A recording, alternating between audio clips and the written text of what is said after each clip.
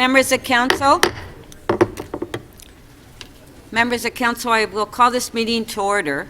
Would you please stand for the national anthem?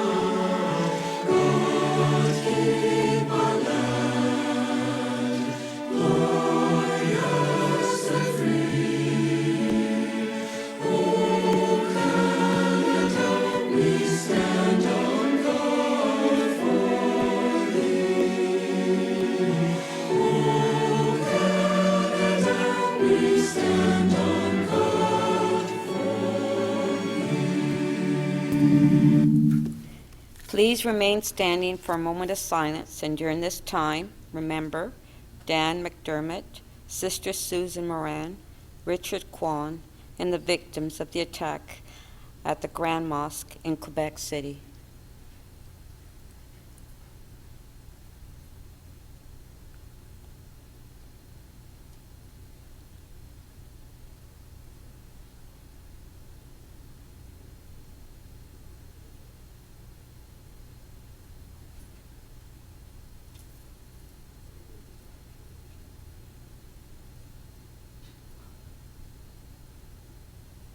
Thank you.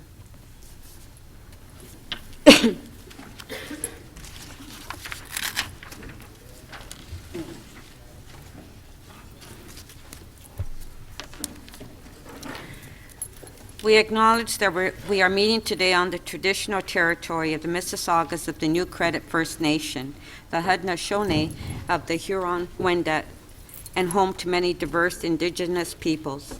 For the benefit of those who are connected to the internet, the City Clerk has posted all of the agenda materials for today's meeting at toronto.ca/council. I will now call for a motion to confirm the minutes. Councillor Campbell, you have a motion on the minutes from the first meeting. I do, Madam Speaker, that City Council confirm the minutes of Council from the meeting held on December 13, 14, and 15, 2016 in the form supplied to the members. Thank you. All those in favor? Carried. I will now call upon the committee chairs to introduce their reports. The chairs can speak about the reports for up to 5 minutes. Deputy Mayor Minnan-Wong, you have a motion to introduce the Executive Committee report. Yes, thank you, Madam Chair. Good morning. That the report for meeting 21 of the Executive Committee listed on the agenda of Council be presented for consideration. Thank you.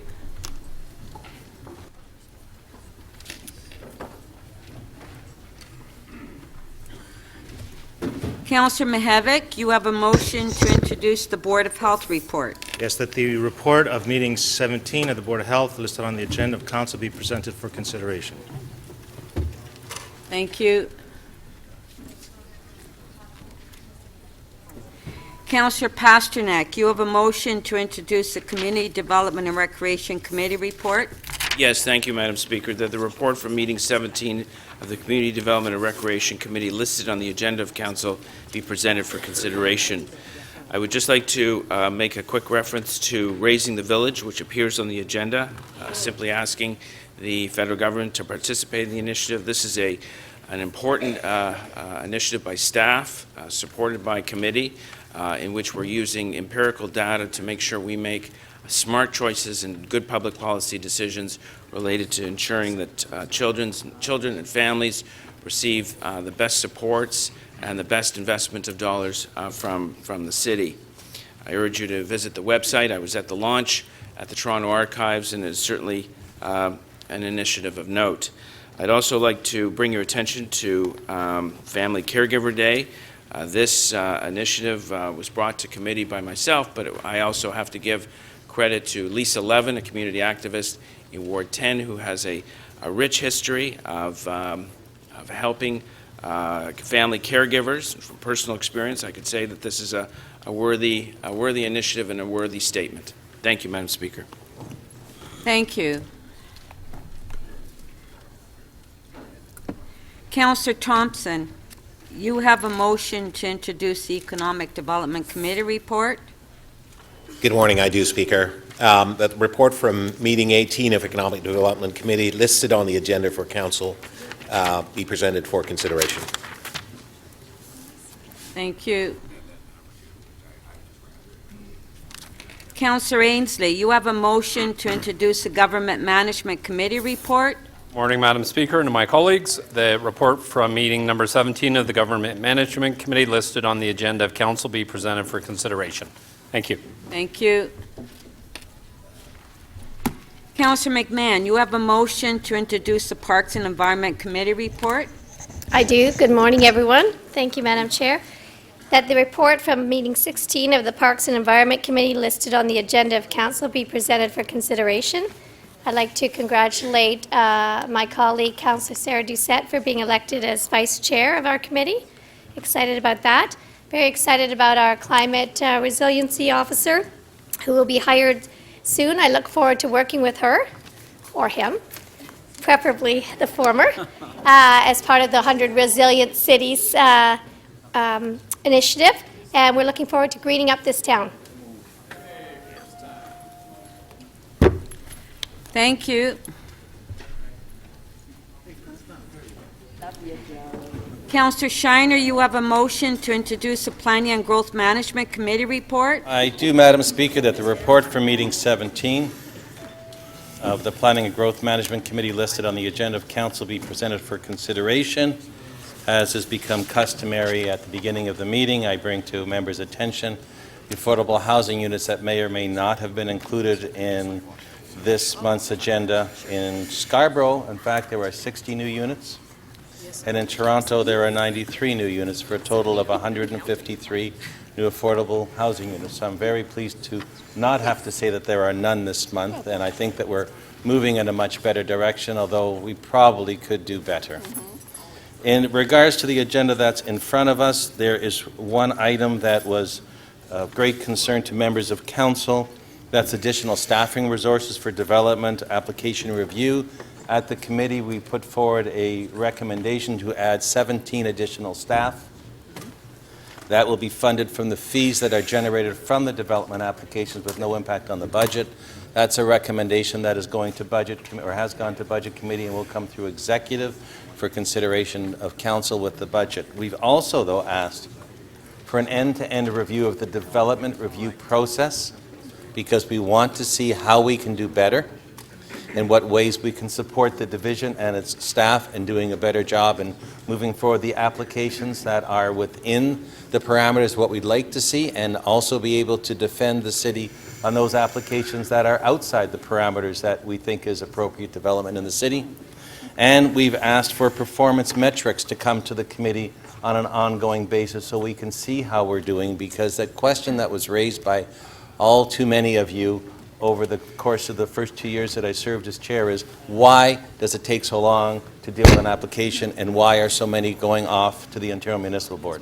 So I hope you'll have a chance to review that. I don't think there's any questions. Those recommendations will be coming back, and I look forward to your support. And we have some new members on the committee, which are great to see as well, and I'm sure that we'll be able to keep you interested as this year goes forward.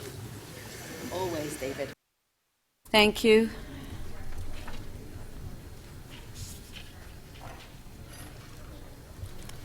Councillor Holliday, you have a motion to introduce a Public Works and Infrastructure Committee report. Yes, good morning, Speaker. I do. That the report from meeting 18 of the Public Works and Infrastructure Committee listed on the agenda of Council be presented for consideration. Thank you. Councillor Grimes, you have a motion to introduce the Etobicoke York Community Council report. Yes, and good morning, Madam Speaker. that the report from meeting 19 of the Total York Community Council listed on the agenda of council be presented for consideration. Thank you. Councillor Ajamari, you have a motion to introduce the North York Community Council report. Yes, Speaker, that the report from meeting 19 of the North York Community Council listed on the agenda of council be presented for consideration. Thank you. Thank you.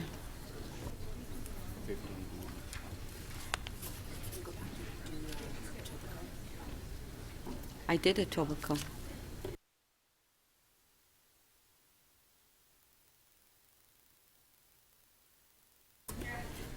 Councillor Kelly, you have a motion to introduce the Scarborough Community Council report. Thank you, Speaker. I do, on behalf of the Chair, that the report from meeting 19 of the Scarborough Community Council listed on the agenda of Council be presented for consideration.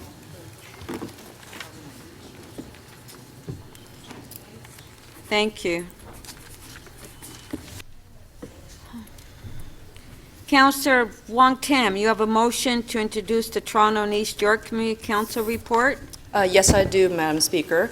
I would move that the report from meeting 21 of the Toronto and East York Community Council listed on the agenda of Council be presented for consideration, and further add that we had a relatively light agenda and our Community Council was able to conclude all business by 3 p.m. And I will be canvassing members of Toronto East York Community Council whether or not they wanted me to proceed and continue with the long tradition that Councillor Layton had established in the prior term to outline the comparison of the number of items on the agenda. So, members of Council, I'll be coming to you for your advice. Thank you.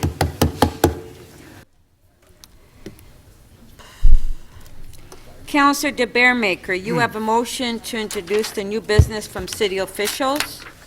Yes, Madam Speaker, thank you. I'm moving that the new business from city officials listed on the agenda of council be presented for consideration. Thank you. All those in favor of the motions?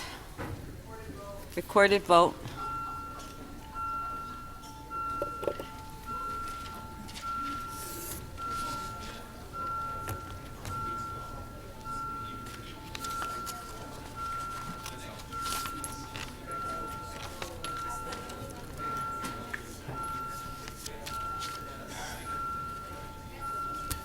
Councillor Pasternak, please.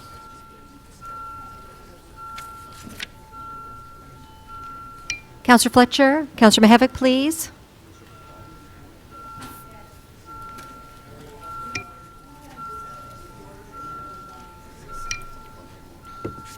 Councillor Cole, please.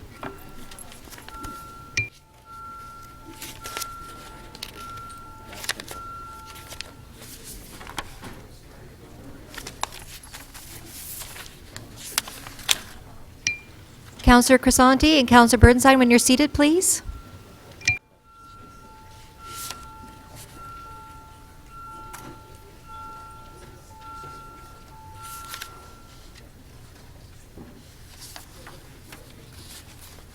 The motion to introduce the reports carries unanimously, 40 in favor.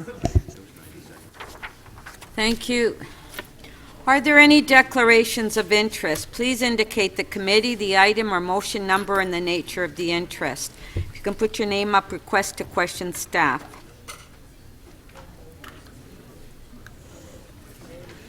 Mayor Tory? Yes, thank you, Madam Speaker. With respect to item EX 21.8, I had at the Executive Committee declared an interest there out of an abundance of caution because at the Executive Committee, Rogers deputed on something to do with the possibility they might end up providing Wi-Fi services, and so I would similarly declare that interest here and will recuse myself from the discussions. Thank you. Thank you.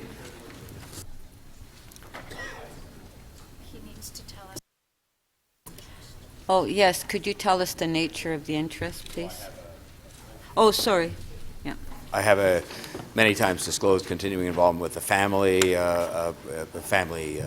companies in the Rogers organization. Okay. Are there any more? No? I will now call for petitions. Are there any petitions at this time? Councillor Kergianis. Thank you, Madam Speaker. Madam Speaker, I don't know how many I have, but I got 2 boxes and thousands of letters regarding the Kick to the Curb petition that was signed by all residents across Toronto in support of QP 416 for us not to privatize District 1. So I leave to put these in. These are in different wards, a lot of them for mine, but I mean, there's a couple of hundred of them. I mean, thousands of them. Okay. I mean, I can go and count. Thank you. All those in favor of receiving the petitions? Oh, but Councillor Palacio, you have another petition. Okay, well, let's receive, okay. Councillor Palacio. Thank you, Madam Speaker. I have received a petition from that came from Local 416 with regards to item PW 18.3. That's a future curb of garbage collection with 945 signatures. Okay. All those in favor of receiving the petitions? Carried.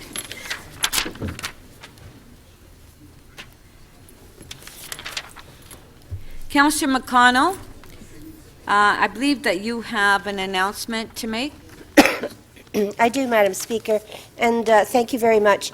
First of all, I'd like the young women in the Protégé program to stand and be recognized. Some of them are right over here.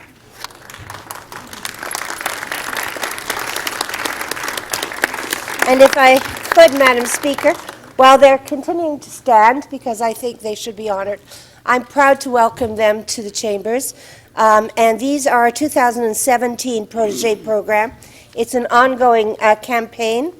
It's Toronto's response to a nationwide call by the Federation of Canadian Municipalities to redress the democratic deficit in municipal governments.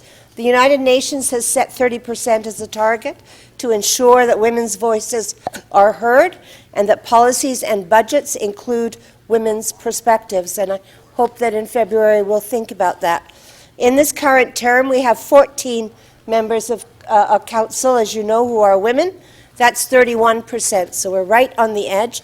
But across the country, we still are only at 26%.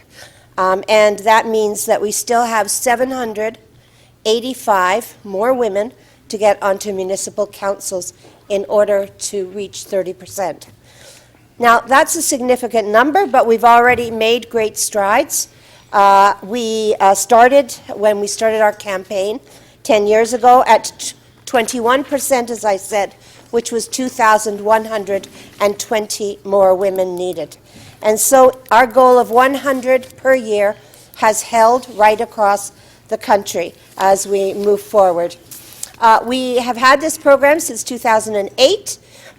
We've got a lot more of work to be done, and I know that this has reached out to the skills and knowledge of our young women from diverse communities, from diverse backgrounds, and from diverse geographies, and to look at how they can contribute to the future generation of decision-making in our city. I want to thank my colleagues, my women colleagues on council, who have taken on, once again, these great young women. I know we get as much from them as they get from us, but I do want to say that our protégés are a dynamic and inspiring group. They've been quite remarkable. They've got an incredible drive, and I know that they will contribute to ensuring that our daughters and our granddaughters have a place at this chamber and a place at the decision-making in our democracy. Thank you all very much, and thank you.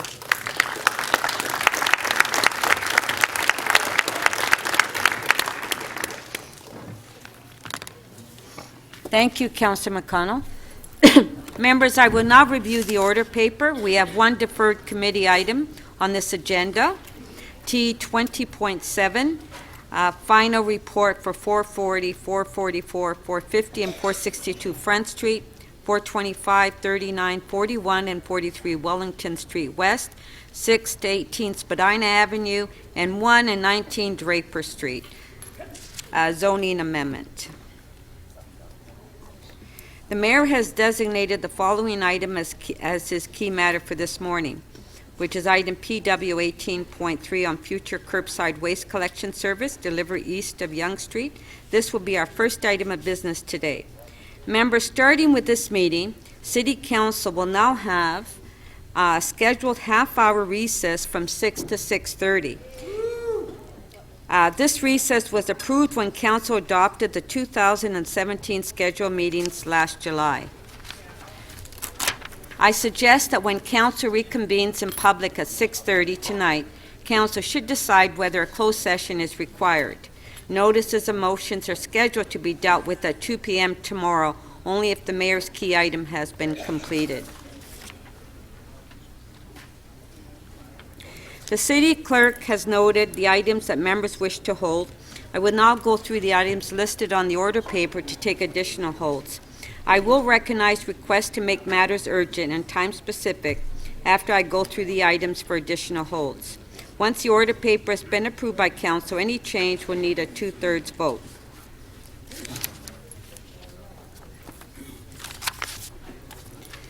Page 3. Speaker. Councilor Karygiannis. Thank you, Madam Speaker. I would like to hold EX 21.8. Authority for Yonge Dundas Square Board of Management to enter into 10-year contract with Outfront Media Canada and the rest. Okay, thank you. Councilor DiCiano.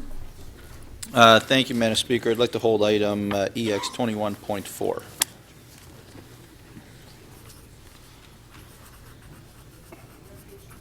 Page 3, 21.4. Page 3, X 21.4.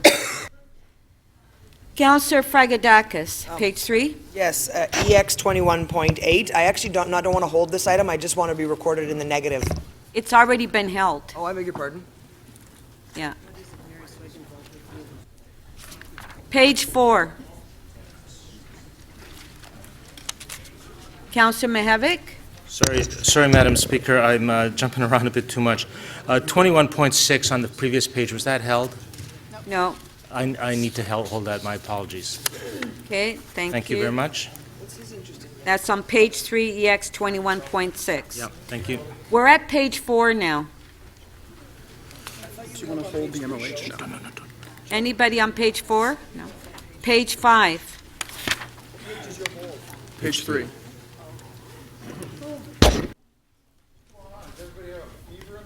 Councillor Campbell, is this on page 5?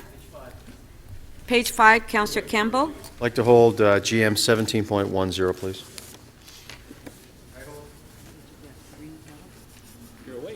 Thank you. On page 6. Oh, on Councillor Campbell is held on page 5, GM 17.10. Page 6.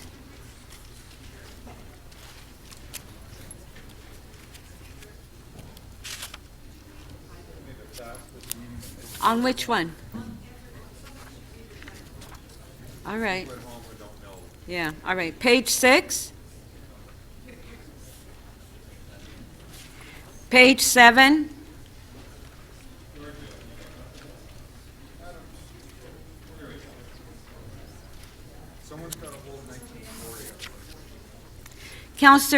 Councillor Grimes, you have one that you're holding.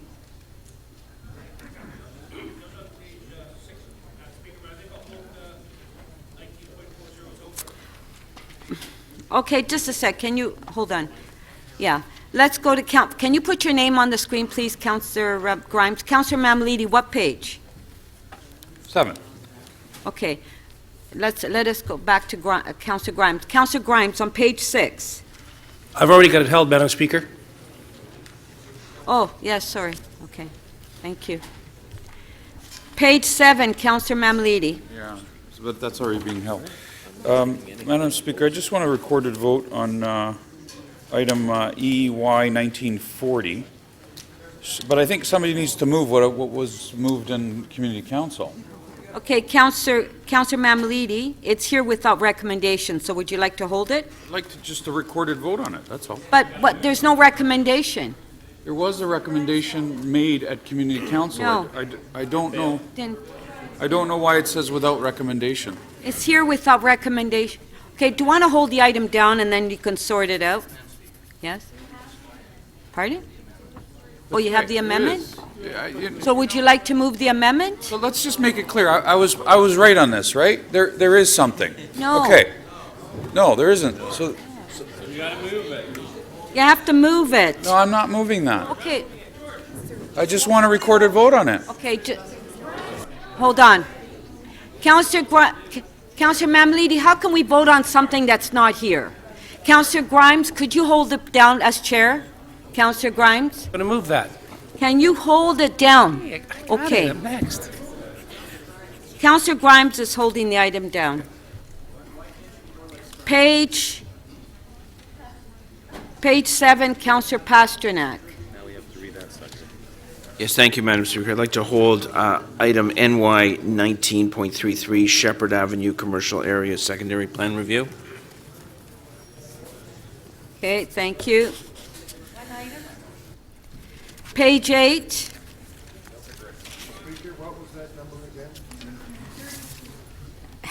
It was on page 7, NY 19.33. Councillor Holliday, page 8. Thank you, Speaker. I'd just like to be able to record in the negative SC 19.5, 19.7, 19.9. All three are trees. Okay, on what page, Councillor Holliday? Page 8. Page 8? Let's have big debates. We have to talk about Okay, so you want a recorded vote on 19.5? Yes, please. 7 and 9? All right. All good. Which one is this? 5, 7, and 9. Okay, on page 8, SC 19.5, application to remove a private tree at 16 Andale Road, recorded vote.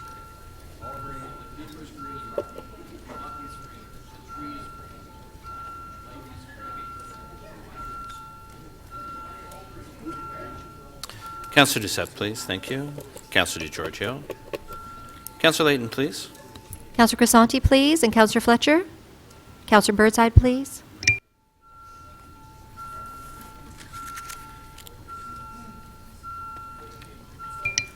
Councillor Birdside, please. Thank you. The item carries 31 to 10. On SC 19.7, application to remove 2 private trees.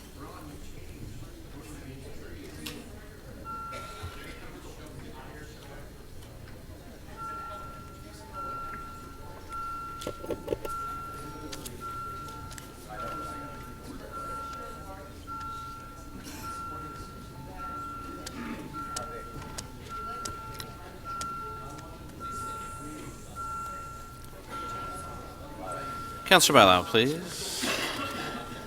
Councillor Matlow. Councillor Mihevik, please.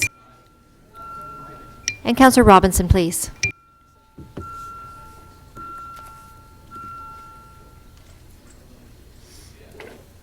The item carries 30 to 11.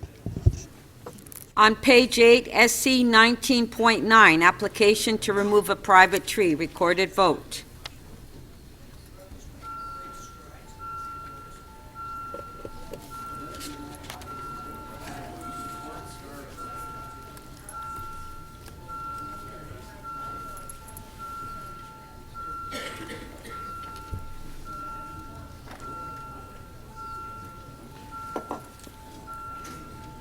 Councillor McMahon, please. Councillor Wong Tam. Councillor Layton, please. Councillor Robinson, Councillor Mihevik, please. Councillor Cole. Councillor Pasternak, please.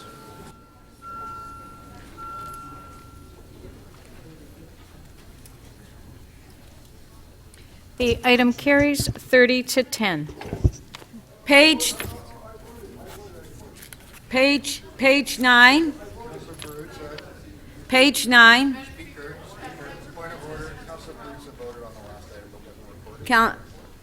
Councillor Perruzza? Yeah.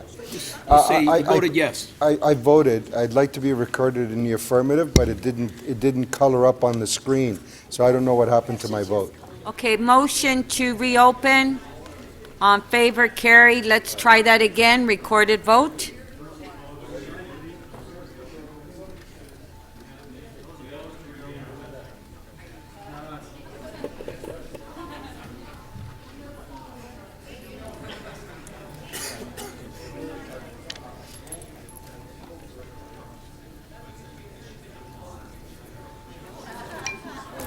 Councillor McMahon, please. Councillor Mamalidi, Councillor Fletcher, Councillor Mihevik, and Councillor Robinson, please.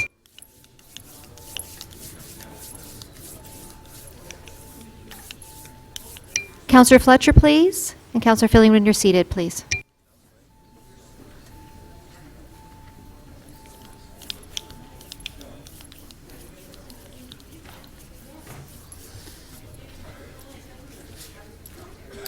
The item carries 31 to 11. Page 9, Councillor McConnell. Thank you very much, Madam Speaker. TE 21.7, it's 254 to 266 King Street East, and 427, 435 Adelaide East, and 157 Princess Street. It's a zoning amendment. It's a refusal report. There has been a new submitted supplementary report, so I'd like to hold it until I have a chance to speak to my planner about it, please. Okay, thank you. Councillor McMahon. Thank you, Madam Speaker. TE 21.25, feasibility of naming the park at 45 William Hancock Avenue, Bob Acton Park. Thanks. Thank you. Page 10.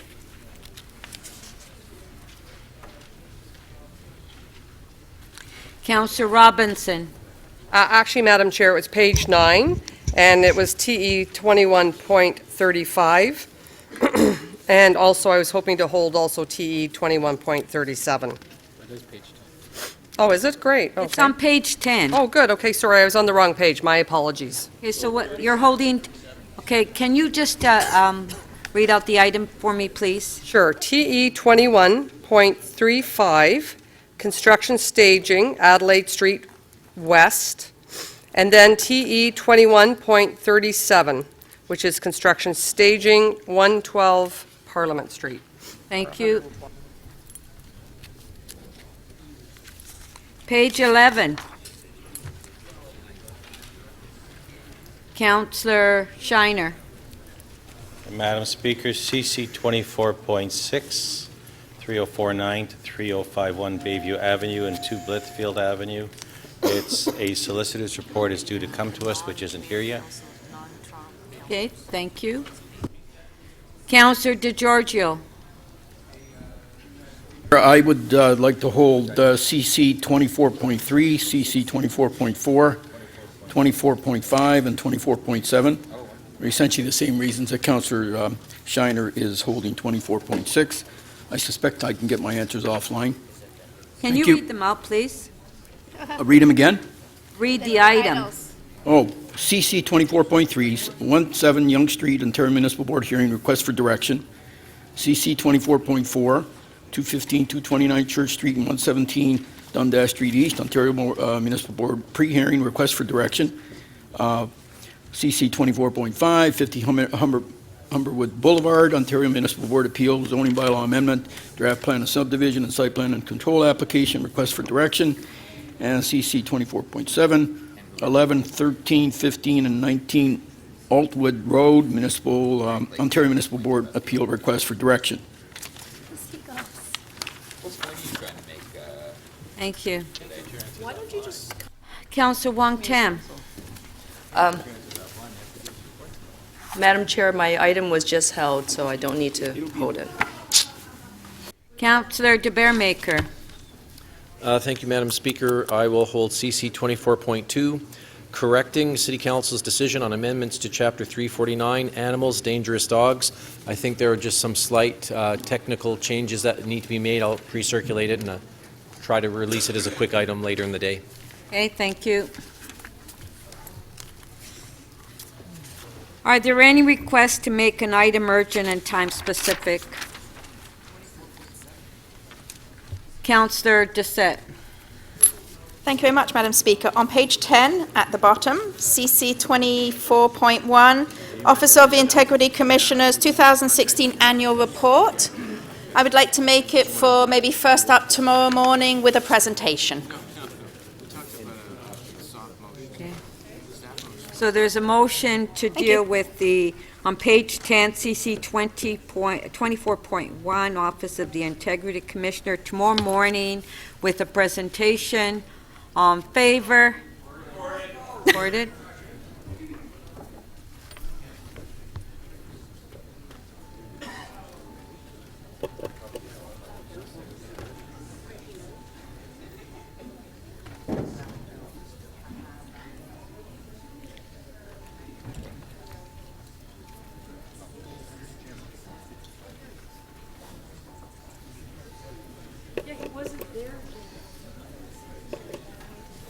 Councilor DeGiorgio, please. Counselor Fillion, please.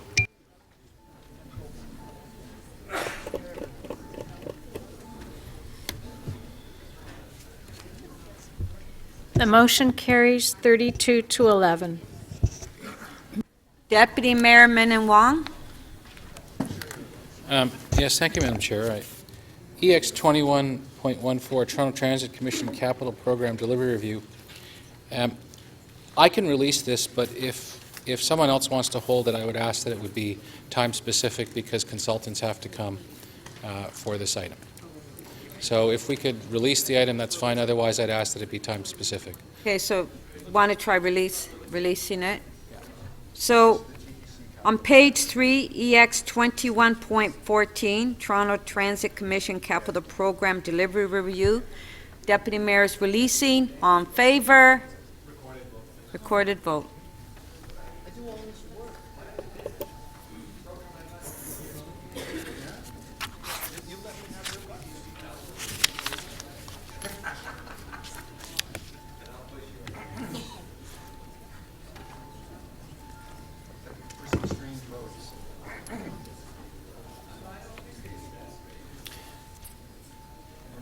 Councilor Pasternak, please. Counselor Holland, Counselor Fletcher, please. Counselor Fillion, and Counselor Mahavik, please.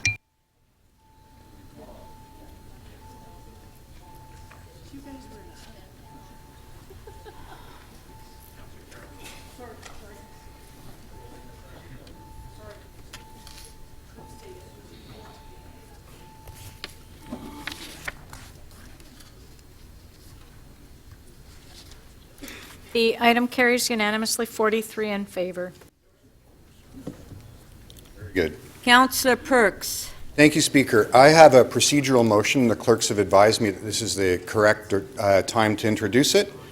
I'd like to move that in accordance with Section 2760 of Chapter 27 Council Procedures, City Council remove item EX 21.17 headed Toronto Hydro's hired consulting firms from the Executive Committee and bring it forward to the City Council for consideration at the January 31st, February 1st, 2017 meeting. Speaker, I'd like to speak to this motion. Okay, so we have to vote on it first. Oh, you want to speak? Okay, Councillor My understanding is it's a debatable item. Perks, yeah. go ahead.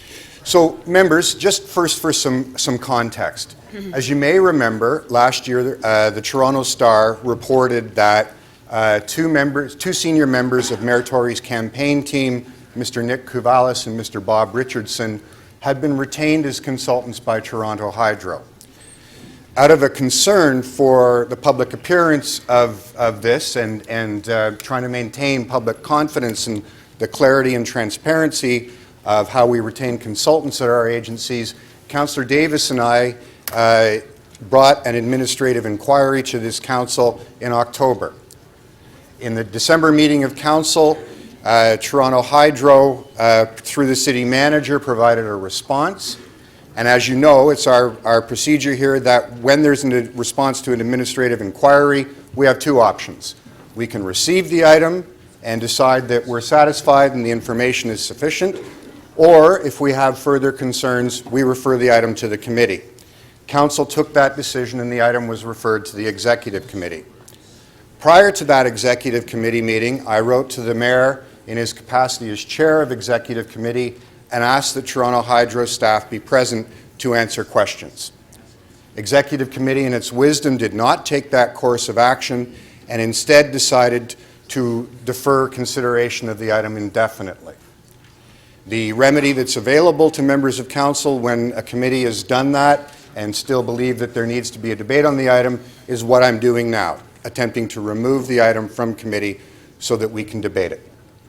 The reason why I think this is important is we have a lot of debates and arguments here about what's the correct way for the city to be governed and where we should spend our money, but we have some shared and fundamental understandings about how we do that. One of them is to make sure that public money is always spent for public purposes, improving the quality of lives for the citizens we represent. Another of those fundamental pillars is that we are transparent and accountable for how that is done, that members of the public can assure themselves that we are diligent and only consider the public interest when we make decisions. We have rules governing that, and those rules I want to quote from briefly, specifically the code of conduct that governs both us and the majority of boards and agencies that we oversee. I want to refer to two items in that. Members of local boards should be committed to performing their functions with integrity and to avoid the improper use of influence of their office and conflicts of interest, both apparent and real. I want to stress that, apparent and real. Further, members of local boards are expected to perform their duties in office and to arrange their private affairs in a manner that promotes public confidence and will bear close public scrutiny. Now, while that applies to the TTC and it applies to the parking authority, we ask it of our BIAs, our arena boards, it doesn't apply to Toronto Hydro. Nevertheless, I think it's incumbent on the leadership of Toronto Hydro, given that they are 100% owned by this government, by the citizens of Toronto, to make sure that they too attempt to adhere to that standard. I want to read to you briefly from some of the response that we got from Toronto Hydro to the inquiry. I want to read two sections. In response to a question, what process was undertaken to recruit these consultants, Toronto Hydro wrote, external professional service providers are selected either through a competitive bidding process or on the basis of their unique specialized expertise. That does not tell us in this council how and why these two consultants were hired. In fact, it's deliberately non-responsive and evasive. Further, in response to our 10th question, did Toronto Hydro consult with members of the Toronto Public Service, etc.? The answer is, as an arm's-length commercial entity, Toronto Hydro is not required to consult with the Toronto Public Service or a member of council prior to retaining external professional service providers. Did they or didn't they? We don't know. The answer is non-responsive. And if you read through the rest of the answers, you'll see they are all non-responsive. Now, I'm asking only that we have an opportunity on this council to debate the item and to ask questions of staff. I don't know what happened. Neither do you, nor does the public. And we have a duty as the representatives of the public in the expense of public money to make sure they do know. So please support this request so that we can get to the bottom of this and clear the air. Thank you.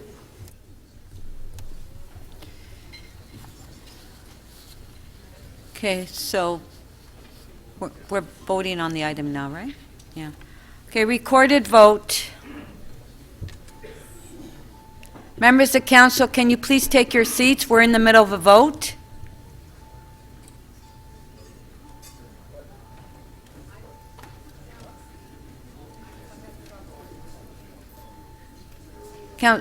Councillors?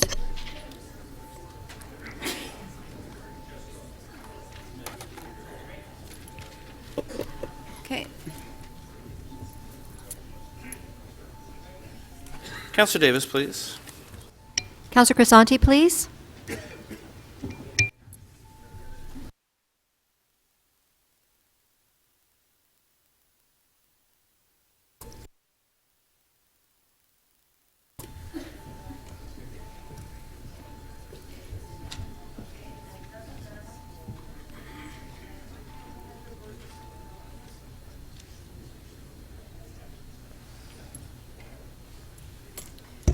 The motion to remove does not carry. The vote is 16 to 27. Okay. Okay, thank you. All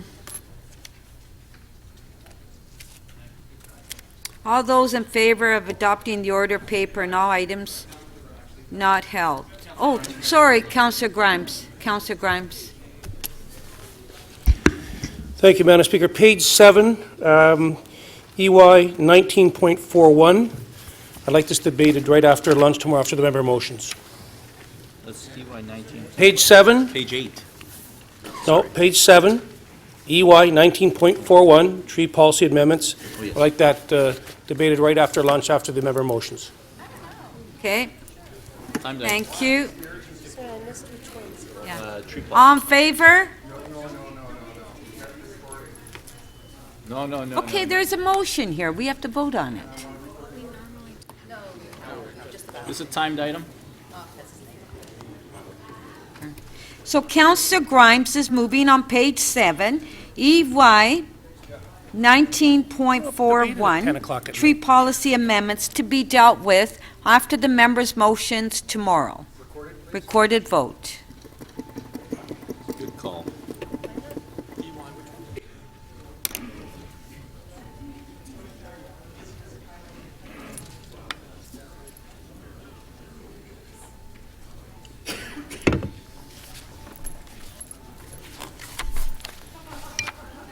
Councillor Holland and Councillor Cole, please. Councillor Perruzza, please.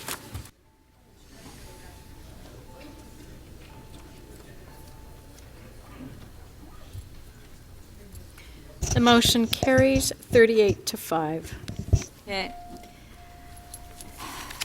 All those in favor of adopting the order paper and all items not held. All in favor? Recorded. But that's been held down. It was held.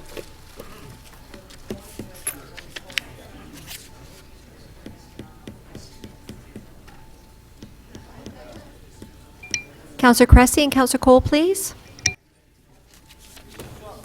Deputy Mayor Minamong, please, and thank you. Councillor Layton. Councillor DeGiorgio, please.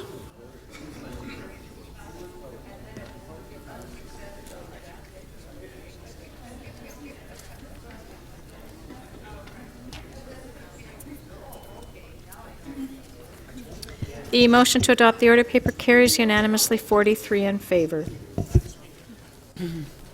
Councillor Mihevik? Yes, thank you very much. Would you allow me the honor of introducing some guests that we have in the council chambers? Go for it. Okay. Thank you very much. Madam Speaker, members of council, I have the pleasure of introducing some new members of our community from Syria who made their way to our country through Lebanon and Turkey. They're originally from Aleppo, and I would ask Raja, Omar, and Ahmed, and the person who brought them here, Ina, who is part of Supper for Syria, to stand up and let us greet you.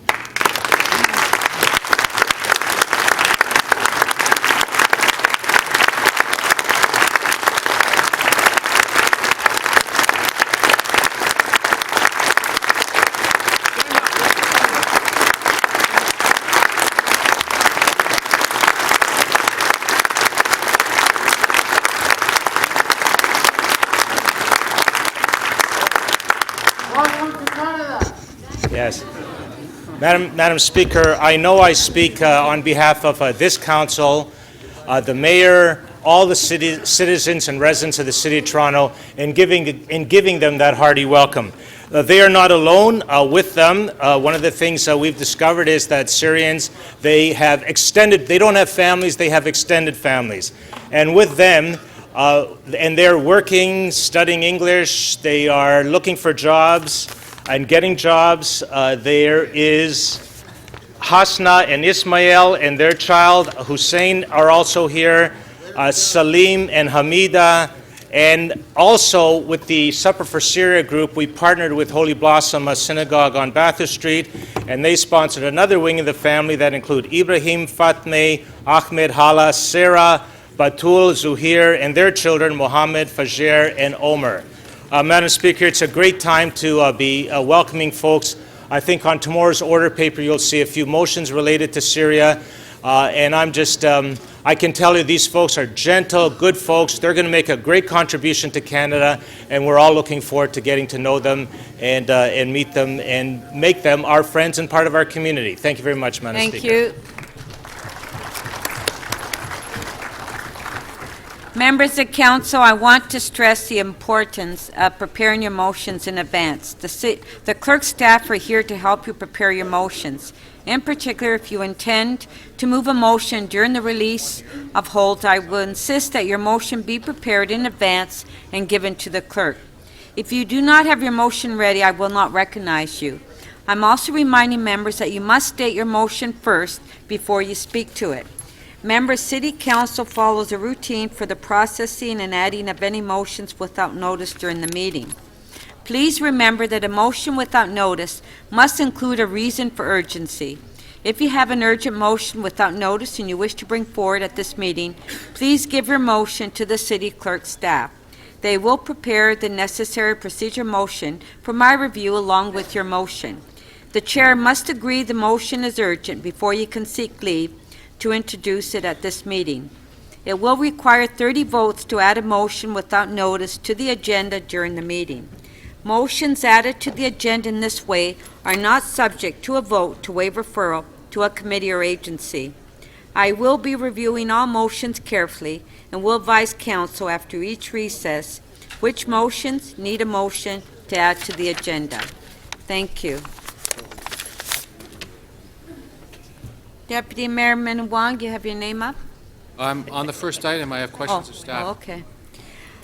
All right, so we will now go to the mayor's key item, which is on page 6, PW 18.3, future curbside waste collection service delivery east of Yonge Street. Questions? Deputy Mayor Minawang. Yes, thank you very much. I had some questions that are in the report. The report likes to compare District 1 to District 4. Is that correct? Through you, Madam Speaker. Yes, it does. So the contract in District 1 is 6 years. Is that correct? Sorry, Deputy Mayor. If I can ask the members of the public, please try to keep it down. It's getting very noisy in the council chambers. Started in 2015. Please. Okay. 2016. Thank you. Through you, Madam Speaker, 6 plus 1 plus 1. Yeah, 16. Okay, so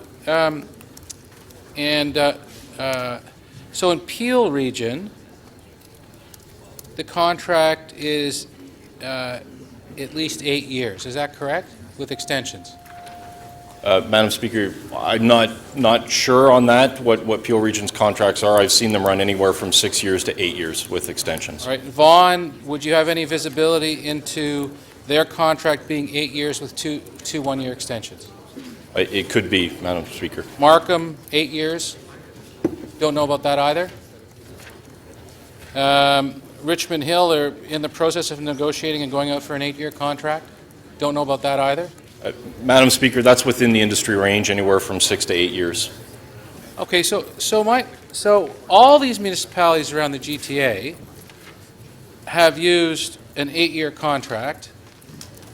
If you take what I say as true, is it not true that if you had a longer-term contract, the cost of that contract would be cheaper and there would be more savings?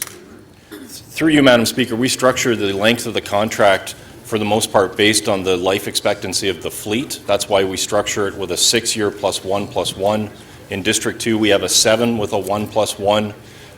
It could be cheaper the longer the term of the contract. However, there is a turning point where if your trucks get too old, then you have to buy new trucks under the term of your contract with very little contract time left. So it's actually a big capital expense that you won't realize on your investment. But the private sector prefers, the private sector likes to have 8-year contracts because that is more, there's more value in that and they can amortize the cost of their vehicle for a longer length of time.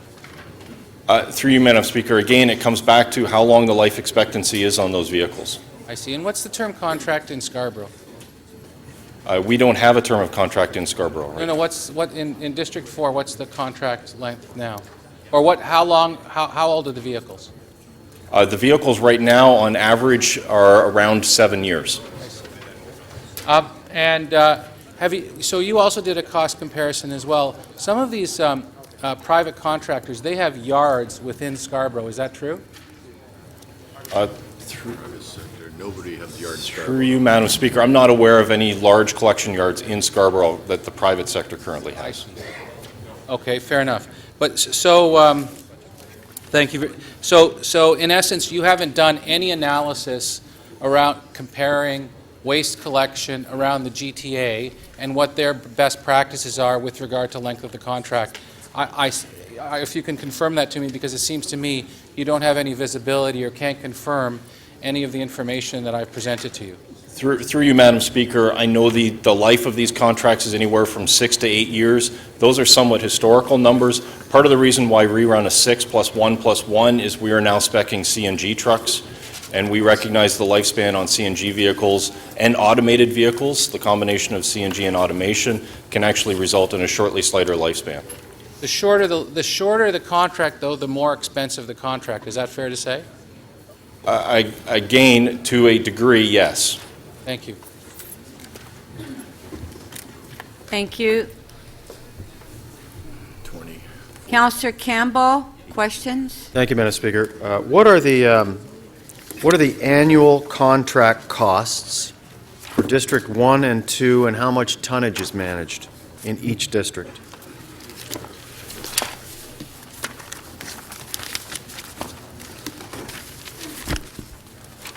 Madam Speaker, if you could hold my time while they gather that information, that would be great. Yes, I will.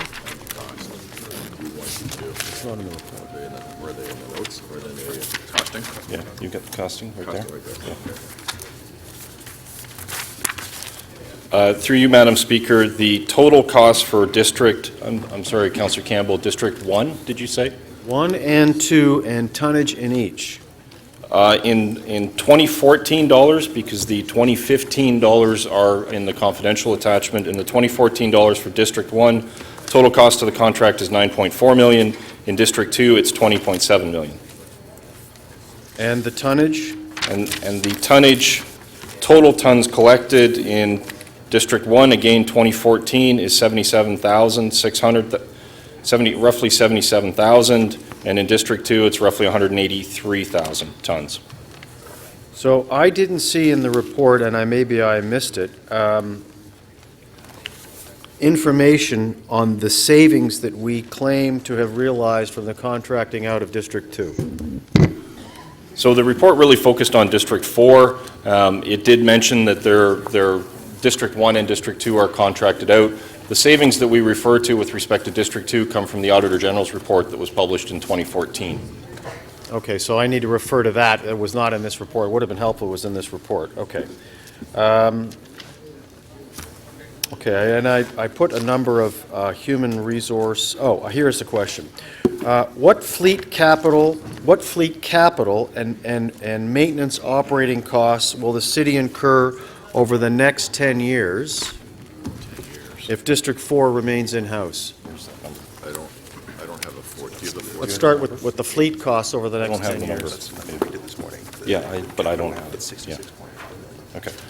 Through you, Madam Speaker, capital, we actually fund the fleet through operating, just to be clear, but the total cost over the 10 years is approximately $60 million, which includes both the operating costs, which covers the purchase cost, as well as the maintenance costs for District 4. Aren't they capital costs to buy the trucks, the fleet? Yeah, capital costs are to buy the costs. It's just a technicality, to be clear. They're capital costs funded through operating. So essentially you're saying that in order to operate and maintain the fleet over 10 years, it's $60 million? Approximately, yes, Councillor. Can you explain how, if there's a managed competition, how that calculation will work into any bid that's put forward? So the way we typically buy trucks right now is we allocate a certain amount of money every year to the fleet reserve to then buy trucks, and those trucks arrive anywhere from 18 to 24 months afterwards. In a managed competition, we take more of a private sector scenario where we buy the trucks up front and then pay for them over the duration of whatever the contract term is under that managed competition. More of a private sector type model. So just going back to the Auditor General's report on District 2, so her report indicated that the savings, can you just, because I'm not familiar with that, with that aspect of the report. Can you just... Yes, so the Auditor General confirmed approximately $11 million in savings annually over the term of the contract each year. That number is comprised of, basically the way they came up with that number was they took the bid price of the successful bidder and compared that to forecasted costs if it would have remained in-house. Okay, that's all my questions, Madam Speaker. Thank you. Councillor Karygiannis? Thank you, Madam Speaker. Through you to staff. We want to thank the staff for the comprehensive report that they've put together. And I was going to ask Mr. McKay if you would go to the page 8 of the 2015 report, and if he will walk me through this. Table 6, curbside collection costs by district. District 1, I believe it was $9.4 million in 2014? Through you, Madam Speaker, yes, that's correct. And District 4 was $15.4 million in 2014. Correct. And I'll also look at another table that says in District 1 we have 66,057 households, and in District 4 we have 121,440 households. Correct. Thank Madam you. Speaker. And when we compare District 1 to District 4, District 1 per house costs us in 2013 $138, and then went up by $4 in 2014 to $142 on page 8 of Table 6. That's correct, Madam Speaker. And in District 4, it was $126.90 for District 4 in 2014. Correct. So if I was to do this very quickly, I'd say we have a $16 savings, I mean, according to your figures. Would my math be off? No, Madam Speaker, your math would be correct on a My per math stop would be correct. basis. Now, what about diversion rates? Looking at another table on page 12, in District 1, diversion rates for 2014 were 59%. Would I be correct? Correct. Thank you. And in District 4, the diversion rate was 63%. Correct, Madam Speaker. So we have savings and higher diversion rate. I want to thank you, sir, for putting those figures out and helping us make a good decision today. Thank you very much. Thank you. Let's put Maria. This is within our council.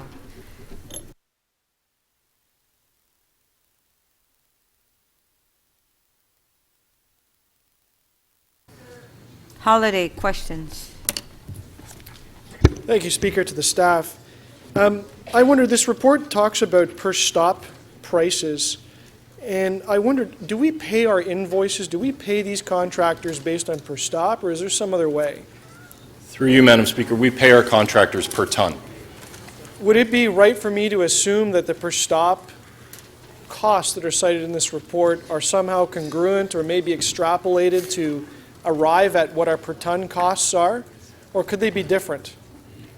Through you, Madam Speaker, the costs are different per ton versus per stop, yes. So if I wanted to do a cost comparison about the costs of this work in the different districts, I need to be looking at the per ton rates.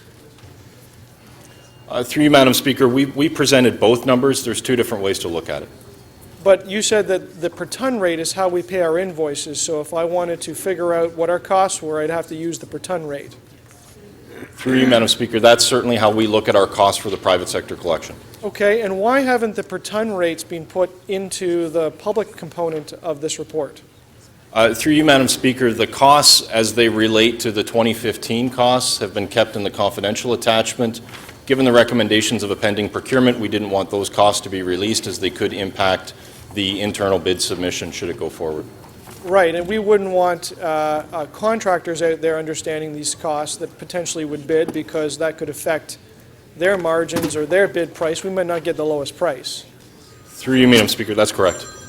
I heard a lot about performance, and numbers were circulated at one point in time that talked about the numbers of complaints and the numbers of issues that arise in the different districts, and there was different inferences about performance. Can you tell me empirically, based on the complaints that we get to 311, first of all, tell me what it is that we look at in the nature of complaints, and empirically, how do the districts compare? Through you, Madam Speaker, the numbers presented in the report are validated service requests, which can include everything from a missed complaint, missed collection, right through to a request for a new green bin or blue bin. Those are all considered service requests. Comparing the private to the public, you can see it's figure 3 on page 10 of the report. In some cases, the private side is doing better from a service request basis, and in other cases, the public side is doing better. So it's a mix depending on where you are. Okay, and by the sounds of things, it's complicated because you've got service requests mixed in. Is every complaint that comes in, is that validated? I think I heard at Public Works they talked about the notion about people complaining about a missed pickup, but there's a difference in a missed pickup and maybe putting your garbage out late. Yeah, through you, Madam Speaker, to give you an example, what a validated service request or a validated missed pickup is one that will come in at, say, 6 or 7 o'clock at night after the trucks are supposed to be off the street. If we get a missed collection complaint at noon on a Wednesday, that will not be considered a validated service request because the trucks are still out on the street and they still have a window to collect that material. So would you say out of the thousands of complaints that are booked on all sides, in different districts, maybe only a very small portion of them are actually bona fide complaints, where there actually has been an error on the part of the operator or the city or how we plan this, versus something the homeowner was unhappy about but wanted to lodge a complaint anyways? Yeah, through you, Madam Speaker, the majority of our service requests are actually bin replacement requests. As you can see in the report, the numbers equate to a resident calling in about once every 13 years for some type of service. That's not necessarily a complaint. Once every 13 years? That's correct. Okay.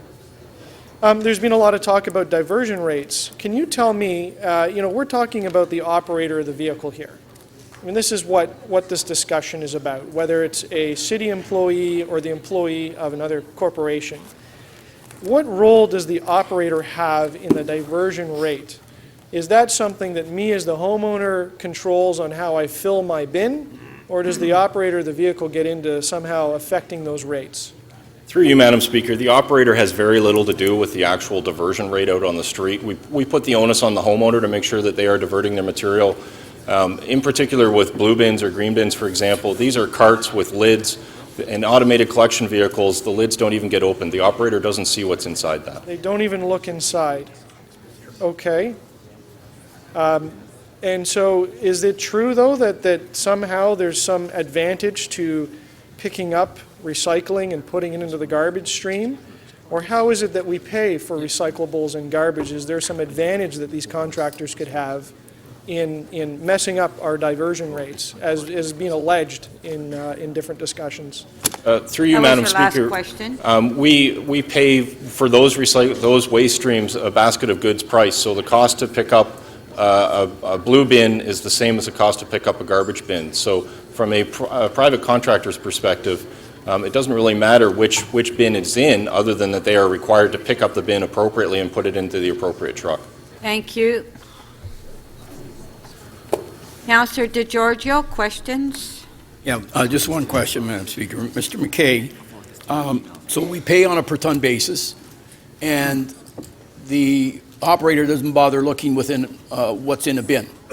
So what checks and balances do we have in place to protect against garbage getting into a bin that shouldn't be there? And who actually catches, especially if it's heavy garbage and tends to pad the tonnage, how do we catch that?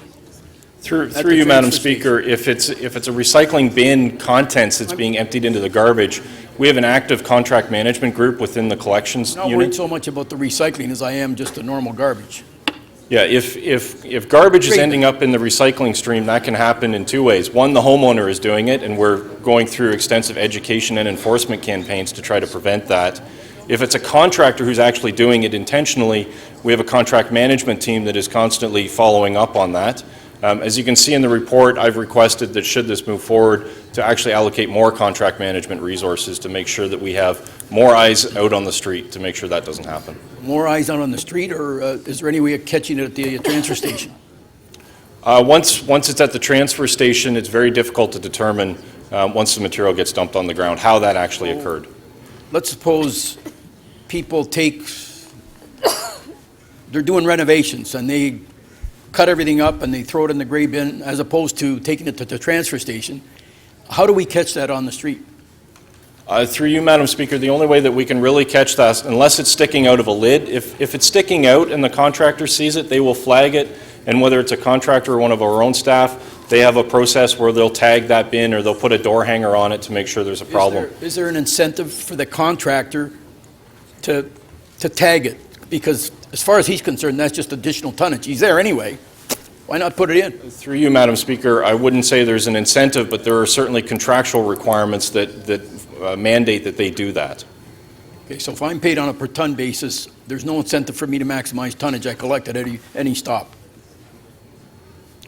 Through you, Madam Speaker, certainly yes, on a per ton basis, they would collect the material out there. That's not necessarily to say that our guys on the public side of the street aren't doing the same. I'm not talking about our guys. I'm talking about the contractors. But anyway, that's you've answered my question. Thank you. Yep.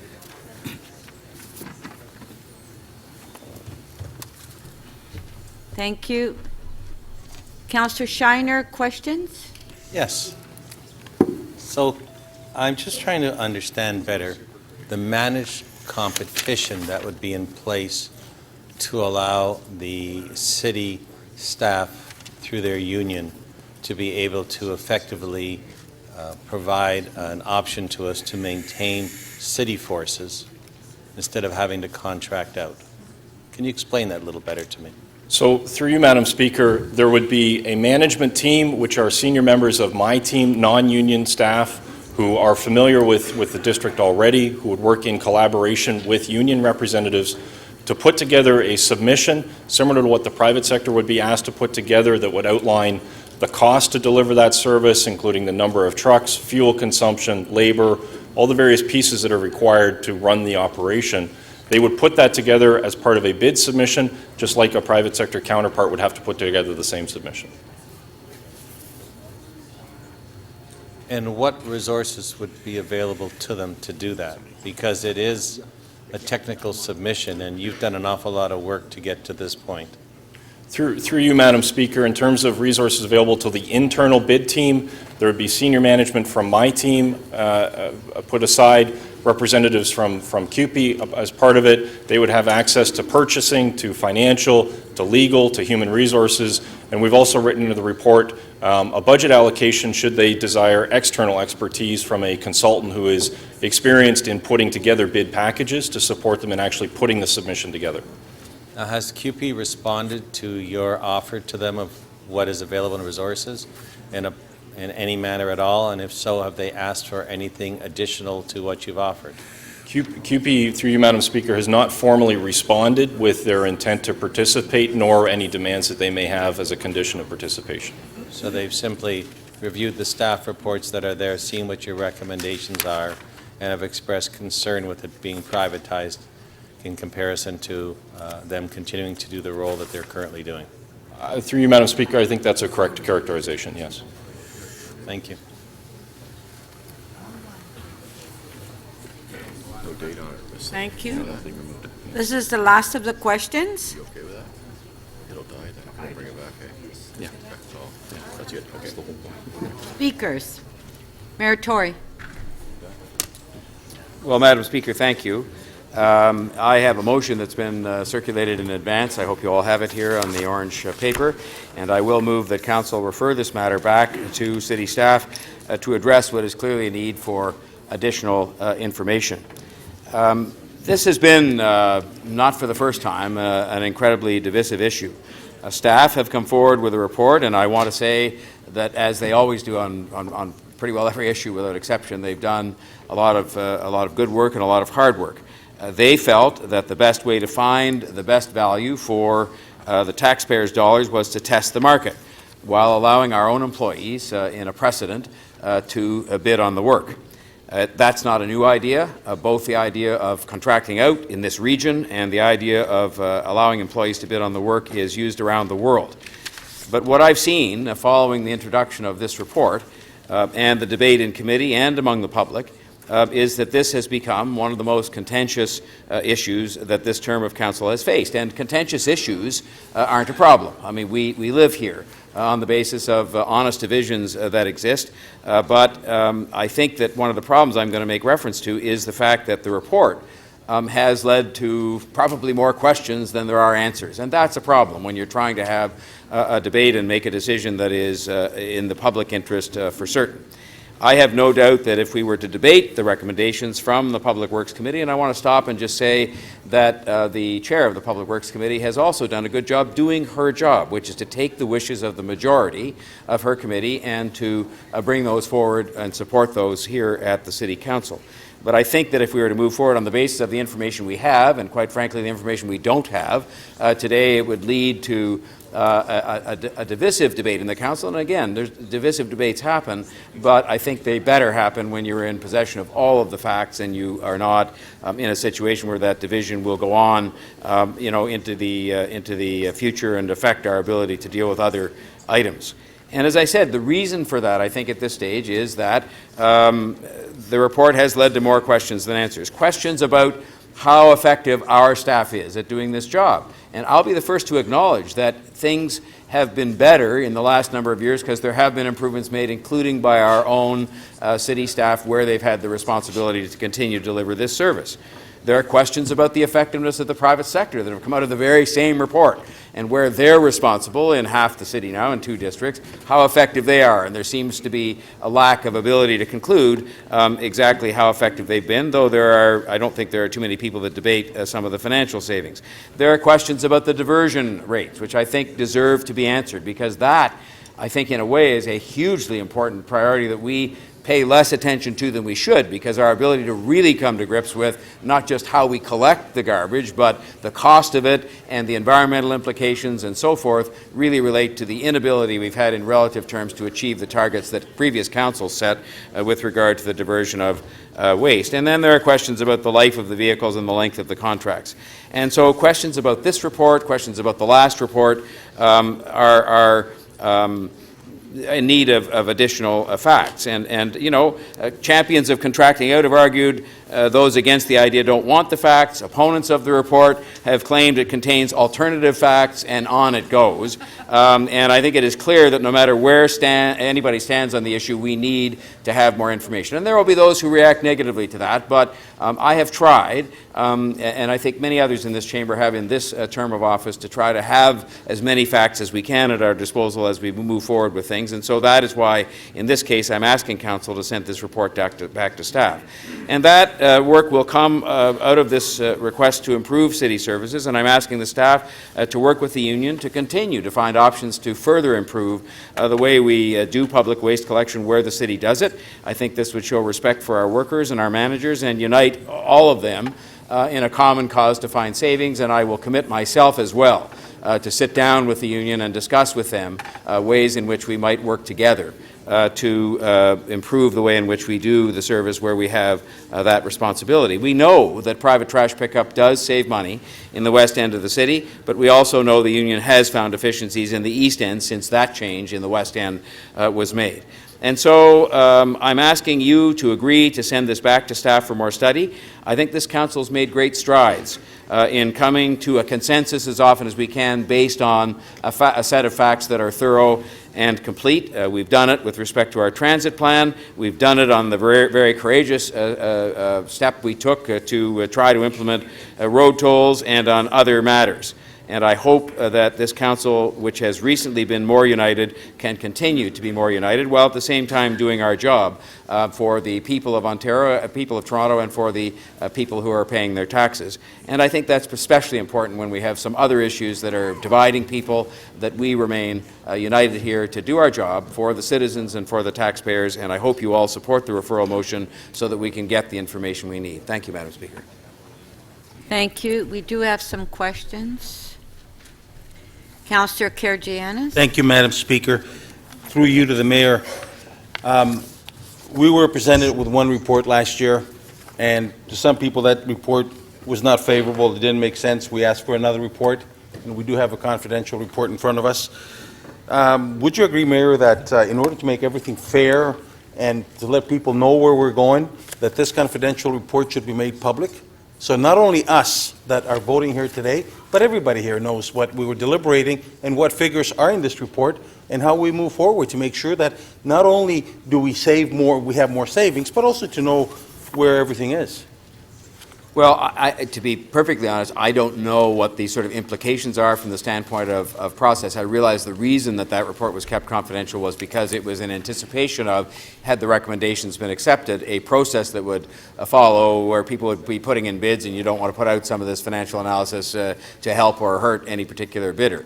And so I personally don't have any reason to be opposed to that, but I would certainly want to consult with those who advise us on making things confidential. I think also I'd be certainly happy to have that information, as I think it would be in any event, included in the consideration of all these different things that are going to be looked at if you pass this motion by the staff that we're referring it to. Well, in your motion, through the Speaker to the Mayor, it says that we, to report public works construction having regard to the terms of the current collective agreement with CUPE, which means another 2 years. So this this report in 2 years will be obsolete. So, I mean... Yeah, look, Madam Speaker, through you, I would say to the member, I don't make the decisions, about what's kept on purple paper and what isn't, and I've just said to you that I don't have any particular reason to object to it myself, but I think we obviously would be wise to get the advice of those who advise us on these matters. And, I will say that I think that you're alluding to the fact the current contract with CUPE, I think it's actually been very helpful in terms of reducing costs and finding better ways to do things to the people of the City of Toronto, and I think there's not enough said or written about that, but I'm saying to you, I don't have any personal objection to it, but those are not my decisions, and I would want to take advice. I mean, I hope that you agree or disagree with me, but when you look at the report, there's not much there that has changed over the Well, I last guess few if years. you and I are going to get into a discussion of what's in a confidential report, that might be a problem until such time as it's deemed otherwise, so I won't answer that question. Councillor, that question is for the solicitor. Thank you. Councillor Mammoliti, clarification of the motion. I'm just trying to figure out, Mr. Mayor, how we got here, because as of about a week ago, we were really gung-ho to try to move in a direction of quickly privatizing. What happened between a week ago and today? Councillor, please stop this interrupting. Go ahead, Mayor. Clarification. I'm not sure how that seeks to That's clarify not the motion, Madam clarification of the motion. It is one of my jobs, it's the jobs of everybody in this chamber to try to find ways to make things work, to make sure we're making decisions based on all the facts that we need at our disposal. And so I've come in here today and put forward what I think is the best way forward to make sure we get those facts. And that question coming from a man who's had more positions on more things than anybody I know, I find it passing strange. But having said all that, that's what we're trying to do here. I love it when you get defensive and you go after the person who's Councillor asking the question. Mammoliti, please ask a question on clarification.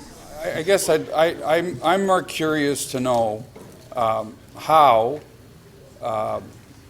and what this actual motion does, because I see it as a poison pill to kill your own agenda, which is to privatize. This thing's gone to La La Land, and is it intentional to move a motion that says, well, I lost and I can't get the votes on council, so I may as well move a referral, and that makes me look a little bit better? Councillor Mammoliti. Again, Okay, sorry, point of order. Councillor Mammoliti. Point of order. Actually, Madam Speaker, the Councillor Mammoliti is questioning the mayor. I'm not sure what the rules are around questioning the mayor. Neither do I. And when did the rules start mattering to him anyway? What rules? Back to my original point, Joe. Okay. So, member of council that wants to ask questions to the mayor, they can ask questions on the substance. It's not related or clarification of the motion. Continue, Councillor Mammoliti. I did ask the question, so I don't want to I'll wait him to insult me yet again. I think the vote that matters here, Madam Speaker, is the vote that will be taken on this motion, which says very clearly, and my remarks, I think, directed themselves very clearly without taking issue with anybody. In fact, I tried to be, as I try to be in this chamber, a force for bringing people together to do the right thing.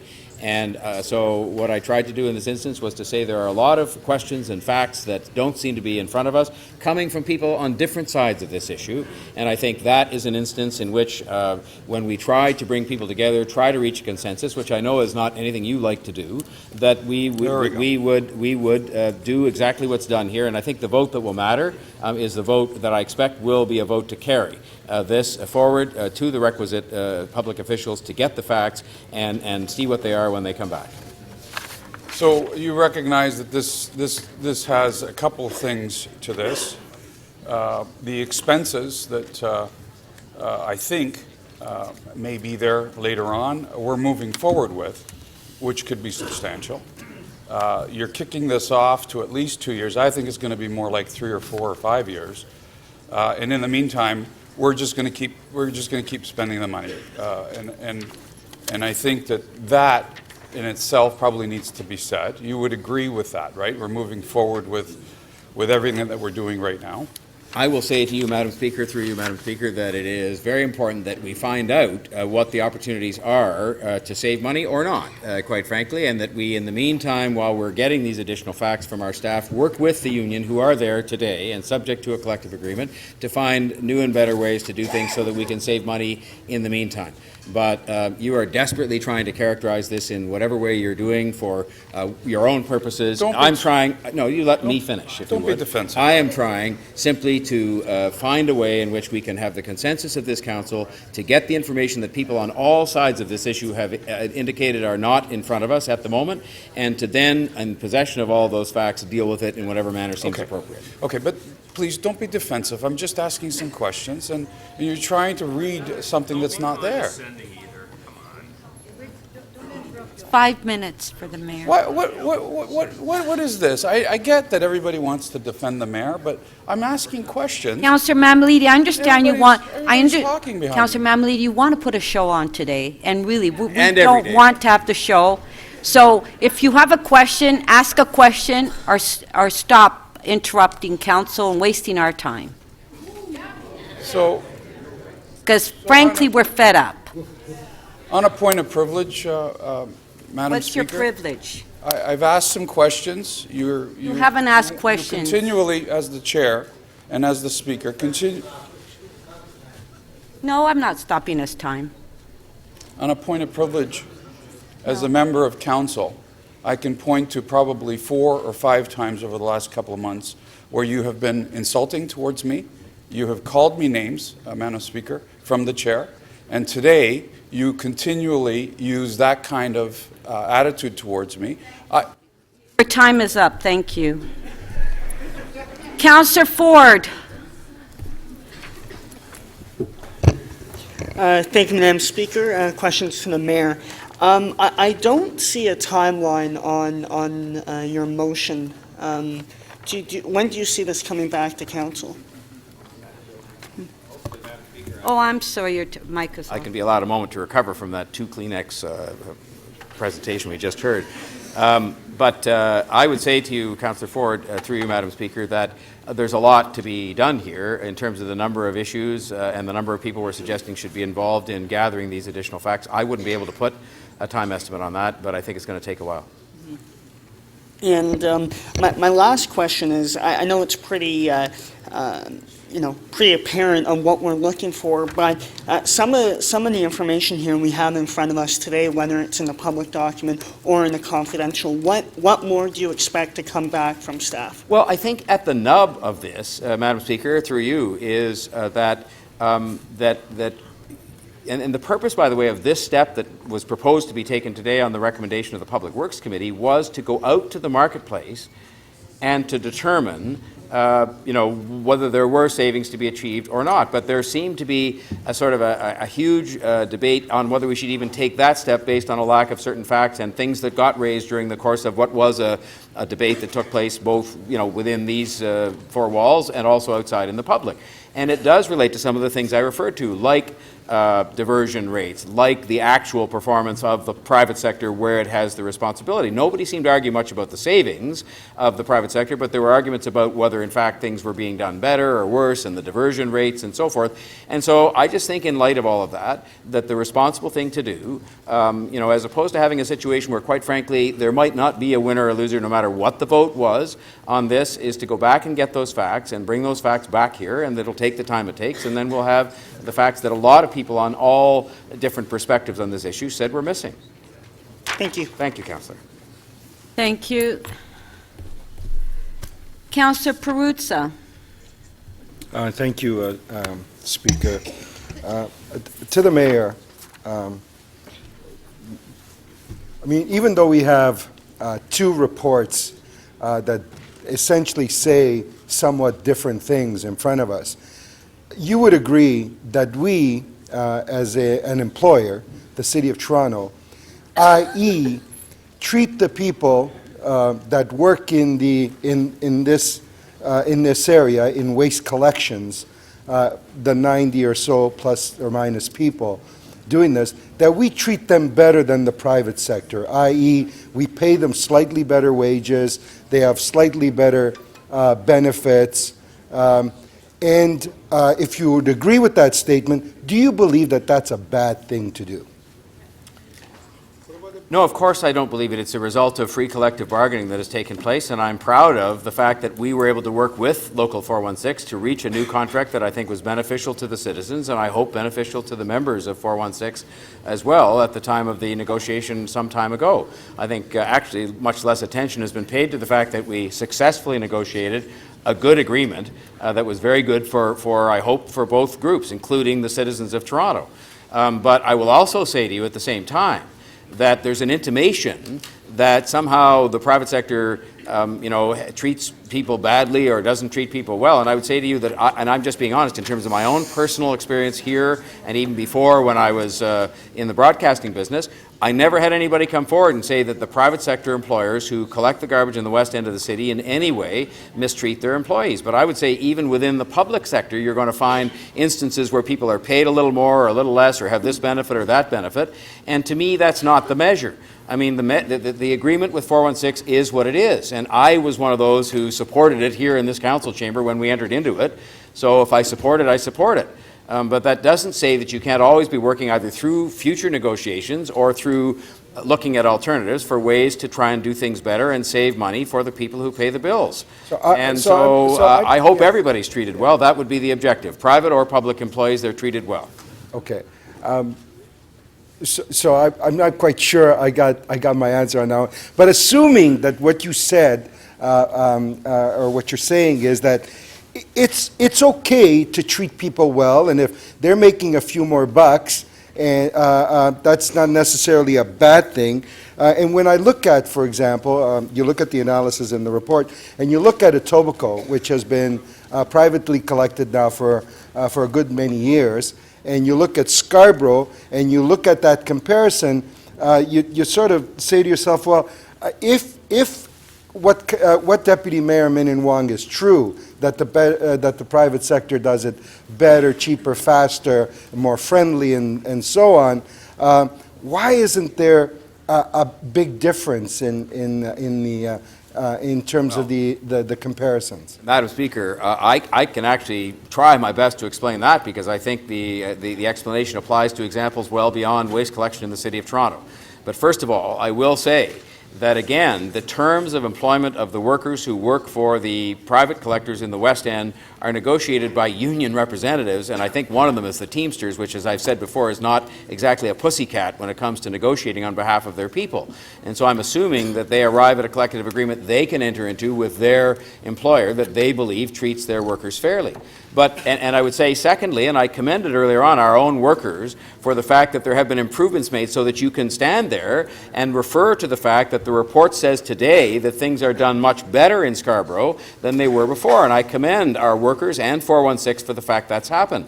But the real answer to your question, I think, lies ultimately in the flexibility of work rules and work conditions that allow the people in the West End and oftentimes in private sector under private sector leadership to do the job more efficiently. It isn't so much about how much you pay people. There is some discrepancy more on the benefit side here, but it's more about how you do the job.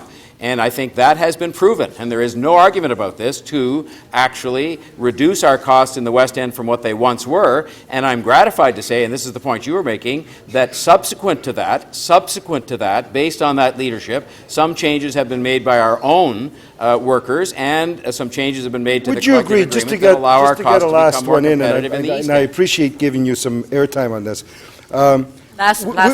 Would you agree that, for example, our paying city workers to do this business, they basically reinvest that money in the city and around the city of Toronto, but profits to the private sector, for example, many of those millions of dollars are basically invested outside of our jurisdictions. And wouldn't you agree that there's a benefit or not to that, and what that would mean? And that's never really been looked at by our staff, by yourself, or anyone else for that matter. That was the your millions last of dollars in profits that are basically not reinvested in our economy, what does that mean for us? Respectfully, Is that good? Respectfully, Madam Speaker, I will disagree with the member on that in the following respect. First of all, with regard to our own workers, should we argue that those who live outside of the City of Toronto and who get paid by us, and I have no objection to that, but there are some who say they should live here, but if they live outside, is that money that's being expatriated out of the City of Toronto? And you have no way of knowing what's done with the profits. I would argue with you, Madam Speaker, through you, Madam Speaker, with the member or to the member, that a lot of that money that's in these profits is invested in buying new trucks or invested in providing better service. That's what they do. And if somebody makes a profit, I actually don't have an issue with that. Because if we get to the stage around here where we're denying people the opportunity to make a profit in businesses they run in good faith, providing services, whether it's public services or private services, nobody will invest here. There will be no private sector jobs here. And I don't think we want to get to that point. So I think that is an argument that has very little to do with this. If there were excessive profits being achieved, then we might take a look at that. But I think there's no suggestion of that whatsoever. And my guess is if we looked at the numbers, a lot of the numbers on profits they make are reinvested in the business to make sure it does a good job for the people of Toronto, because that's what they have an interest in doing, so they can keep the business. And public sector workers, of course, they pay taxes and do it like every other person does here. But I don't think you'd want to argue that those who live outside the city are taking those monies away with them and not investing them here. I just don't think that's a relevant argument. Thank you, Madam Speaker. Thank you. Now, we do have a referral motion before us, so if you'd like to speak on the referral motion, put your name up to request to question staff, and you have 2 minutes only. Councillor Perks.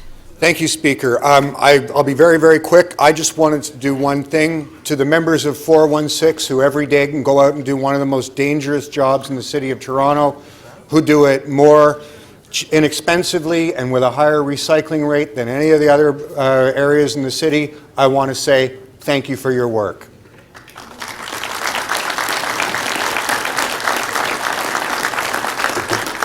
If I can ask the public, please, there's no applauding in the council chambers.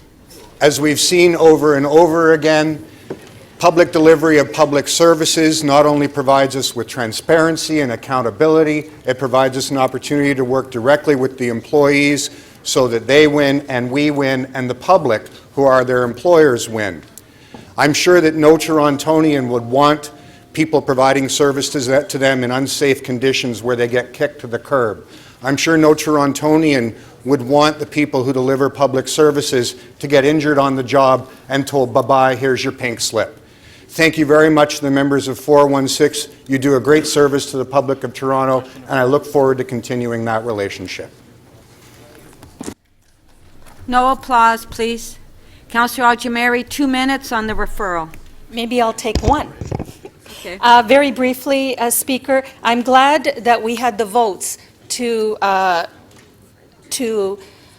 win the issue today. So I'm a little disappointed that we're going this way and that we're moving to defer the item, because I think that an outright vote would send a stronger message. And I also wanted to correct what's been out in the public lately about the Teamsters and calling them not pussycats, that's wrong. I've seen many a contract and many a situation where the Teamsters union did not do so well by their membership. This union is the right union, not the Teamsters union. Thank you. Thank you. Councillor Mihevc, 2 minutes. Referral. Well, thank you very much, Madam Speaker. I'm going to support the referral, and I do agree with the Mayor that this is not a time to consider contracting out, that further work needs to be done, and a variety of things have been listed as to the work that needs to be done before we even bring it back. I'd like to add that one of the things that sometimes we do in life is, you know, if you focus on the money, you see things a certain way. You focus on the service, you see things a different way. And here at City Council, we have to take a variety of things into perspective as we make good decisions. And of course, money is part of that, service is part of that, other policies are part of that. We have a very dynamic and bold poverty reduction strategy, and that's another piece of this as well, in that we have made commitments as a council to a vision. And that vision says that we believe, and I'll even read it to you, a good job is the best way out of poverty. It provides the income and stability required to meet current needs and build a prosperous future. Over the last 20 years, job quality in Toronto has declined, with full-time, well-paid jobs replaced by jobs with lower wages and few, if any, benefits. So that's part of this conversation as well.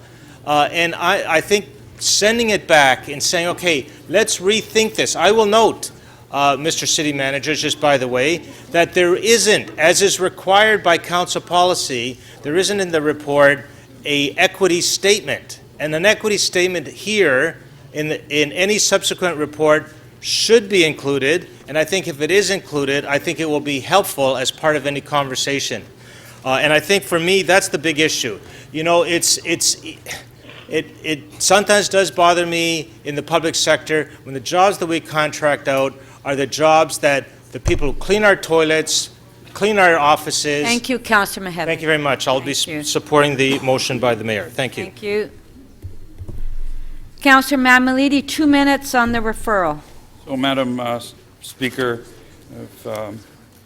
I think it's important for me to say that I've been one of the more vocal individuals that voted the way they did last term of office, and there was a number of reasons for that, and I've been quite critical of the union in the past, and one of the reasons I did it the last time, they were quite cocky after the last strike.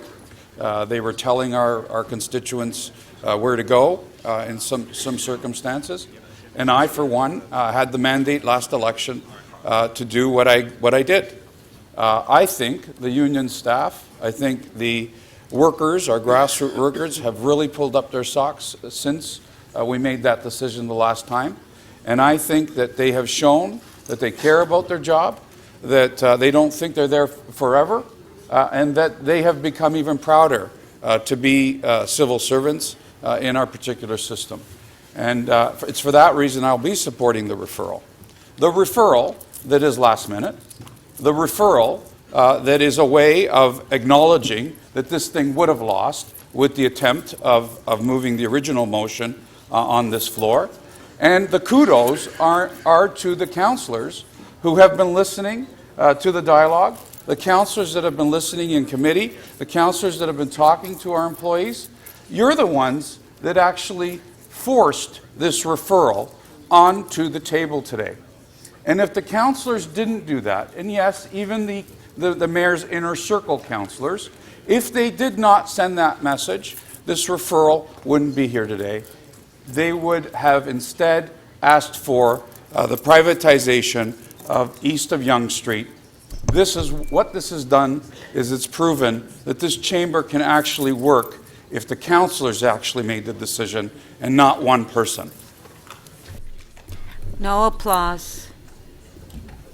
Councillor Carroll. Call the question on the referral, Madam Speaker. Okay.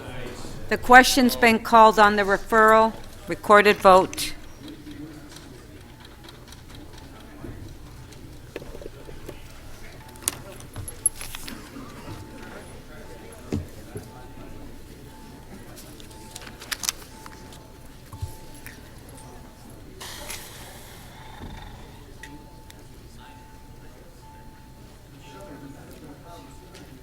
Councillor Davis, please. Councillor Kelly. This is a vote for, to call the question on the referral. Councillor Filion and Councillor Fragedakis, when you're seated, please.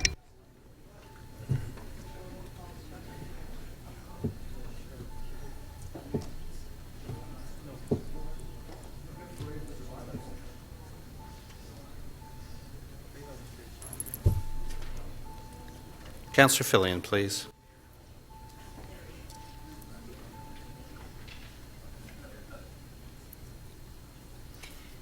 The motion to call the question carries. The vote is 30 to 14. On the referral. Recorded vote.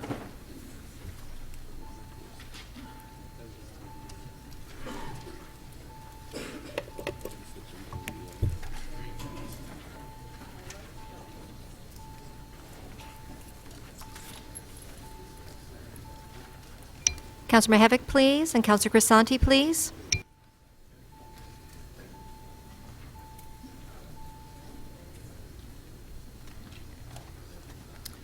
The motion to refer the matter carries 40 to 4. Okay, thank you.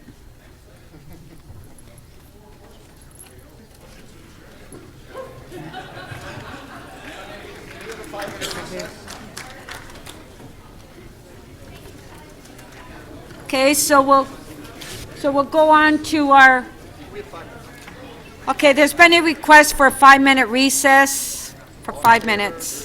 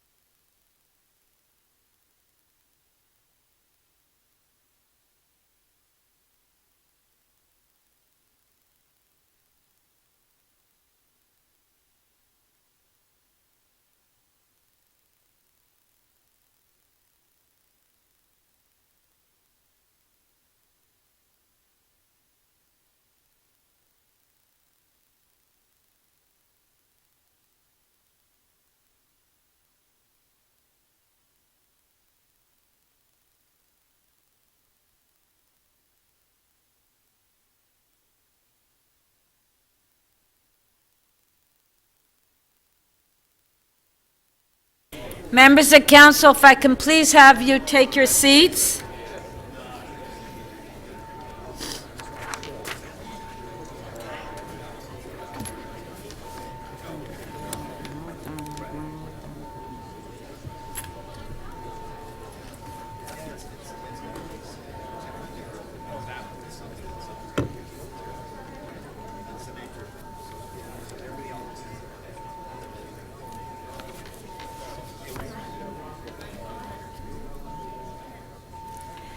Can I please have members of council take their seats? Giorgio's got a camera on him. He's never coming back. Well, that's fine. I don't think we're too concerned about that, are we? I believe he told me he was leaving after the vote, so.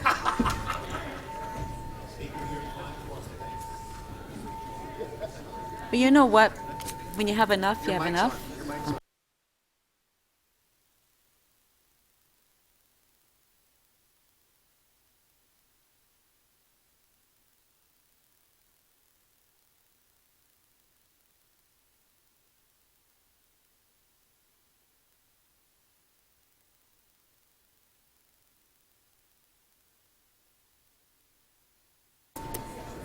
Members of council, please take your seats.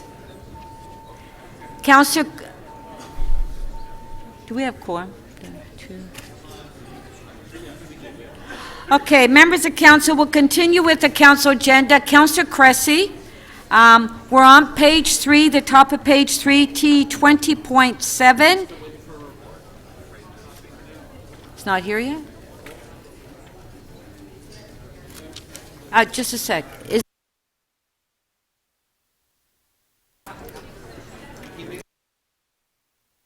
Okay, Councillor, if I can have members please take your seats. We're back in session. Councillor Crisanti. Okay, Councillor Cressy. Thank you, Madam Speaker. I'm going to continue to hold this down as staff are still working on finalizing the report, hopefully for this council meeting, if that's all right. Okay, thank you. Thank you. Councillor Davis. The next item is Executive Committee EX 21.3. You held the item down? Do you have questions to staff? Do you have questions to staff? I do. Okay. And I apologize, I didn't, I could have been a little bit more prepared for this. What I wanted to ask, I guess, legal and our intergovernmental staff is about the provision in attachment 1. You highlight your number 1 change that was included in the City of Toronto Act amendments was about climate change. And it says to clarify that Toronto may pass bylaws respecting climate change mitigation and adaptation. One of the reasons and issues that I raised at the time when we were discussing this was whether or not we should put in specific changes or whether we ought to have broader powers here. And you convinced me that broader powers were important. And so I want you to clarify, if you could, what the difference is between having this amendment in CODA that is one of the broad powers and a more specific amendment to other pieces of legislation. Broad powers generally allow a municipality to have flexibility to deal with issues as they arise. So we always favor the broad power over the specific, provided it has sufficient breadth to address what we want it to address. So this power could give us the ability to introduce bylaws that we have not been able to in the past with respect to our environmental agenda? That is the idea. It is particularly helpful because case law imposes a municipal purpose requirement on on bylaws, and this clarifies that climate change has a municipal, bylaws drafted to address climate change have a municipal purpose, despite the fact that the effects of climate change are felt not just within but also beyond the borders of the municipality. And one of those issues that I was concerned about at the time had to do with diversion and our lack of ability to intervene with respect to recycling in the commercial industrial sector. And I don't know, maybe Mr. McKay, maybe legal can speak first, whether you think this provides us with an opportunity or the IG staff to look at new ways that we can address some of our challenges in diversion and recycling. At this point, what I can say is that we are having discussions about that and we are continuing to look at it. I can't be more specific than that. Okay. When will this be enacted?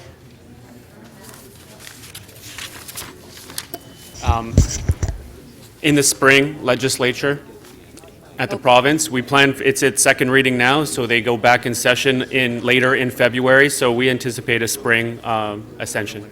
Okay. And maybe I will to Mr. McKay. One of our challenges in getting residential recycling rates up is that they have an option to just pull out of our city's recycling program, and they are governed or they are covered by provincial legislation around recycling. Could you clarify that? Through you, Madam Speaker, in order to be subject to our city services, you have to provide 3 streams. If you're not on our city services, you don't have to necessarily provide those 3 streams.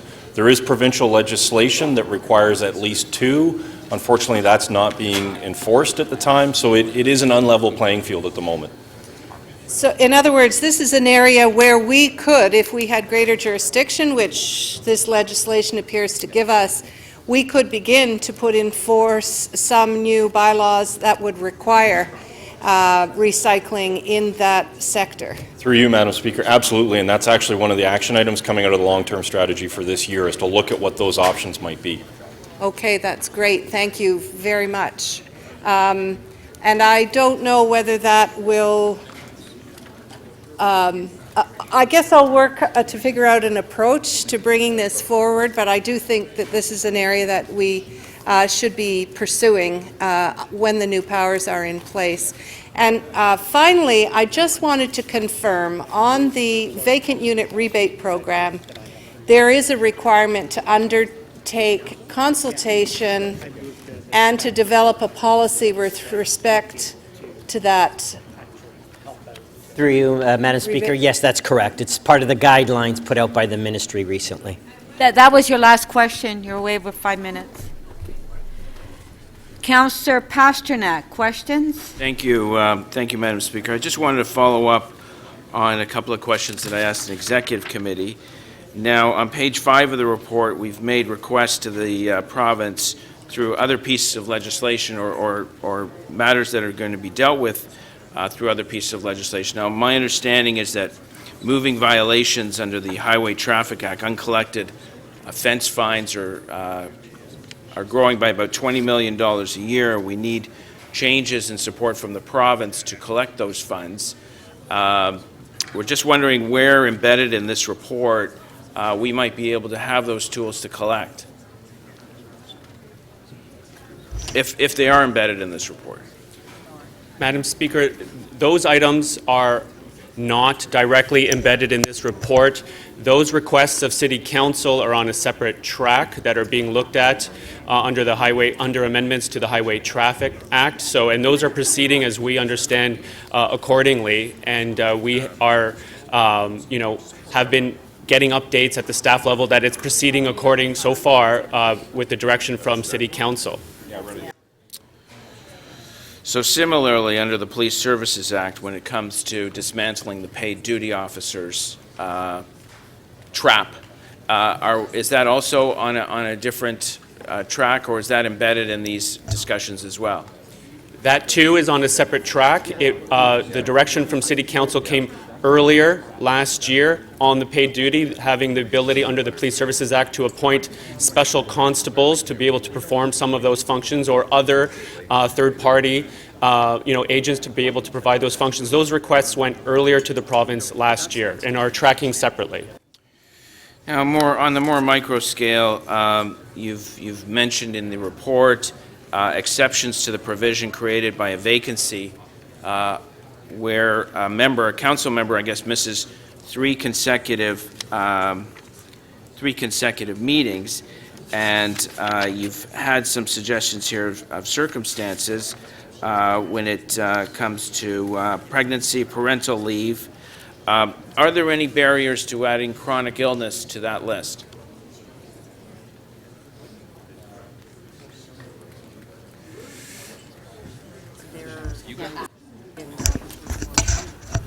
Madam Speaker, this was not a request of City Council. This was the provincial, they added this to the Act. So in follow-up to your question, we could follow up with the province on that. All right. Well, I have a motion later that will add that. Regarding the electronic participation in standing committees in City Council, the wording is a bit vague, but I assume those would include the standing committees of the City of Toronto and City Council, electronic participation. Yes, if a procedure bylaw provides for it. Now, it's not stated, and I know I'm re-asking the same question I asked an executive, but does it include or exclude voting privileges on a remote basis? There's nothing in the provision that would prevent someone who's participating in a meeting remotely from voting. So the council could decide in these deliberations whether we wanted to include or exclude voting remotely as a recommendation to the province. Yes.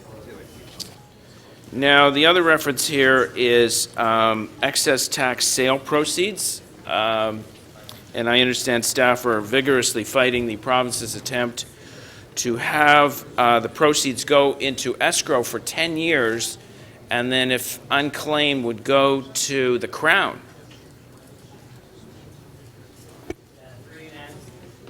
Through you, Madam Speaker, that's correct, and it's a significant departure to the current practice where it stays in escrow for a year and then comes to us.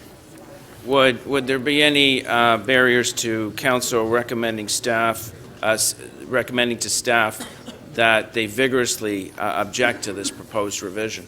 So we do object to it, and we've noted that in the report. When it comes to provisions under social housing services and level standards, there's a reference here to Bill 7, promoting affordable housing, the Promoting Affordable Housing Act. Now, are we still bound to take people off the wait list for housing allowance eligibility under Bill 7?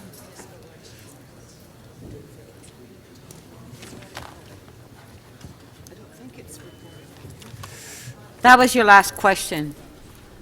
It's fine.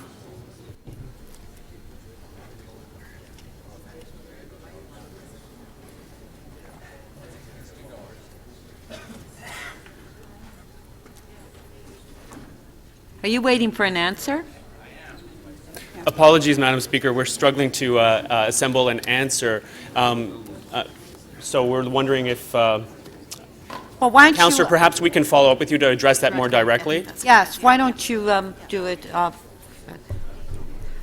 Okay, Councillor Fragadakis, question? Yes, thank you, Madam Speaker. Through you to staff. So on page 7 of this report, it talks about land use planning, and it says, Bill 68, if enacted in its current form, would make several changes pertaining to land use planning. It would allow the city to change a local appeal body and provide for the Minister of Municipal Affairs and Housing to make an order dissolving a local appeal body. It would also provide that an agreement containing conditions of a permit to convert or demolish rental residential property can be registered on title and therefore enforced against subsequent owners. And I'm wondering if this is an opportunity for us to be addressing the demolition of commercial and institutional properties and what's coming forward in Bill 68 to protect our heritage in this city. and what can be done through this process so that that's addressed at the province.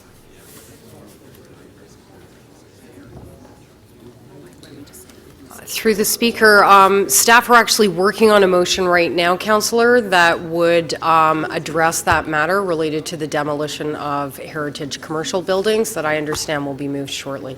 So that it'll be part of what's going forward. That's correct. Okay, thank you very much.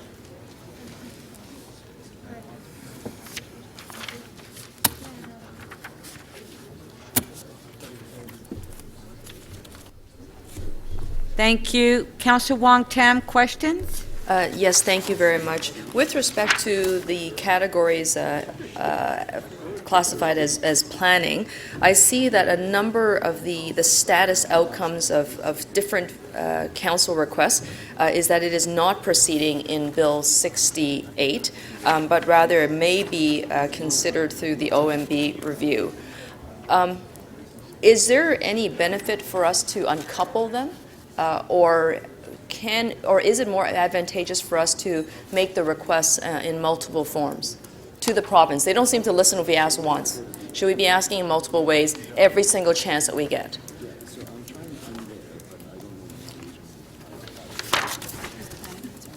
Madam Speaker, we are, there probably isn't an easy answer to how we best position for that. City Council has requested these things on multiple fronts, and we are reporting out on how these things are being addressed accordingly.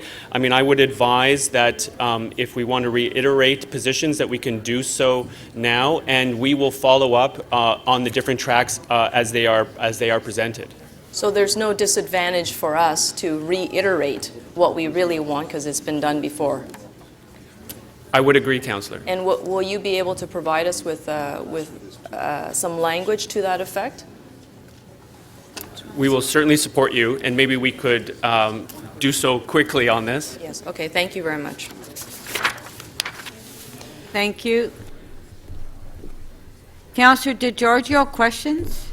Yes, thank you, Madam Speaker. I'm on attachment 1. I think where am I? Page 5 at the top. We don't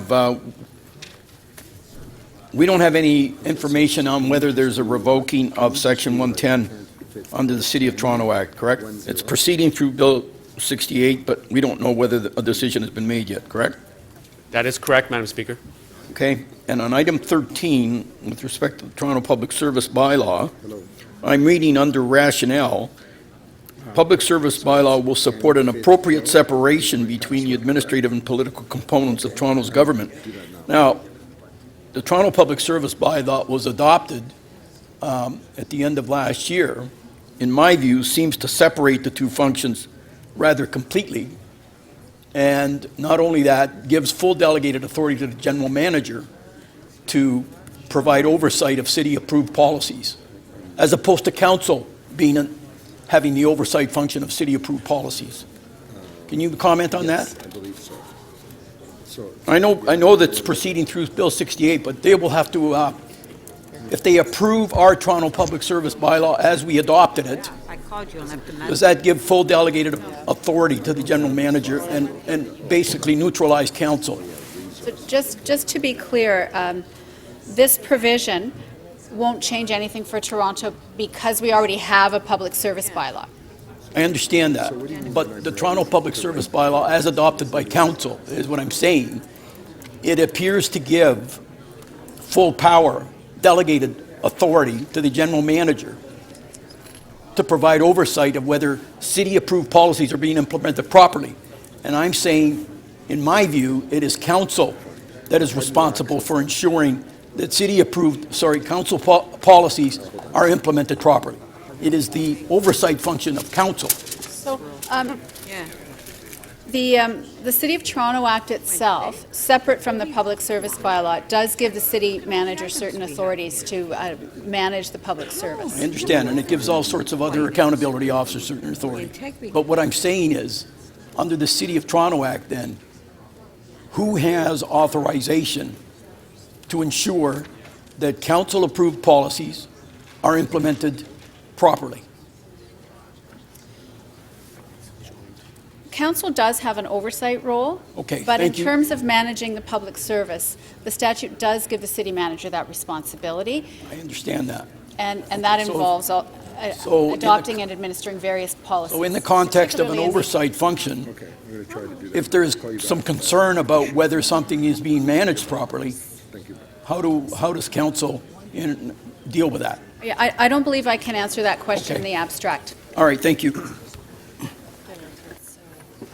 Thank you. Councillor Mihevik, questions? First, my apologies. I'm not totally up to speed on this issue, given other foci in the last little while. But I just want to clarify two things. One is around capping and clawing taxation. We've been at this process of basically lowering our commercial rates, and some of us would like to go faster to get it out of our system, and some of us would like to stay at the same rate. Some of us would like to go slower. What authorities do we have? Are we asking for here?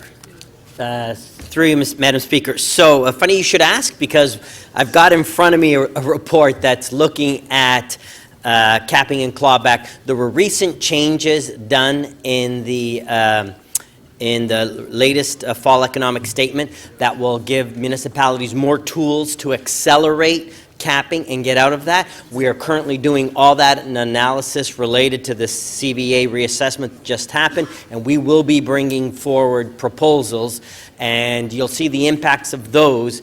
They should significantly accelerate capping quite significantly, and we will be bringing those forward. So if at the current rate, well, not counting this year, which is we're doing a half, we did a third for commercial, how long did we still have in that process? So that's a little bit of a different issue. So to reach our 2.5 threshold that we want, small commercial is in there. It would be 2020 before we reached it for industrial and larger commercial properties. The first year of being able to access the total tax base on the basis of 1% is 1% across the board, right, would be 2020 or 21? No, 2020 gets us to the 2.5. The commercial threshold is actually 1.97, and that wouldn't occur likely till about 2025. It would depend on what happens with reassessments, though.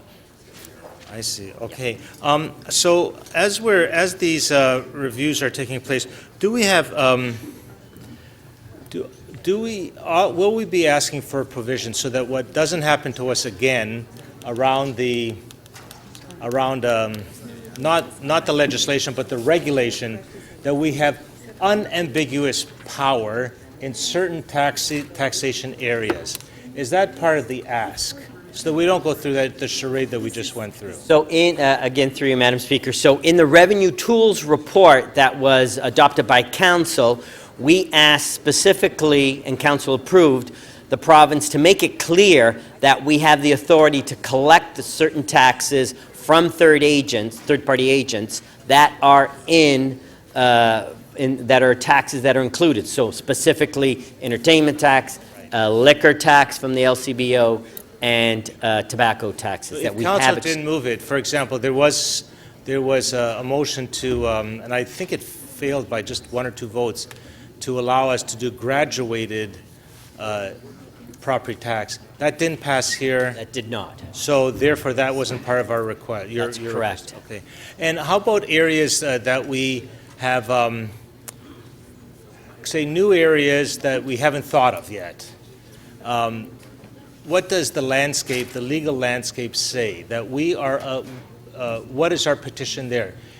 And I hope it is, but just to clarify, is it that we would be able to tax in an area, let's say we figured out a clever way to tax, say, shoelaces. Would that be something that we are asking as well? So the only things that we are asking for are those things that Council approved in the Revenue Tools report. So of the current basket of tools that we don't have, Council asked us to approach the provincial government, which we have, on sharing the HST, and then also related to that, if the province says no, which they have publicly already said, is a municipal GTA sales tax. But we haven't expanded our request beyond anything that we have already discussed in the Revenue Tools report, and that council has given us the okay. Should we add one that if new taxation opportunities or revenue-generating opportunities are thought through and they don't impinge or hurt federal or provincial jurisdiction, should we not be asking for authority to basically introduce them? So through you, as you know, we have a second report to bring forward, a follow-up report on the long-term fiscal plan, and we can certainly include those kinds of things or have a look at those in the report that we are going to bring back in the spring.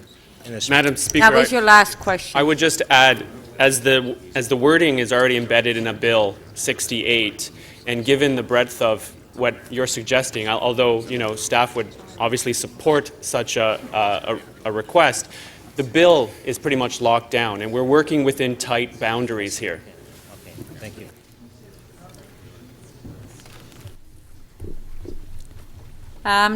Councillor Davis, you held the item down. Councillor Davis to speak. Speaker, I have a motion that I think is finished. Great. And where's Councillor Mihevik? Could you give my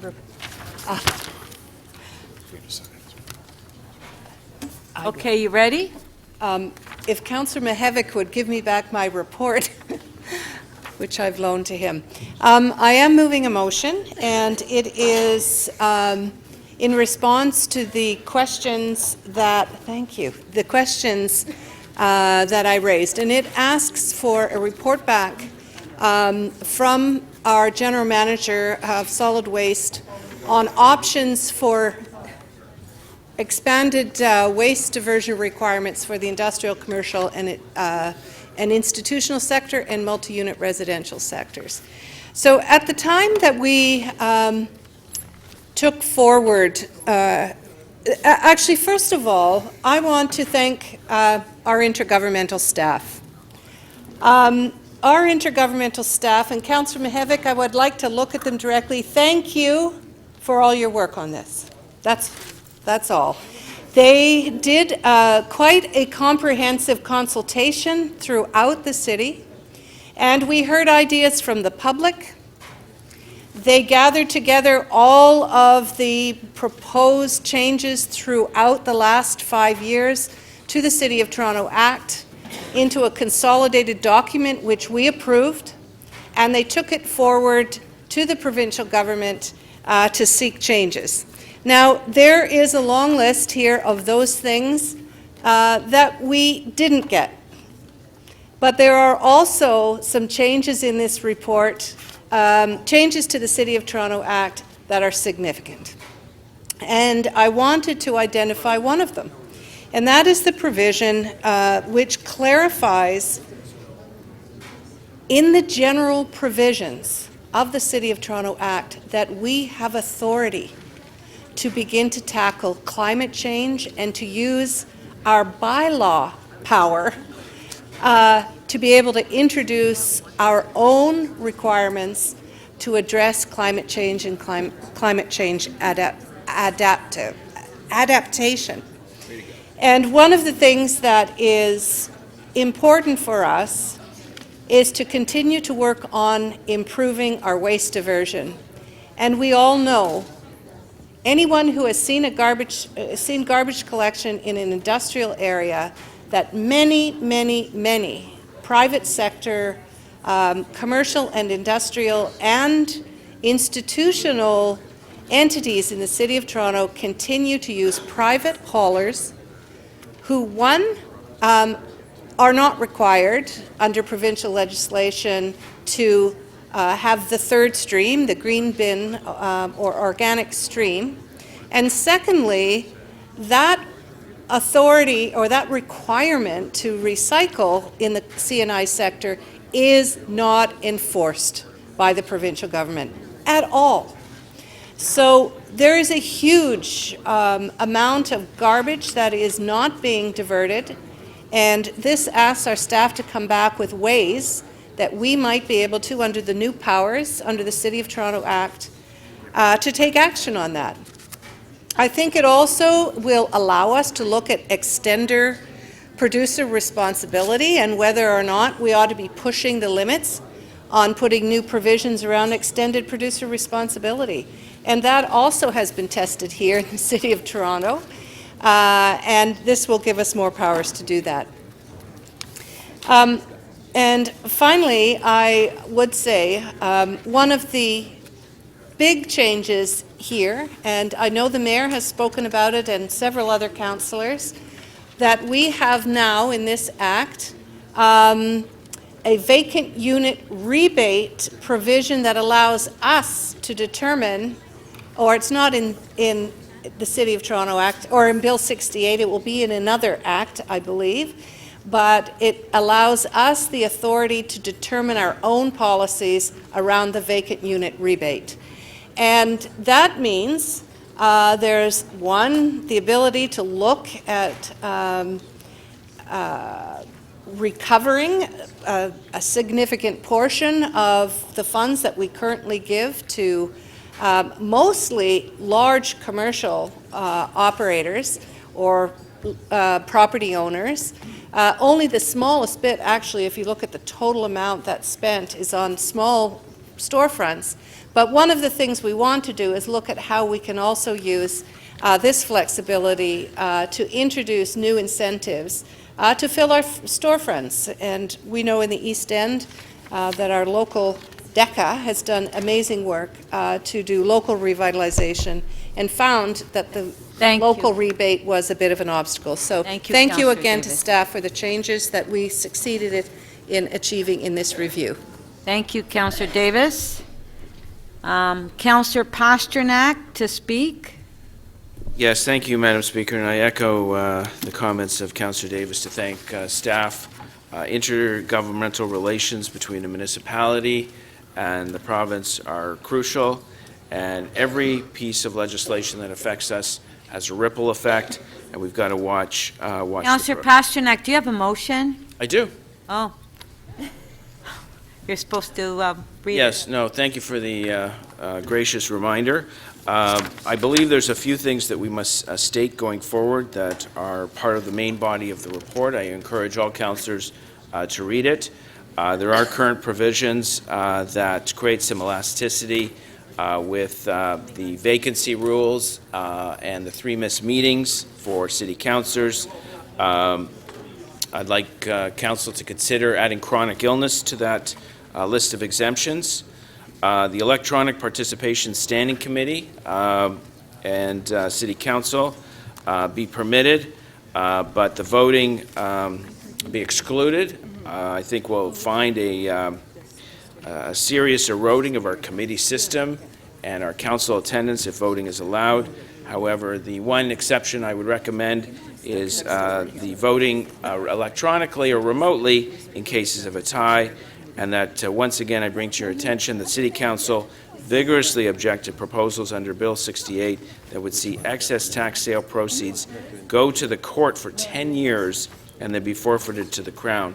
These had previously been reverted to the city after a much shorter escrow period. I don't have a lot to say on this bill. It's a mammoth piece of legislation that could affect us in many different ways. In some cases, the province is listening and they're respecting our opinion and our requests and agreeing to make the changes that will allow us to manage the city and provide better governance at the city. In other cases, they are not listening and not allowing us to operate as a de facto provincial government as we are. In fact, I would say that one of the examples is when we set up the local appeal body, we actually can set it up, but still they are leaving it up to the minister on whether we can dismantle it at a later date after the pilot period. So with that, I would simply ask that you give consideration to the 3 changes that I am recommending the council support, direct to staff, and then take back to the province. Thank you very much. Thank you. We do have a question for you from Councillor Campbell. Just one moment. Clarification of the motion? Yeah, I don't, Councillor Pasternak, item B, is that you saying that you think it's a good idea that councillors participate remotely at committees and council? Yes, in the report, there is support for the remote participation of councillors. So that, however, there's vagueness on the issue of voting, and I think it's important that council speak on that issue. So if council agrees to this, they're essentially saying that it's okay to teleconference into city council meetings in any number that may arise. My understanding is that the way the staff report is written, and it is before you, that Bill 68, and I quote, would allow City Council to permit electronic participation in committee meetings and meetings of local boards. Electronic participation would be limited to those situations where quorum is physically present and to meetings which are open to the public. So those are part of the legislation. So if we had 23 people present, the remaining councillors would not have to be here, but they could participate by teleconference. Under what I've read here, that's really a question to staff, but from what I've read here, that could be the case.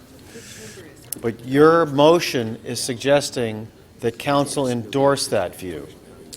My motion is in fact endorsing the fact that remote participation in council and in standing committees and in local boards are going into the legislation. I would say that it's supportable on a condition that those not there present would not be able to vote. I see.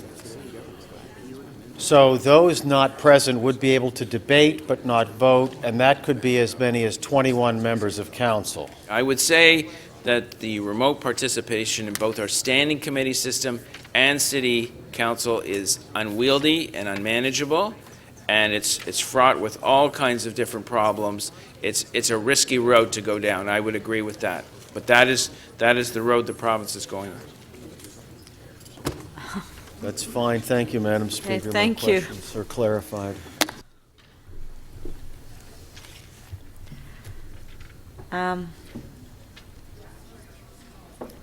I see names. Councillor Davis McConnell, you have your names for, is there a reason why you have your name? Okay, do you have a question to the previous speaker, Councillor Davis?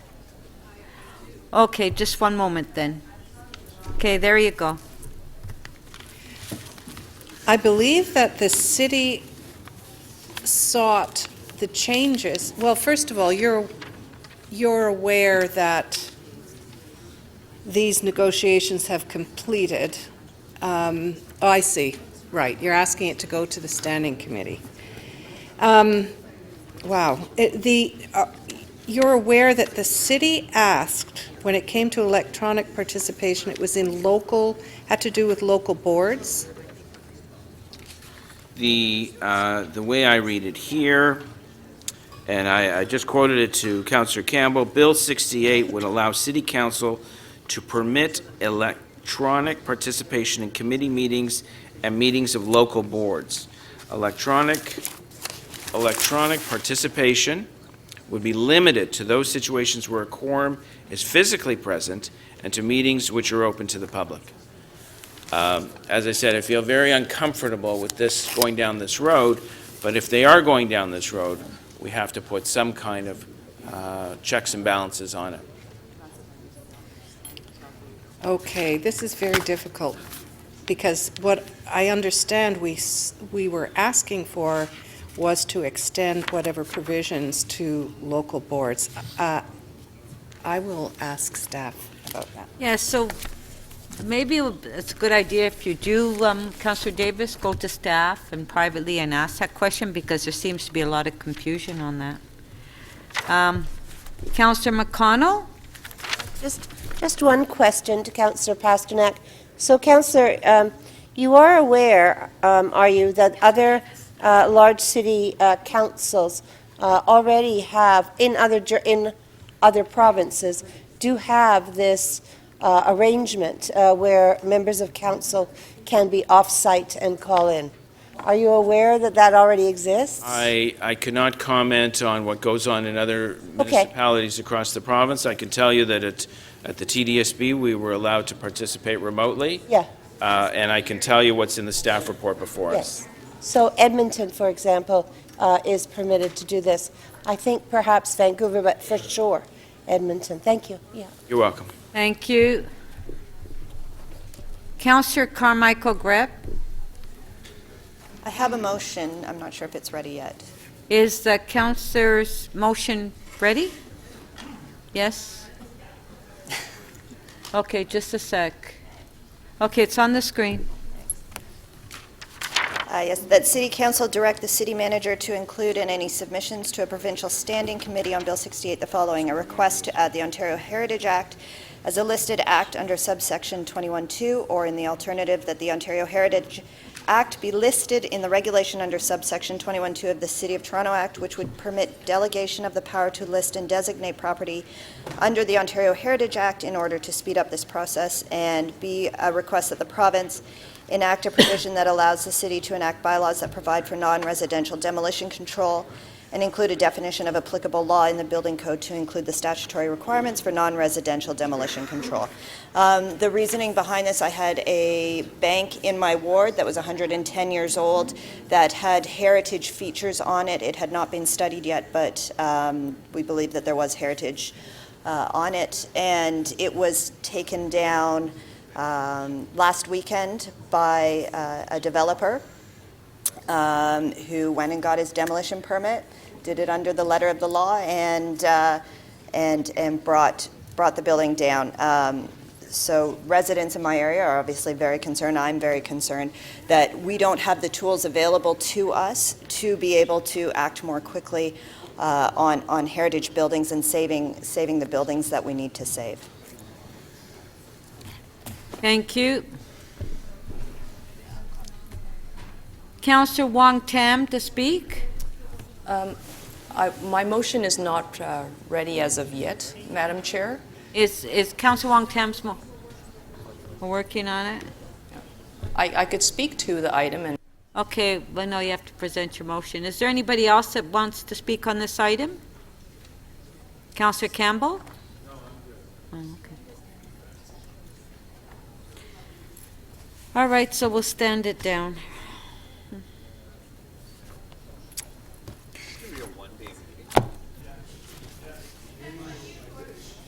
I don't think so. No. Councillor DiCiano.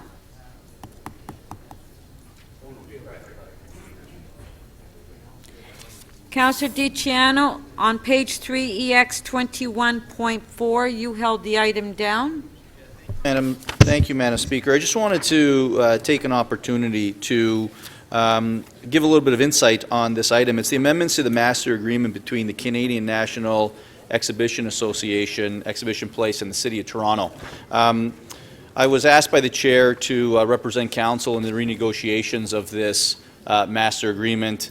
It was 3 years into a 10-year deal, and we took 9 months we worked hundreds of hours with the CNEA and the CEO of Exhibition Place, and I want to say I'm very, very proud of how everyone came together to ensure the sustainability of the CNEA moving forward, but most importantly, how Exhibition Place financially benefited from this agreement.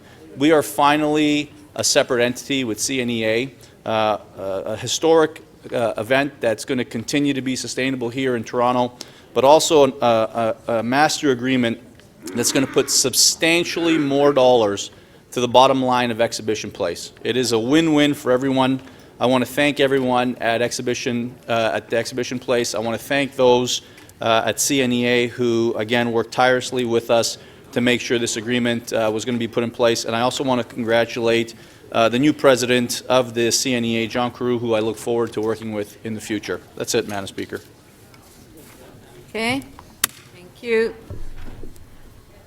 On the item, on favor, recorded vote.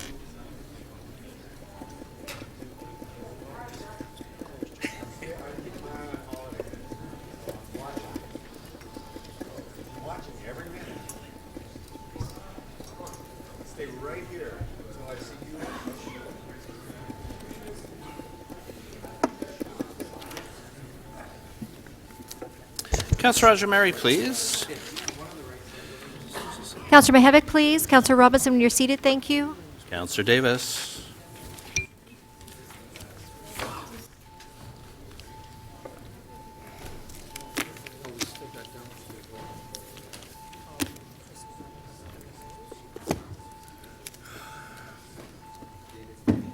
So where are we going?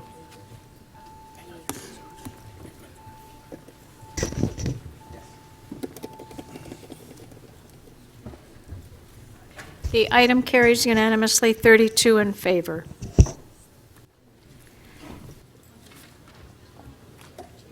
Okay.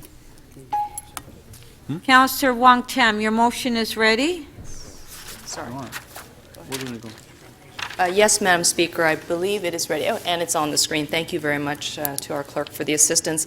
I move this motion largely to draw the members' attention to the category listed under planning in the attachment number 1.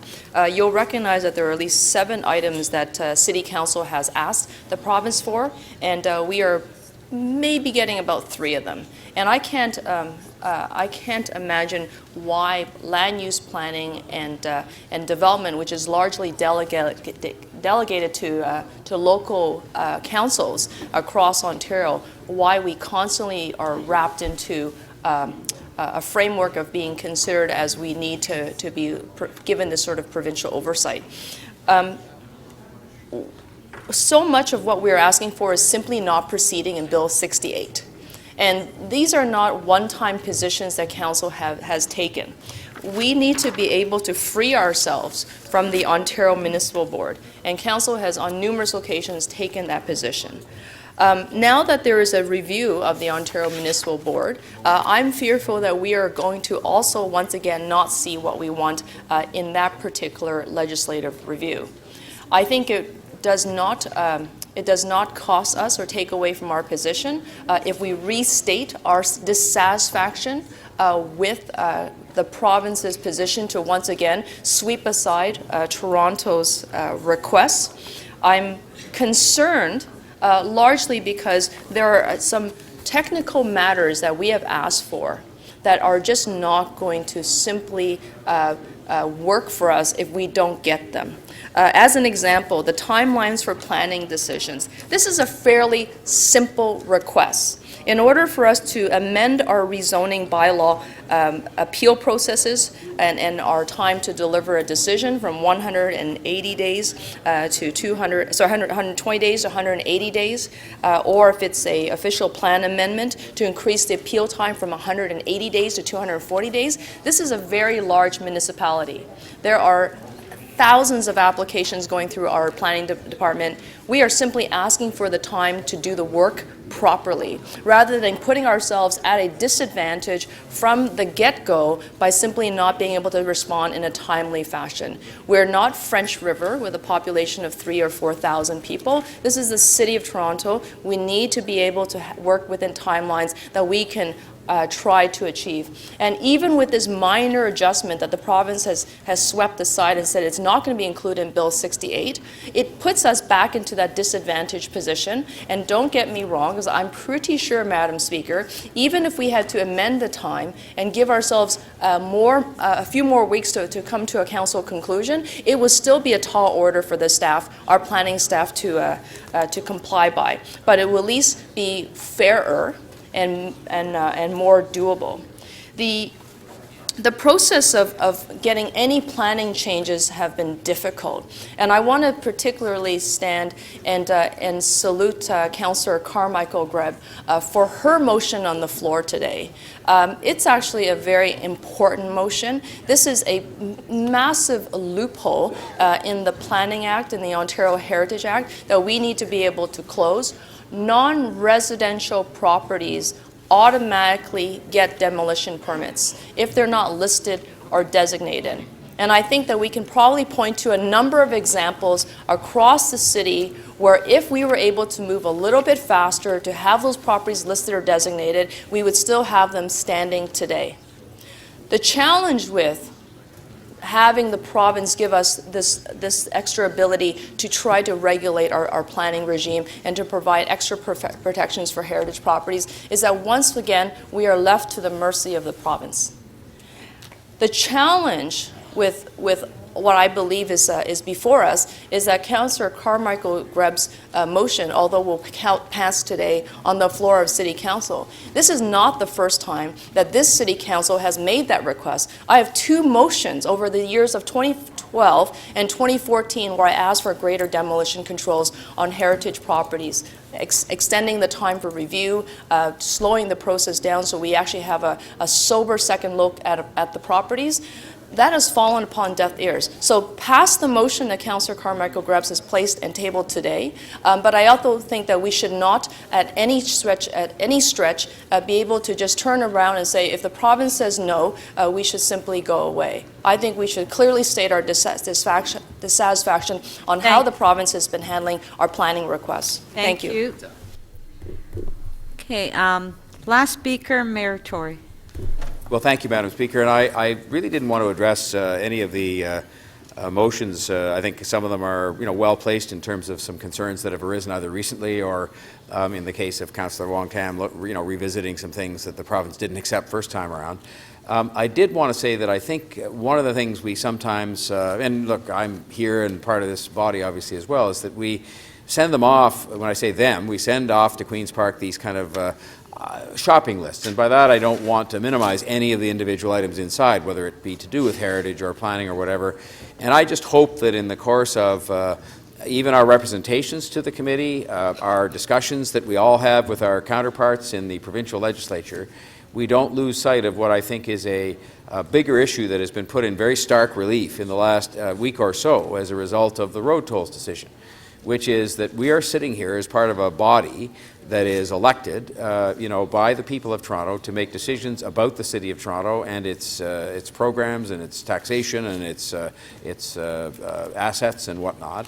And there is still, as I said last week, I hope speaking on behalf of as many of you as possible, an unbelievably paternalistic both set of legislation, notwithstanding the City of Toronto Act and notwithstanding the proposed revised City of Toronto Act, that I think is actually not consistent with what the people would want, because I think they look at this government as being the one that in fact is closest to them, most transparent and most able to respond in a particular way to their wishes, and most directly involved in delivering most services, not all but most. And so certainly for myself, the events of last week will cause me to be taking more action with respect to starting to put this issue on the table again, and it's not at the expense of the day-to-day business we have to do, whether it be on items like heritage or whether it be on the big issues that I tried to raise with the Premier yesterday again, and I think had some success relative to where we've been, like housing and childcare. But I think that the overall principle of the way in which big cities, plural, and Bonnie Crombie, by the way, has an excellent piece in the Star, I think it's just been put up online today, in which she talks about big cities and says that while she disagreed with the prescription that we put forward, namely road tolls, that she thought the point that was made, which was that we should start to take more responsibility and be in a position to do so for our own challenges, whatever they may be, was something that really needed to be discussed again. And, it was pointed out by her, and also I commend to you a blog that Steve Paikin wrote today, in which they said that it was quite a long time ago, I think it was actually 10 years, that Dalton McGuinty brought forward the City of Toronto Act, and of course it was heralded at the time as a great step forward, and I guess in some respects relative to where we had been, it was. But there are 2 problems with that. One is it's 10 years old, and this is the review, and I will tell you that in some of the private discussions that I had, with the senior government people going back before this review was actually, the results of it were seen, they didn't indicate much interest, as you might expect, in expanding our responsibilities or giving us more latitude.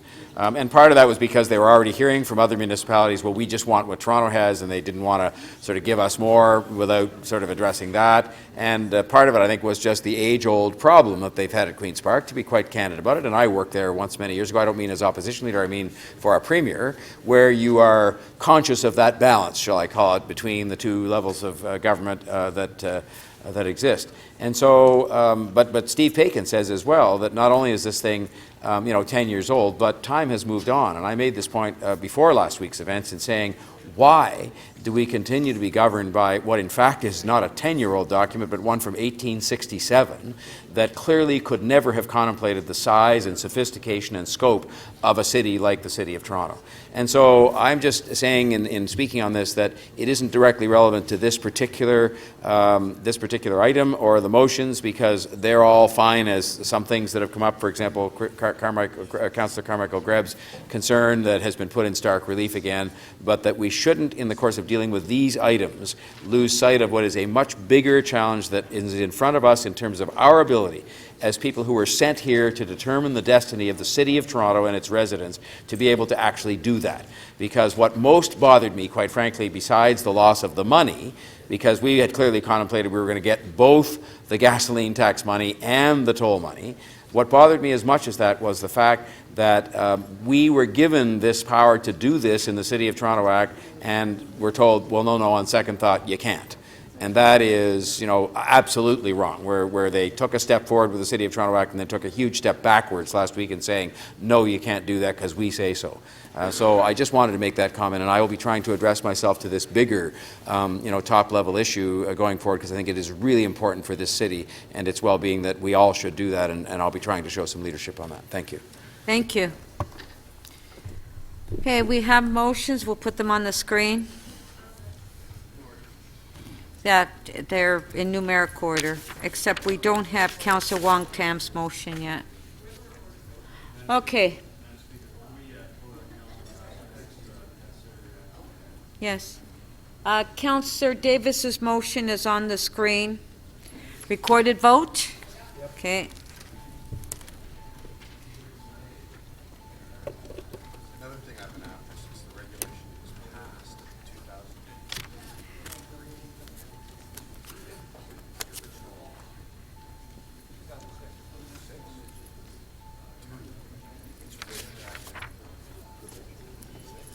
Deputy Mayor, when you're seated, please. Councillor Crisanti, Councillor Fletcher, please.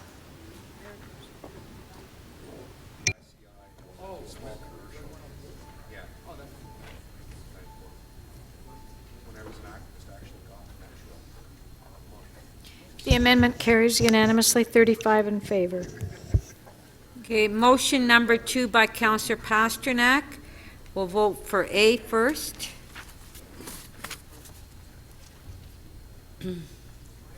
Recorded vote.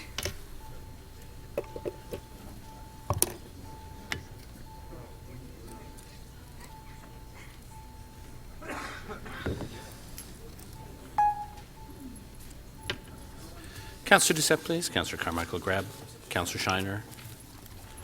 Councillor Crisanti and Councillor Mihevc, please.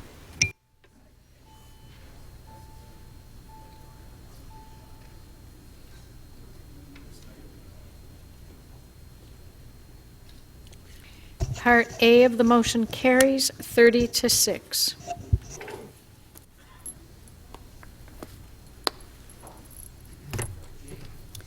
B? Recorded vote.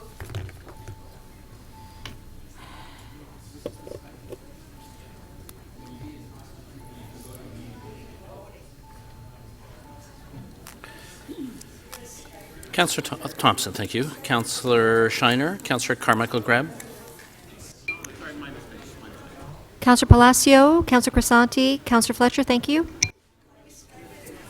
Councillor Shiner.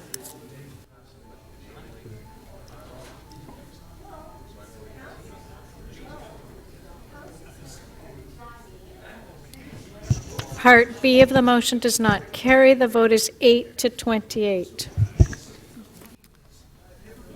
Part C.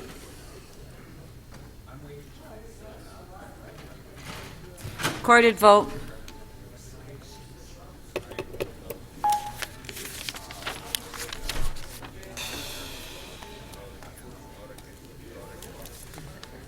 Councillor DeGiorgio. Councillor Wong Tam, please. Councillor Davis, please. And Councillor Matlow. Counselor Robinson, please. Counselor Fragedakis, thank you.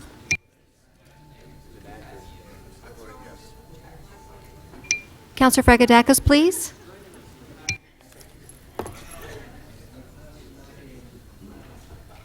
Part C of the motion carries unanimously, 36 in favor. Motion number 3 by Councillor Christian Carmichael Greb.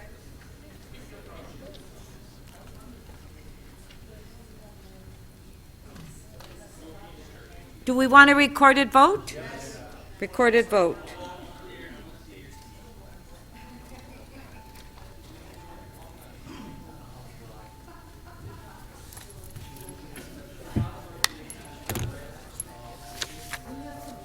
Councillor Kelly, please. Councillor Layton, please. Counselor Palacio, please. Counselor Mihevik, please. Counselor Crawford, please.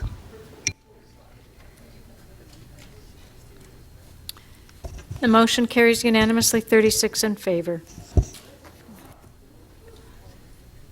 Motion by Councillor Wong Tam. We don't have it, but we'll put it on the screen.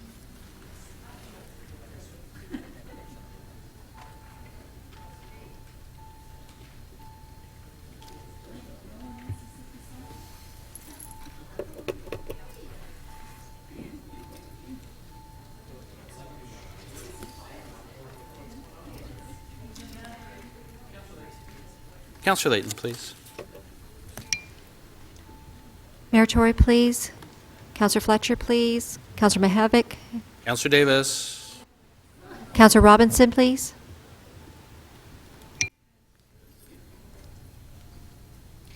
The motion carries unanimously, 36 in favor. Item is amended. Item is amended. All in favor? Carried. Recorded vote.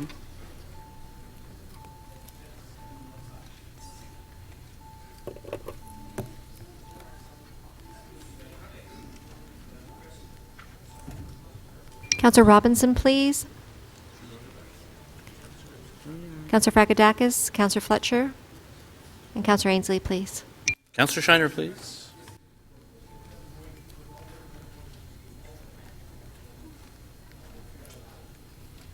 The item is amended, carries unanimously, 36 in favor. Okay. Go. Two quick votes. Go. Okay, we're going to do, yeah. Yes, I know, I have it. Councillor Mihevik, you have a motion to introduce a bill. Yes, that leave be granted to introduce Bill 87. Shall leave be granted to introduce this bill? Recorded vote. Confirming, it's a confirming.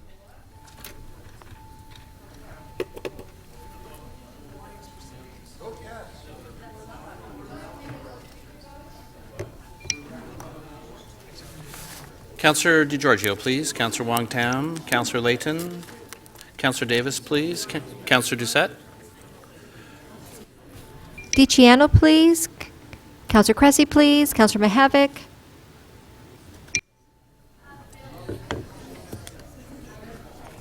Motion to introduce the bill carries unanimously, 36 in favor. Shall these, excuse me, shall these bills be passed and declared as a bylaw? Recorded vote. Councillor DeGiorgio, Councillor McMahon, Councillor Wong Tam, please. Councillor Lee, Councillor Shiner, and Councillor Pasternak, please. Counselor Crawford, Counselor Mihevik, please. The motion to enact the bill carries unanimously, 36 in favor. Councillor Cressy, you have a motion to introduce the confirming bill. I do, Madam Speaker, that leave be granted to introduce a bill to confirm to the point of the introduction of this motion the proceedings of City Council meeting 24 on January the 31st, 2017. Thank you. Shall leave be granted to introduce this bill? Recorded vote. Councillor DeGiorgio, thank you. Councillor McMahon, Councillor Wong Tam, Councillor Shiner, Councillor Davis, Councillor Thompson, please. Counselor Crawford, Counselor Mihevik, please. Deputy Mayor, please. The motion to introduce the confirming bill carries unanimously, 36 in favor. Shall this bill be passed and declared as a bylaw? Recorded vote.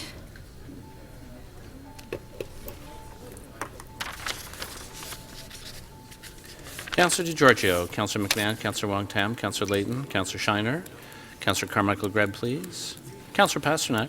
Councillor Ticiano, Councillor McConnell, Councillor Crawford, Councillor Fragadakis, please. Councillor Davis, please. Councillor Ainsley, please. And Councillor DeBaremaker, please. Councillor McMahon.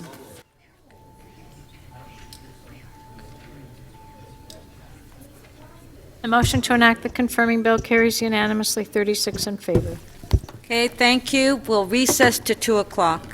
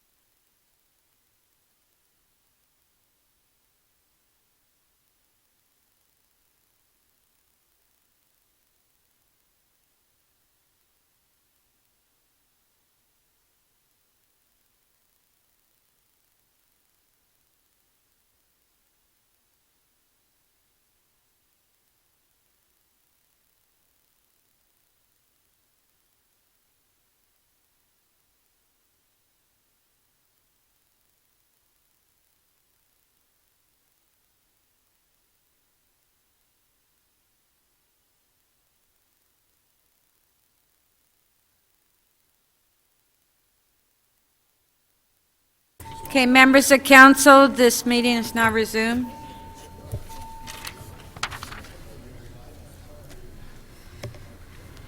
Members, we will return to the agenda following the release of member holds. Do we have any release of member holds?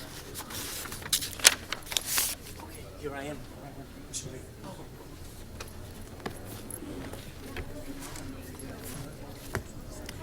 Um,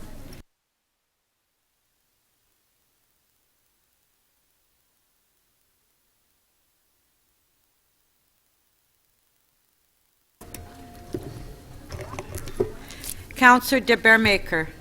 Thank you, Madam Speaker. On page 11 of the green sheets, CC 24.2, correcting City Council's decision on amendments to Chapter 349, Animals, Dangerous Dogs.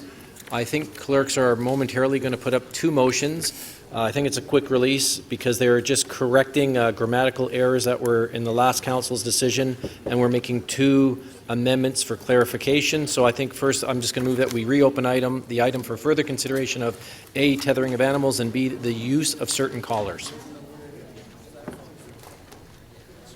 Okay, so the this is on page 11, CC 24.2. It's the top of the page. Councillor De Beermaker has the motion on the screen to reopen the item. All in favor? Carried. Okay, on the item? Okay, Councillor De Beermaker, yes? There, I'll call them technical amendments that have been brought forward to correct the errors from last time, plus two amendments. One is you can see the underlined word, to prohibit the unsupervised tethering of an animal for longer than 1 hour, and at B, that does not include martingale collars. And Madam Speaker, I'm actually going to hold this down myself because I thought we were giving an exemption to the Toronto Police Service as well. So I'll just clarify that with staff, and then that'll be it. So you're going to continue holding it? Yep. Okay. So you're going to continue holding it, Councillor? Yes, please. Okay. Councillor Grimes. Thank you, Madam Speaker. EY 19.13. What page? Page 6. Total York Council 19.13. This is a matter near ward. Staff asked me to move this. We denied this at committee, but staff asked me to move this motion. I'm moving this as the chair. Motion on the screen. So the residential development at 8 Oak, a demolition application. We had put in conditions. Staff asked me to move that, so I move that as the chair of council. Okay.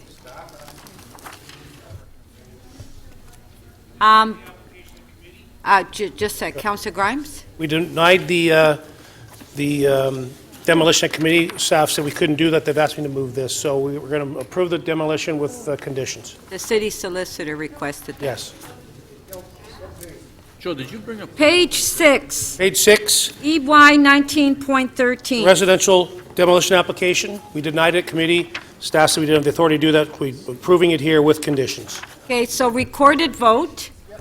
Recorded vote.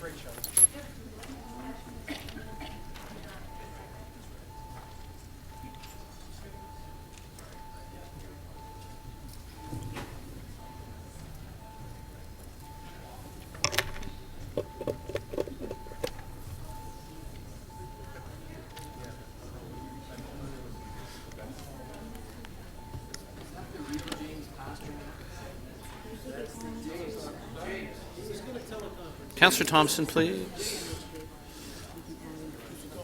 Councillor Pasternak. Councillor Wong Tam, please. Is that the real James Pasternak? You're just Skyping in. Councillor Wong Tam, please.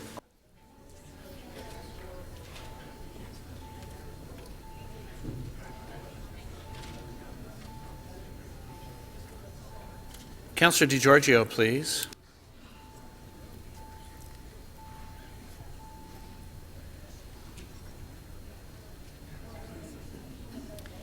The amendment carries 31-2.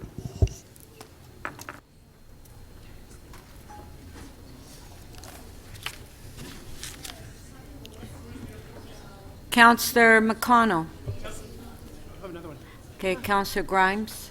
Page 7, EY 19.40, front yard and driveway configuration, 2993 Weston Road. Now, the motion's on the screen. We moved this at committee, and I voted against it. I don't know why it didn't show up on our sheets, but I'm going to be moving this. I'll be voting against it, but this is what was voted on to deny the request. So I'm putting that on the floor, and ask for a recorded vote on that too, please. So the A motion, recorded vote. This is on page 7, EY 19.40. Recorded vote.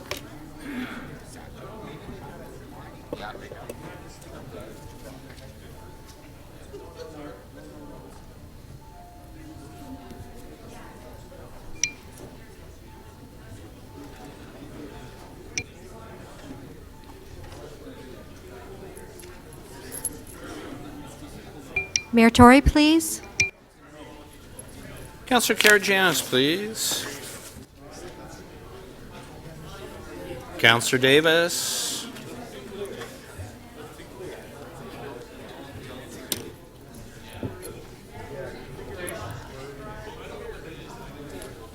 The motion does not carry. The vote is 6-30.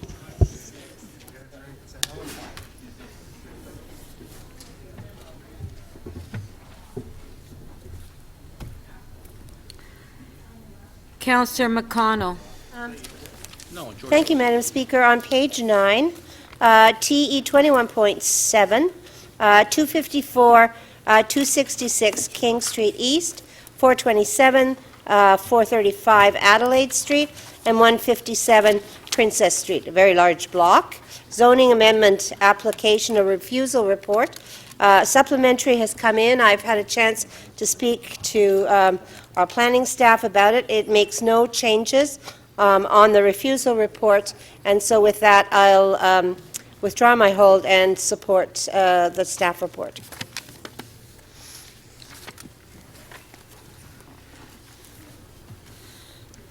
Okay, so on page 9, T 21.7, on the screen, on favor? Carried. Recorded vote, please. It's going to be Recorded OMP.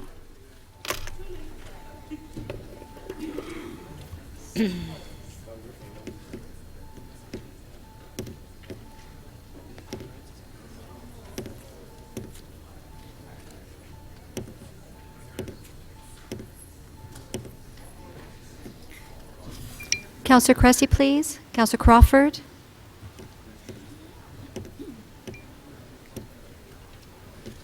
Mayor Tory, please.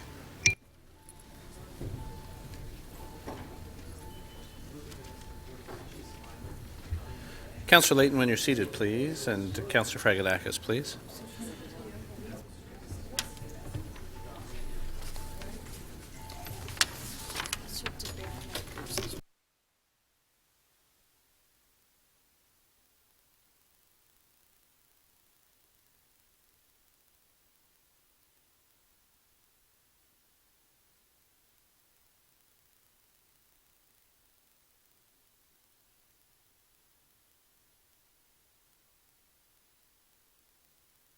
Okay. The item is adopted unanimously, 38 in favor. I just want to welcome the students from Ward Street Public School located in Ward 20. Their local counselor is Joe Cressy, and their teacher is Diana Dioria. Welcome.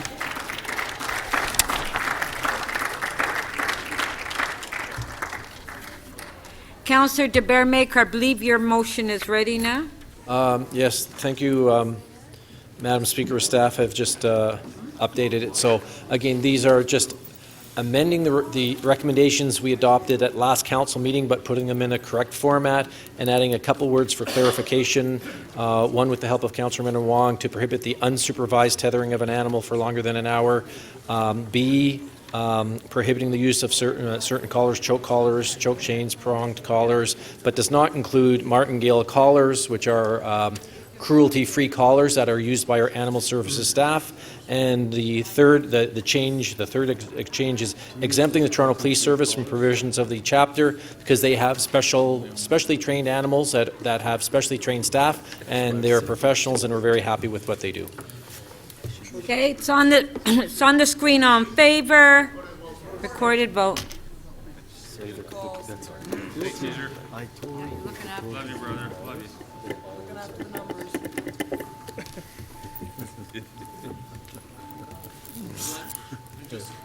Good motion, Glenn. They're animals.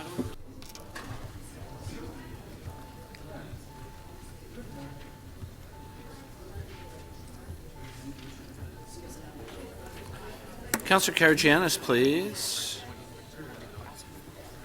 Councillor Ainsley, Councillor Grimes, Councillor Robinson, please. Councillor Fletcher, please.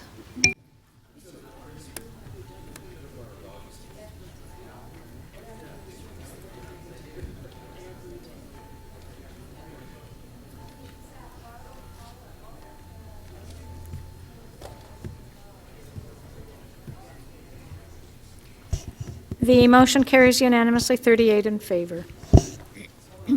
Councillor Mihevik. Yes, thank you very much, Madam Speaker. It's actually the next item, but it is, in my view, a quick item around the issue. Sorry, it's page 3, report on count yourself in workforce survey. Okay, hold on. Which item are you referring to? Page 3, Page EX 3. 21.6. Yes? And you're releasing it? Well, with the motion that I've worked on with staff and. Okay, this is on page 3, EX 21.6. Councillor Mihevik has the motion. It's on the screen. All in favor? Recorded vote. Prioritizing the fire.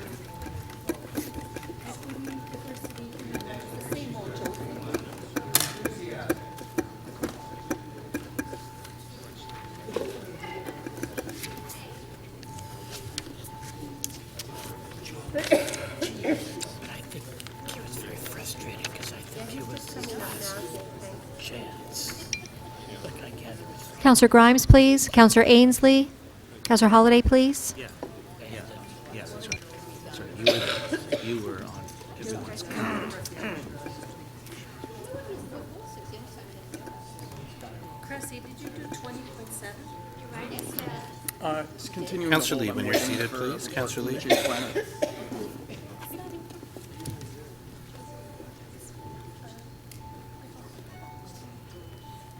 Okay.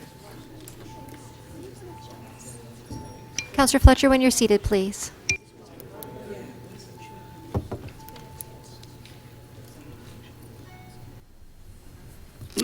The motion carries 39 to 1.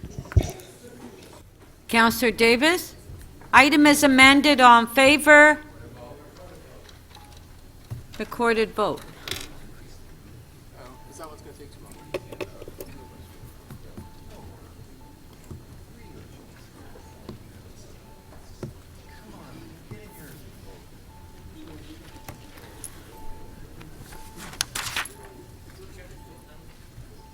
Councillor Bailao, please. Councillor Doucette. Councillor McMahon, please. Councillor Mihevik, please. Councillor Layton.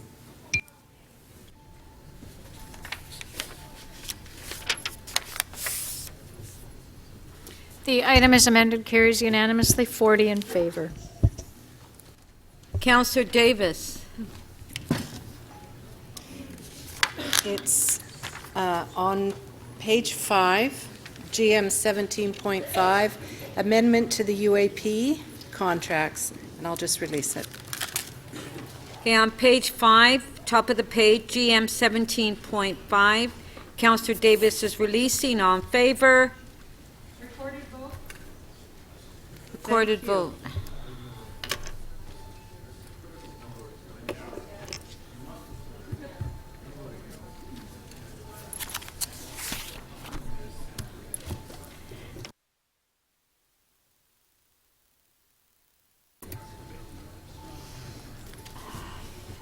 Councillor Grimes, Councillor DiCiano, please. Thank you. Councillor Crawford, Councillor Robinson, Councillor Mihevik, Councillor Fillion, please. And Councillor Campbell, please. Councillor Wong Tam, please. Councillor Robinson, please.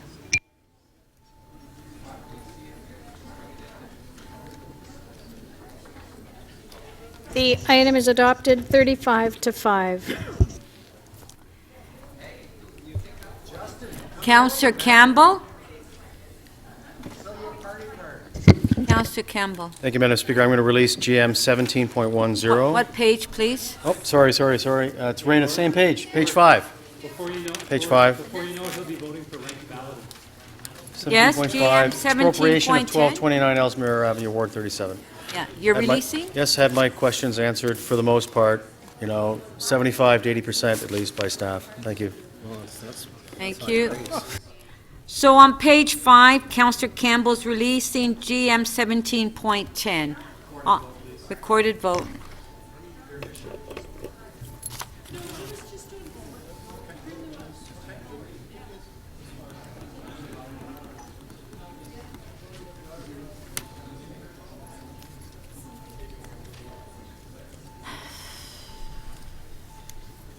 Councillor Kelly, please. Councillor DiGiorgio, Councillor Wong Tam, Councillor Layton, and Councillor Davis, please. Councillor Grimes, Councillor Crawford, Councillor Cole, when you're seated, please. Councillor Burnside, Councillor Fletcher, please. Councillor Davis.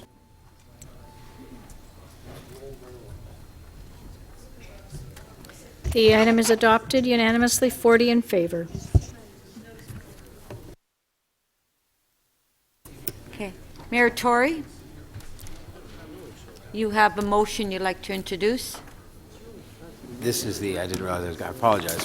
Oh, the staff will put it on the screen. Yeah. We haven't, we don't have a copy of it yet. Yes, and I'd like to ask the Council's indulgence in adding to the agenda of today's meeting an urgent motion without notice concerning Toronto's United as an Inclusive Sanctuary City status, and some comments a number of councillors made, and it's a motion that is seconded by Councillors Cressy and Mihevik as well. So And I think it is urgent in the context of all the different recent events that have happened both here in Canada and elsewhere. So I think it's important we should reaffirm our status. Okay, thank you. On favor? Carried. Did somebody ask for recorded vote? Recorded vote. Yeah, this is just on adding to the agenda, and the motion would be circulated.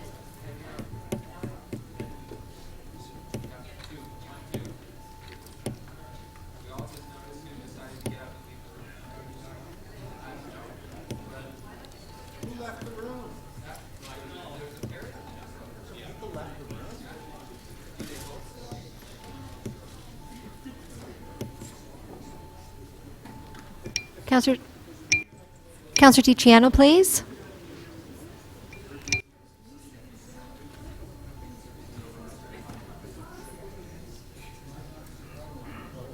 Councillor DiGiorgio, please.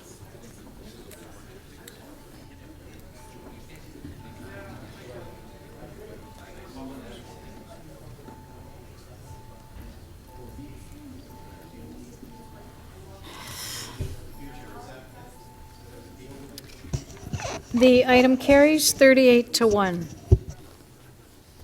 Okay, who's next? Who's next? Councillor Mihevik, you're next. Madam Speaker, sorry, just on a point of order, if it was the will of Okay. us to adjust the agenda to vote on the mayor's motion immediately? Well, once we get it circulated. Okay, no, that's fine. Thank you. Councillor Mihevik. It would be put up. I'm not going to speak to it. I'm done. Is it Councillor Mihevik? Yes, you have a motion, Councillor Mihevik. Sorry. Okay, this is related. This is from the. Frankly, it's related to the one that was just allowed to enter the floor of council, and it's a similar one that's been a request from the National Muslim Association of Canada to adopt an inclusive communities charter. Okay. On favor? Recorded vote. So, do we want a recorded vote on all of them? Okay.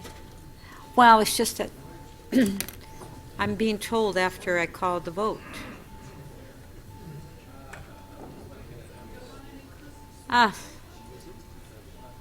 Counselor Ticiano, please. Mayor Tory, please. Counselor Mamalidi, thank you. Counselor Fillion, please.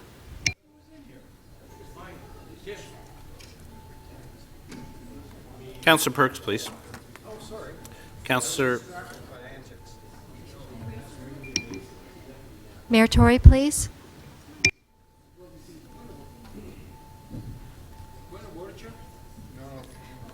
Counselor, we cannot stop members of council for leaving the room. Well, just a sec. But we're in the middle of a vote. Yes, but we're in the middle of a vote. Somebody walked in and walked out. What are the rules of procedure?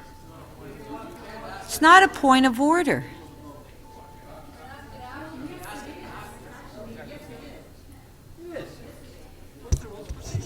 The motion to introduce carries unanimously, 38 in favor. So the counselor wants to know what the procedures are if the clerk... What is the procedure, Madam Chair, when somebody that walks in the room during a vote and decides to turn around and vote out? This is a council member. What is the procedure on that? What does our bylaw say? The counselor wants an answer. Let's just give... We know what the answer is. Okay. Okay, what is the answer?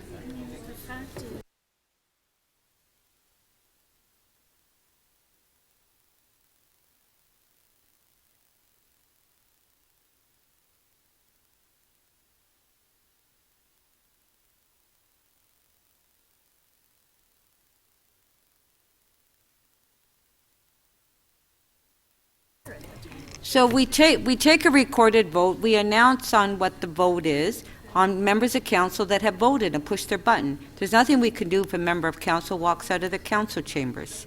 Who's next? Councillor Mihevik. It's an OMB appeal, and the hearing is imminent.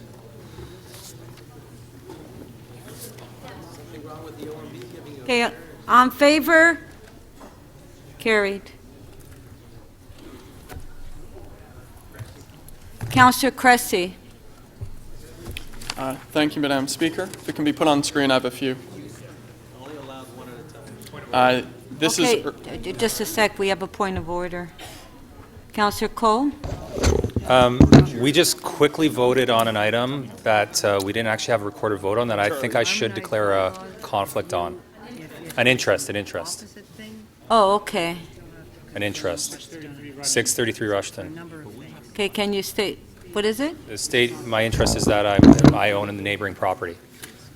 Oh, all right. Okay, so, well, we Motion didn't to take a... reopen. Yeah, so... I can't do that. So... Well, how about he leaves the room? No. Okay, so we've noted it, Councillor Cole, because we didn't take a recorded vote. Very good point. You never sent me that thing last night. Councillor Cressy. Thank you, Madam Speaker. I have an item to introduce without notice. It's urgent because this needs to be completed in order to complete the site plan process. On favor? Recorded vote.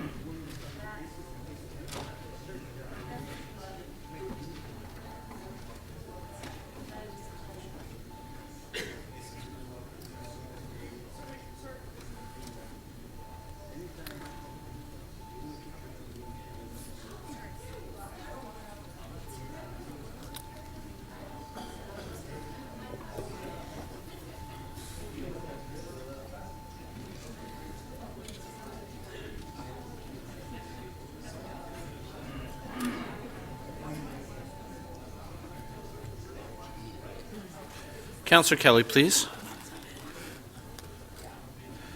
Councillor DiGiorgio. Counselor Ticiano and Counselor Cole, please. Councillor Davis. And Councillor Lee. Counselor Fletcher and Counselor Mamalidi, please.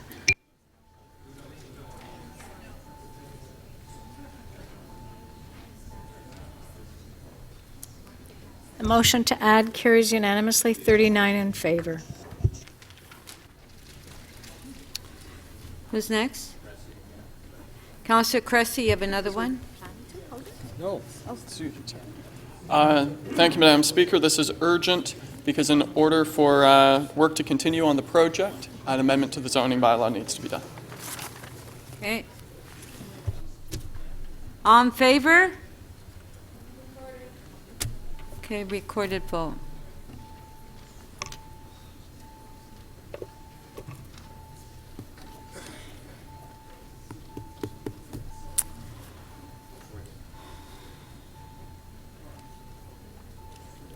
Councillor DeGiorgio, please. Councillor McMahon, Councillor Wong-Tam, Councillor Karagianis, please. And Councillor Shiner. Councillor Mihevc, please.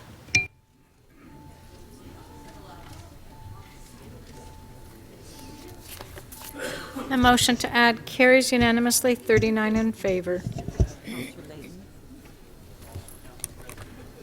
Councillor Cressy, you have another one. Thank you, Madam Speaker. Yes, this is urgent because there is an OMB hearing which is before the next council meets. Thank you. I'm waiting for someone to say, no, does anybody want a recorded vote? No. Okay, on favor? Carried. Okay, next. Councillor Wong-Tam. Yes, thank you very much, Madam Speaker. I request that on the following item of TX 21.8, which Council will be deliberating shortly, the authority for the Yonge Dundas Square Board of Management to enter into a 10-year contract with Outfront Media Canada. Councillor Wong-Tam, Yes. we're at members' motions. Yes, I was. Oh, that was adding. Oh, I'm so sorry. I thought this is the time where I make the request for the presentation. No, we're at members' motion. Okay. We're introducing members' motion. Yes, thank you very much, Madam Speaker. I'd like to introduce this particular motion to appoint a member to the Disabilities Access and Inclusion Advisory Committee. And this item is urgent because we'd like this new member to join us at our next meeting in the following week. Thank you. On favor? Carried. Councillor Grimes, you're next. Thank you, Madam Speaker. Is the motion on the screen? A motion here for 40 37th Street, request for attendance on Ontario Municipal Board. It's urgent because it's going to the board. On favor? Carried.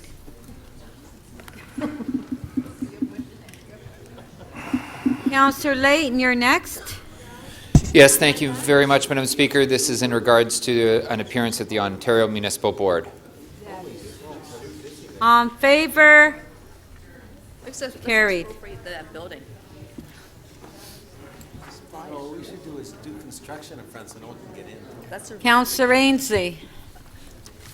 Thank you, Madam Speaker. I'd like to introduce a motion that we support 30 technology companies that wrote an open letter over the weekend of the federal government asking for to fast-track the global skills visa for technology, which I think is very important for our technology sectors. We're trying to enhance it. We're working very hard on it, and I'd like to introduce this notice of motion.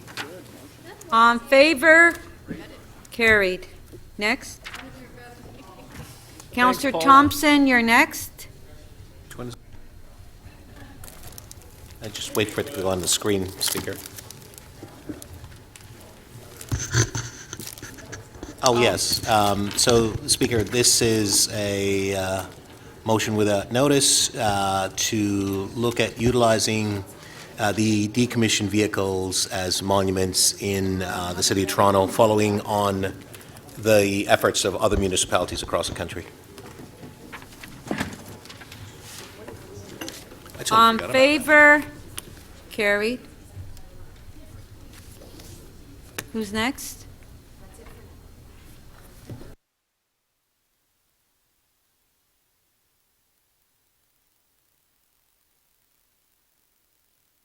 Council, once that Councillor Mihevc, I believe it was you or was it Councillor Cressy that asked that we vote on that motion, but once it gets circulated, then if we can get up and we can vote on it, okay?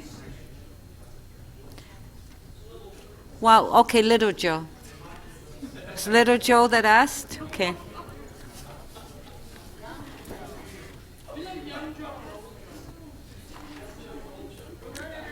Okay, so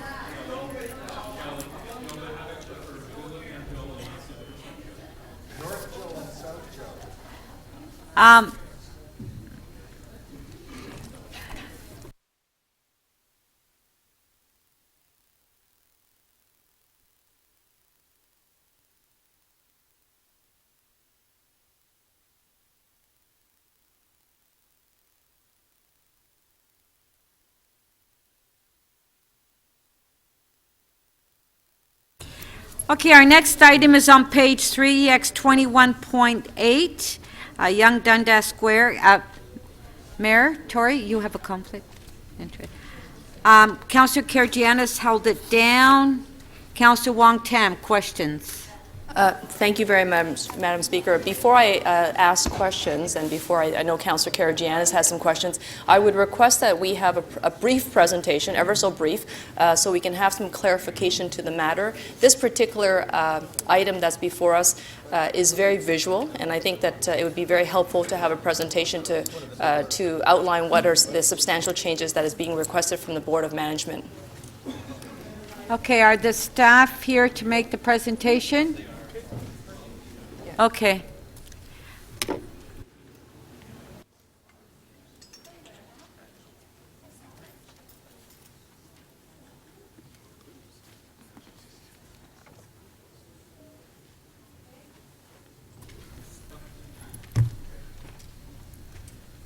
Did you, Mike?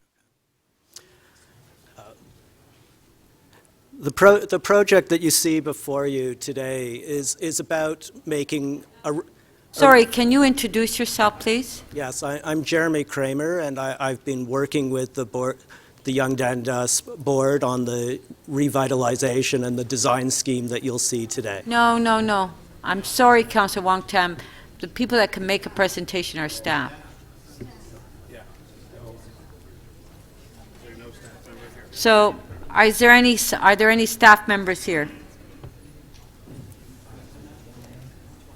Madam Speaker, this particular item is very technical, and I think if there is going to be staff that's available to speak to it, they may need some support from Mr. Kramer. No, I will have to sort this out, Councillor Wong Tam, because we can't have other than staff make presentations at council. Are the staff not prepared to make the presentation?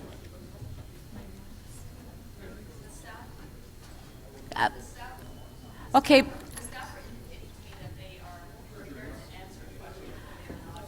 Okay, can I just have the staff, somebody come stand up or speak and tell me, please? Can one staff member get up and please make a comment?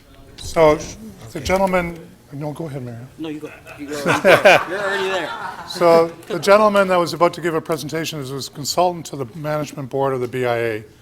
So that's why he's been asked by the local councillor to make a presentation, because he knows the technical details. But you can't do that. So now that we've been told that we can't do that, then we will deal with all questions from councillors as they come up. Thank you. Okay, so no presentation. Correct. Councillor Shiner? Would it be possible for the staff, before we start with questions, just to give council an outline of the proposal that's in front of us by speaking to it, as they did at committee and whatever else they have, as it might avoid us asking questions to get answers on an ongoing basis? So if you give us a presentation yourselves, at least to what's there, then we can ask you the questions after that. Yes, through the chair, that's possible. Okay. Okay, just a sec. We have a point of order here. Councillor Fletcher? Since there is a presentation, one of the things that we might normally do is have that circulated to councillors as a... Well, there is a presentation from the BIA, has something they'd like us to see. We can't have the person give it to us, but it could be handed out as a handout. Yes, they can, yes. And then we would all have that information, and then we could have that discussion. Yes. So if we can have a copy of that report circulated to all members of council. Councillor Fragadakis. Perhaps we could ask to stand this item down and we all get a copy of the slide deck so that we can then maybe ask some more informed questions, since we're not getting this presentation. Yes, and that's what, Councillor Fletcher, you've asked for that, right? Oh, I didn't. Yes. Oh, I didn't know you asked to stand it down. So, Madam Chair, the presentation was attached to the report.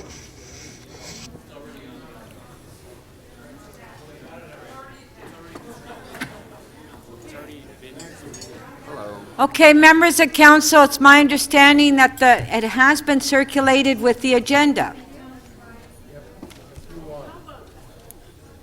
I think there's I distinctly get the feel. All right, so do we want to proceed and ask questions? Not coming from here. I'm just thinking. Councillor Wong, Councillor Wong Tam, are you ready to ask questions?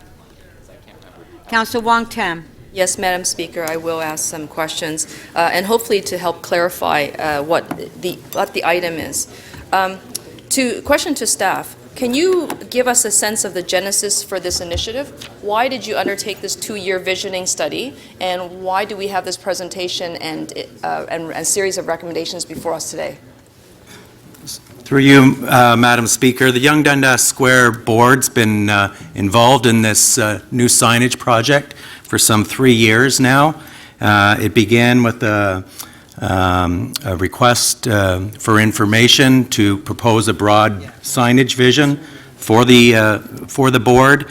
We received some submissions based on that Phase 1 call. A second call was put out to 5 of the firms that submitted, and 3 did submit a second stage. The full proposal was subject to a design review panel that involved many stakeholders who consulted on the overall design. And so with respect to the consultation process, how broadly was the notification given to the area? Through you, Madam Speaker, there was a series of formal and informal communications to the various stakeholders, including emails posting on the website, as well as a formal public notice sent by the sign group to members of the public. Is that the 250-meter notice to all the property owners? Through you, Madam Chair, that's correct, 250 meters. And would it be accurate to describe that the 7 new signs being proposed for this square, 5 of them are first-party signs and signs that will be designed to acknowledge sponsors of the square, ongoing sponsors, but not permitting third-party advertising? The signs have a various different uses as described. Some of them will be considered third-party, and some of them will be considered first-party with sponsorship. The third-party sign, that is going at the corner of Yonge and Dundas, is that correct? That's the one main component. That's correct. That's one of the signs. And then all the other signs are there to enhance the visual audience, visitor participation and experience as they come into the square. Through you, Madam Chair, that is part of the components of the signage plan, yes. And was this signage strategy and new user experience strategy as a request of the renters of the square? Did they request that they need to eliminate external equipment brought in for the square because we didn't have the equipment on the square to supplement their experience? Yeah, that's correct. Some of the signs that are going to be incorporated into this design will be used to replace the temporary signs that are brought in at great expense when there is an event occurring. So it's simply to replace the vinyl banners that sit around the square that need to be changed after every single event. That is part of the usage. And so how does so that's 5 signs are first-party use. 2 signs at the corner of Yonge and Dundas allowing third-party advertising. How does that one sign, the corner sign at Yonge and Dundas, how does the size that is proposed today compare to all the visual signage around the square? That's not part of the square, but it's sitting on private property. The signs that you're discussing, the 4-sided sign has an area of approximately 122 square meters. It's replacing a current sign that's already there with about half of that size. In terms of the total signage in the square, there's approximately proposed under this proposal 206 square meters of sign. That sort of compares in the area around Dundas Squares that has over 6,000 square meters of signage currently. So it represents the entire signage program at Yonge Dundas Square represents around 3.4% of the total signs in the area. 3.4% is what the city is now, what the Board of Management from Yonge Dundas Square is requesting that the city grant them. And then the balance of that is basically all third-party advertising and commercially owned signs around the square. That's around the square. If you compare the signage, there's approximately 6,000 square meters of signs currently there or approved around Young Dundas Square. So then the sign that's being the signage strategy that's being proposed, how does that sit in relationship to all the other signs? Because the Young Dundas Square geography itself is only 1 acre, but all the properties that surround the square is where we see the visual cues. Has the city ever objected to those third-party billboards and third-party signs around the square? That was your last question. Not to the best of our knowledge, no. Councillor Shiner. Madam Speaker, instead of as a question, almost on a point of order, before I had asked if it's possible for staff to give us, Madam Speaker, a presentation of some type on this, not using the slide deck that was here, and they said that was already part of the presentation. When I start to hear 3.4%, 6,000 square meters in this, I see everyone in council's eyes glossing over, because nobody's really following it on questions. Would it be possible for the staff to give us a verbal presentation, if you have anything put up, as to what the issue is in front of us, what's being asked for, and what some of the objections are that were raised? As I understand, Councillor Wong Tam had worked out the presentation, but the clerk's table hadn't been consulted, and the one that's in front of us couldn't go forward. So if you can help us understand the issue here by giving us a presentation, maybe we'll be better able to manage the questions and our responses to it. Okay, thank you.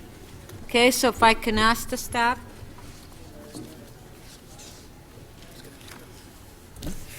We'll put a graphic up on the screen to try and illustrate the signs that are part of this proposal. I think that will help.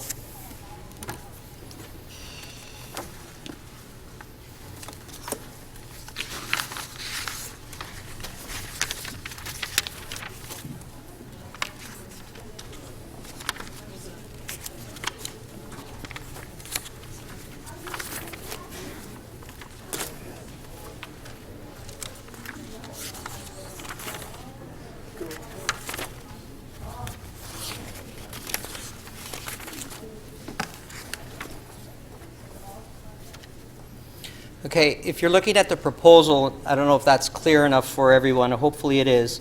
Sign A is a sign that is right at the corner of Yonge and Dundas.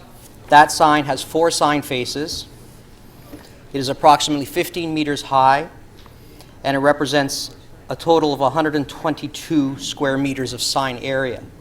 That is replacing the current sign that is located there currently, which is about half that height, but also has current sign faces.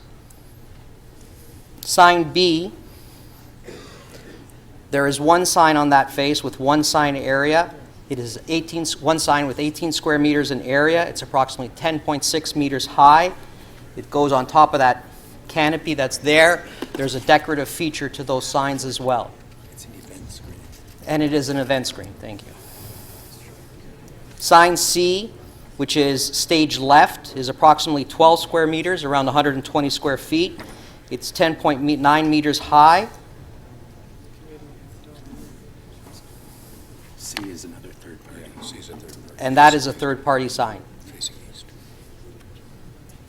Sign F, G, and D are event screens. They're approximately 10 square meters in area. They're modest. There was a concern with the backing of those signs, and there's some features that were included to make the back and some backs of the signs more pleasant looking. There's some lighting that occurred as well on those signs. Sign E is considered stage right. It's 10.4 meters in height. It is 18.3 meters in area. And that's the stage right. And that's considered stage right. Those are the totality of the signs that are proposed under this project. We describe them in the report as quite modest when compared to the signs in the area. This is a special sign district. Many of the signs are going to be used for events and sponsorships at the square. 2 of the signs will be taxed as third-party sign, under the third-party sign tax. And like I said, when looking at the area, the total signage here is only 206 square meters in area. For the Young Dundas Square, that is very modest proposal. So let Mike talk about the process some more. If I may just add some comments on the consultation that happened and where some of the concerns are now coming from.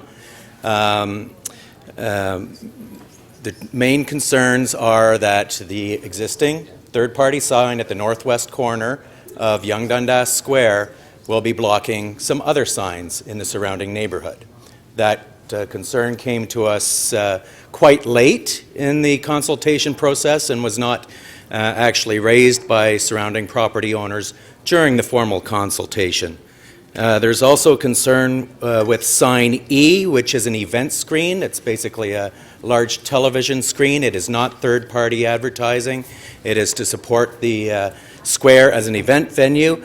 And there's a concern from City TV that that screen will block sort of the background view from when City TV broadcasts from their location across from the square.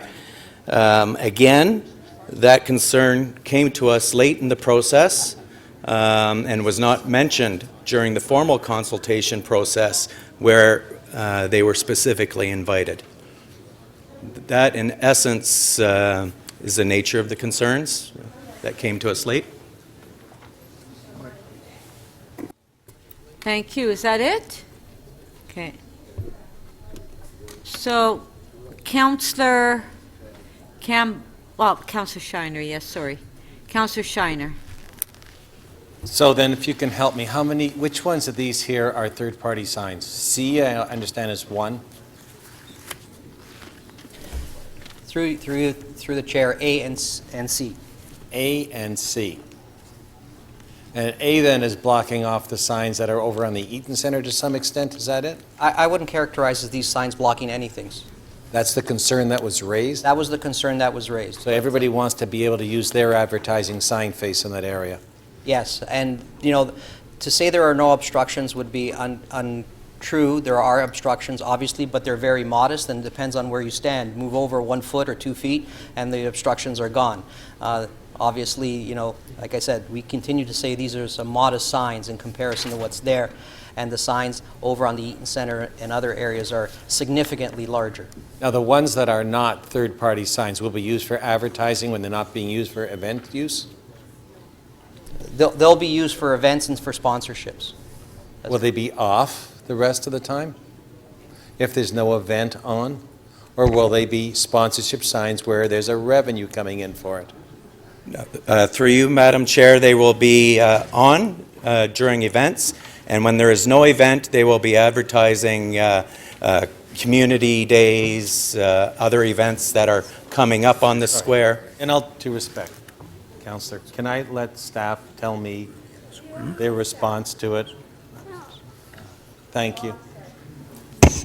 Sorry, So, they won't be on, and there'll be no third-party advertising ever permitted in that, and that's in the agreement? Yes. No, there will not be third-party advertising, and yes, it is in the agreement. Now, what's the revenue that's expected from these signs?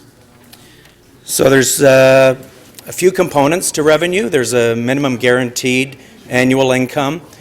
So over the 10-year life of the contract, the minimum guarantee is for $4.6 million to the square. There's also a 30% revenue share from third-party advertising, and it's estimated conservatively that would generate about $7.3 million over the 10-year contract. 30% is $7 million, so we're talking that these signs would generate revenue in excess of $20 million over the 10 years? No, the minimum guarantee is $4.6 million, but because of the revenue sharing aspects of the contract, it is likely to go up to $7.3 million over which is 30%. We get 30% of the revenue. Of the revenue. So the revenue for these signs over the 10 years would be well in excess of $20 million, not to the square, but to those to the contract holder for that? Because we're getting 30% of that. It would be a significant revenue for the company that sells that So space. 2/3 is for the company and less than 1/3 is for the square. Yes. And that was negotiated by whom? Pardon me? That was negotiated by? That was negotiated between the board and out front. The rough terms are included in the report in consultation with city legal and economic development staff. On that revenue, the $20 million over 10 years, do we get part of that as well as a sign tax? Before we go to the sign tax, I just want to address the revenue as well. So in addition to the revenue, there's a $3.5 million capital investment for the signage that the square is not paying for, but the sign company is. There's also a requirement for free Wi-Fi access for users of the square, and there's other collateral that is being provided by out front to the square and to the community event users of the square as well. Through you, that with respect to the sign tax revenue for the 2 third-party signs, we'll receive at the current rates $51,000 a year in the sign tax. So the investment is $3.5 million plus Wi-Fi and a few other benefits. The revenue's in excess of $20 million. The guarantee is 4.5 and the projected income is 7. Are those basically the numbers? Yes. Yes. Thank you. Councillor Campbell? Questions? Questions, yes, thank you, Madam Speaker. The concerns that were expressed by City TV and other companies who have signs, how have those concerns been addressed?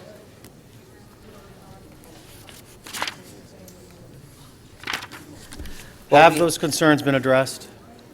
We like, as was stated, those concerns came to us late in the game. They were part of the review. They were part of the design review panel when this proposal was being considered, when the RFP was being considered. We have had discussions with City TV. There is a potential for them to relocate their cameras. Again, this is not an obstruction of any sight lines to their buildings. It's strictly where their current cameras are located that they have a concern. They are not certain. They have a concern that it may partially obstruct the view of the square. So in regard to the public consultation, there's reference made in the report of public consultation. How many companies or how many people attended the public consultation, and how were the local area businesses informed?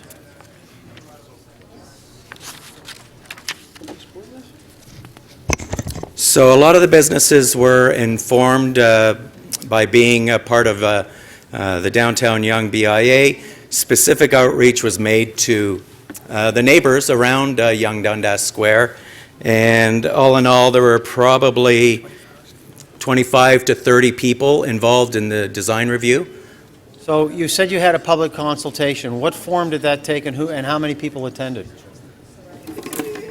Again, there was about 25 people who attended, and it was a formal design review where the people who participated looked at the various proposals, and they were reviewed as blind proposals, so you couldn't see who was proposing what.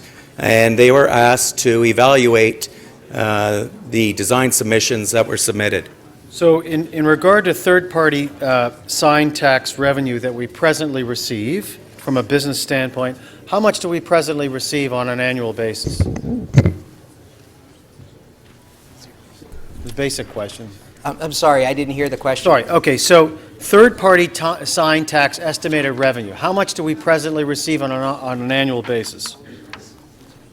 Is that specifically for Young Dundas Square? That's specifically for Young Dundas Square, yes.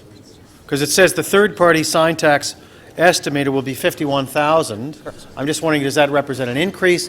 Is it status quo? Is it a decrease? The current signs are exempt from the tax bylaw, so we don't receive any third-party tax from Young Dundas Square at the present time. So this is all incremental revenue then, is it? Is that right? With respect to the sign tax, that's correct. Okay. So in regard to the fee or the amount that we are expecting from out front, it says something to the 400,000 a year for a couple of years for the first 5 years, 500,000 for the second 5 years, plus 30% of the gross revenues. How does that compare with revenues that we're presently receiving? The current contract, which is expiring, which is with Clear Channel, generates sign revenue in roughly $240,000 per year. 240,000 a year. So why a 10-year contract and not a 5-year contract?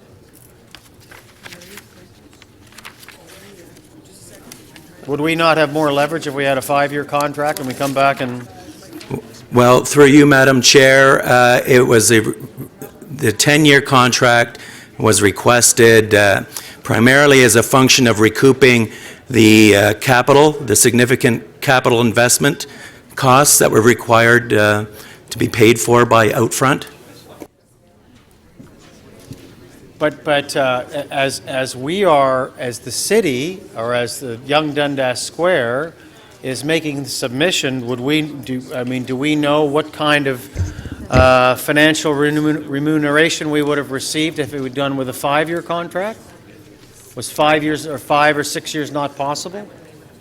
Through you, Madam Chair, I don't believe any company would have put forward a 5-year proposal given the significant capital infrastructure that was required to be made by Outfront. Fair enough. So just to follow up on lastly on my first question, in regard to the objections raised, you said that they came in late in the day and that you're still working around them. How will this resolve itself in the end? Given that your council's being asked to approve this now, you're going to go away and do the work that you need.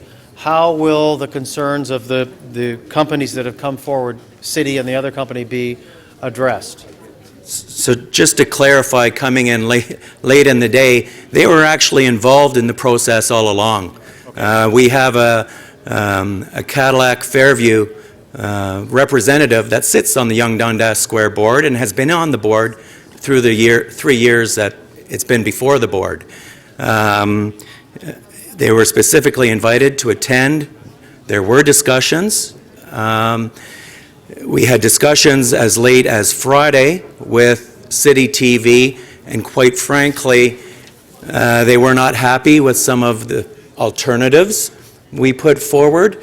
Nothing short of moving one of those signs would satisfy them.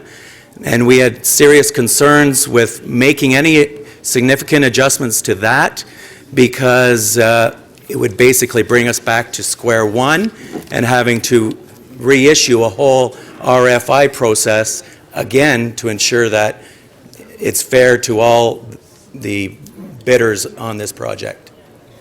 That was your last question. You're over 6 minutes. Yeah, I know. Okay. Councillor Crawford. Thank you, Madam Speaker. I guess question to staff. The 15.2 meters for this, I guess, sign A. How did you determine? You also commented that it's twice the size as the sign that's there now, or the temporary sign that's there now. How did you come to the determination of 15 meters as the appropriate sign height? That was done through the review study and the design panel where this was considered and the various proposals were considered. There was the design review panel, and the proposal before you was the bid that was selected as the winning bid, meeting the most of the criteria. Okay, you still didn't know why 15 meters as opposed to the present half the height. Why so much higher? In terms of the height, it's consistent with the signs in the area. It's not significantly higher than any of the signs in the areas. It was a part of that RFP process again. In terms of the height of the current structure, I mean, it is slightly higher to allow better visibility and usability. And it creates a gateway with respect to the Yonge Dundas Square. It was part of the visioning process for the Yonge Dundas Square to try and improve its identification and events that are occurring at the square. And I appreciate the visioning of what happened. I'm really focused. So you're suggesting that this sign that's in the middle of the square, you're comparing it to the heights of the other signs that are on the buildings much higher. I would assume that, are there any other signs that are similar to this in the middle of the square, that height? No, in terms of the square, no, there are not, but in the area, and this is not in the middle of the square, it's at the corner of Yonge and Dundas. Okay. And did you have any consultations with, and this may be, I don't know if the chief building official here or somebody from building, did you have any, oh, great, well then here's a good question for you then. Did you talk to with regard to the weight load engineering requirements of this particular sign, did you talk to the TTC, consult with the TTC on the technical requirements on whether or not this sign is actually feasible for that particular site?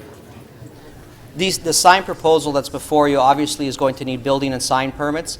Part of that design detail will be done obviously prior to them coming for permits, and we will be consulting and reviewing all the structural submissions and the technical submissions prior to issuing a permit They haven't become for that. Okay, and in the event that those requirements come back and they say this ain't going to work, what happens after that? Do you sort of come back and look at, well, maybe we should actually make the sign a little bit smaller? Or how do you determine, in the event that the engineering requirements aren't what you're expecting, what's the next step? Well, clearly, if the engineering requirements can't support the signs that are before you, there would need to be amendments, potentially. Wouldn't it make sense to get those engineering requirements and consultations before it comes before us? I mean, the engineering requirements and the drawings are obviously going to be commissioned once the contract is let. That is typical of these processes, and again, they'll be reviewed in consultation with the engineers. They do need building permits and sign permits. There has been some preliminary work done with respect to the feasibility of these signs at this square, so that preliminary work is positive in terms of the ability of the square to support these signs. There has been a structural engineer that Yonge Dundas Square hasn't engaged as a preliminary part of this to see if this is possible. So the more detailed work will come later when their building permits are applied for. So again, to clarify, if when all of the technical aspects of the requirements come back and you realize this 15, it's not going to meet the requirements or the proposal that we're deciding on, does this bid go back out for another RFP to look at this, or do you just readjust the contract that is going to be awarded?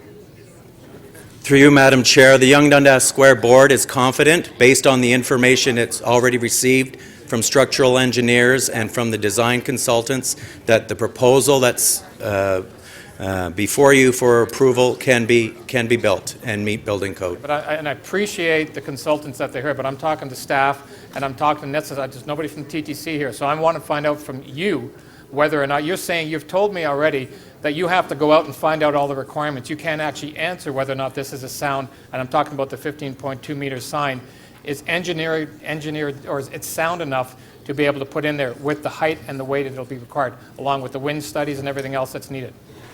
We are confident that that will be possible. Of course, the design will, the details will come forward when they apply for a building permit. That is no different than any other project that is proposed. The specifics of the design are fleshed out, and if there are concerns, there's generally mitigating measures from a structural perspective that you can take to ensure that the signs meet the minimum requirements of the building code and other mitigating construction measures so that they can be constructed safely. Thank you. Thank you. Councillor McConnell? Thank you very much. So I apologize. I wasn't able to sit through the hearing at the Community Council, so I didn't watch any part of it. Can you tell me, I see that Church Wellesley Association objected to the Sign Variance Committee's decision to approve, as did the Bay Clover Hill. What I wanted to know about, however, is what other areas and condominiums are in the view corridor, and did you do any studies to see what the impact might be on either the close condominiums, such as the Plantageous, or the Pace, or the two that will be put at Jarvis and Dundas, or even further down into Regent Park, where the light already is very obvious from most of the condominiums in there. Through you, Madam Chair, this did not proceed by way of variance. It was a sign bylaw amendment. Yes. So I'm not aware of those issues that you're discussing. But in terms of the signage, there was a study done. Again, the signages are modest, and there's no impact that we can see. There's no impact to the adjacent communities. Well, since there is impact already from the signs that are already there, and this is the same size of a sign, then I'm not quite sure how there can't be an impact. I'm sorry. It's a bit confusing to me. I mean, you can see these signs from the whole downtown. Yes, the signage in the square that is proposed will comply with the illumination levels in the sign bylaw. Yes, I understand that. I really, actually, I'm just asking a more simple question, and that is, what is the impact on people who are overlooking this in terms of what is already a bad situation of too much light and too much flickering and too much dynamics in all of their windows? And was there any patterns that were looked at that would indicate where these view corridors were, since it's entirely a vertical community? That's all. Through you, Madam Chair, with respect to the signage that's proposed at Yonge Dundas Square being only 3%, there is really no impact greater than what's already there. These signs will not impact or cause greater illumination than the current situation at Yonge Dundas Square. And they will not be viewed by people who live in the Pace. They will not be viewed specifically by people in the Plantageous or the other condominiums in their front rooms. Is that correct? Yes, through you, Madam Chair. The signs proposed at Yonge Dundas Square are much lower than the signs surrounding the square, and the consultant has done a significant view analysis from the various surrounding community, and there is no impact. And has that been done all the way down Dundas Street? Yes, there was a view study done from Dundas East, so east of the square, looking west. Square, looking west. And how far did that view study go? Where was it at Sherburne? Was it at Parliament? Was it at River? It's included in the package, and it would be where the square becomes first visible if you're traveling along Dundas Street, if you will. So was it done to Parliament Street? It wasn't necessary to take that view from Parliament.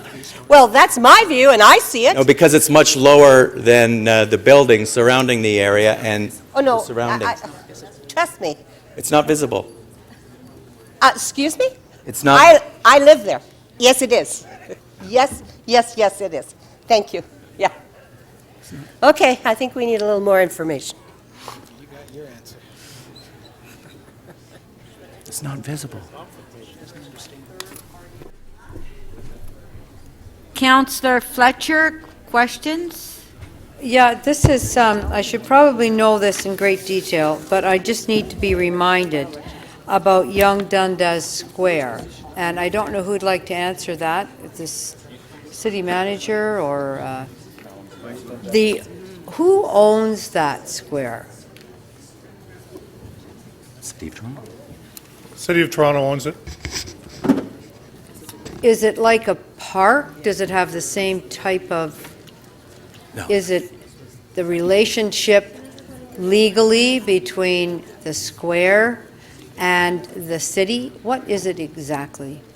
So Yonge Dundas Square is a local board under the City of Toronto Act. The lands at Yonge Dundas are owned by the city, and the Toronto Municipal Code identifies them as a public square. So it's a public square, and we've given the management of that square to a board. That's correct. So it'd be kind of like an arena? Can I say that it might be like an arena that we own and we've given the management to a board? Or it would be like one of our AOCs that we own and we've given the management to a board. Could I make that conclusion or draw those similarities? Yes, Councillor, I think that the relationship would be akin to an arena board or a community center, an AOC. But it's public space compared to a building. Is it designated as public space? It's actually identified as a public square for events and activities in our bylaw. So much of what Young Dundas Square does is program the square. So public square for events and activities. And I'm interested, and there's a board of management, and is it the BIA that manages it, or is it a separate board of management? It's a separate board of management that manages the square with representation from some of the surrounding key stakeholders.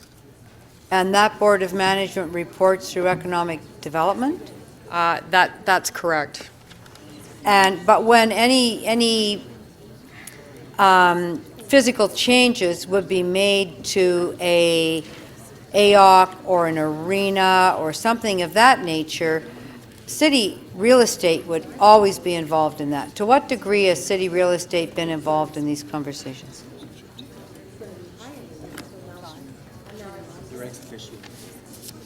City real estate is an ex officio on the board of management, so I'm not have ta- been engaged throughout this process. They've been engaged through the design process, and they, so I could ask one of them a question here today, if they're here. Since it's our square. Kind of like Alexander the Great, it's in the BIA, Greektown BIA, but it's a city park.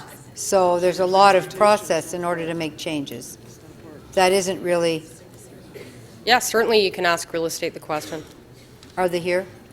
I don't know if anyone's here from real estate. I don't think so. So they don't have a major role. They've signed off. Is that what you're telling me? They've signed off on all of this, Yes, that's correct.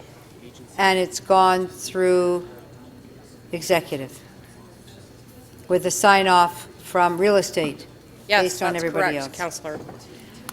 And, okay, I'll speak. Thank you. Helpful. How many meetings did they go to? I don't think they went to any fucking meetings.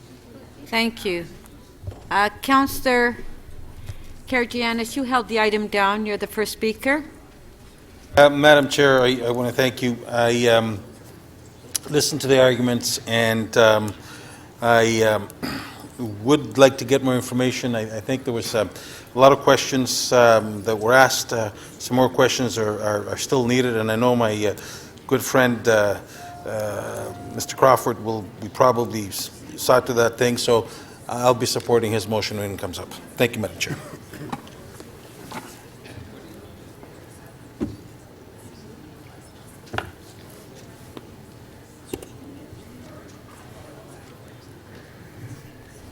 Thank you.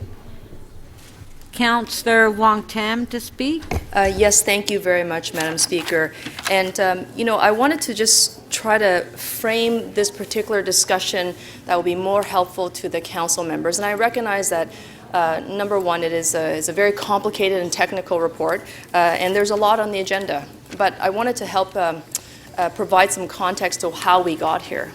So about 3 years ago, and this is after surveying the user experience as well as the renters of the square on how can the Board of Management and the staff that they employ provide a better experience for both the renters of the square as well as the visitors to the square. And what was told to them was that, we're in competition with other places and other venues, and this City Council has directed this Board of Management to not treat it like an AOC, to not treat it like your average parkland, that it had to be much more dynamic. It sits in a special area sign district, which is why the perimeter of properties that surround Yonge Dundas Square has very large media towers and almost unlimited signage, very dynamic, very kinetic, all surrounding and wrapping the square. The users and the renters of the square said, we're bringing in a lot of external equipment in order for them to enhance the experience of those who are attending the square. That is an extra cost to the renter, and it's also very cumbersome because it creates visual obstructions with respect to sight lines for those who are in the square. So the board started to endeavor and created a broad signage strategy to try to enhance the user experience. They spent about $100,000 and 3 years of visioning and process in order for them to get it right. They hired a professional consultant, and they actually were able to send this out to tender. And what you see before you is the potential contract if you choose to give permissions for the signage. They will go ahead and initiate the contract. These screens have got to be special custom ordered from Japan. They are very time sensitive in terms of how they deliver it and how they install it. This will all be properly vetted through a series of engineering drawings. And all of this, in terms of millions of dollars of capital improvement to the square, is coming at zero cost to the city. Madam Speaker, can I ask that we have just a little bit of quiet in the room? I can barely hear myself. Madam Speaker? Madam Speaker? Sorry, if I just... I'm hearing some voices and I'm having some hard... Members of council, if you can please try to keep it down. Thank you. Thank you very much, Madam Speaker. So what we need to fully understand is that the square is now into its 13th or 14th year.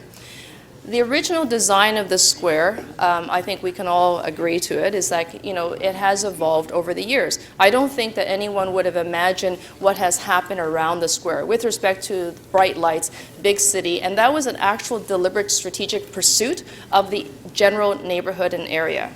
The square itself has evolved because there are a number of new additions to the square that were not designed into the square. So over a period of 13, 14 years, through user experiences and feedback from the renters of the square, the city has had to, and the Board of Management has had to make some decisions on how to reinvest in making that square experience to be the very best that it can in Canada. What I want to share with you is that this is not a process that we can take lightly.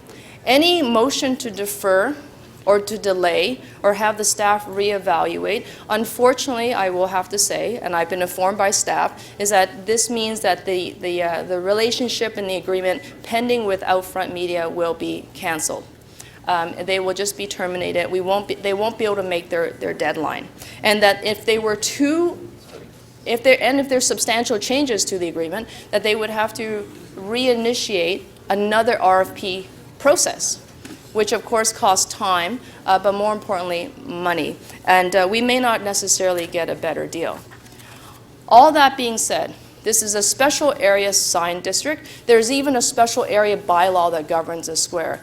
This was all set up by City Council to create this dynamic commercial district. And I do appreciate that there are some members of council who just don't like third-party billboards. I'm actually one of them.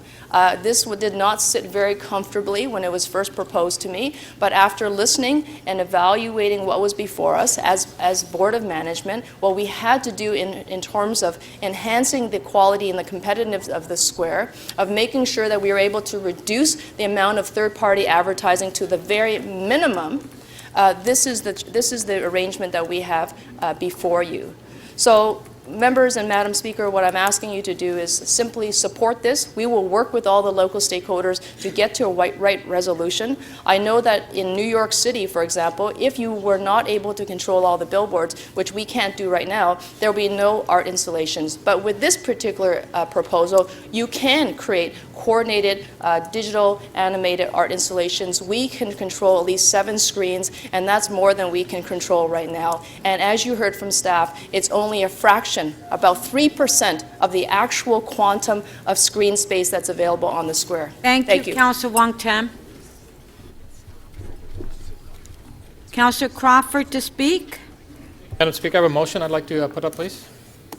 That City Council refer the item to the Chief Building Official and Executive Director, Toronto Building and General Manager, Economic Development and Culture, and request the Chief Building Official and Executive Director, Toronto Building and General Manager, Economic Development and Culture to A, report to the Executive Committee at the first opportunity reflecting on potential safety issues, on the implications for the pedestrian scale of the square, and the economic implications for adjacent landlords and sign operators, and in particular, how a sign of 15.2 meters in height serves the public in a more beneficial way than a sign of more limited height. And that B, they consult with the Toronto Transit Commission and report back on any safety, weight load, or engineering requirements on the proposed 15.2-meter sign. I was at Executive last week when this item came before us. I did have an opportunity, as did my colleagues, to listen to all the deputations. I did read the report, and out of the questions that I've heard today, and I'm glad we had the opportunity to ask questions because I don't think all the questions were answered the last week. There are a number of inconsistencies that I felt warranted having to look at this and maybe go back and bring it back to us in the future, and hopefully the fairly quick future. As I said, when I look at the size of this, 15.2 meters high, I didn't get a sense from staff how they determined 50.2 or just keep the size that is actually there, which is half the height. Councillor McConnell, in her questions, seemed to indicate there were inconsistencies about consultation and the ability to actually see this particular sign. I know staff mentioned that, well, in fact, a lot of the signs in the square are a lot higher. A lot of the signs actually aren't in the middle of the square, shooting up almost 3 stories. So I do have concerns that this 15.2 meter height may be a little too high. Maybe it should come down to something that may be more reasonable, which is fine. But again, what I really want to have, and there seems to be a lot of debate on this particular item, is let's go back and let's have those questions answered. There were a number of things around the weight load, the engineering requirements, the size of this sign, with regard to the wind, and some of the deputations, and we didn't have the deputations here, of course, has suggested that the size of this sign may have an impact just through wind, and whether or not there may not be the engineering capacity or capabilities to actually have a sign this size. And I think staff confirmed that, even though they suggested that it would be fine. I got from their responses, they still have to come back with all the technical requirements, and then that would input into, good possibility the sign may have to come down. All I'm suggesting is we refer this back to staff, get the information as quickly as possible so we can all have more of an educated, proper decision on this particular sign, because I do have concerns that, in fact, it's probably a little bit too big and it may not fit the needs of what the square is, even though the studies and the consultation did come back. So I would hope that we can just refer this, hoping it comes back fairly quickly. Thank you. Thank you. Oh, we do have a question for you. Councillor Layton. Clarification of the motion. Yes, thank you very much, Madam Speaker. Just through you on clarification of the motion, are you aware that the RFP process costed in excess of $100,000 to go through? I'm aware that I didn't know the specifics. I'm sure there is aware of a cost, but again, I'm looking at the long-term council. So if this is going to be coming back and it's actually going to be signed a lot smaller, which the indications I'm suggesting may happen, I would rather go through a proper process to make sure that the right kind of contractor is brought in. So I suspect that you're not aware. I've just confirmed it with staff that, or are you aware that the recommendation you're making will in fact kill the existing contract we have in front of us, thereby losing the $100,000 that was put into the RFP?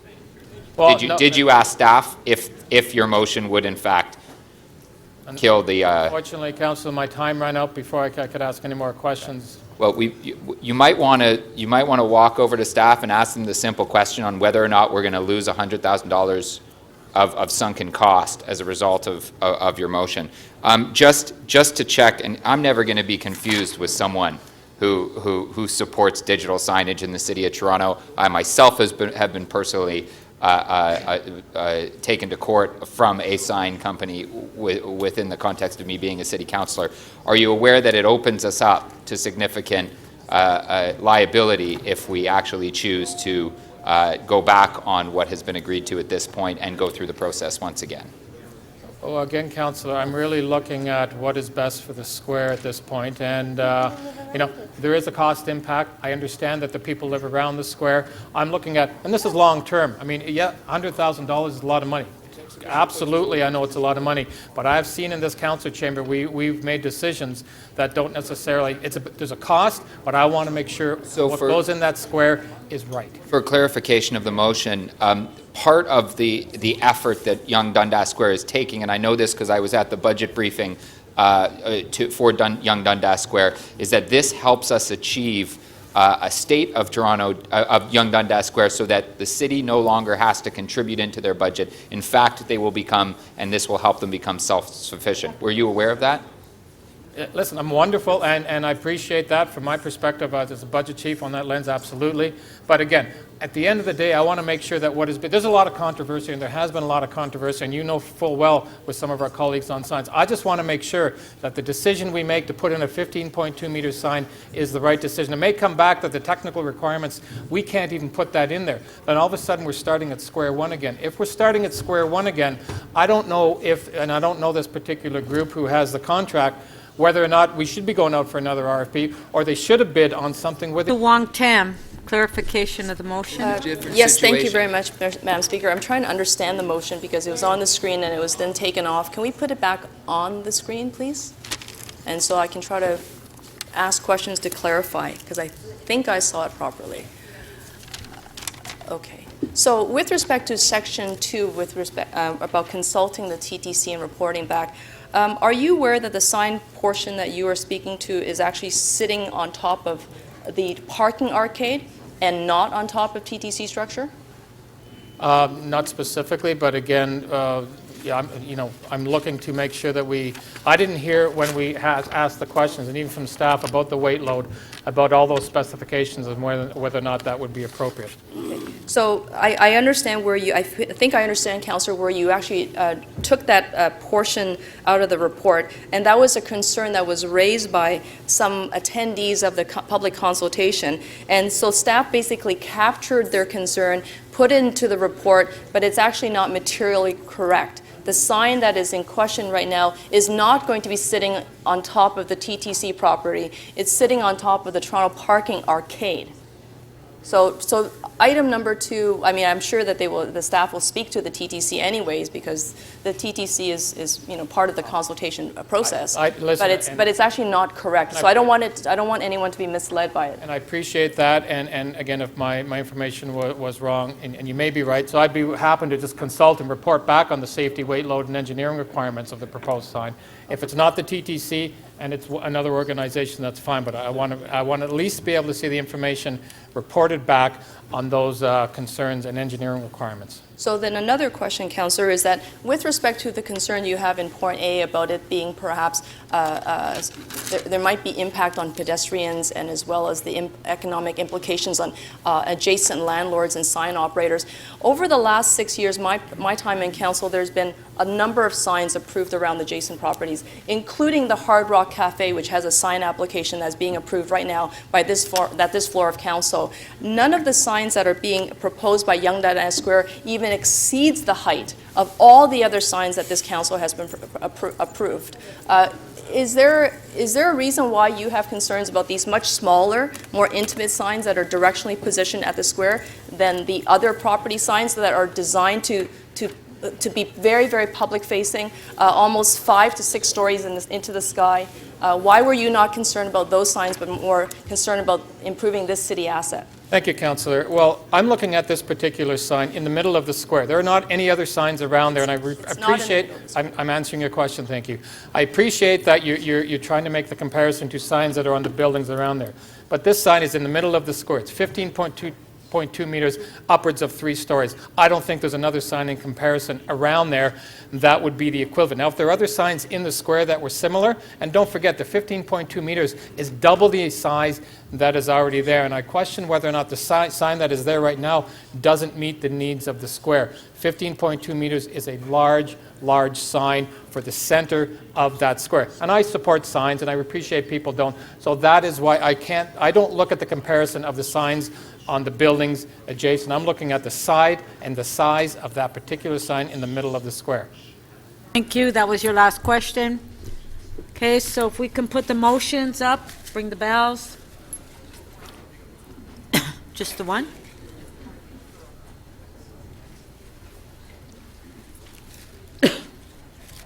Motions on the screen by Councillor Crawford.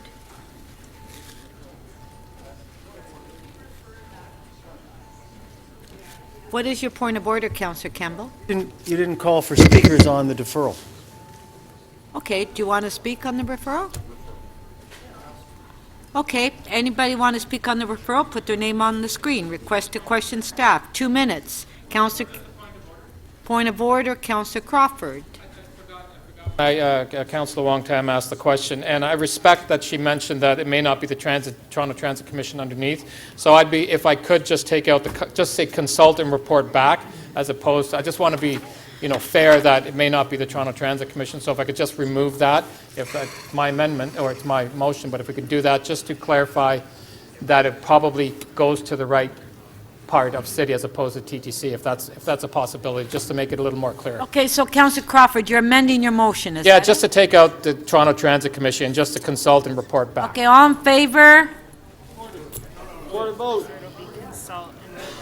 Yeah. Okay, you have to get the correct wording, Councillor Crawford. Okay, Councillor Campbell on the referral, 2 minutes.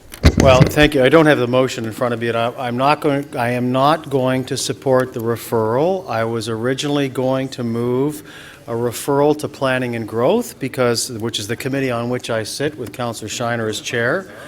But in my personal view, after having spoken with the local councillor and having spoken with staff, I'm not of the view that referral and further debate and discussion is necessary. Thank you, Madam Speaker. Okay, thank you. Any more speakers on the referral? No. Okay, let's put the motion. Okay.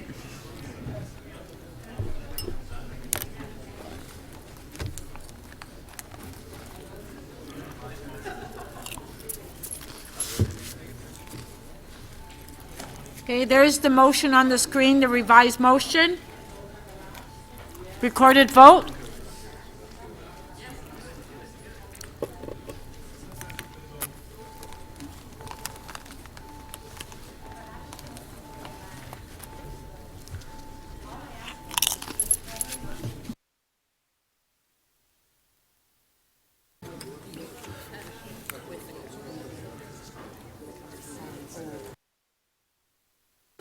Councillor Wong-Tam, please. Councillor Crisanti, Councillor Cole, please. Councillor Matlow. And Councillor Shiner. Councillor Perruzza, your vote, please. Councillor Mihevc, when you're seated, please. Councillor Perruzza, please.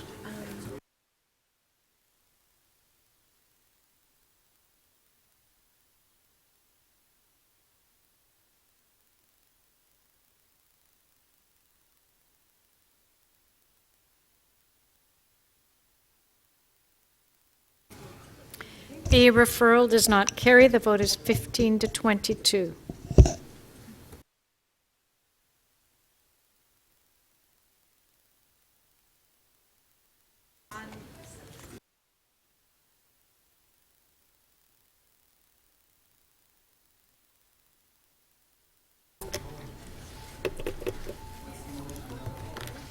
It's the item.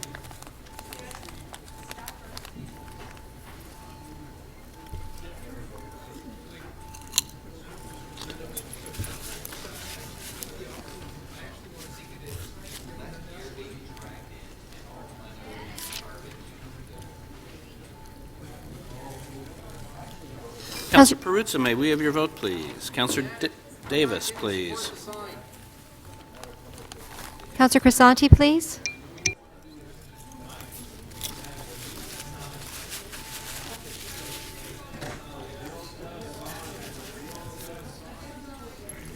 Councillor Davis, please.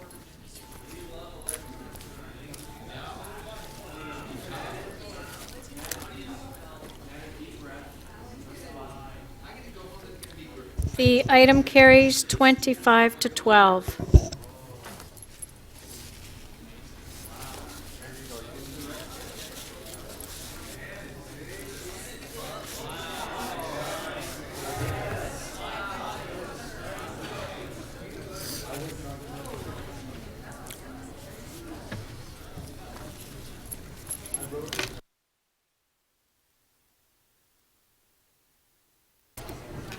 Okay, so we're finished the item. Now, there's been a request by Councillor, I think it was by Councillor Cressy, Low Joe, right? That members' motion by the mayor, MM 2423. Yes, he is.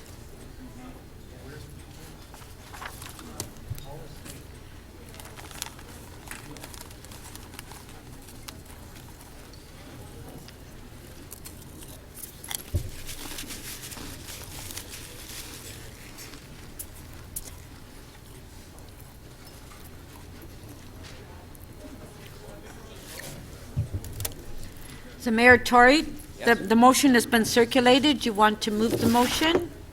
MM4. Yes, I move the motion that appears on the screen, Madam Speaker. Thank you. Okay. Recorded vote. Oh, you have questions? Okay. Councillor Campbell, What? It's a questions? democracy. We're allowed to ask questions. My question for the mayor. My question for the mayor. My question for the mayor is how is a sanctuary city defined? What are the implications for the city as a sanctuary city? Are we already a sanctuary city? Yeah. Well, yes. Don't you feel safe? My microphone, Madam Speaker. Madam Speaker, through you, yes, we are, and I think essentially it is as stated in the motion itself, and the preamble in particular, which indicates that a sanctuary city is a place where, first and foremost, people are not going to be discriminated against on the basis of the lack of documentation, and that further to that, and really that's one of the points this motion here proposes to follow up on, which is to see how our city departments and agencies and so on are going about ensuring consistency with our declaration of Toronto as a sanctuary city, which was done some time ago and has in fact been reaffirmed, I think, more than once, to ensure that people are not fearful of having to come forward to use a park or a recreation program or whatever based on their lack of immigration documentation. That's the only question I had. Thank you. Thank you. That's fair. That's a fair question. Just a couple of jobs. Are there any further questions?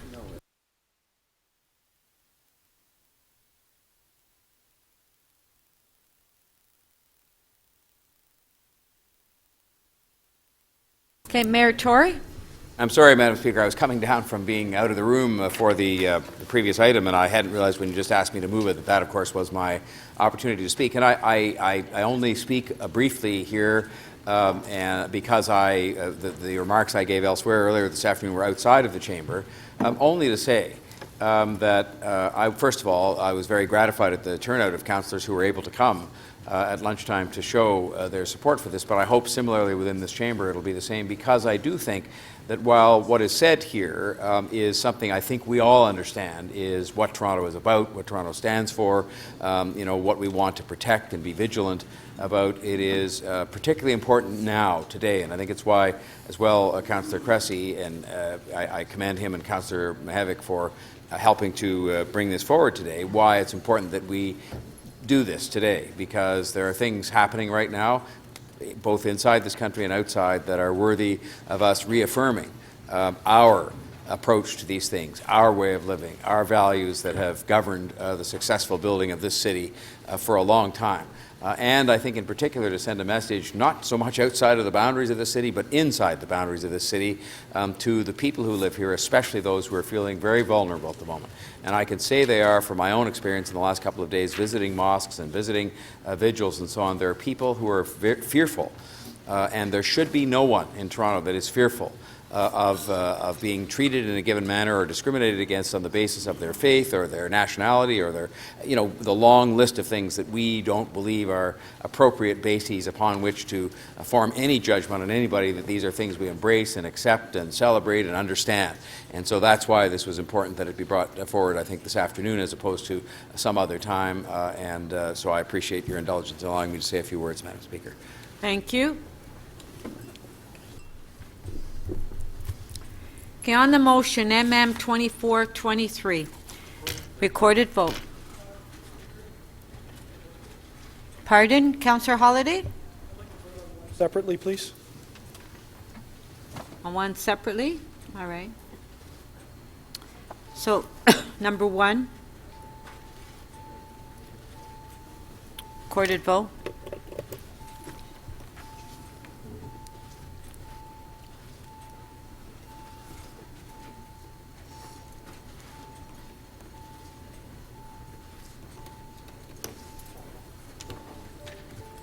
Councillor Palacio and Councillor Burnside, please.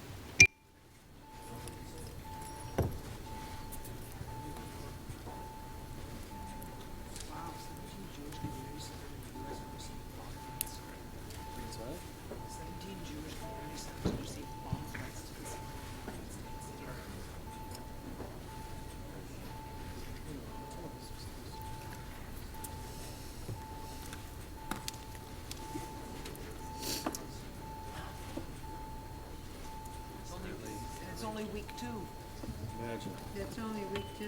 4 years of snow and since. 8 years of it. What? 8 years of it. No. I don't think it'll be 8.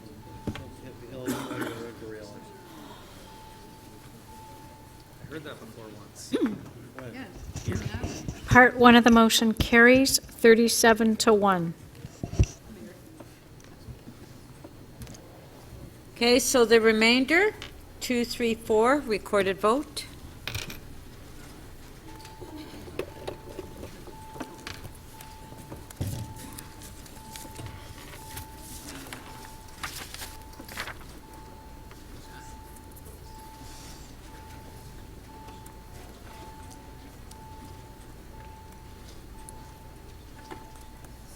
Councillor Layton, please.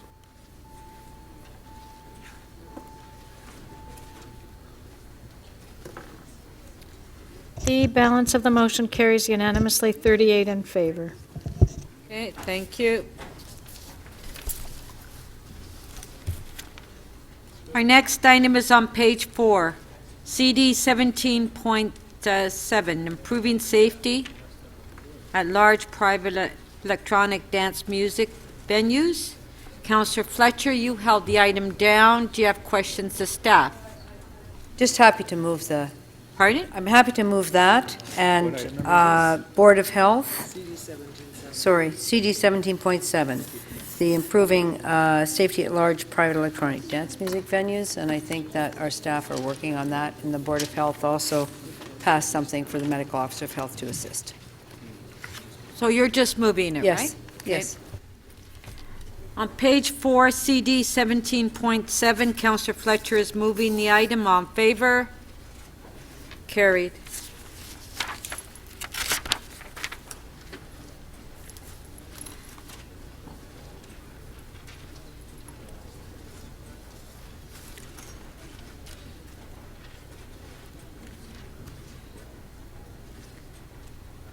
On page 5, PG 17.2, area-specific amendments to the city sign bylaw, 64 Ford House Boulevard. Councillor Karygiannis, you held the item down. Do we have questions of staff? Not at this time, Madam Chair. Do we have any questions to staff? To speak? Councillor Karygiannis?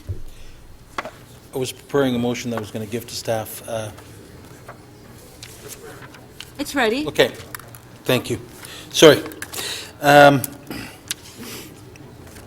Madam Chair, there's been back and forth.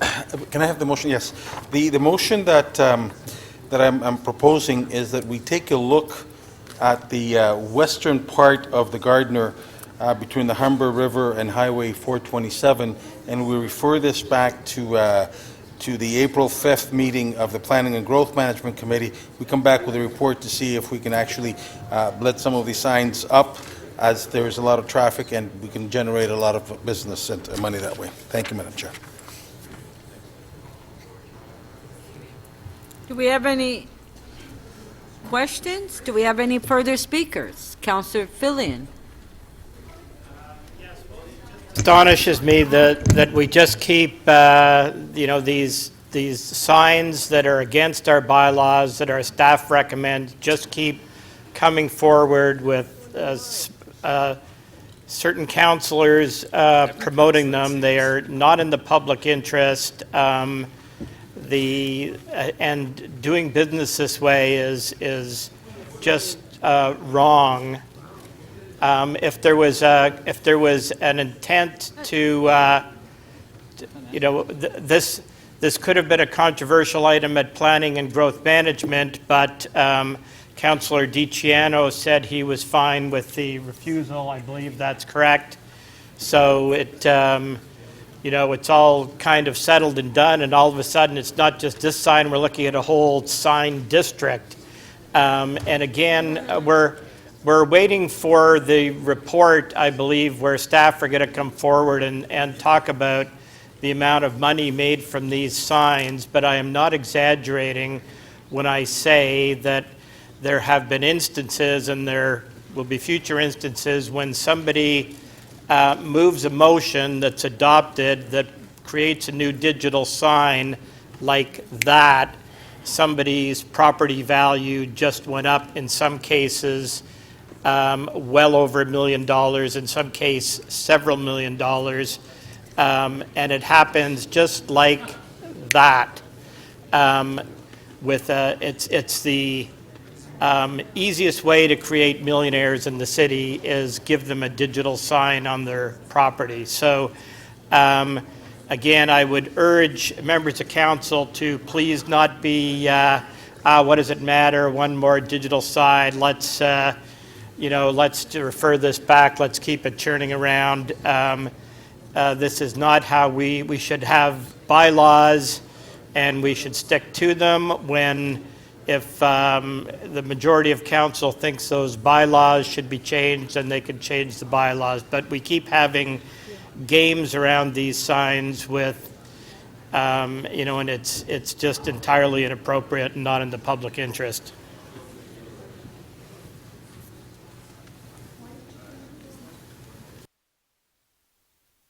Councillor DiCiano to speak. Yeah, thank you, Madam Speaker. Can I see that motion put back up, please? Put the motion on the screen, please.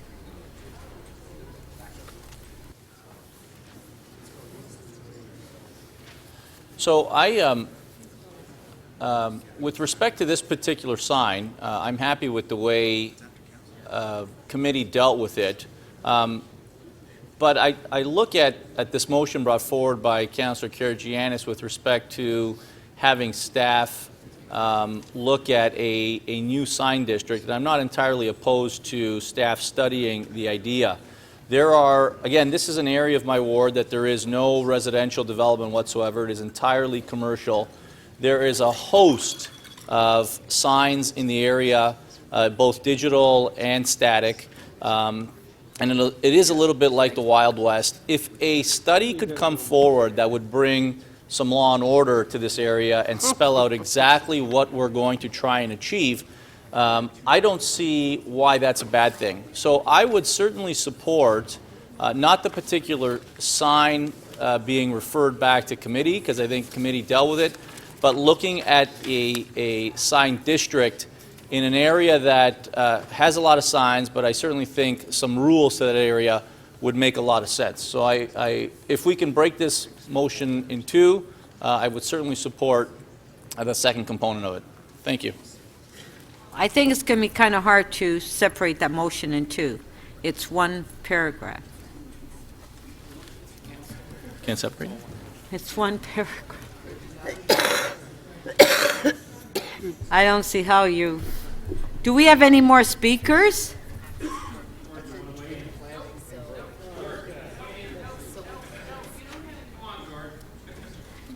Councillor Grimes, this is your area?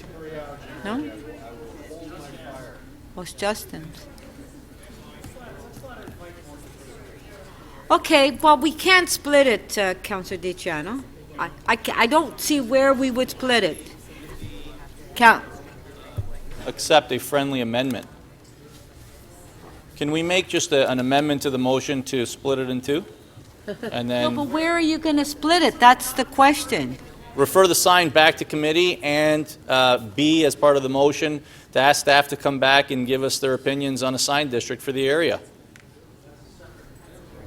That would make it two different items on one motion. You could have, when you got up to speak, to move your own motion. Well, I'm a rookie speaker. That's the benefit of being a rookie. No, but, okay.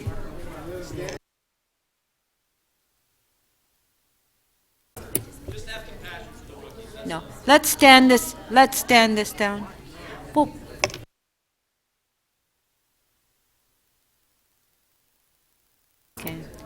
okay, we have the one motion on the screen. You can't, Councillor DiCiano, you...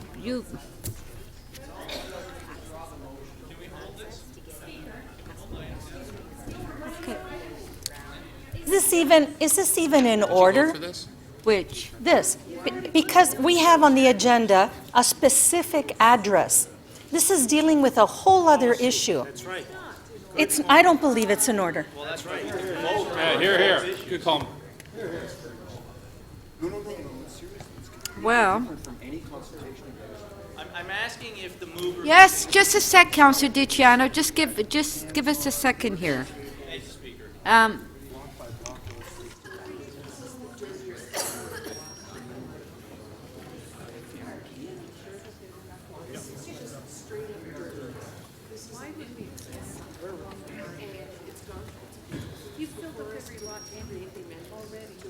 Maybe we can take some away.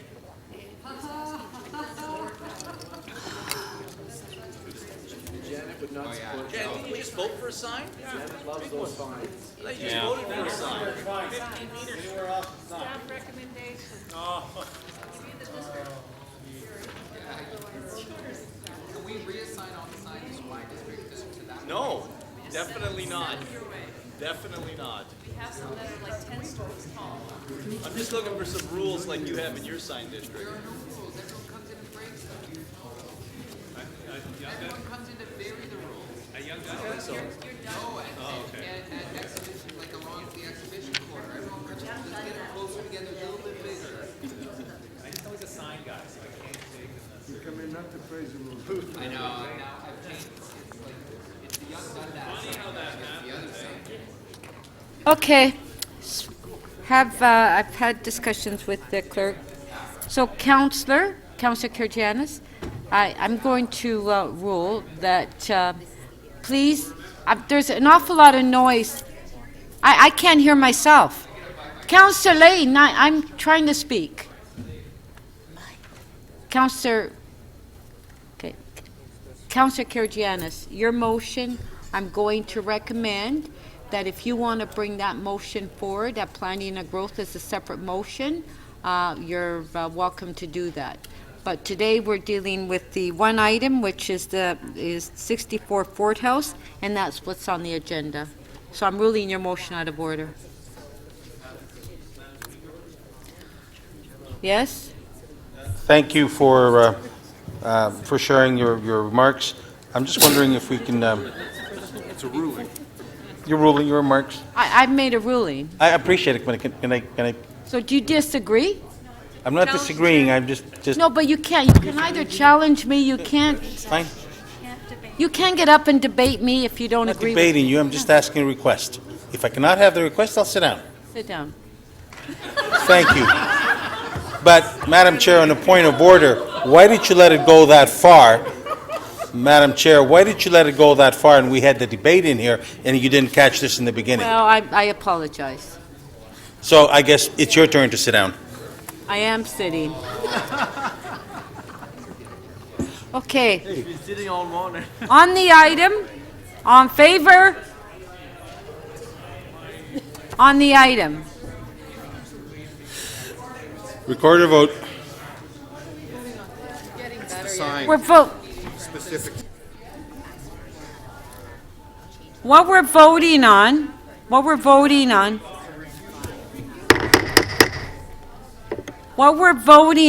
is page 5, PG 17.2, area-specific amendments to the city sign bylaw, 64 Fort House Boulevard. That's what we're voting on. Okay?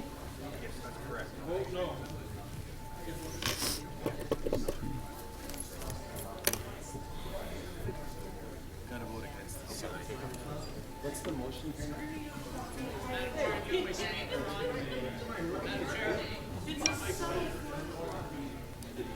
Councillor Palacio, Councillor Holland, Councillor Crisanti, please. Councillor Wong-Tam, please. Councillor Ainsley, please.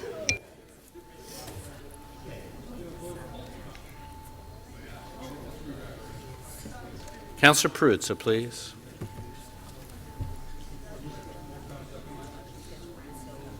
Councillor Perruzza, please.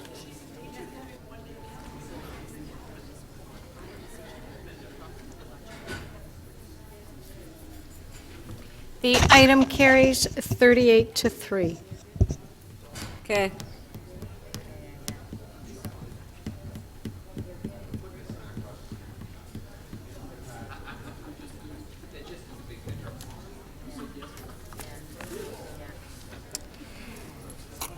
Page 5, PG 17.4.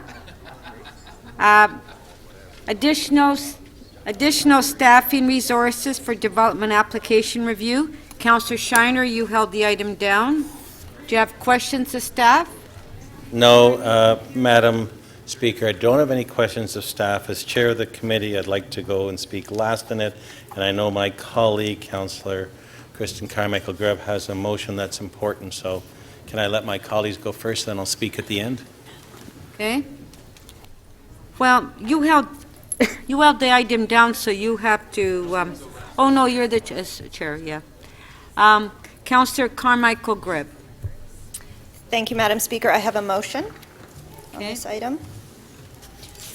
That City Council amend Planning and Growth Management Recommendation 1 so that it now reads as follows. City Council direct the Deputy City Manager Cluster B, the Deputy City Manager Cluster A, and the Deputy City Manager and Chief Financial Officer and Interim City Solicitor to conduct an end-to-end development process review and report to the Planning and Growth Management Committee by September 7th on the results. Such report to include business process improvements with Toronto building staff to develop systems that identify buildings which may be under threat by way of demolition where there is potential heritage significance. And 2, the current process within city planning to prioritize properties for addition to the city's heritage register and to make recommendations to improve or enhance the current process that will ensure better protection for properties with potential heritage values, including specific criteria for prioritization, and report to the Planning and Growth Management Committee and on. Again, this goes back to the bank in my ward that was torn down on Saturday. There were many signs that there was something going on with this site, canceled meetings with the developer, a submitted site plan, a draft, and I believe that there's many improvements we can make to this process. I know that building's working on some of those already. Another building up the street was listed heritage in under 6 months, so it can be done. That building was not under threat of demolition. This one was. So I'm moving this motion so that we can improve the process and save more buildings in the city.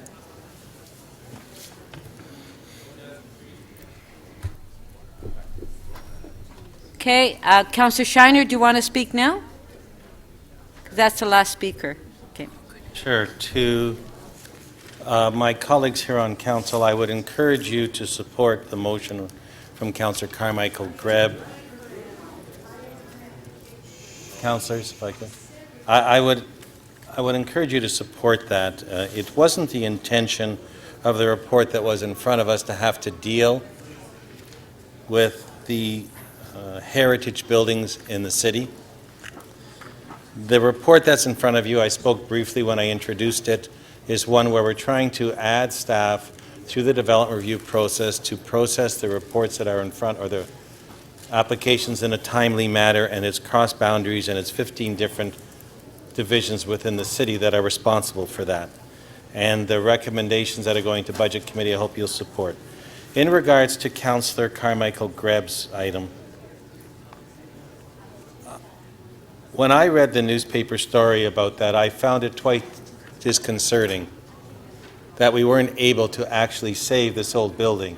That because the ownership had changed and the applicant was now a different applicant and there was no agreement with them to work to save the building, they went on the weekend after getting a legally available permit to them and tore down a wonderful old building that was supposed to be saved for the new development.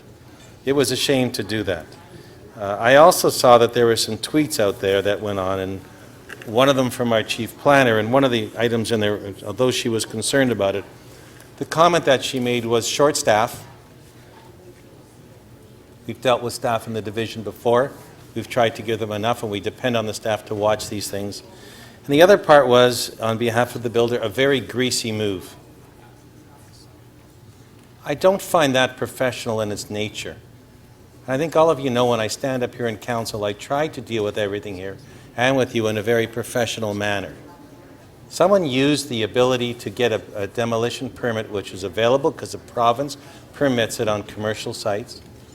They got it. They tore down the building. We'll deal with that. And we'll deal with that through the site plan and the needs of the building itself. But some of my colleagues have a very close relationship with the Heritage Division, and they keep them abreast of what's going on. But still, it's dependent upon them to keep an eye on the applications in their areas. And others, because it's not as busy of an area, not as many heritage sites, may not get that same attention. And in this case, my colleague knew very well about the building, staff knew about the building. We should have been on top of this. Between the planning department knowing there's an application and a change of ownership, and the building department seeing this application coming in and knowing it was a building that was supposed to be listed, we should have done better. And it's not up to the councillor in the area to have to run a block to protect these, as I've seen my colleague Councillor Wong Tam try to do and my colleague Councillor Cressy try to do when they feel under attack here. We staffed the division to do that work. There's no additional request this year for more staff. This shouldn't be happening. This shouldn't be happening, and it shouldn't be members of council that have to be empowered to watch each and every one of the site and bring it back to the staff's perspective. That's wrong. That's wrong that this is happening. Now, I will tell you I take very seriously what has happened. I support the motion by Councillor Carmichael Garba, and I am working with the Deputy City Manager, City Legal, who understand the issue, and we're going to try and bring some way to deal with this more effectively. But I have to tell you how disappointed I am in the fact that these issues keep coming back to us here on council. Keep coming back to us here on council.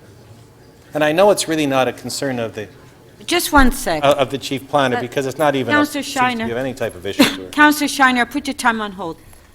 Councillor Fragadakis, and please, to the chief planner, softly noisy. Thank you. Okay, continue. So, Madam Speaker, it's not a question of just resources. It's a question of the care and concern that you have when what goes on in the city, and to be sure that the different divisions, the different staff are watching and out there, because in this case, city staff are the eyes and the ears of the citizens of the city when it comes to watching out for what heritage buildings have to be protected. It's not up to the councillor. It's not up to the community. It's up to the staff. When someone comes in for a pre-hearing consultation and starts to talk about a property, when someone comes in with a development application, the warning bells should be going off, that we have to start to watch those properties. And that's not happening here well enough. And that didn't happen in the case here of this building on Yonge Street. And that's not happening in other areas across the city. And that has to change. So as I said, I will work with my colleagues, all of you that have concerns in heritage buildings, and I'll work with our senior management team, but I'm looking to bring before the summer some more changes through this process that will help us protect the heritage buildings in the city. But in the interim, we have to depend on the staff that are in the city to be the ones that are watching out for the residents of the city, and these buildings that are out there and have been there for 100 or more years, some of them, and they can't speak for themselves. The only voice they have is the staff in the city that may see them and know about them and have to be out there to protect them, so we don't lose. We don't lose. I'm chair, 7 minutes. I get 2 extra. Motion to extend. All in favor, opposed, carried. Thank you. So we don't lose. Well, thank you. Someone has to do it. So we don't lose the character of the city of Toronto, and that's what we're trying to protect with this.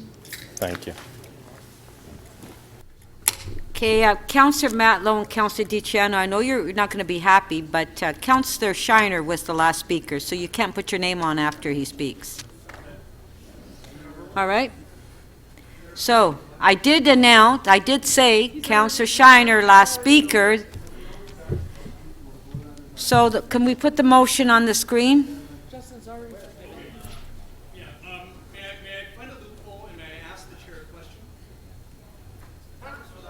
Well, he didn't move a motion. Oh, yeah, okay, sorry. Yes, I guess you can ask the chair a question. I'm good at loopholes, too. No, okay, wait. John, you said, okay, Questioning is only during, the chair is only during at the beginning. I know, at the beginning, but... Yeah. So can I, okay, Councillor Mallow asked the question. Go ahead, answer. I haven't spoken at this meeting, but there was something that I thought was important to raise, and I'll ask this as a question.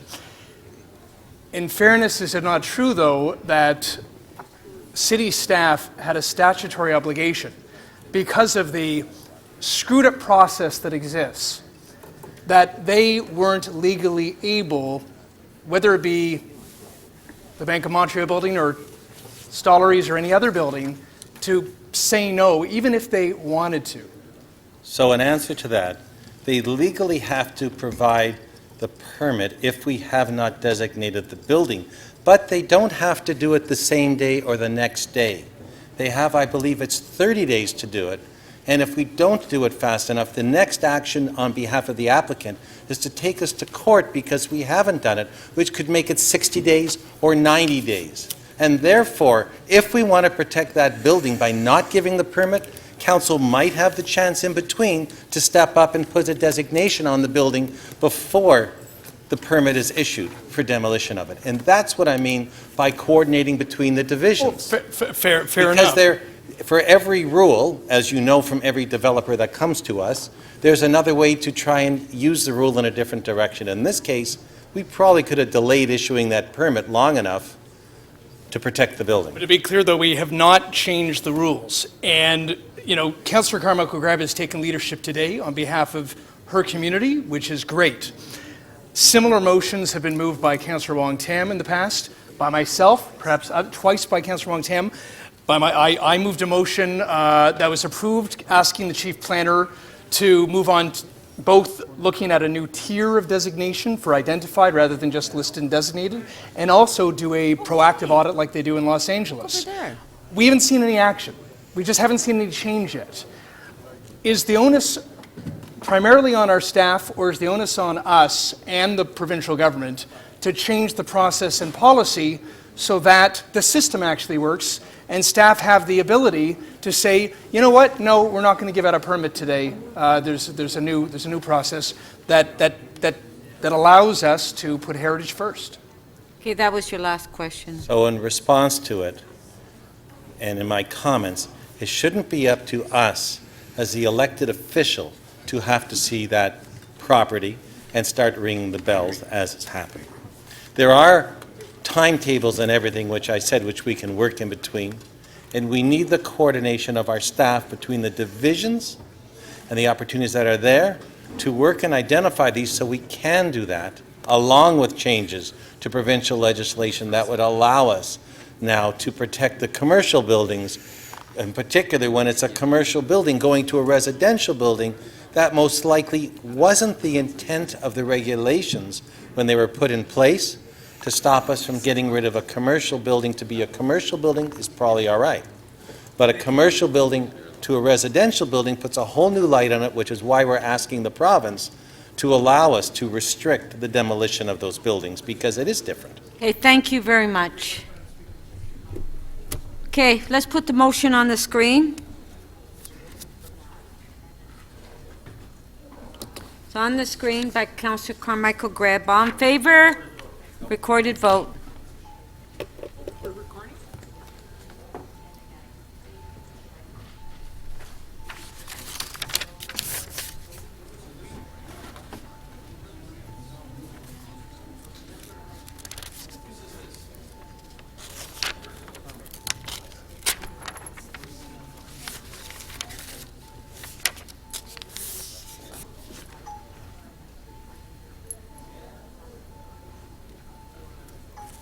Councillor Perruzza, please. Councillor Fragadakis, please.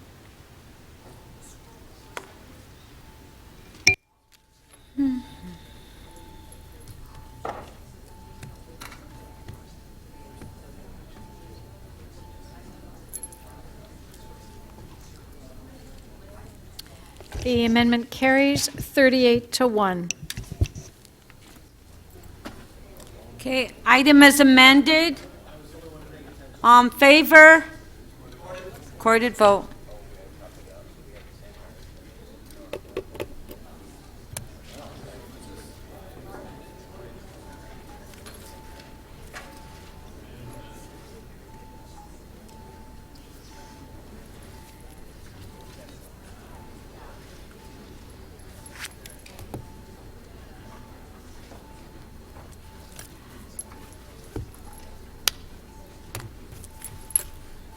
Councillor Crawford, please. Please. Oh.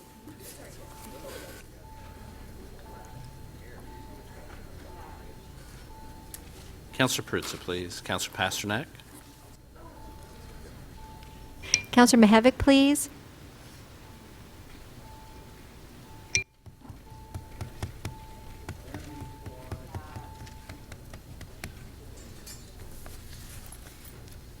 The item is amended, carries unanimously, 39 in favor. Okay, thank you. On page 7, NY 19.33, Councillor Pasternak, you held the item down. That's on the final report for Shepherd Avenue Commercial Area Secondary Plan Review. Do you have questions, Councillor Pasternak? Yes, I do. Thank you, Madam Speaker. Through you to staff. Do the planning staff... Okay, Councillor Pasternak, the report hasn't come forward yet, so we'll have to hold it down.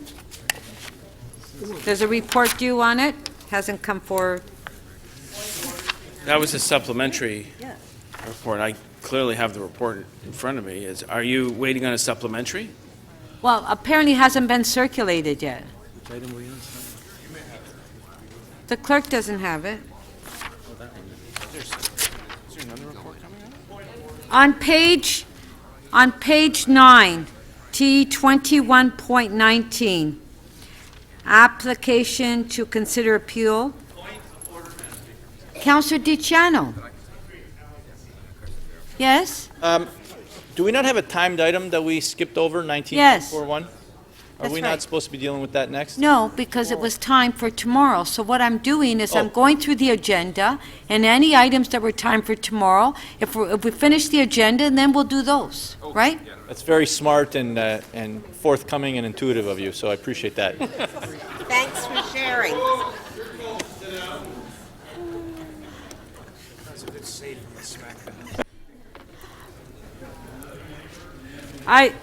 Is there something in the water today, or what? I don't know. They're freaked out by how well we're doing. They're not used to doing this well.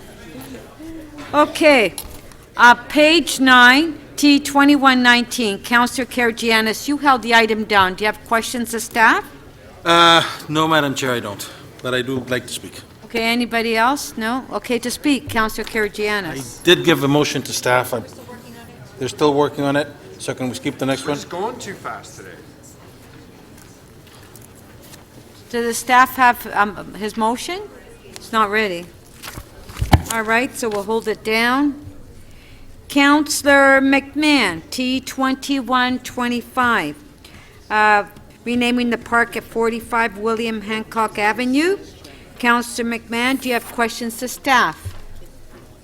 No, I just want to speak and I have Nobody, no questions to staff? Okay, would you like to speak? Sure. Okay. And I have a picture. It could go up on the screen.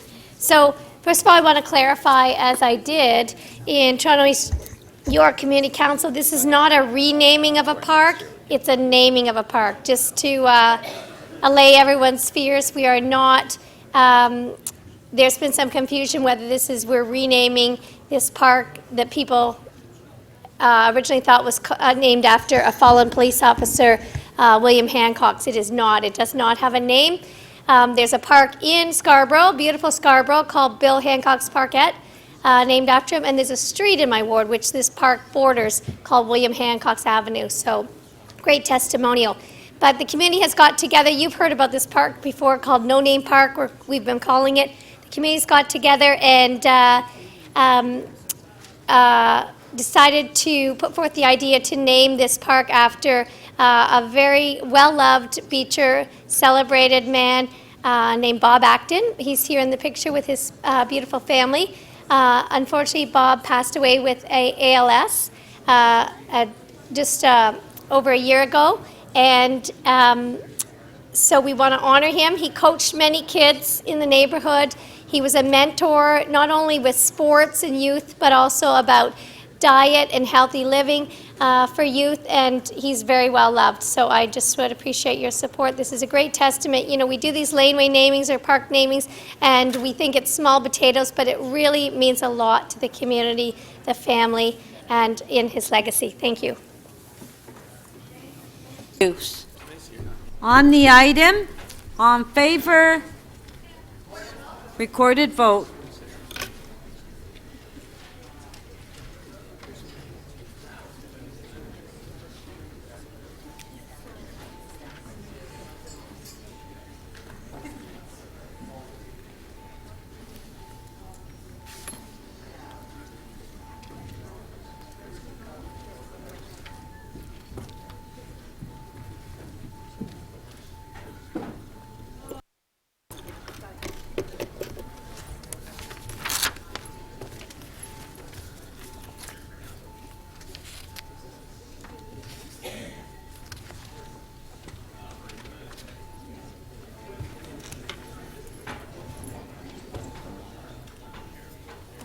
Councillor Perruzza, please. Councillor DiGiorgio, Councillor McMahon, Councillor Karagianis, please.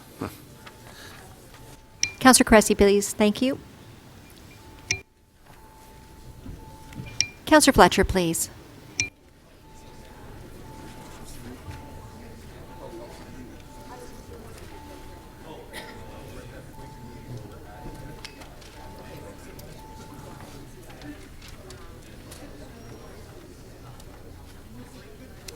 The item is adopted unanimously, 38 in favor. Thank you. On page 10, T2135, construction staging for Adelaide Street West. Councillor Robinson, you held the item down. Do you have questions of staff? No, Madam Chair. In fact, I've released those items to the local councillors. So I can release both of those at this time. However, both of the councillors have a motion to place. That's just a quick technical amendment. So I'll ask Councillor Cressy and Councillor McConnell to do that. Okay, does the staff have their motions? Okay. Councillor Cressy. Thank you, Madam Speaker. I have a motion, if clerks can put it on the screen, and thank you very much to the Chair of PWIC for working together on this. Okay, the motion is on the screen. The amendment on favor, carried. Item is amended on favor, carried. Thanks, Chair. The next one, T2137 for 112 Parliament Street. Councillor McConnell. Yes, thank you, Madam Chair. Again, working with Chair PWIC, a technical amendment that cements the idea that the covered temporary sidewalk will be a covered pedestrian walk. And with that, I move those recommendations. Thank you. Thank you. So the amendment's on the screen. That's on T2137 for 112 Parliament Street. On favor, carried. Item is amended. On favor, carried. Councillor Wong Tam, page 10, T2163.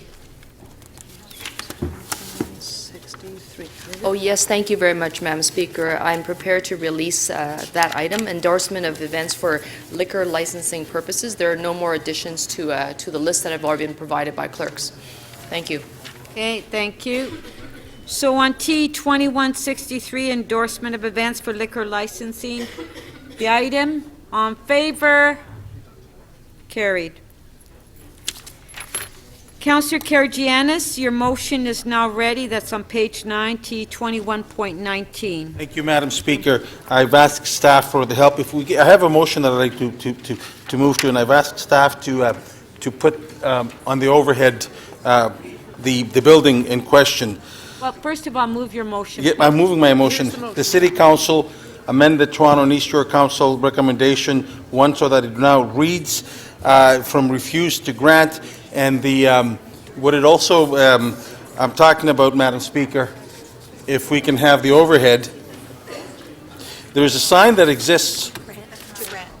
To grant, sorry, thank you. There's a sign that exists right now. Hold, just a sec, I have a point of order. Councillor Fragadakis, point of order. I can't hear anything in this chamber, what's going on. I know. It's very noisy. To my right. Yeah, just a sec. If I can ask the chief planner, all the staff here. And Councillor Hello. Ainsley. Jen? Hello. Speaker's asking you. Hello. Hello. Please, it's too noisy.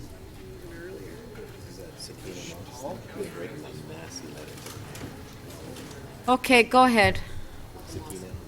Thank you, Madam Speaker. If I can have the picture up from staff.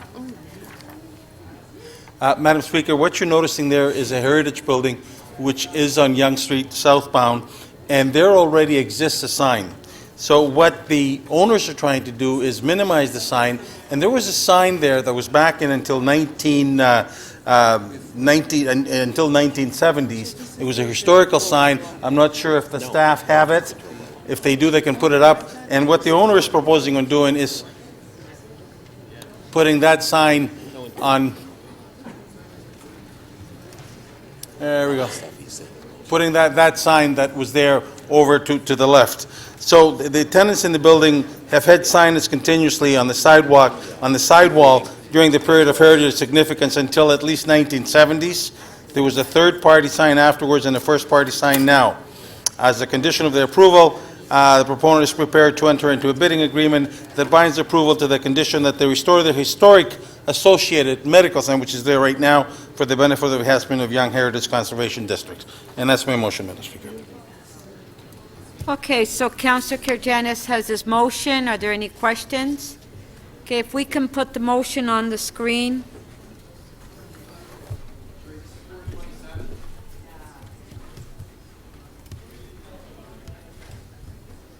Okay, it's on the screen.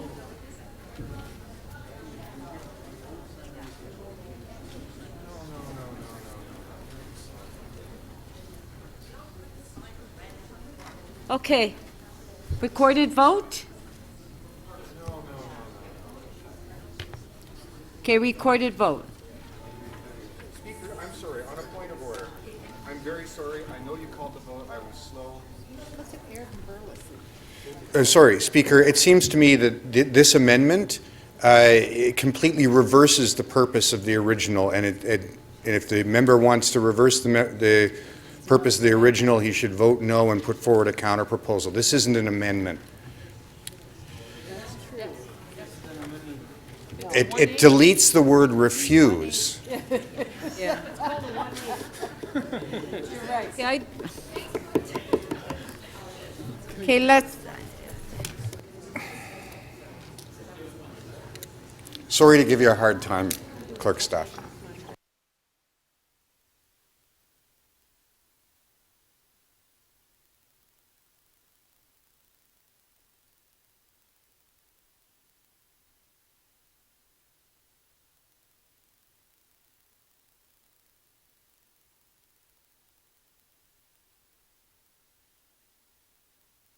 Tried to do it fast. It's the same effect. Yeah. Okay, so it is in order. I mean, it would have been easier if there was just a motion to delete, but it is in order. It's the same result.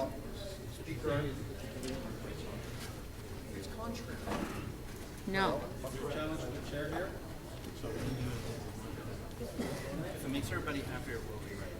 Okay, the staff were in a hurry in writing the motion, so we'll rewrite it. Let's hold the item down. I guess I'm going too fast. No? Okay. So Speaker, I just... Yeah, we're holding the item down for them to rewrite it. I know, I just need to ask you a question. Oh, I'm sorry. Okay. So Speaker, I just need to understand, you had ruled that it was in order, but now the clerks are doing something to clarify? I just need to understand. Yeah. Okay, thank you. Yeah. They're going to clarify on what the intent of his motion was, because they were in a hurry. I mean, it is Thank you an very order. much, Speaker. I appreciate your indulgence. It was a good catch. They're turning it into a standalone. All right.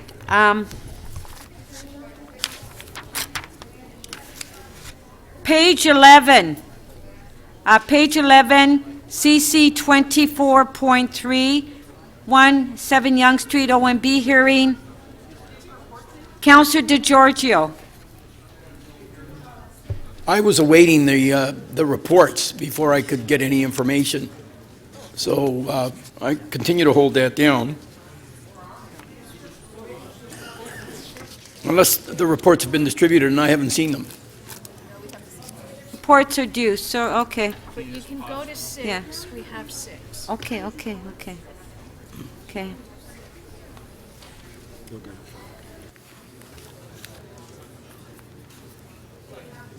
On page 11, CC 24.6, Counselor Shiner.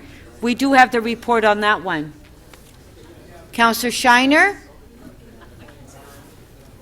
He's not here.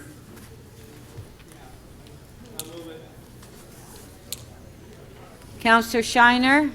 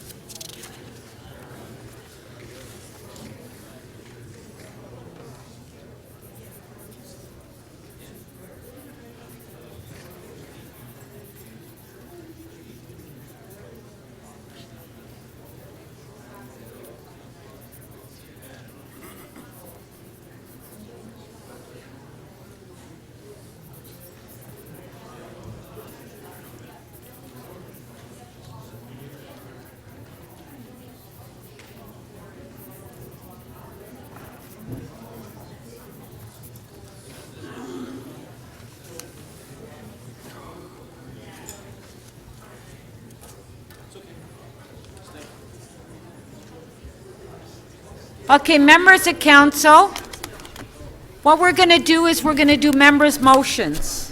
Oh.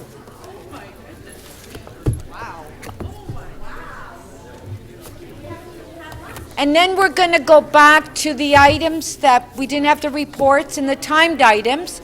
So we might, we have a break at 6 o'clock for a half hour. No, but that's what the new bylaw is. Wow. And then you voted for it. And then we'll do the timed items. There's a new bylaw? Yeah, we're doing members' motions. Like a procedural bylaw? That's what she said, that we take a half hour. One of your mics is on. It's on the green thing? One of you is picking up a little bit there. I can't get it off. I can't take it off. She's controlling it. Are you ready? Ready? Madam Speaker, can you turn off my mic?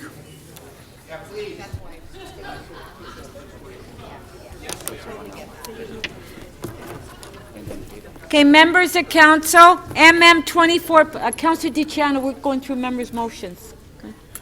MM 24.1.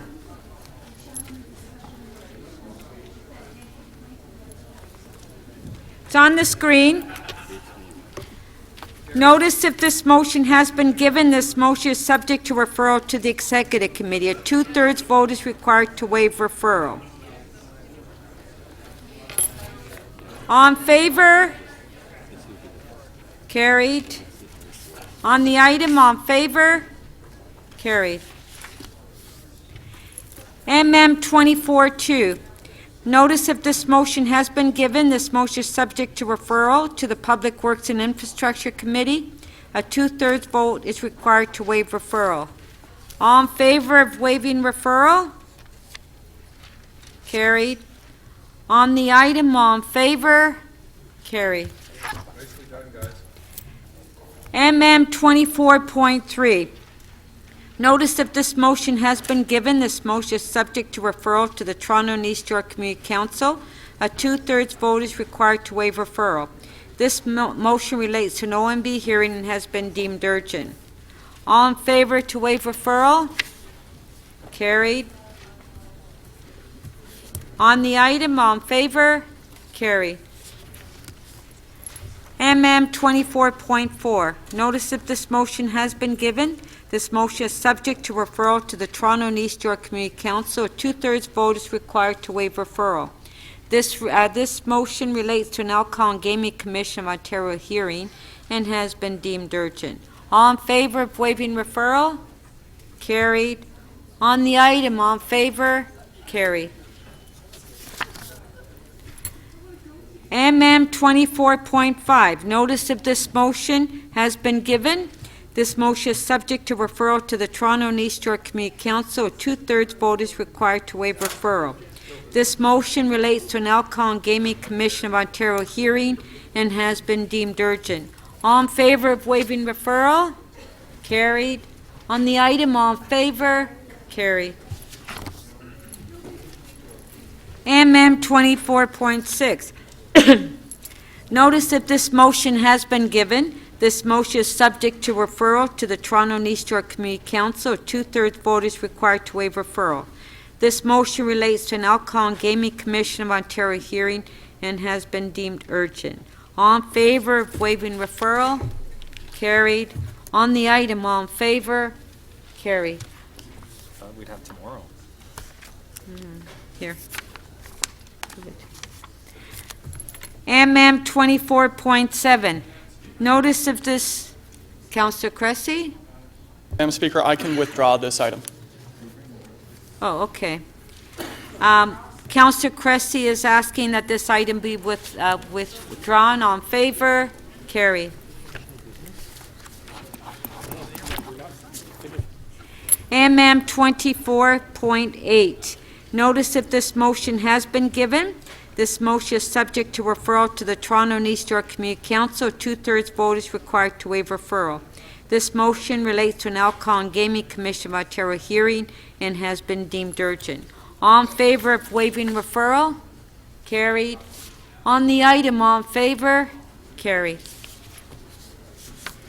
MM 24.9. Notice if this motion has been given. This motion is subject to referral to the Toronto and East York Community Council. A two-thirds vote is required to waive referral. This motion relates to an Alcohol and Gaming Commission of Ontario hearing and has been deemed urgent. All in favor of waiving referral? Carried. On the item, all in favor? Carried. MM 24.10. Notice if this motion has been given. This motion is subject to referral to the Community Development and Recreation Committee. A two-thirds vote is required to waive referral. All in favor of waiving referral? Carried. Councillor Cressy? Before we vote on that item, I have an amendment, if it can be put on the screen. The staff have the amendment? It's on the screen. On the amendment, on favor? Recorded.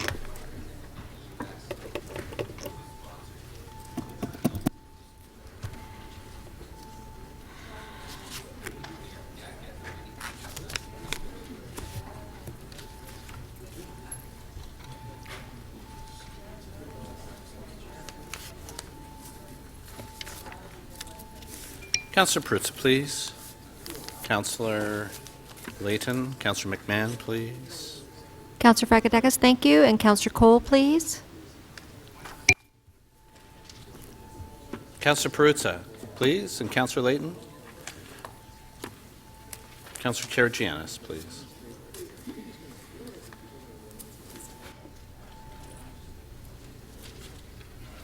The amendment carries unanimously, 38 in favor. Okay, on the item, on favor? Carried. MM 2411.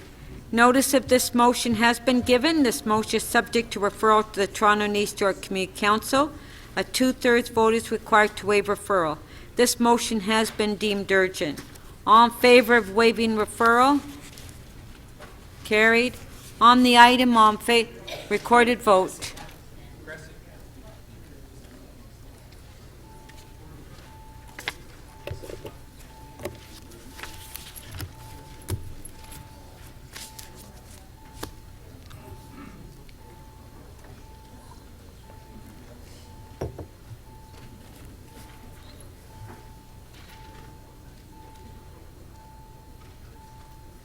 Councillor DiCiano. Councillor McConnell, please. Councillor Cole. Councillor Holland, please. Councillor Karygiannis, please.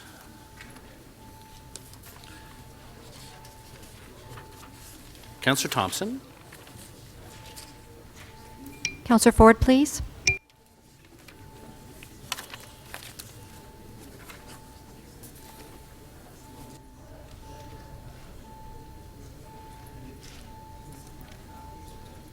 Councillor Crisanti, when you're seated, please.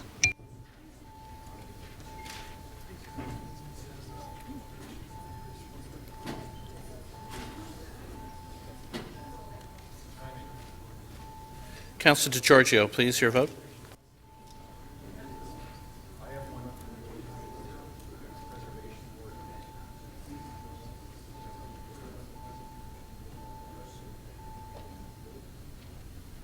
The item carries unanimously, 39 in favor. MM 2412, notice of this motion has been given. This motion is subject to referral to the North York Community Council. 2/3 vote is required to waive referral. All in favor of waiving referral? Carried. On the item, all in favor? Carried. MM 2413, notice of this motion has been given. This motion is subject to referral to the Executive Committee. A 2/3 vote is required to waive referral. All in favor of waiving referral? Carried. On the item, all in favor? Councillor Cressy? Sorry, I have a technical amendment from staff to identify the proper accounts for which this is coming from. It's already been revised. Oh, it's already revised? Okay, my apologies, sorry. On the item, all in favor? Carried. MM 2414. Notice if this motion has been given, this motion is subject to referral to the Executive Committee. A 2/3 vote is required to waive referral. All in favor of waiving referral? Carried. Okay. On the item, do you want to have a recorded vote? Okay. On the item, all in favor? Carried. MM 2415, notice if this motion has been given. This motion is subject to referral to the Licensing and Standards Committee. A 2/3 vote is required to waive referral. All in favor of waiving referral? Carried. On the item, all in favor? Carried.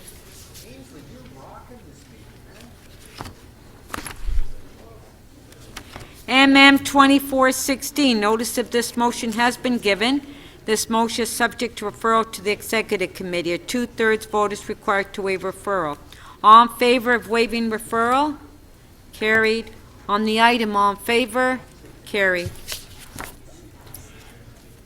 MM 2417, notice if this motion has been given. This motion is subject to referral to the North York Community Council. A 2/3 vote is required to waive referral. This motion relates to an OMB hearing and has been deemed urgent. All in favor of waiving referral? Carried. On the item, all in favor? Recorded? Recorded vote.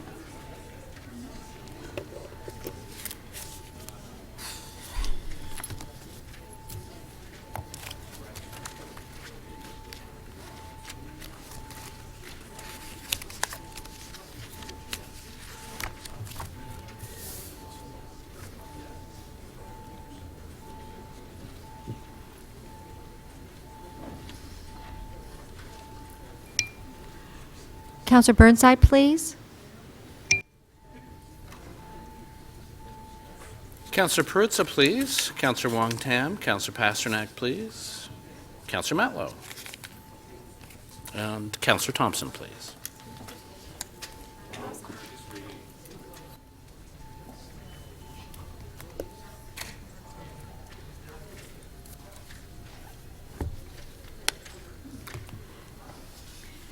The item carries 36-3.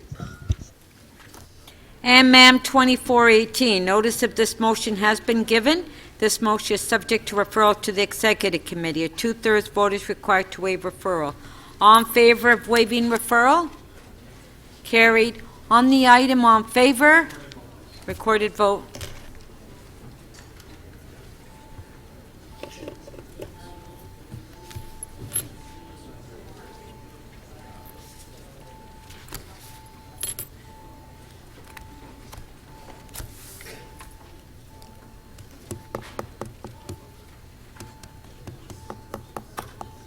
Councillor McConnell, Councillor McHavick, please.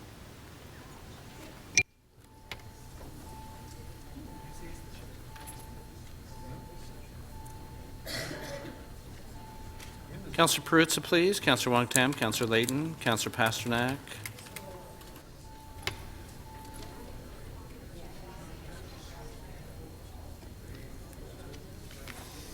The item carries unanimously, 39 in favor. And ma'am, 2419, notice of this motion has been given. This motion, Councillor Cressy? Apologies, Madam Speaker. I can withdraw this as it's going to budget, and I've worked with the budget chief on it. Okay, Councillor Cressy is asking that he could withdraw this motion. All in favor? Carried. And ma'am, 2420, notice if this motion has not been given, a two-thirds vote is required to waive notice. This motion is subject to referral to the Executive Committee. A two-thirds vote is required to waive referral. This motion has been deemed urgent by the chair. Okay, all in favor to waive notice? Carried. All in favor to waive referral? Carried. On the item, all in favor? Carried. And ma'am, 2421. Notice of this motion has not been given. A two-thirds vote is required to waive notice. This motion is subject to referral to the Executive Committee. A two-thirds vote is required to waive referral. This motion has been deemed urgent by the chair. All in favor of waiving notice? Carried. All in favor of waiving referral? Carried. On the item, all in favor? Carried.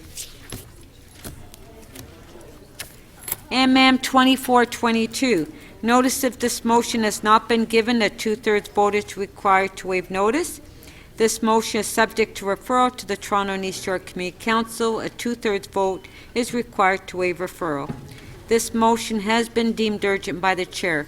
All in favor of waiving notice? Carried. All in favor of waiving referral? Carried. On the item, all in favor?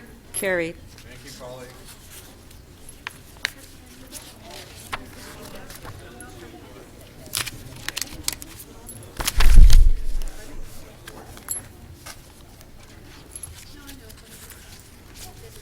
What happened?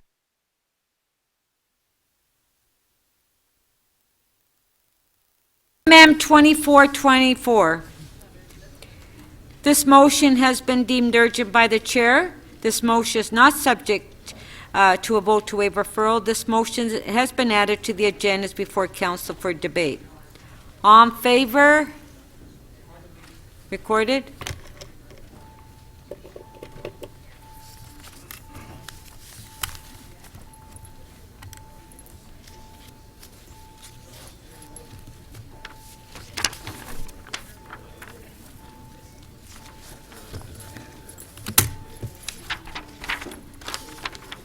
Councillor Perruzza, please. Councillor DiGiorgio. Councillor Karygiannis. Councillor Thompson, please. Councillor Cole, please. Councillor Mahevik, please.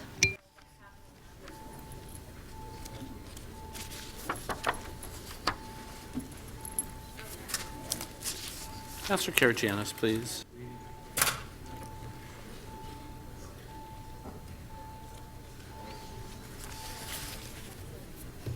The item is adopted unanimously, 39 in favor. And ma'am, 20... Has an interest in this Who? Councillor Cole? Councillor Cole? Yeah. So MM 2425. This motion has been deemed urgent by the chair. This motion is not subject to a vote to waive referral. This motion has been added to the agendas before council for debate. Recorded vote.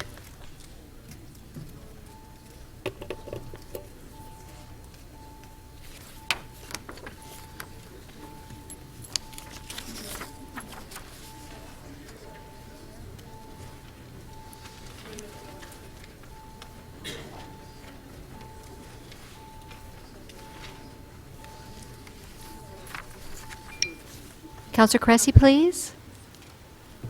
Councillor Perruzza, please, and Councillor McMahon. And Councillor Karygiannis, please.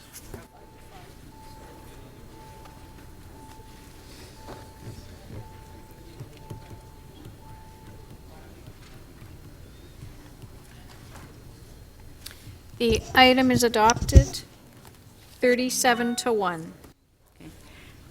MM 2426, this motion has been deemed urgent by the chair.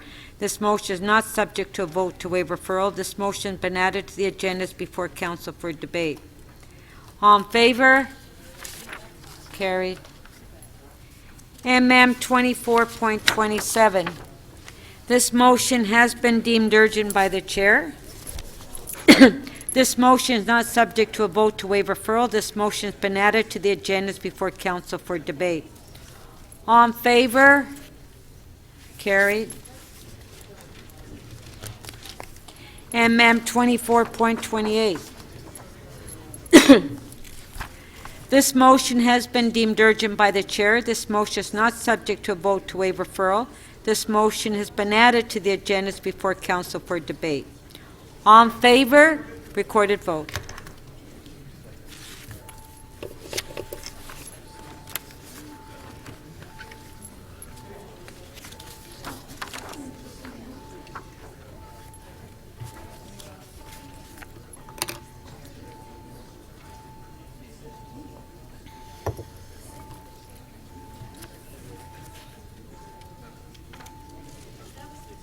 Counselor Cole, please. Counselor Holland, please.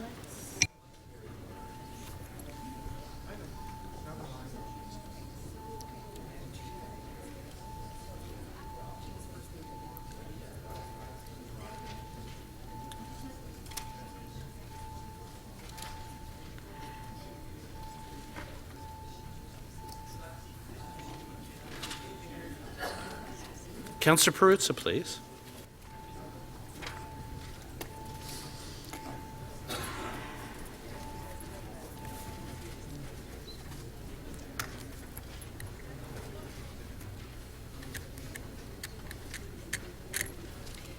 The item carries 36 to 1. MM 2429. This motion has been deemed urgent by the chair. This motion is not subject to vote to waive referral. This motion has been added to the agendas before council for debate. All in favor? Carried. MM 24.30. This motion has been deemed urgent by the chair. This motion is not subject to a vote to waive referral. This motion has been added to the agendas before council for debate. All in favor? Recorded.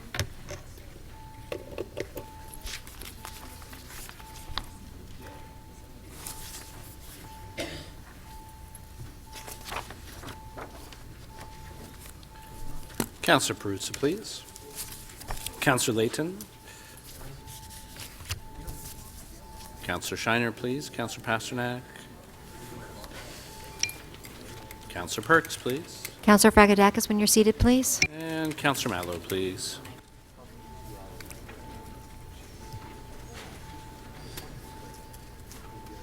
Councillor Matlow.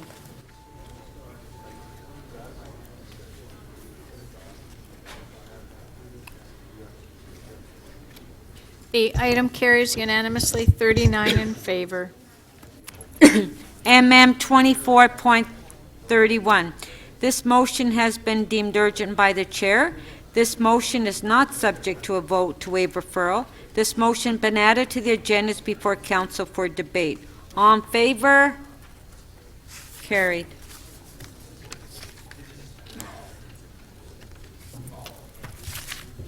MM 24.32. This motion has been deemed urgent by the chair. This motion is not subject to a vote to waive referral. This motion has been added to the agendas before council for debate. All in favor? Carry.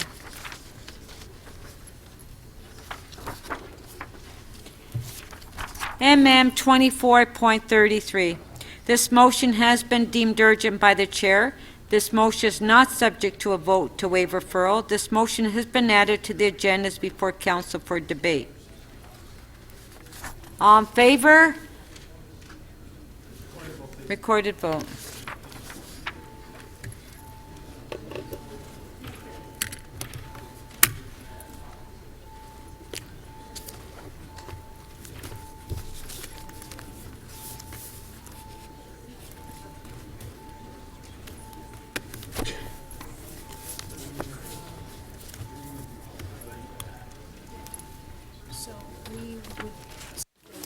Councillor Perks, please. Councillor Perruzza. Councillor Pasternak. Councillor Davis, please. Counselor Cressy. Counselor Fillion, please.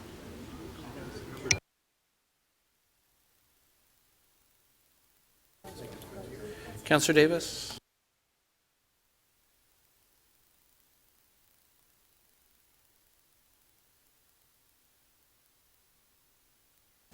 The motion carries. The vote is 37-2.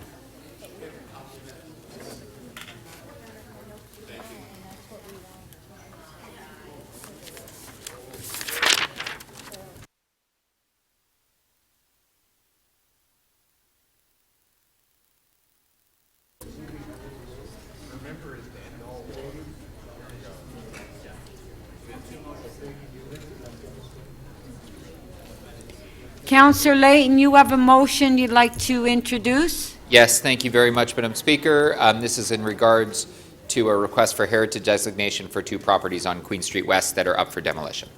Good job. All in favor? Carried.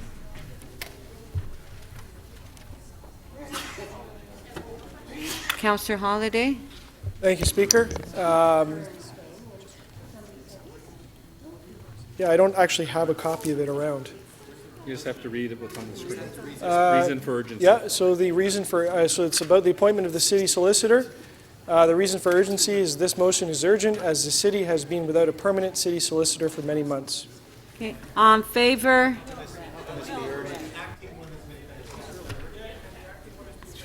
Councillor Algemar, yours is not ready yet?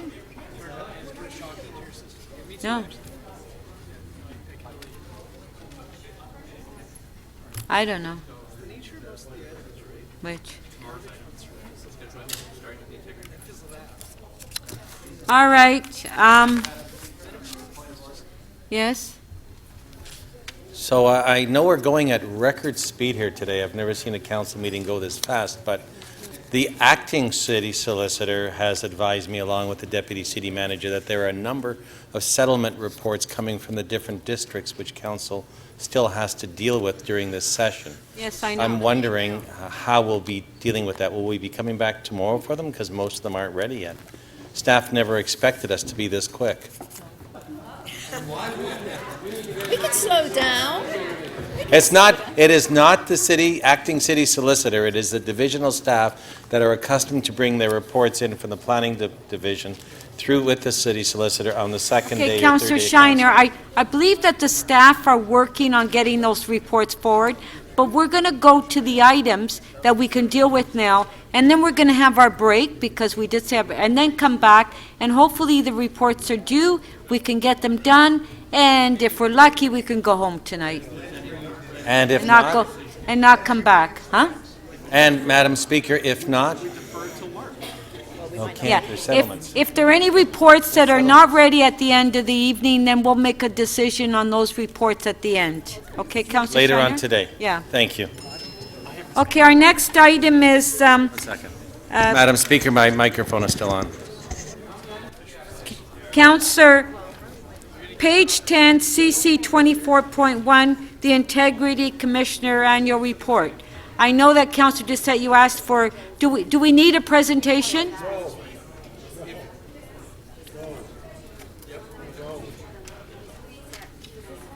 Well,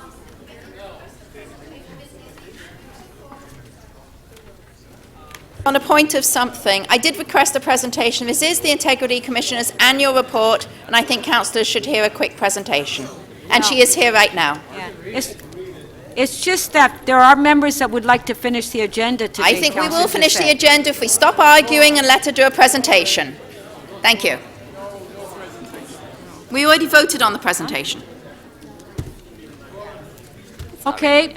We're ready. Well, apparently there are members of council that want to vote on it. But we voted on it. I got a microphone. This is To vote on it. But we did, this morning when we had the timed item, did we not vote on it? You voted on with a presentation. Yes, we voted on it this morning. Yeah. Okay, presentation.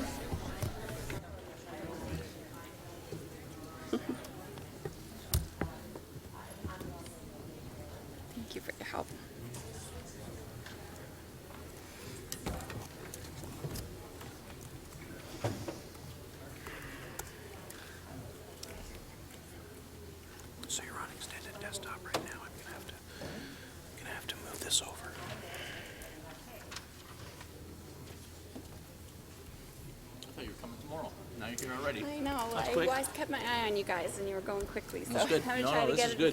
get you out of here, This is right? good. So I can adapt. It's a short presentation, so very mindful of the time. These guys have a short attention span. You're busy. Think about it. 2 minutes. There you go. Thank you so much. So I'll just hit that one. Okay.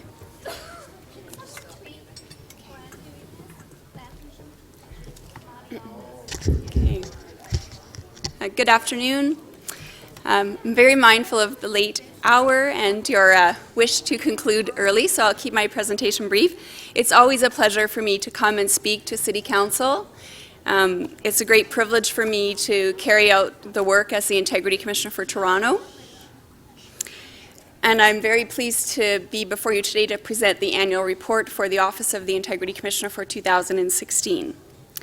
It's my hope that this report showcases the work that my office is carrying out over the year, and that it's also a useful resource for yourselves, for your staff, and for the members of local boards in Toronto.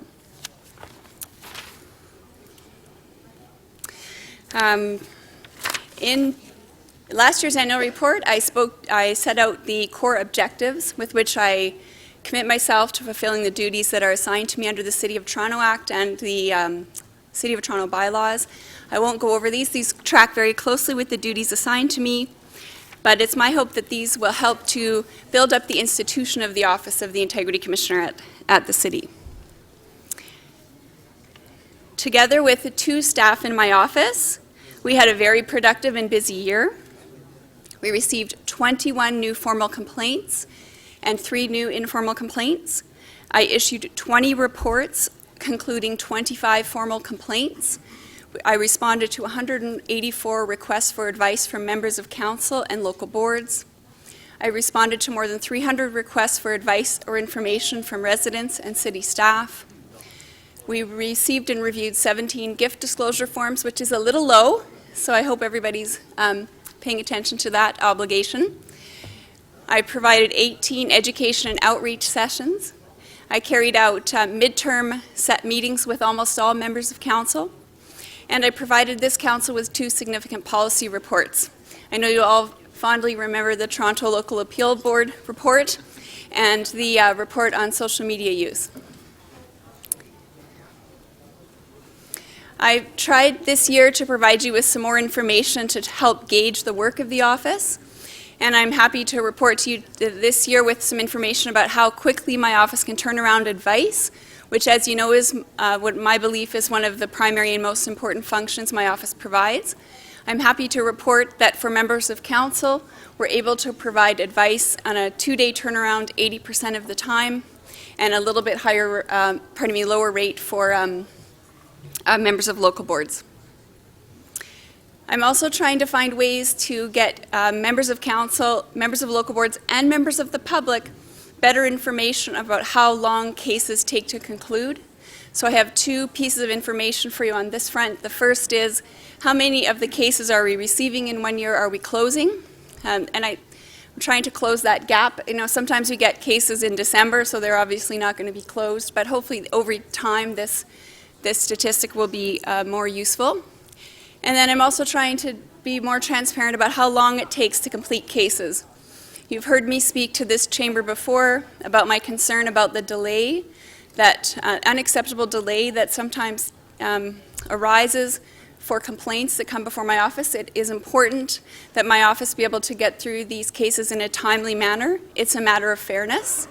And so I am pleased for the first time to be able to report to you an average time it takes to conclude cases. 200 days is about 6 months. That's not a bad average. Some of the cases are on the outer edge of that. I'd like to get them in line with this number or lower. I won't take any more time to review the policy work that I've undertaken on your behalf over the past year. But you can be assured that I do get involved and am consulted on policy work across the city sector, including with local boards. An important thing that's going to happen this year if the province passes Bill 68, which I know you received a report on this morning, is that it will result in fundamental changes to the Office of the Integrity Commissioner. I've provided this information to the Budget Committee in my report to Budget Committee. It is my view that the additional duties and responsibilities that integrity commissioners across Ontario that will be assigned to integrity commissioners will require additional resources. But I think as Toronto City Council, it's important for me to say that I think what the province is proposing to do is a recognition of the commitment that the City of Toronto made to the integrity commissioner process. And many of the things that are now required for other cities are things that the City of Toronto has had by its own accord for more than 10 years. So I think that the City of Toronto and this council should be very proud of the role model that it played in the province's policy design lens.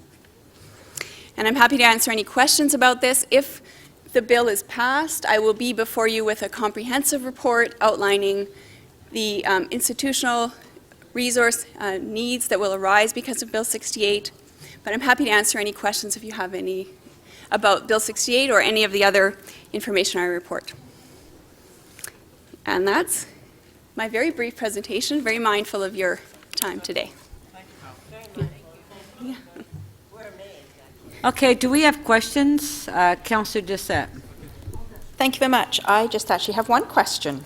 On page 8, sample 2, it deals with abuse on social media. You're saying that you recommend that we do including language that a councillor will not tolerate harassment or discriminatory, can't even speak now, language, and the councillor will refuse to engage with any individuals that engage in such conduct. Is that to go at the top of sort of where we say who we are? Is that where that would go? I think there are different ways you can do it. So I'll just context comment. You know, all of these pieces of advice are sample advice that is intended to be a resource to get you thinking, but always come to me and consult about specific cases or concerns. But what I was thinking on this front was you might have on your website a sort of a Twitter use principles that you could link to from your Twitter bio, which we all know is quite short and there's not a lot of room for this. So that's what I do in the case of the Office of the Integrity Commissioner. I have Twitter use principles that are available on the website, and I periodically tweet those in case, just to raise awareness of them, and would refer to them if I had to in a situation like this. You also refer to this as coming from a councillor who had concern, I guess, with one of their residents, one of their constituents, and you recommended not blocking the constituent. Would that apply if it's not a constituent who's harassing or being obnoxious? So again, I think this sample the sample is highlighting some general advice that was provided, but as it says, if there's a particular constituent or resident, or maybe sometimes I know from councillors we don't even know, is it a resident, is it a constituent, is it a person from Toronto? So that's what the kinds of things we would talk about, and in a very quick way, as I hope my the annual report can show, I would be able to turn around some quick advice where we could work these principles together to help you be able to make sure that you are remaining open and accessible in a way that the public expects, but without tolerating bullying and harassment, which is clearly not part of the role. Thank you very much.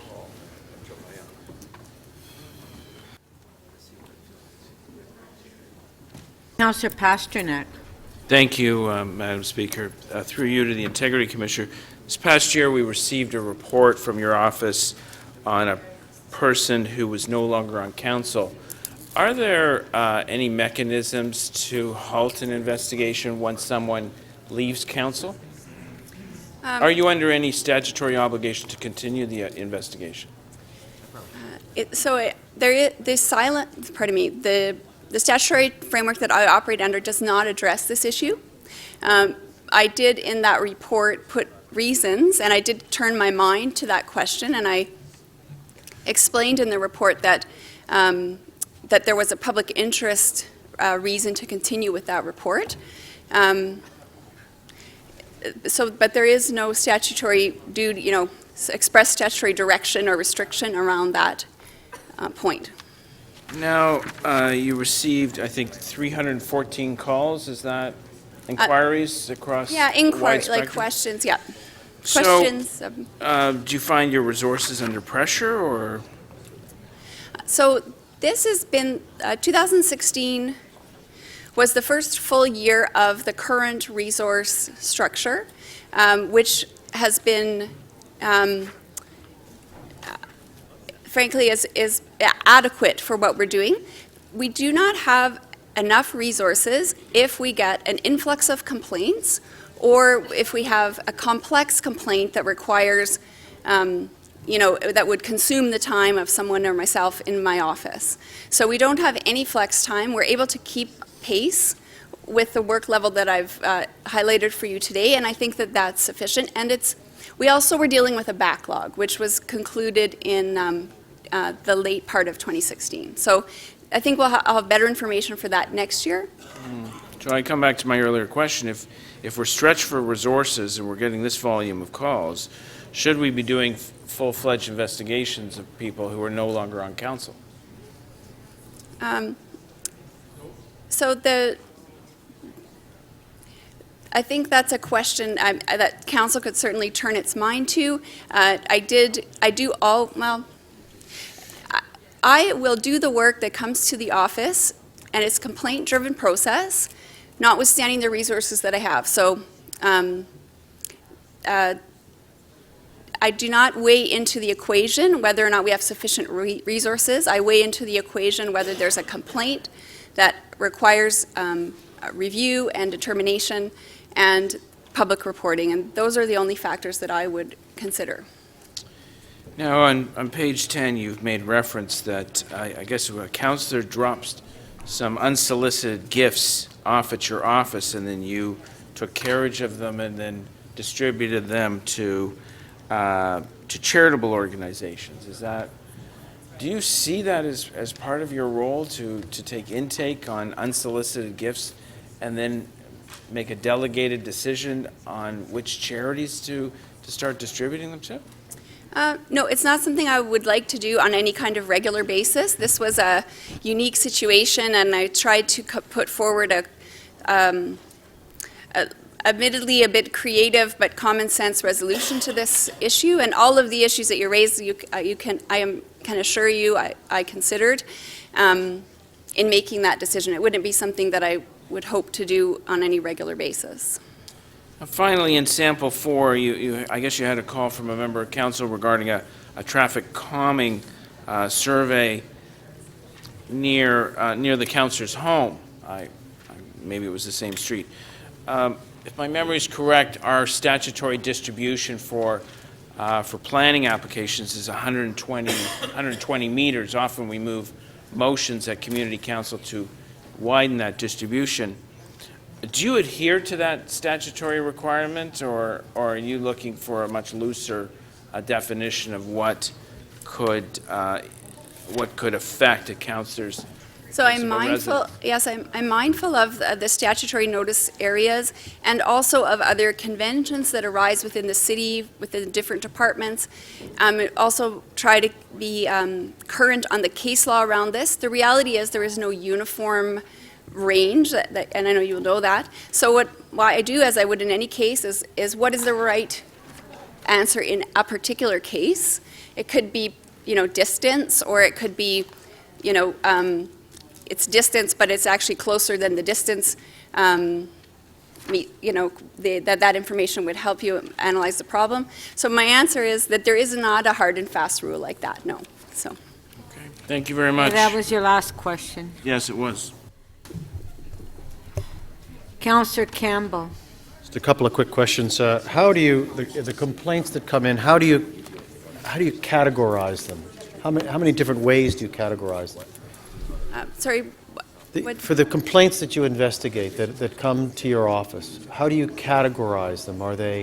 You categorize them as counselor complaints, or city service complaints, or city staff complaints? How do you categorize them? So my office can only deal with complaints about councillors or appointees. So yeah, if we got people get confused sometimes, and I wouldn't count that as a complaint. That would be quickly referred, if it was about city staff, quickly referred to the ombudsman or the auditor. So on page 3 of Appendix 1 of the annual report, you have a breakdown there of the cases, the disposition of cases. And so what I can tell you is, in order for a person to make a complaint in the City of Toronto, they have to file an affidavit and physically come to City Hall to file that complaint. So I get a number of calls about people who want to make a complaint, and I do not take any actions. My role there, and I'm grateful to have a staff that assists me with this, is to educate the caller about the process, and then it's up to the person to make the complaint. So I don't do any categorization or review of a complaint until that affidavit comes in. And then it's called an intake review, and we make sure that it's about a counselor, that it's about a local board member, and that it's about a matter that's in the code. So we get a number of complaints, a high number, in relative to all the cases we get, of complaints about what the office has come to define as ward matters. So just a general dissatisfaction with a position a counselor took, that's not a code of conduct issue. And so those are dismissed at an early stage. And at what point in time would you tell me about your interactions with a counselor? A complaint comes in, and you're doing an investigation. At what point do you engage the counselor? So the affidavit comes in, a review is done. If it is about a counselor, it's about a possible code of conduct issue, then I first will go back to the complainant to say, and usually this happens, you've complained about all of these things are code issues, and I'm going to commence an inquiry into this issue. And sometimes the complainants say, we might have to figure that out at an early stage, so have a dialogue there.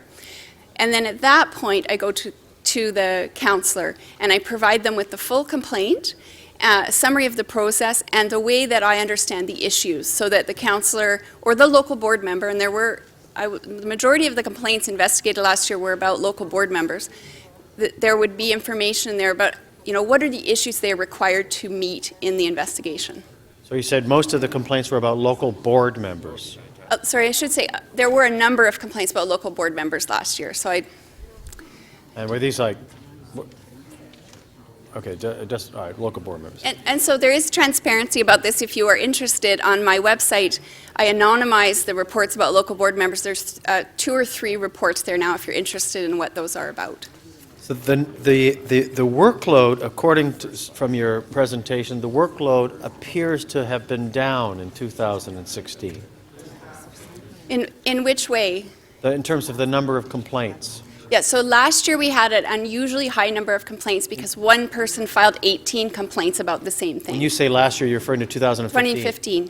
One person filed 18 complaints. About one thing. So last year we had 35 formal complaints, and this year we have the low 20s. I see. And so low 20s is, if you look back, and there's also a 3-year prior average, it's around the low 20s, high teens in terms that's historically the volume. Thank you for the answers.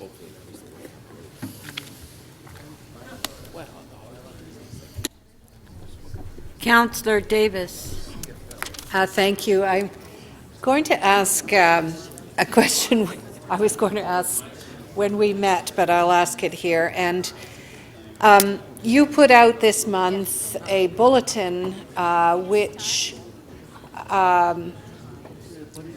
prescribed using very precise, you cannot, will not, shall not, almost, language around an election, a by-election.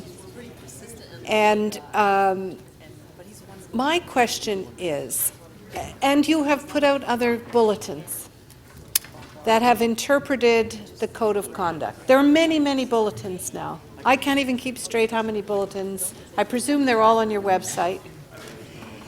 But the Code of Conduct is very clear. And if I believe I am interpreting the Code of Conduct, I am looking at the Code of Conduct. How are we to interpret, or how much weight do we put on your interpretation of that code of conduct in your bulletins? So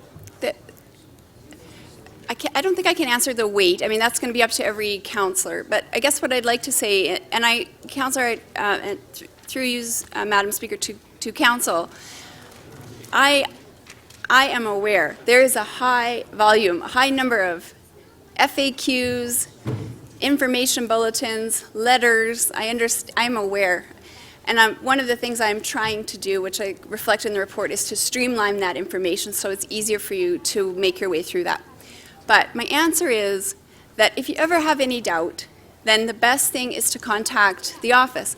And this is not just my perspective on this. This is what Justice Bellamy said in her report. This is what any commissioner who's ever written an inquiry report about it is. It is a recognition that the issues that elected officials face are never as straightforward as can be deduced into a rule book. And so there always will be a need for consultation and advice from someone in a role like an integrity commissioner. And I'm trying to show through the information I report, because I'm also aware I don't want to bog you down. I want to be able to provide you with that ability to consult in a quick manner, in a common sense manner, and I hope that I'm able to do that for this council, and I hope that that would answer your question. It feels like we have to check with you for almost everything now. And maybe that's just me, but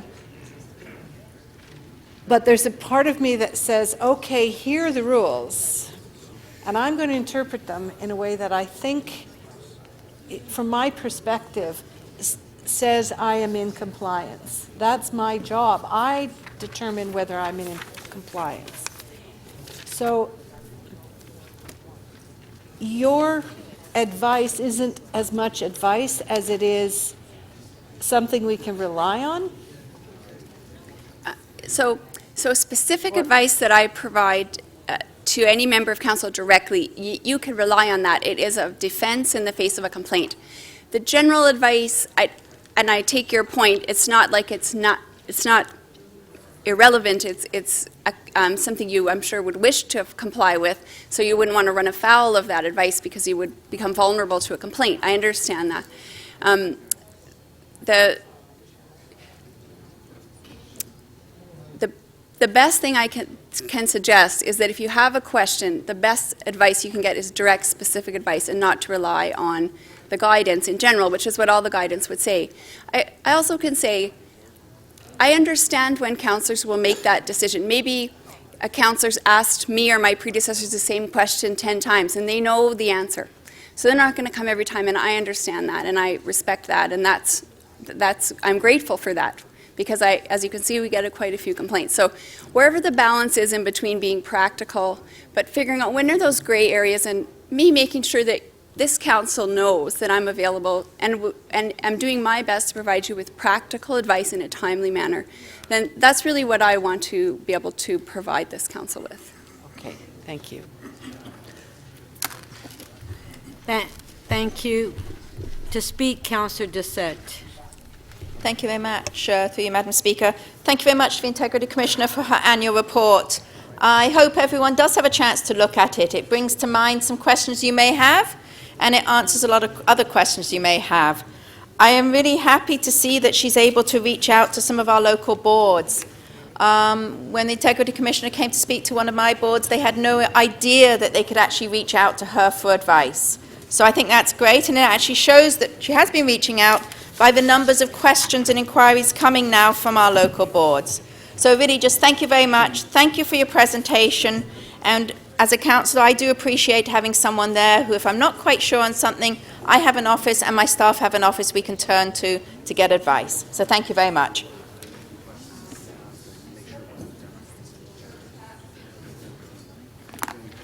Thank you. Okay, motion to receive. Recorded vote.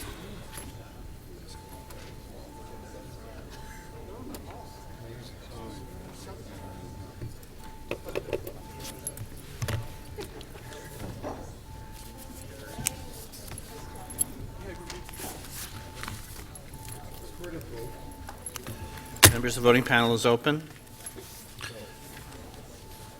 Councillor Perruzza, please. Councillor DeGiorgio. Councillor Wong-Tam, when you're seated, please. Councillor Karygiannis.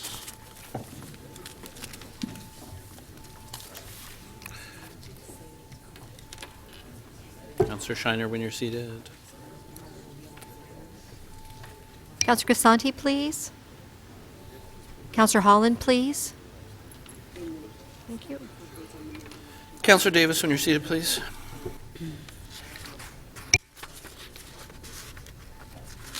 Councillor Perruzza.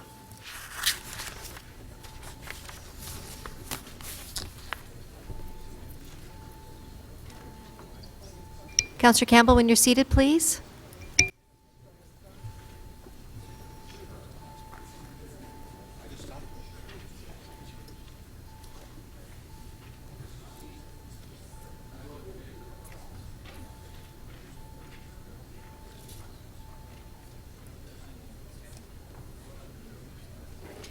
The motion to receive carries unanimously, 35 in favor.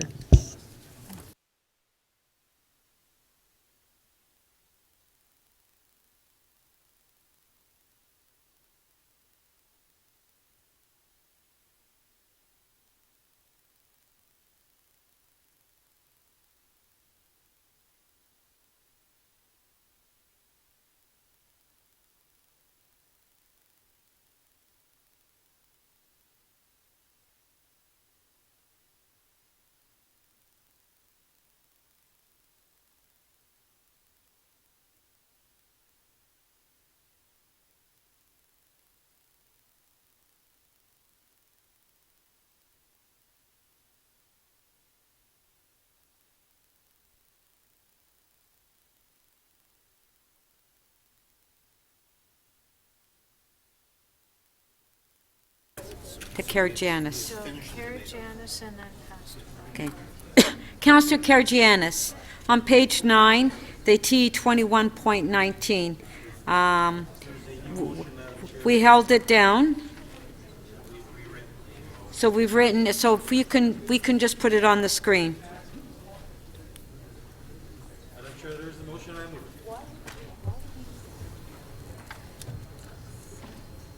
Okay. All right.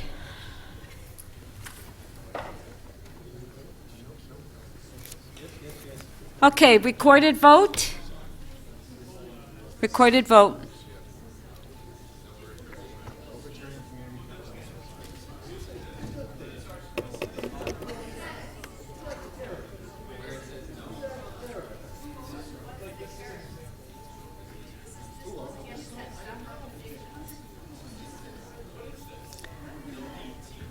Yes, that was the one that Councillor Karygiannis got up, spoke about it a while ago. We held it down, and this is the motion. If you don't agree, just vote against it.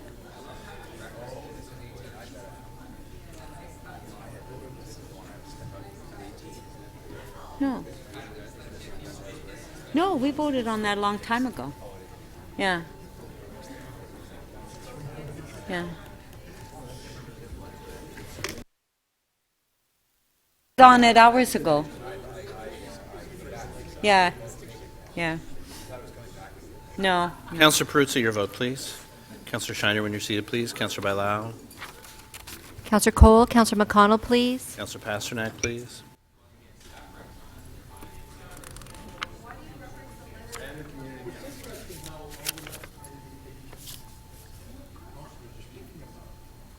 Councillor Shiner, please.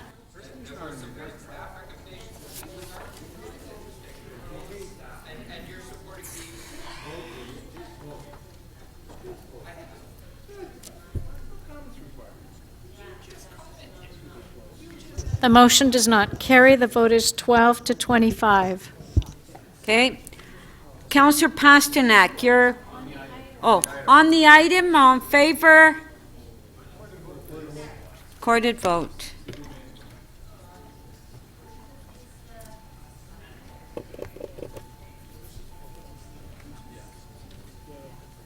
Councillor Perruzza, please. Councillor McMahon, Councillor Wong-Tam, Councillor Layton. Councillor Carmichael Greb, please. Councillor Madlow. Councillor Holland, please.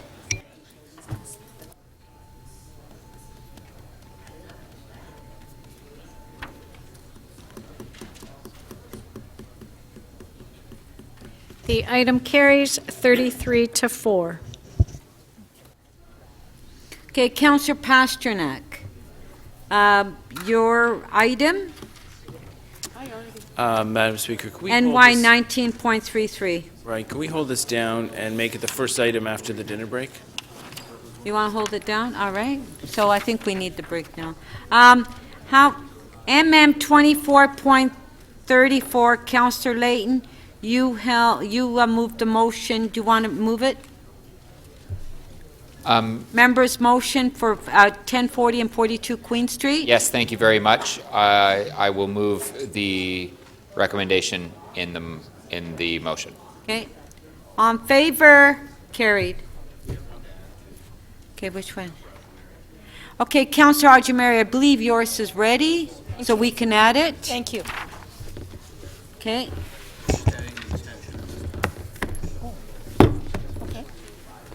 I have one now and one after the break.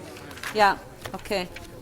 So, can we put it on the screen and you can introduce it? I'd like permission to add to the agenda a motion to amend an interim control bylaw. Generally, it's the lands bounded on the west side of Murray Road, north of Wilson, south of Plews.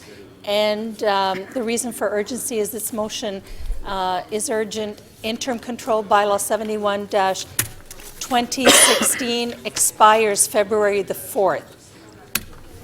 Okay, on favor to introduce? Recorded?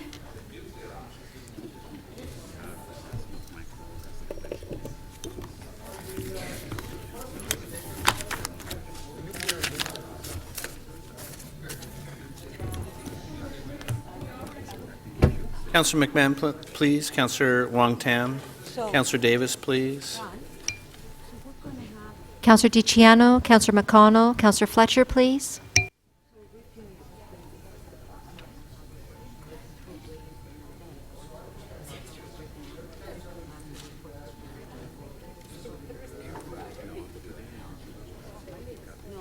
The motion to introduce carries unanimously, 38 in favor.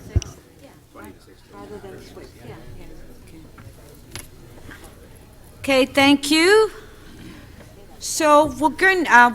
It's 20 to 6, so we're going to have our half-hour break now. Come back at 10 after 6, and when we come back, all those reports that were due will be hopefully prepared and circulated so we can deal with them, and then we'll do the tree bylaw. Okay, so half-hour break.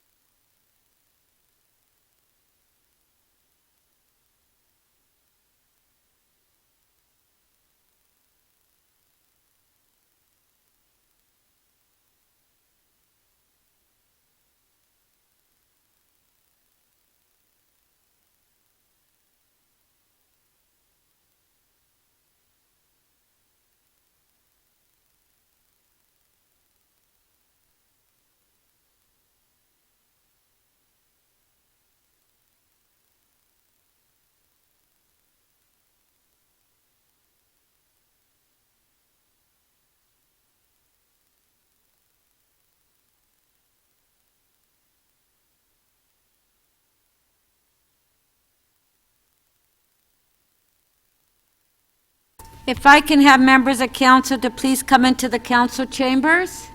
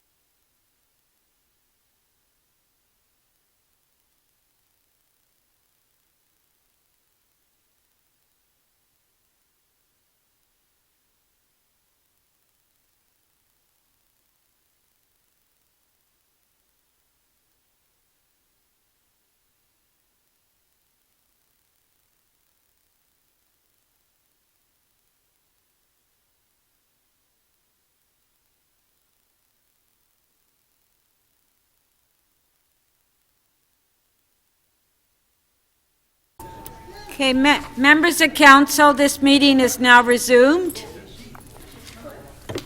Councillor Karagianis, please.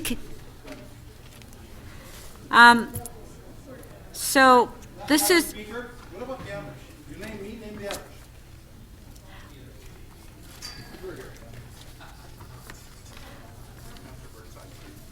Yeah.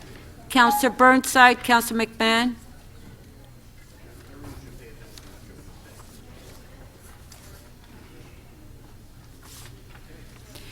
Okay, so this is where we're at.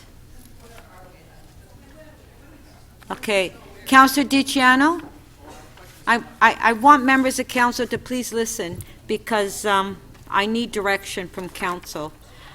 So some of the outstanding reports have been circulated. They're on your desk.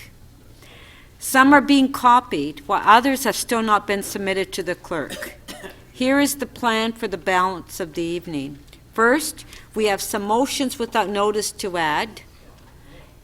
Then we will proceed to debate on item EY 19.41 on the tree policy.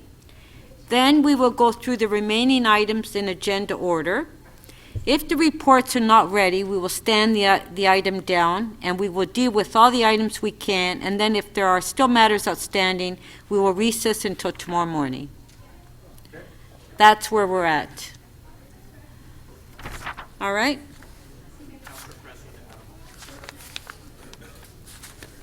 Pardon? Okay, Councillor Cressy, you are adding an item onto the agenda? Yes, and this is urgent because we have a settlement that has been brought forward. Okay, all in favor? Record it.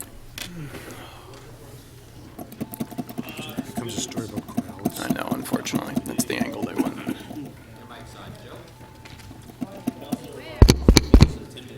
But the light's not on. Speaker, my mic's on.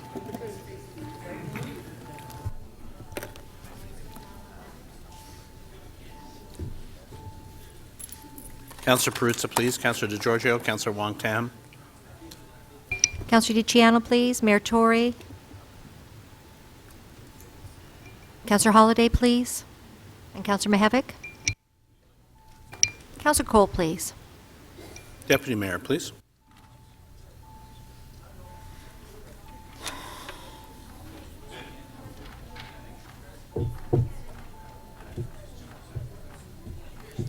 The motion to introduce carries unanimously, 34 in favor. Okay, next. Councillor Layton. Yes, thank you very much. Madam Speaker, I have a motion to introduce around sexual violence in College Street, Bar 574 College Street. The matter is urgent because in light of recent charges laid by the Toronto Police Service, I think it's something that Council should deal with. All in favor? Recorded.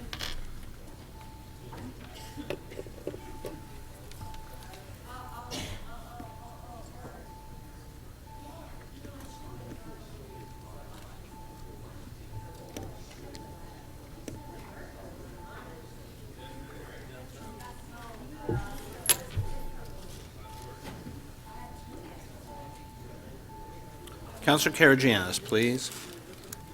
Councillor Perruzza, Councillor McMahon.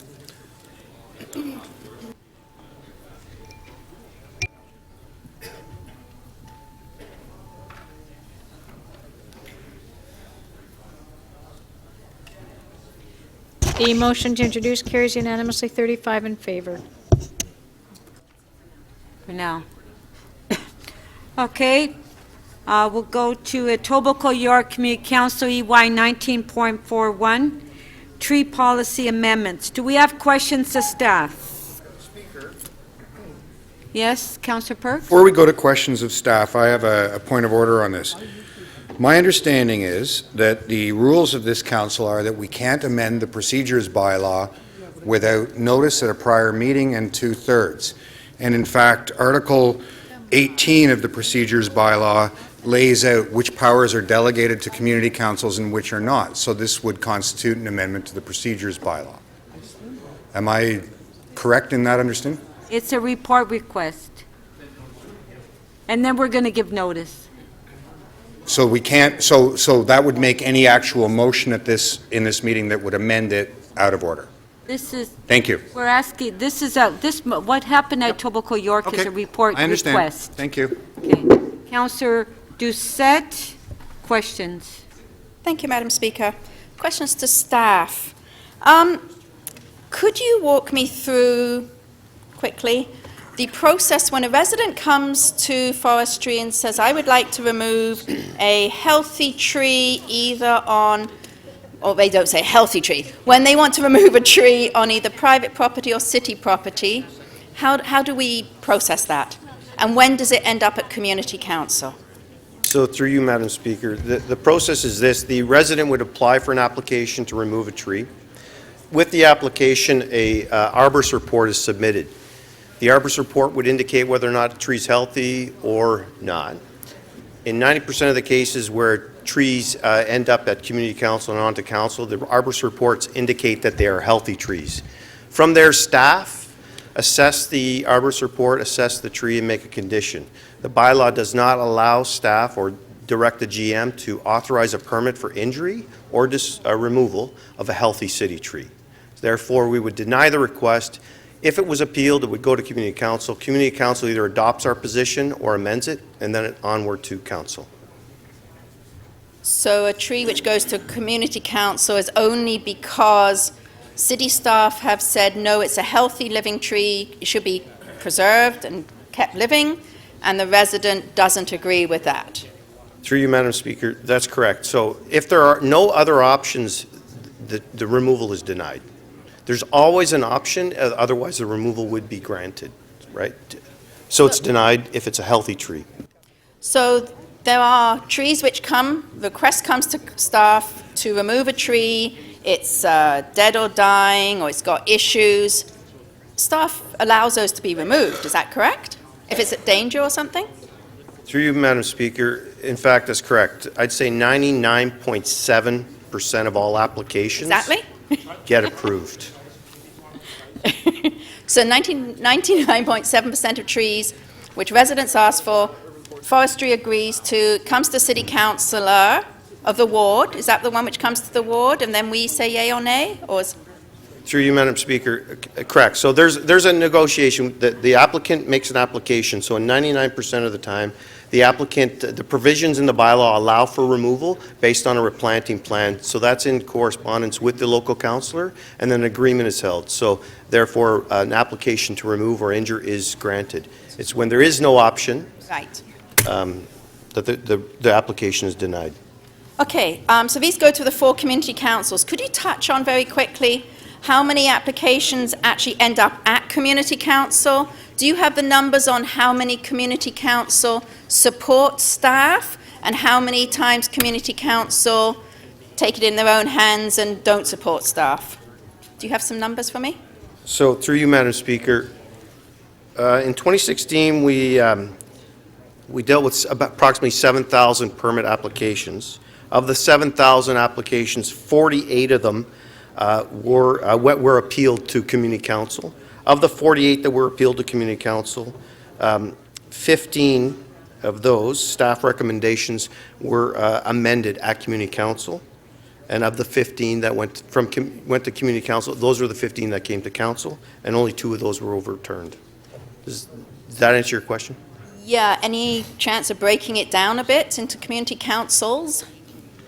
So through you, Madam Speaker, we do have numbers. So Etobicoke York, there were approximately 1,700 applications, 14 of which were appealed, 10 of which were overturned at community council, and those are the 10. 14 of those went to council. Okay. 10 of them had amendments.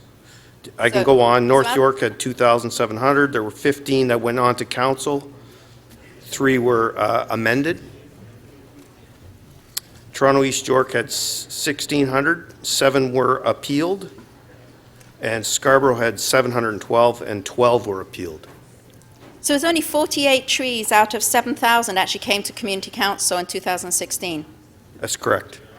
And out of those, 15 were reversed against staff recommendation, and 10 of those were from Etobicoke. That's correct. Okay, thank you very much. Those are my questions. Councillor DiCiano. I'm not sure if this question or series of questions is for forestry or for city clerks. Staff come and make a recommendation, and an applicant has the right to appeal. Is that correct? Through the Speaker, that's correct. That right to appeal is a city bylaw, provincial bylaw, Canadian law. What does the right to appeal come from? I'm going to refer that to City Clerk. I believe it's through the bylaw, but I'll get confirmation. Can you hold my time, please, Madam Speaker?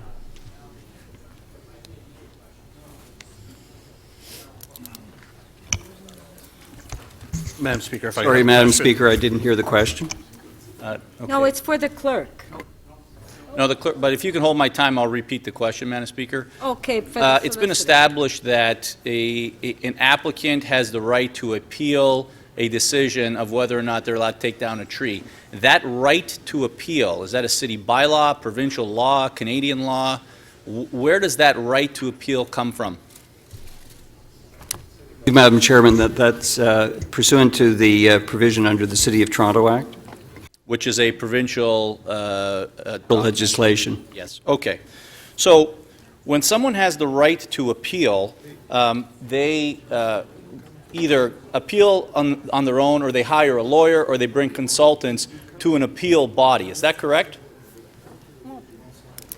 Whether that appeal body be council or a bylaw officer or justice of the peace, there is an appeal process. You go in front, when you get a traffic ticket, you go in front of a justice, ultimately a judge.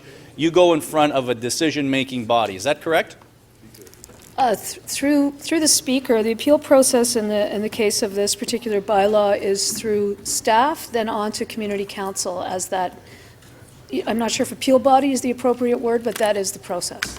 Correct. But the applicant comes to the Community Council and they bring their lawyers, their consultants to build a case why they should be able to take down the tree.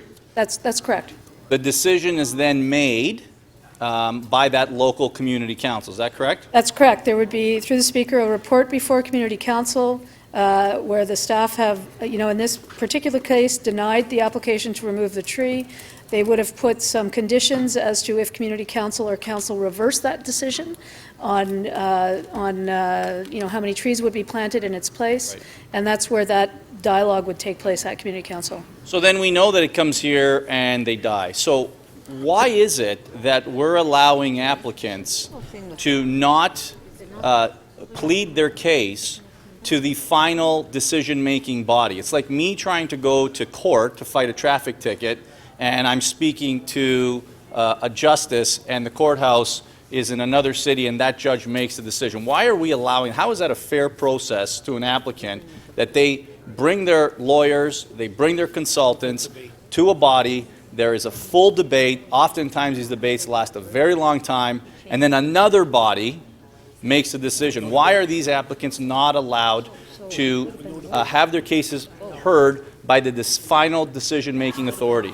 Through the Speaker, without debate, oftentimes. I would ask legal to assist with that. It's through the procedural bylaw that these rules are created, and this is just one bylaw of City Council, as the City Solicitor has indicated, through the City of Toronto Act. Great, thank you. Yes, certainly, Madam Speaker. In terms of the mechanics, obviously City Council is not set up to hold as a hearing function any appeal with respect to a decision on the tree, and accordingly that's why it's delegated through the tree bylaw in terms of the process that was described. No, but we've given someone the ability to appeal, and through their ability to appeal, they have the right to attend either a hearing or a council session with their lawyers, with their consultants, and speak to the matters. That is part of their appeal, which we established is their right under provincial legislation. So why are they not speaking and having their appeal heard by a body that's going to make the decision on the appeal? Madam Speaker, certainly that's a matter that could be considered in any review, and if Council feels that there's a more appropriate process with respect to the decision-making vis-a-vis trees, that's certainly within Council's jurisdiction to determine.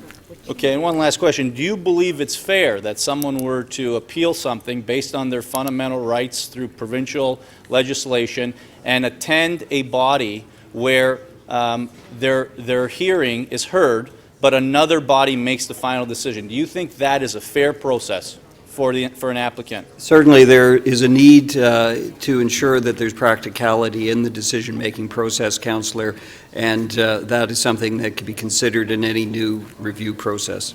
Okay, so do you believe there's practicality currently in place the way it works and functions today? I think that's a matter that has to be reviewed, Councillor. Thank you very much. Thank you. Councillor Holliday.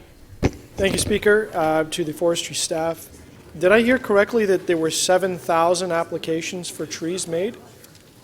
Is that in Etobicoke or is that citywide? Through the Speaker, that's citywide. There Okay. were 6,852 applications to remove trees made in 2016. Okay, that's total. Great. Can anyone explain to me, no, different question. This proposes a change in the delegation of decision-making. Does that affect the work or the work effort that you're going to put into evaluating a file? You talked about arriving to a report point and a recommendation that you make to Community Council. Does this, what we're discussing today, really have any effect on the work that your department does? Through the Speaker, it's hard to tell. Through this, we would do a full review as the recommendation is asking us to do. Whether it would change any existing policies is hard to tell at this point until we do work on this approach. But could I safely assume, though, that you will continue to anticipate to have to prepare a report regarding trees and the condition in your assessment and your recommendation about the sustainment of a tree or removal of a tree? Sorry, Councillor, can you repeat? Is it safe to say that you're planning to continue the work that you do, such as the investigation of a tree and a recommendation regarding sustainment or removal of it, so that the core work that you're going to do on trees really isn't affected by what we're discussing here? You're still going to do your diligent work as forestry to arrive at a recommendation regarding this tree and its future, or a tree and its future? Through the Speaker, if I'm understanding correctly, the work of forestry staff in assessing the tree, in assessing the application, in the due diligence around whether the application should be approved or not, would remain the same. Okay. Is it fair to say that when decisions are made at Community Council and then forwarded to Toronto City Council, that there is additional effort, such as your time here today, spent supporting this decision-making process? So there is a cost to this element that we're talking about right now. I could speak to whether there's an additional cost. These are, staff roles as are delegated through the respective bylaws. I guess last question, I don't know who can take this, but can anyone explain to me the value in having a first layer of decision-making at the Community Council and then having a second layer of decision-making at Toronto City Council, considering the same item and some of the people being the same? What is the value in having a double process?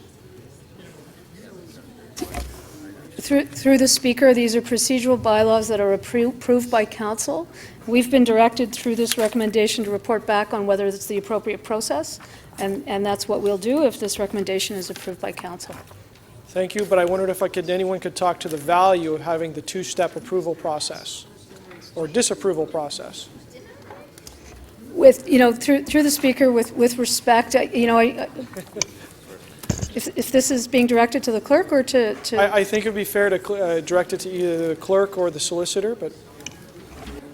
Madam Speaker, my observation would be that most of the business here has been to a committee, all except for the new business, and is being considered again by this body. So that is a general principle of the bylaw, that all new business before council starts in committee, where the public have the opportunity to appear. Council only hears from the public in committee. It does not hear from the public here. That's a part of the design or the principle behind the council procedures. So is the Community Council then a committee? by definition? Yes? And are there certain elements that are delegated fully to that committee that don't need to come to council?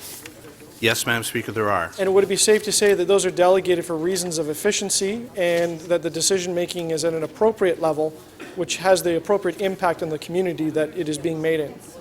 Well, Madam Speaker, the current procedural bylaw reflects an exercise that was undertaken in 2007, which council turned its mind to which matters should be delegated, which matters were of a local concern that should be delegated to community council, and which matters should stay with council.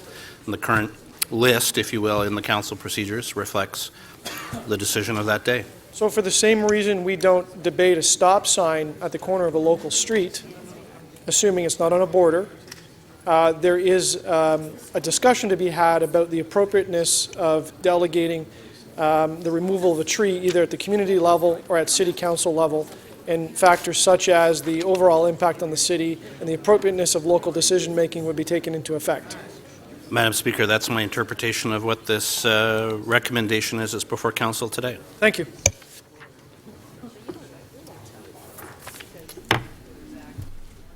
Thank you. Councillor Fletcher? Hi, I'm going to be very brief. Yes, I am. Hi, Basically, what I'm hearing is, from this report, staff would recommend keep it here, keep it coming to council, or recommend a change, and at the end of the day, City Council would have to vote to change the procedural bylaw. Is that right? Who'd like to answer that? That's correct, Madam Speaker. And that's a 2/3 vote, right? An amendment to the council procedures requires notice to the public, a public hearing, which would be satisfied through a meeting of the executive committee, and a 2/3 vote of council. So this, when this comes, if people, they can make their wishes known about trees at executive committee, let's say. People make deputations, keep it citywide, or we want to do it in Etobicoke. I'm wondering if this information that was given to us by our chief forester, 7,000 applications, 6,056 of them were simply granted to remove a tree. Only 48 trees were sent forward on an appeal to community council, and of that, very few, I didn't hear the total, that were actually appealed, that community council changed the recommendation. Yours might be to deny. How many of those did community councils altogether say, go ahead and cut the tree down, out of the 48? So through the chair, there were 15 of those 6,852 had the staff recommendations reversed at community council. Thank you. And of those 15, only 2 were supported through the council process. So council then reverted back to the original staff recommendations. 15 were overturned. That means that 33 were upheld at community council. And did they come here at that point? Yes, and we reaffirm that. And 15 were overturned, 10 of which were from Etobicoke Community Council. Is that correct? That's correct, through you, Okay. Madam Speaker. And is this not, I'm just going to ask the clerk or the city solicitor, there's also, we do signs. Signs are heard as an appeal at Toronto and East York Community Council, at all the community councils, and then whatever we decide comes here for a final decision. Is that not the procedure with signs? Madam Speaker, signs are a little bit more complicated because sign decisions on certain matters are considered first by the sign variance committee. I understand. And Once then there's they an can be appeal, bumped up to, the community council does not have the final say on the appeal. that is correct. And nobody who has a sign can come and address city council when we're reviewing the decision of the community Madam council. Speaker, as I've already said, the council procedures do not permit deputations. Yeah, I'm at council, just period. clarifying that we have other instances where that doesn't happen. Thank you very much. Look at that, 3 minutes. Councillor Davis, questions? Do we have a city-wide bylaw? Private tree bylaw applies? Through the Speaker, the tree bylaw is a citywide bylaw. Do we have a citywide policy around the tree canopy and expanding the tree canopy? That's correct. We have a tree canopy and a forestry management plan that's been approved by City Council. Forestry management plan, and we have an interest in ensuring that we have an interest in working towards achieving the goals that are contained in the tree management policy. Through the Speaker, through the approval of all of these policies through Council, we take our direction in that matter, and we put those policies forward in the work that we do. That's correct. And those policies, presumably, we want to see as much growth in the tree canopy in the north, in the south, in the east, and the west across the city. Through the Speaker, it's a citywide policy with a citywide goal of increasing the canopy. That's correct. Okay, and I think to the city clerk, if I could, there are matters to the city clerk. Hello, to the city clerk. Sorry, I just established that we have citywide policies around the tree canopy and the forestry goals in the City of Toronto to expand it. Would it not be reasonable from a governance perspective to be monitoring the removal of private trees, which contribute, that was the question I was going to ask, does the private trees contribute to our goals? And they do.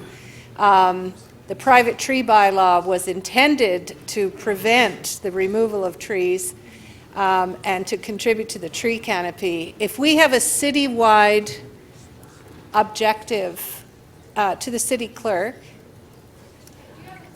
I do. If we have a citywide objective, we can't I will finish the question. If we have a citywide objective, is it not reasonable to have a citywide perspective on the decision-making process, as opposed to having it entirely delegated? Councillor, that's strictly a matter for Council to decide. That is, however, the current policy.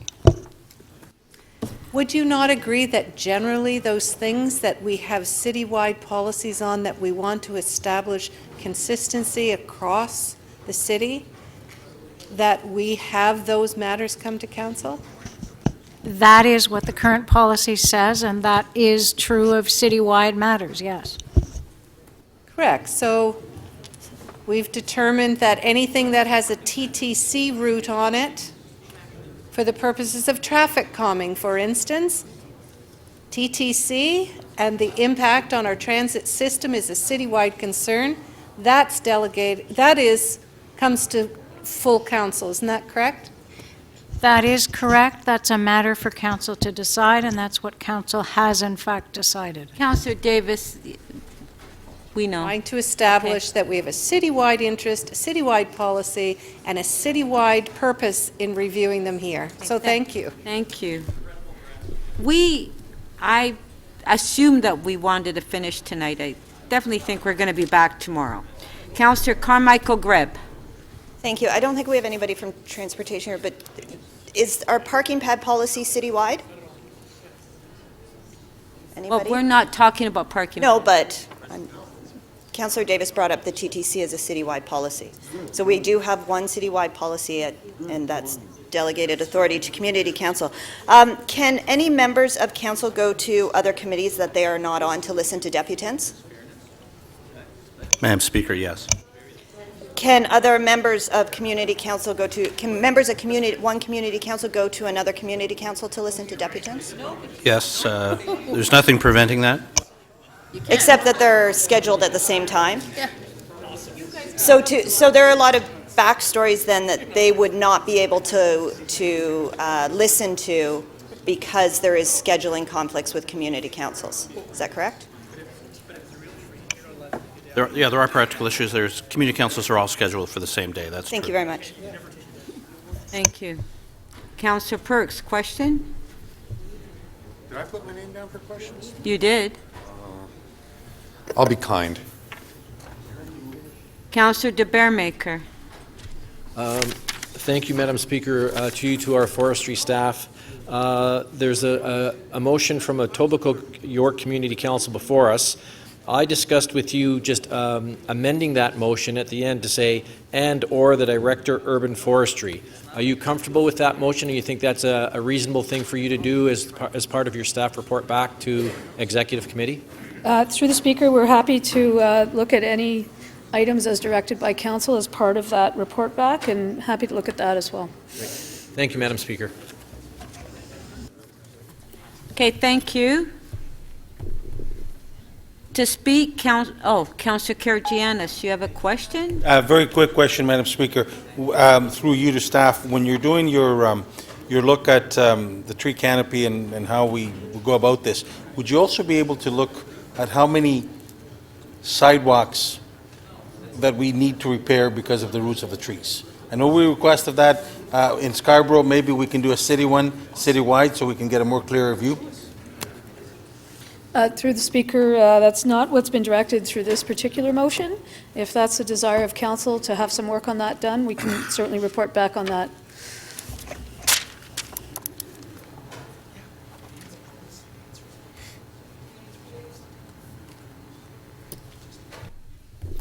To speak, Councillor Dissette. I can speak from here if that's okay. I just need the overhead on.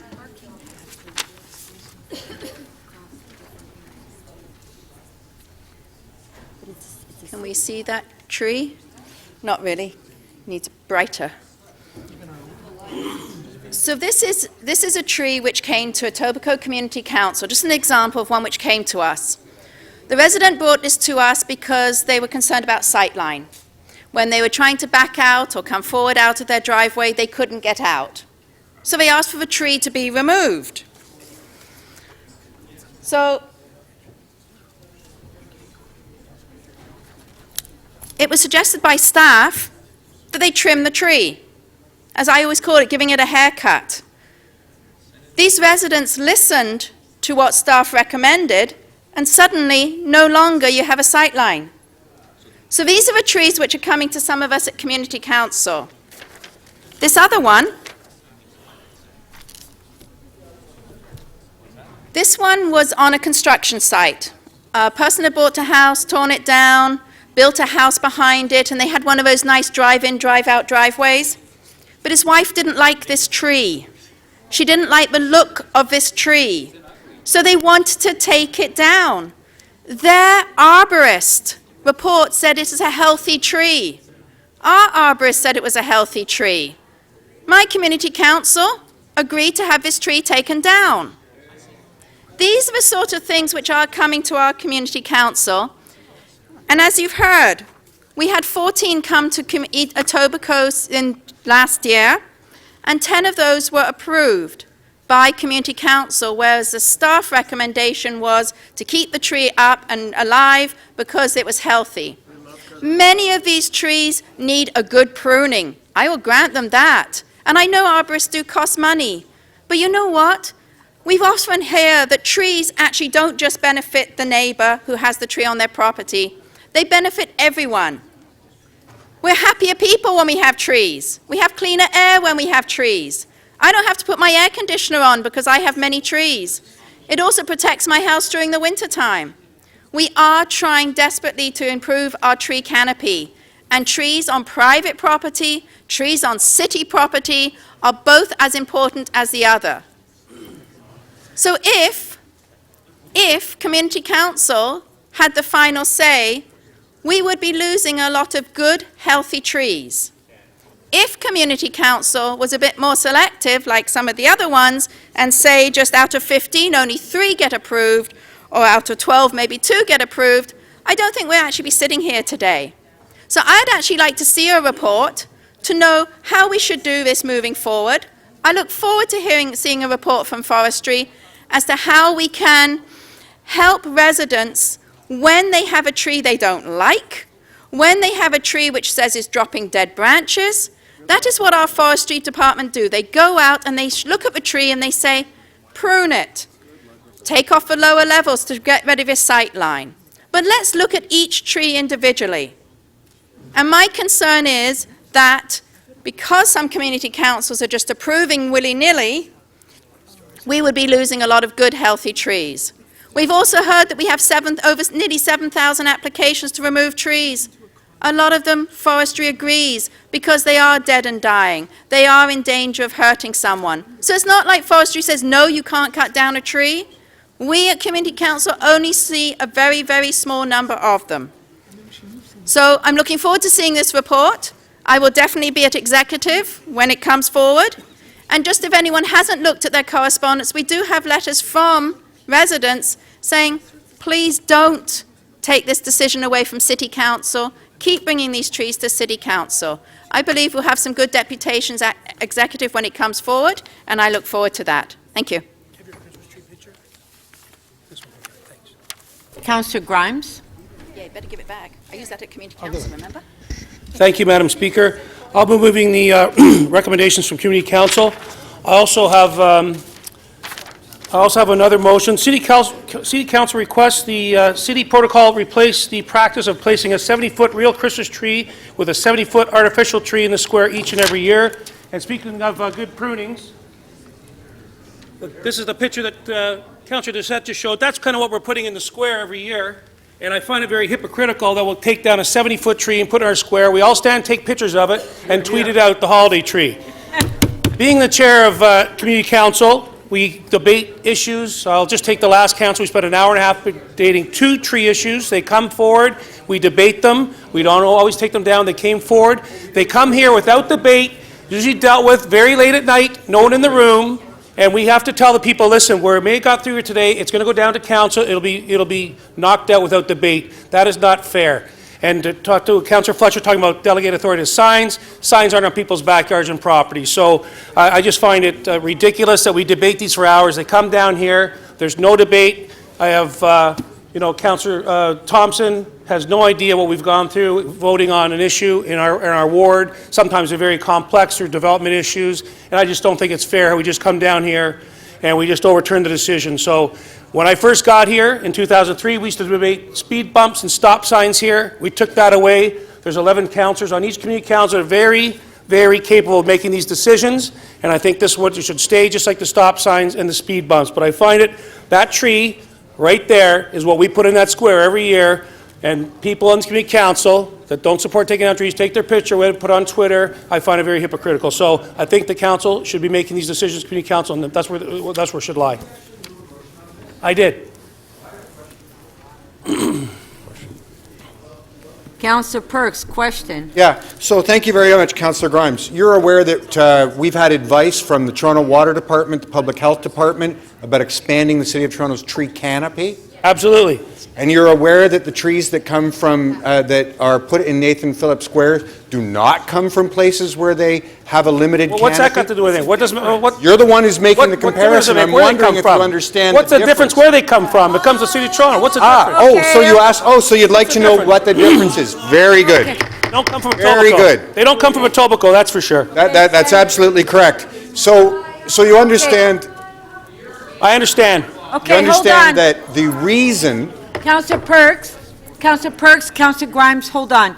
Councillor Grimes, you did not... Oh, he didn't move a motion too bad. I had so many good questions. I did. I moved the staff recommendations from council, and I just read off my other motion. Councillor Grimes, you didn't give the clerk that motion. I haven't had a chance yet. So you didn't give the clerk the motion. I will give it to them now. I just wrote it. No, but you have to give it before you move it. You can't. Yeah. That's fine. Councillor DeGiorgio.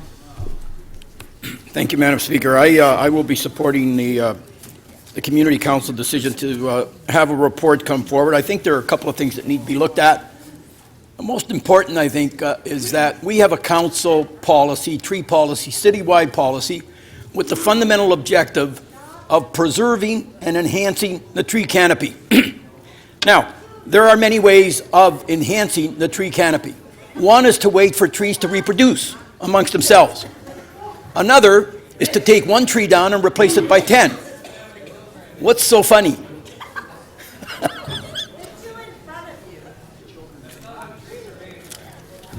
Correct. But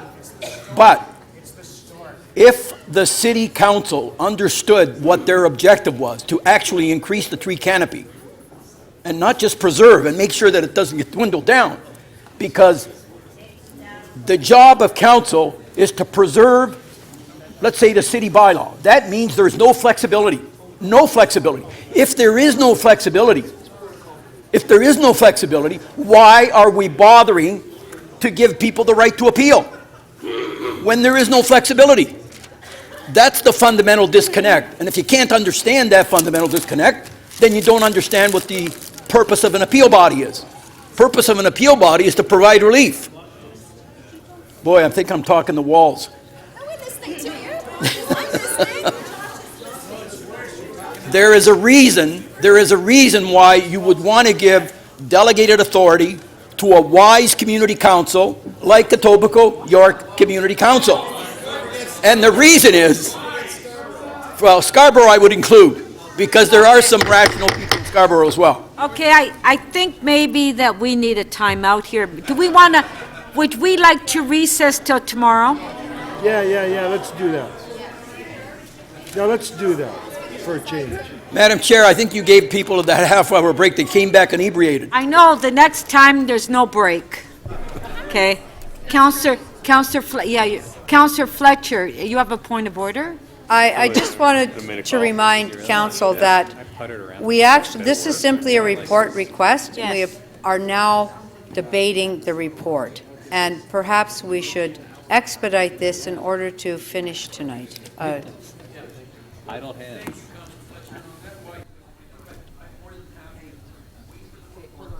And then really debate the issues as we understand So let's them. adjourn to tomorrow. Come back with some. Councillor Holiday.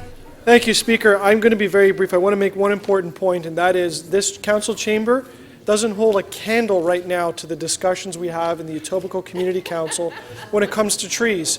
And that's the point I want to make. I want to make the point. I don't want to debate the policy. I want to hear the report. And the reason why we're doing this, and the reason why the councillors are so incensed to move on this, is citizens are angry with us. I see their faces when they come in, and with disgust, they learn that it's going to go down to City Council, and the City Council that doesn't care about them is going to just quash the decision of the local council. And maybe that's the issue, is that this council doesn't care about them and what their needs are. And that's the problem I have. That is the issue that these people have with their government. And this is the type of thing that I hear when I'm out on the street talking to people at their front door. They cannot stand how the city has gone too far. All they want to do is take out a tree that's grown too big or too much to manage for them. They're happy to plant one somewhere else. They like trees. I like trees. We like trees. But sometimes it just doesn't suit them. And they regret. They hold this city into contempt because what they need to do is they're not allowed to do it, and they're frustrated, and they're unhappy with their government. I think there's a better way to do this. Sitting on our hands or sticking with the process right now that makes people angry is not acceptable to me. I think we should look for a different way. Councillor de Bearmaker. Thank you, Madam Speaker. I'm going to move an amendment that we just add the clause "and/or the Director of Urban Forestry." In my questions to staff, I said, are you comfortable with this? Would this help you? The request from Etobicoke Community Council asks our staff to look at the various options and come back to the Executive Committee. I just want to make sure they explore that option as well. I certainly have a different perspective than Councillor Holiday, my suburban colleague from the west end of the city. When I look at the Etobicoke rate of approval or satisfaction of applications, 99.2% of all applications in Etobicoke are fine. 99.2%. Only 0.8% of people appeal to a community council. So 99% of the time, you're fine with the decision. You get a 1% people who appeal. So I don't think it's that councillors in Etobicoke are not listening or councillors in downtown Toronto are not listening. It's this that we have a bylaw that we would like to uphold.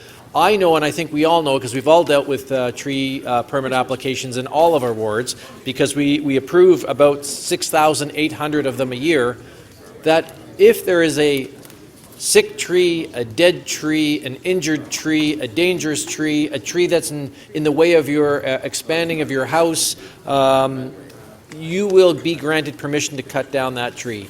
The only reason our forestry staff turn down applications is if they believe it is frivolous or unnecessary. And we've all seen some pretty frivolous and ridiculous applications come forward. So I'm going to support the recommendation to go to staff for a report back. I'm going to add that simple amendment. And I hope our staff will come up with a way that is more efficient, because I believe having 50 of us in this room, plus staff, argue over a tree in Scarborough or Etobicoke that's in somebody's backyard that some person thinks threatens their home when their own arborist and our own staff tell them it doesn't, is a waste of all of our time. So I hope our staff will do this review, bring an update to make sure that our bylaws are as efficient as possible. Thank you, Madam Speaker. Thank you. Councillor Karygiannis. Thank you, Madam Speaker. I do have a motion. I would like staff to put it up, please. Yes, they do. Basically, what this speaks to is that we had requested in Scarborough an analysis on damage done to the sidewalks because of tree roots. I would like to make sure that this is done citywide, so we can have a more comprehensive study and understand what the damage is to the sidewalks done by tree roots that we spend so much money in order to replace the sidewalks. Thank you, Madam Speaker. Thank you. Councillor DiCiano. Thank you, Madam Speaker. So I'm urging all of my council colleagues today to support moving forward with a review. We heard from our city solicitor that this review certainly warrants review. You have a policy that is just simply not fair to residents of the City of Toronto. It's just not fair. And I think a lot of my colleagues just want to misunderstand the issue here. No one is talking about killing and destroying trees. We're talking about fairness for Torontonians who come forward with a request to either take down or modify a tree. That's what we're talking about here. The process. Not giving people, whether it's community councillors or forestry departments, free rein to tear down or cut down trees. We're asking for a review to make it fair. Where in the world does someone go and appeal something, especially in a country like Canada, where our fundamental right, one of our only fundamental rights is here, where we have the right to appeal a decision. That decision goes in front of one body, and then another body makes a decision. It's like me going to court for a traffic ticket at Old City Hall, and some justice of the peace at the University Courthouse are going to make the decision. That's what's happening right now. It's dysfunctional, okay? And please, don't misunderstand. Don't think that anything about this review is because people want to be allowed to take down trees. It's about fairness for constituents, fairness for Torontonians. Allow the review to come forward through staff, and we can decide, is it going to be a delegated authority to community council, or is it going to be something that goes to parks? Maybe it's the Parks Committee that's going to listen to all these applications. Okay, it's like the OMB.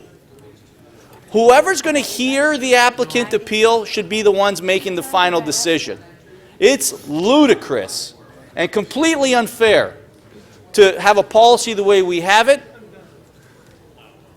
Please, support the review. Let's wait for it to come back, and we can make an informed decision on what's fair for Torontonians. Thank you. Thank you. Councillor McMahon. Sorry. Thank you very much, Madam Chair. And so I would urge my colleagues to think about the bigger picture and not to be pandering to tree NIMBYs in their wards, and to have a little tough love and education as to why we want to protect the trees. And in my time of being here, I have heard all kinds of reasons for tree removals at Toronto East York Community Council. I've heard acorns or walnuts falling on people's heads, people not being able to use their backyards, the trees obstructing the views.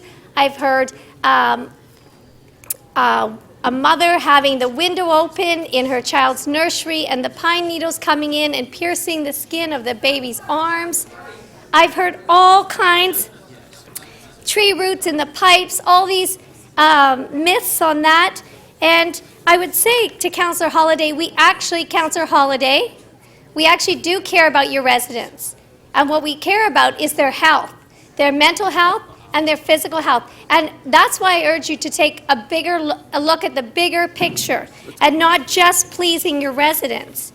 Benefits of trees, air quality improvements, climate change mitigation, carbon sequestering, energy conservation, stress reduction, mental health improvements, happiness index linked to nature.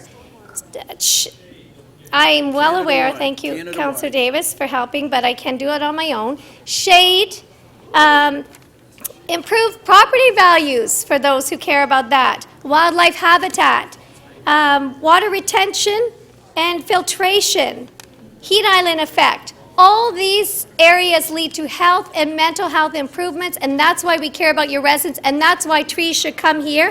And I will tell you, stop worrying about the next election and start worrying about the next generation. And forget about stress. Councillor Kelly. All right. Thank you, Speaker. Speaker, I will not be voting for a report.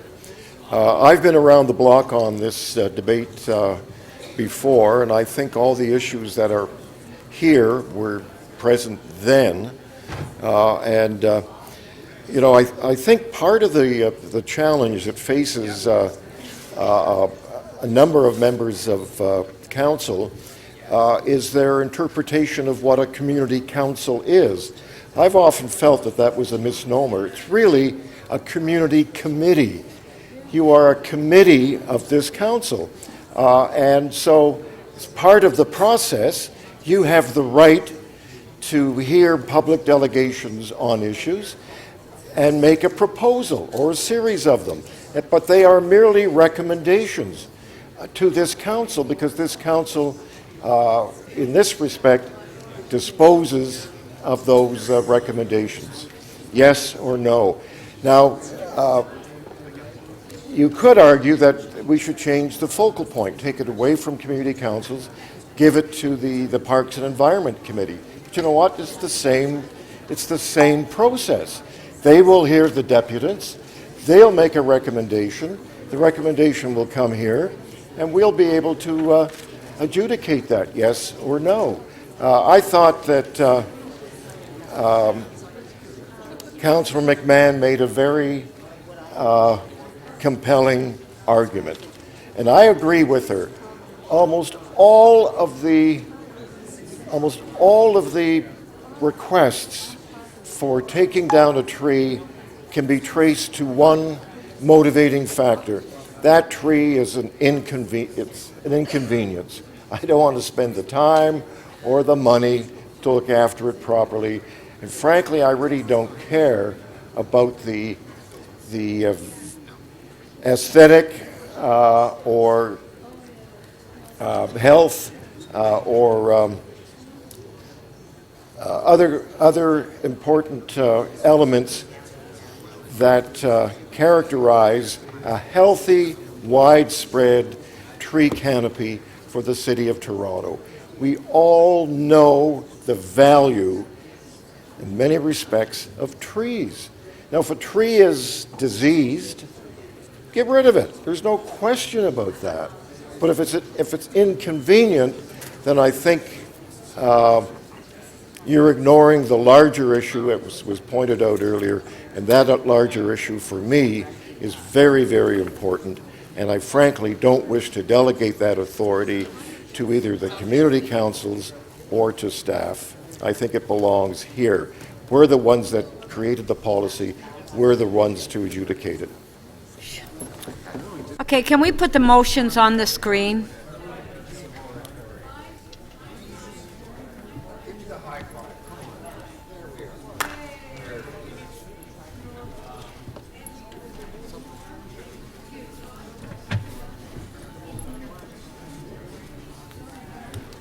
Motion by Councillor de Bearmaker, on favor? Yes. On the amendment, on favor? Carried. Okay, the next motion.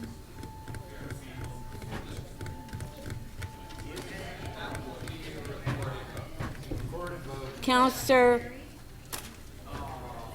Councillor Karygiannis? All in favor? Recorded? Yeah. They want a recorded vote. Okay, come on, if you don't agree, just vote against it. Recorded vote.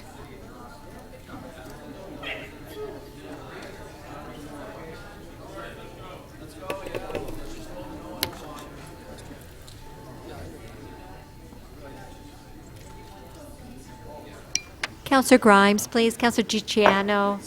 Councillor Crawford. Councillor McMahon, please. Councillor Wong-Tam. Councillor Davis, please. Councillor Matlow. Mary?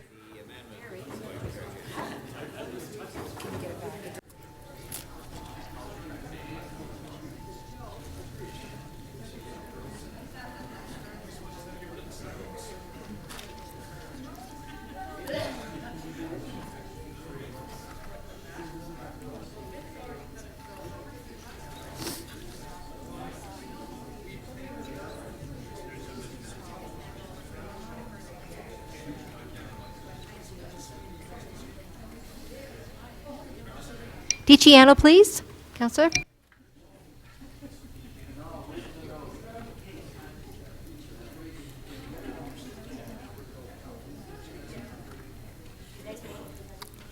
The motion does not carry. The vote is 5 to 33. Okay, on the next one?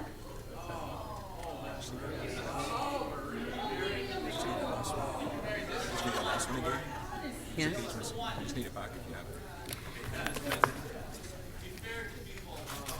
Okay, on the, what is it? What's it? Okay, item is amended, recorded vote.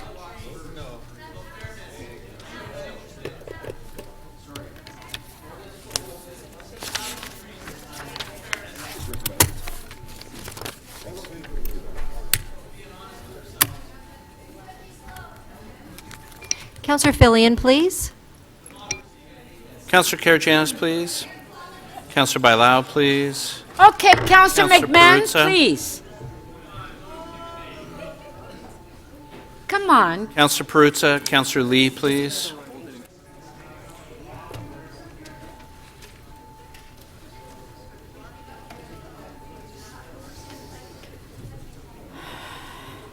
The item is amended, carries 25 to 14.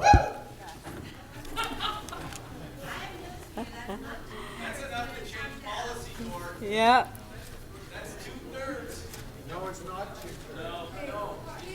Okay, we have two members' motions that we need to introduce. Marilyn, can you tell me? Councillor Cole, you have a motion you'd like to introduce? Yes, Madam Speaker. Clerks, I think, are going to put it up.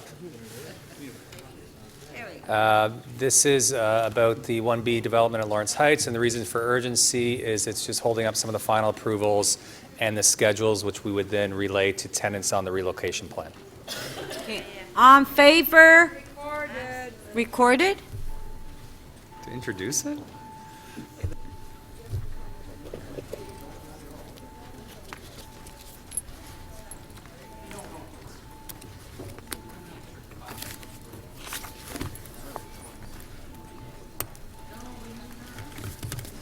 Councillor Cressy and Councillor Mihevik, please.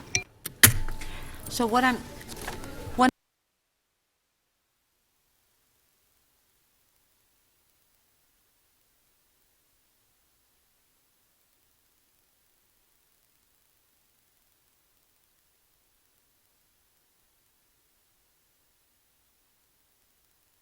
Councillor Perruzza, please.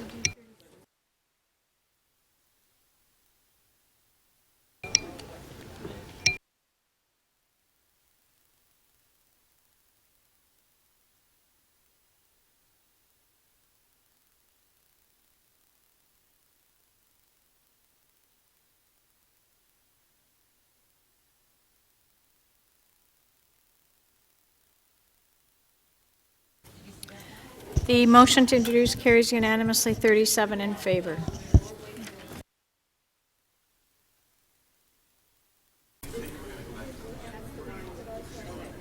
Well, shouldn't we just have them move these members' motions? All right, all right. Okay, our next item is NY 1933, Councillor Pasternak. Yes, thank you. I'm going to do my best to get it. Looks, I guess I picked a bad week to give up Tylenol 3. Through you to staff, No, but Councillor Pasternak, we were waiting for the report, so the we report... have it. I thought you were asking for questions for staff. Yeah, so do you want to ask questions to I'm staff? ready to go. Oh, okay. Questions to staff, then. So this report follows Shepherd Avenue West under the feeling congested plan. Is it a view of staff that this can still be a future subway line based on the recommendations before us?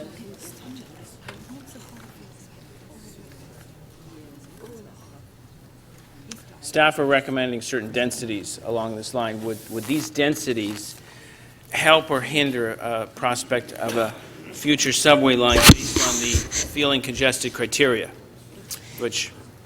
Through the chair, the feeling congested criteria look at a variety of inputs into assessing whether a transit project should be prioritized, what the technology would be for that transit priority project, and there are a whole variety of different reasons why a certain alignment is recommended, as well as a technology, a subway versus bus rapid transit or versus LRT. This is a recommendation that is in fact brought forward and driven by the shallow lot depth and the existing condition. So it was not a part of that framework. Currently in our feeling congested framework along this portion of Shepherd, we recognize that an LRT is the stated preference of the province, but we have in fact maintained and recognized it as, we identify it as a rapid transit route in the feeling congested framework. The council in May of 2013 stated that this should be considered a Metrolinx Phase 2 funded project. Would this help that process along, reinforce the arguments of such, or is this a step backwards? Through the chair, I would argue it's neither here nor there. It's a relatively small portion of the corridor. One of the challenges in this portion of the corridor, of course, is the shallow lot depths and the very shallow lots that are in the adjacent area. Farther to the west of the corridor, we have been able to promote a policy framework that resulted in significant consolidations of properties and a much denser urban form, in part because of the lot depths. But here, this is a typology that is a much finer grain. Now, in this report, there's almost no mention of future rapid transit, and unless I've missed it, no reference to feeling congested. The one sentence that appears under the transit heading is the following: the location and design of streets, building, and other facilities will provide direct access to transit stops and stations. Is that existing transit stops and stations or future transit stops and stations? Through the chair, both. There's existing transit along this corridor, and in the future it is anticipated that there will be rapid transit along this corridor.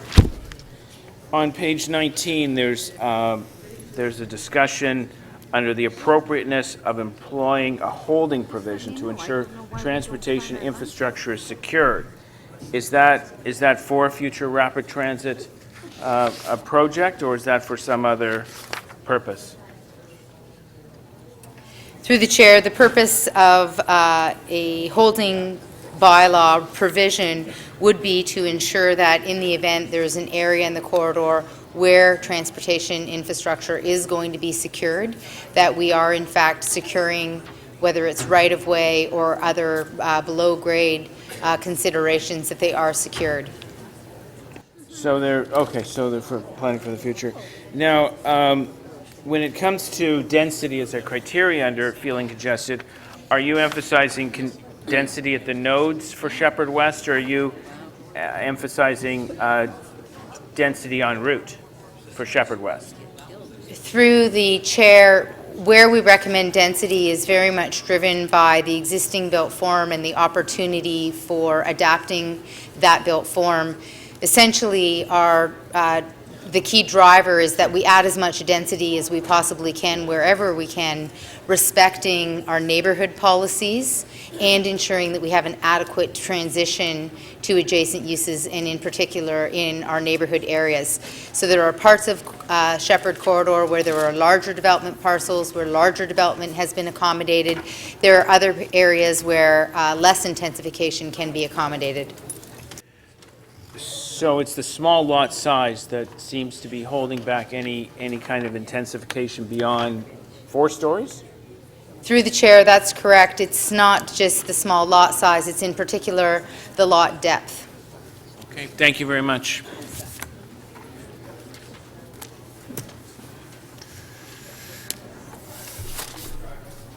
Councillor Holliday? Thank you, Speaker. I just have one question. It's to the Chief Planner. I'm looking at Supplemental Report NY 19.33B, and it, to paraphrase, has 2 options in there presented by the City Planning Division concerning relief from the 45-degree angular plane. But I guess my question is, can you elaborate on the last line of the comment section that says staff have some concerns as to the implications of this approach on a citywide basis and for the approved mid-rise building performance standards? Could you elaborate a little bit to help me understand what the citywide implications might be outside of this site? Through the chair, we were directed in the context of this report to bring forward minor adjustments to the proposed secondary plan that would in fact address the issue of the shallow lots. So we did bring 2 recommendations forward. The comment that you've read out is in reference to our concern that in bringing forward these minor amendments that we do in fact potentially set a precedent that undermines the mid-rise guidelines. That is a concern. So in my simple world here, it means that if a mid-rise is proposed in my ward across the city, there could be implications of this policy change in this area could result in maybe some incursions or requests for incursions into the 45-degree plane, and I should be concerned. Through the chair, that's a concern that we have in city planning. Thank you.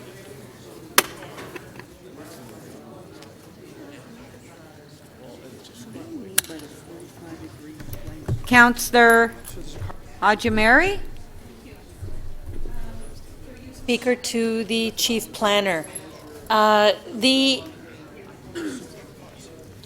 tools that are proposed to be used are very limited, I believe. Balcony railings and some landscape elements into the 45-degree angular plane. That seems to be so minimal so as to hardly make an impact on a proposed development. Through the chair, it's a matter of degrees, and in fact, this is frequently a negotiating point on applications. Our concern is about adjacencies and the impact on adjacencies and protrusions into those adjacencies, but it is a matter of degrees. In many of our suburban communities, plazas especially, are left almost moribund because they cannot redevelop. There's no incentive for refacing, for including more units, etc. This, unless we allow higher, more increased units and increased layers upon layers of what's already built, and some degree of incursion in the 45-degree angular plane, we cannot ever hope to make a dent in the rebuilding process. I think this report doesn't go far enough. Can you go further? Through the chair, I would in fact disagree with your analysis. In fact, it's land values that are the critical issue, particularly in our suburban areas. One of the challenges that we've seen for example, along Kingston Road, are areas where we in fact permit an 8-story building. We would like to see a mid-rise building. We have the lot depth for mid-rise building, but because of land values, the developer's coming forward and proposing townhomes. So it's not in fact our policy framework, it's really the pro forma of the proposed development that's dictating the level of investment that the developer is prepared to make. So I think with respect to the question that you're raising, this is not the issue that is preventing redevelopment of those plazas. It's not the policy framework that's the problem. What about our streets where finally, after 3 decades of sleepiness, developers are saying, hey, let's build in Downsview, or let's build adjacent to the hospital, or the Downsview lands, for example. There are strips on Shepherd, on Wilson, and on many of the avenues that need refacing, rebuilding, regeneration, etc. Can we not finally change the parameters so that height and shadowing there be new rules in order to spur development on these avenues?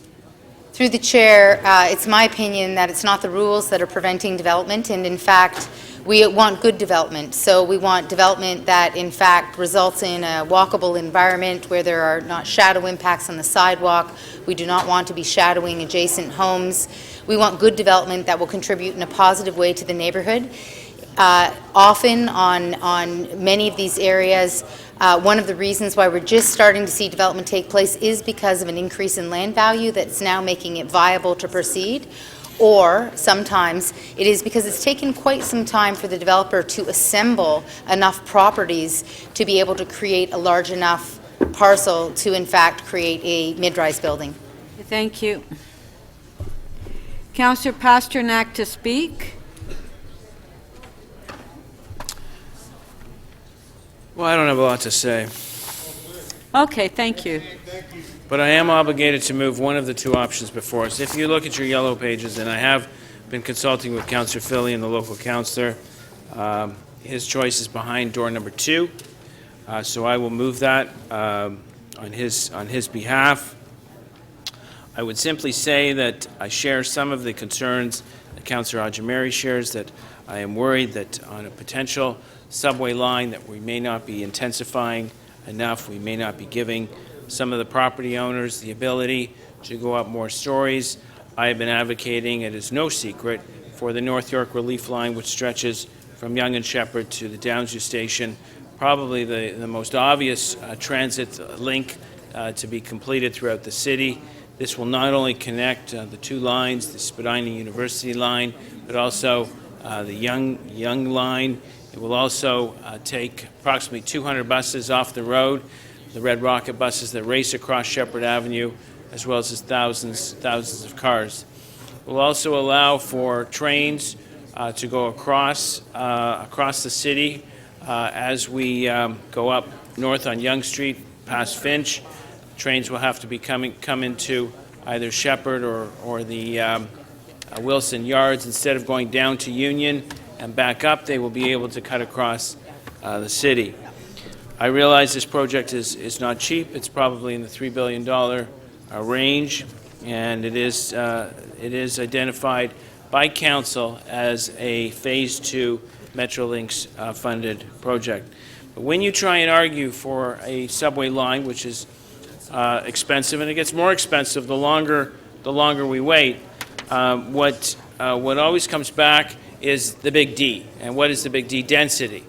And you can argue till you're blue in the face, well, density's at the nodes. And you can argue that density's coming, build it and they will come. But the bottom line is they're looking for current density.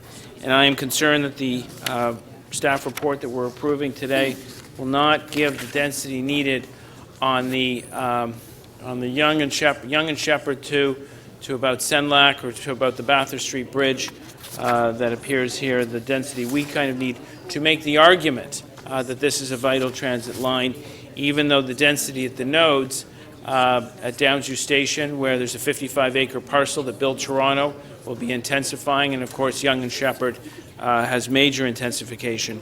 So from that point of view, I think the discussion must continue. We must continue to build up, to justify a subway system, to create and build and construct the most obvious link in the city, to create the connectivity that we need for a thorough transit system.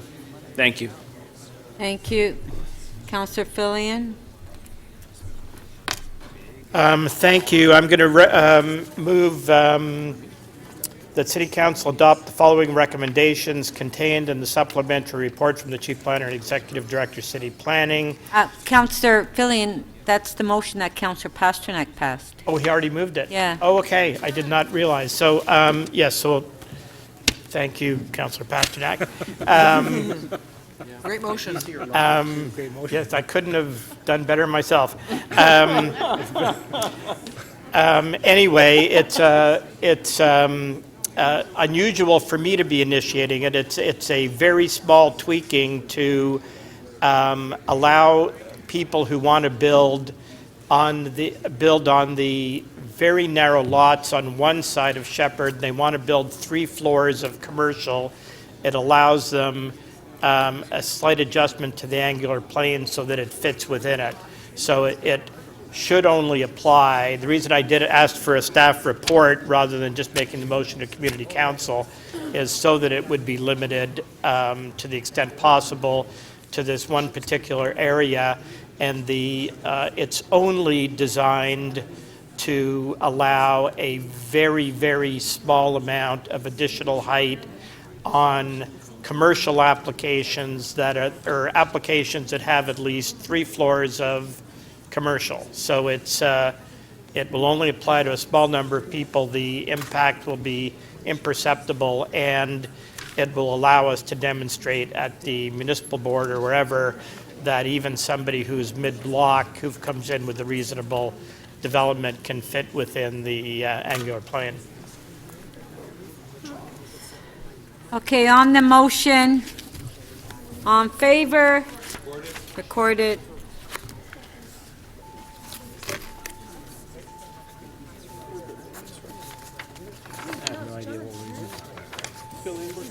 You were going to move it, so I moved it, yeah. Oh, no, sorry, passed.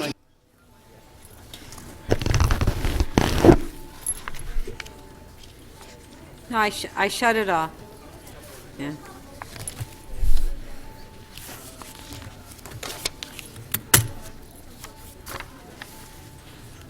Councillor Campbell, please. Councillor Grimes.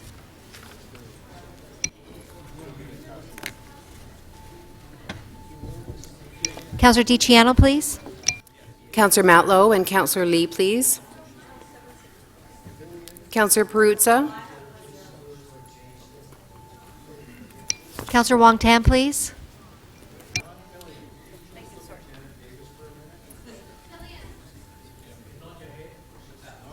Councillor Perruzza, please.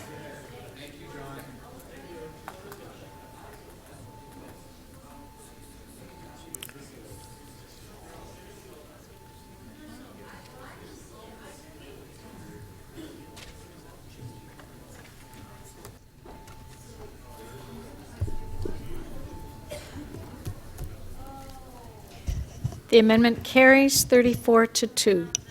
Okay, thank you.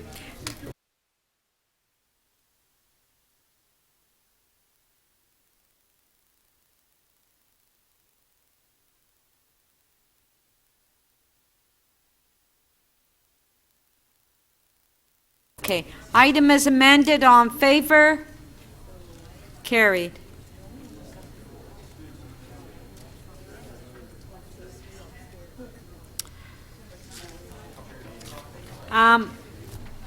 CC 24.3, 17 Yonge Street, OMB hearing. Councillor DeGiorgio, you held it down.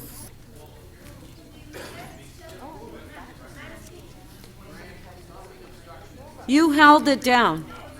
For the report. Yes, and we just got the report.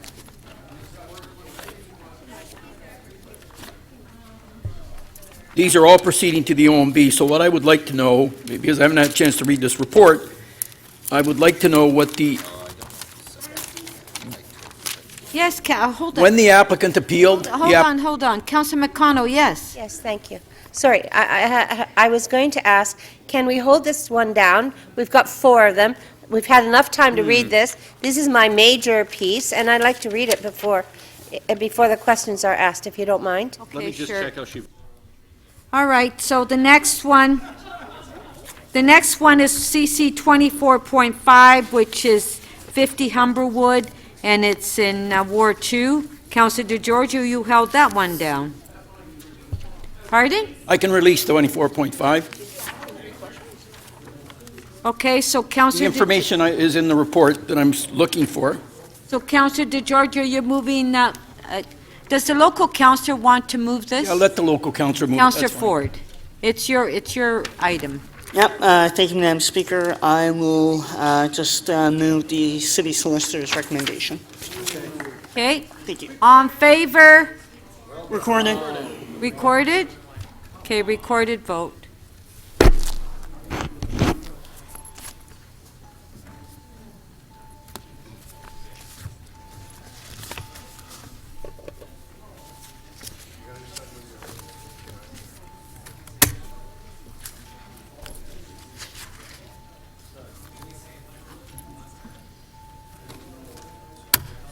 Councillor Kelly, please. Councillor Davis. Councillor Perruzza, please. Councillor Holland, Councillor Crisanti, Councillor Mihevc, and Councillor DiCiano, please. Councillor DeBaremaker, please. Councillor Pasternak.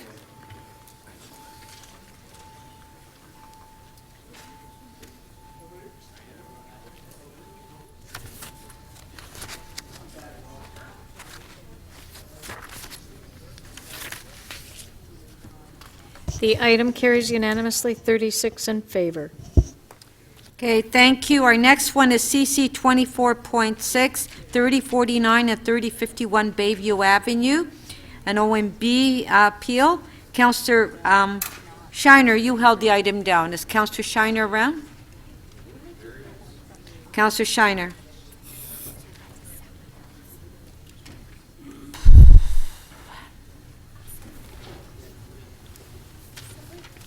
Sorry, Madam Speaker, which item are we on? Because I just walked back from the... It's your item, CC 24.6. Is that the settlement on that one? 3049 and 3051 Bayview, On yes. page...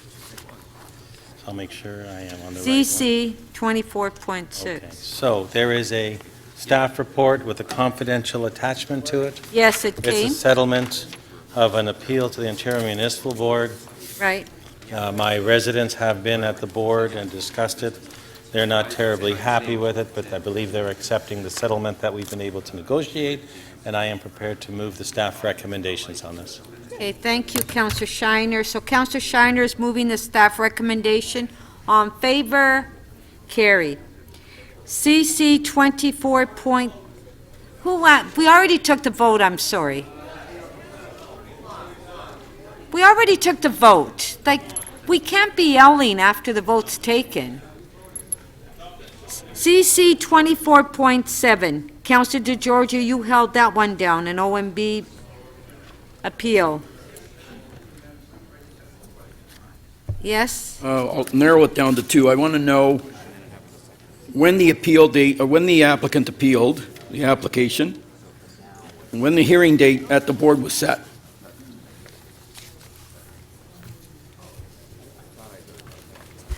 I'm sorry, I don't know either of those dates, Councillor. They're not in the report, I gather, correct? That's correct. And you know why they're not in the report? No. Okay, thank you. I can release that, Madam Chair. Okay, moving staff report. On favor? No, I'm going to wait. Recorded vote. Pardon? You scream?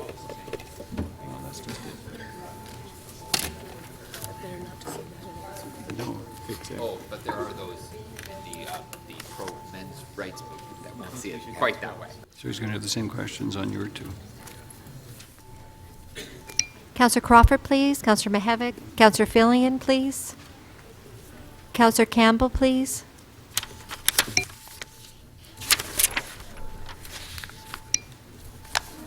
Councillor Fillion, please. No, your vote, please, sir. Counselor, thank you.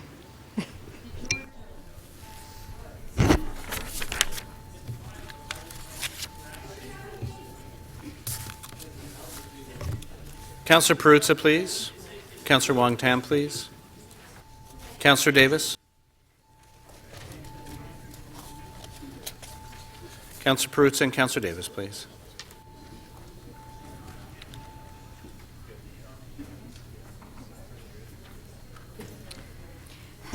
The item carries 37-1. Okay, on members' motion 24.35, which is moved by Councillor Holliday, and it's on the appointment of the city solicitor. Councillor Holliday. Oh, sorry. Councillor Fletcher? I've asked to go in camera on that. Sorry. Oh, you're asking to go on camera? Yep. Okay, so then we'll have to do that tomorrow.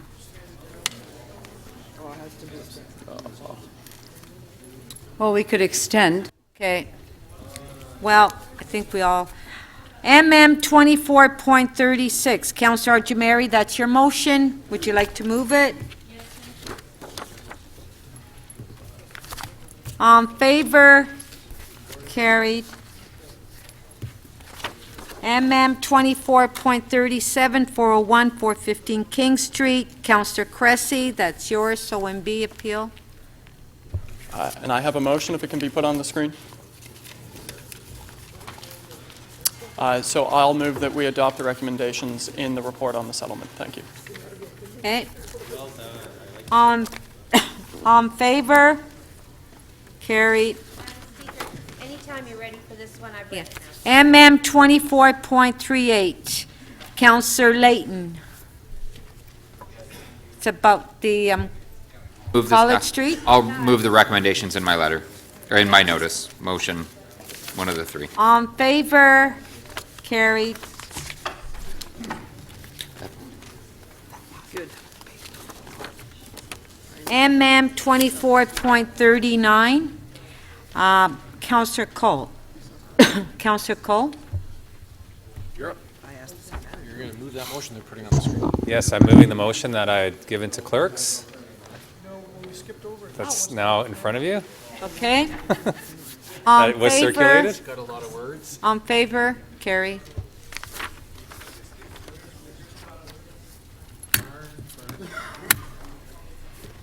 Okay, so,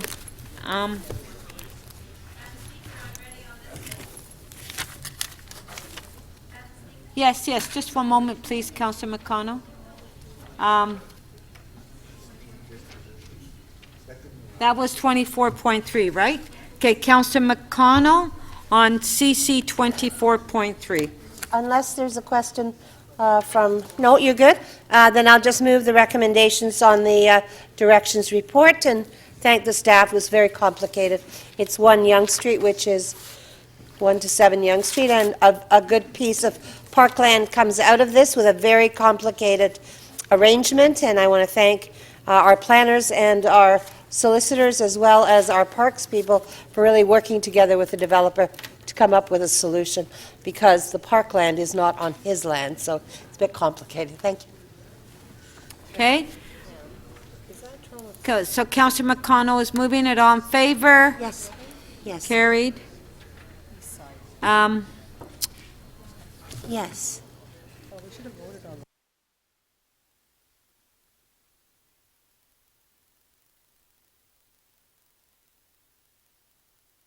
Councillor McConnell, you also have CC 24.4, which is 215, 229 Church Street and 117 Dundas. Yes, I can do those ones too. Pardon? Sorry, Madam Speaker, I just wanted the recorded vote because it's going to the OMB, and I guess you missed it.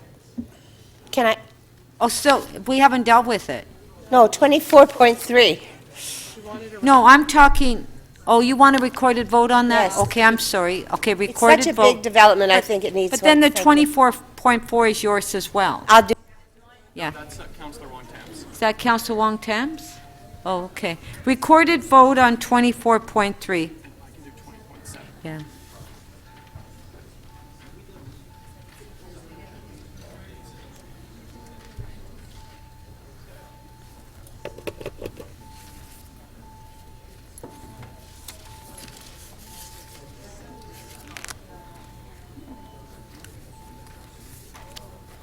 Counselor Mahevic, please. Counselor Cole. Counselor Perruzza, please. Counselor Layton. Counselor Holland, please. Counselor Shiner, when you're seated, please.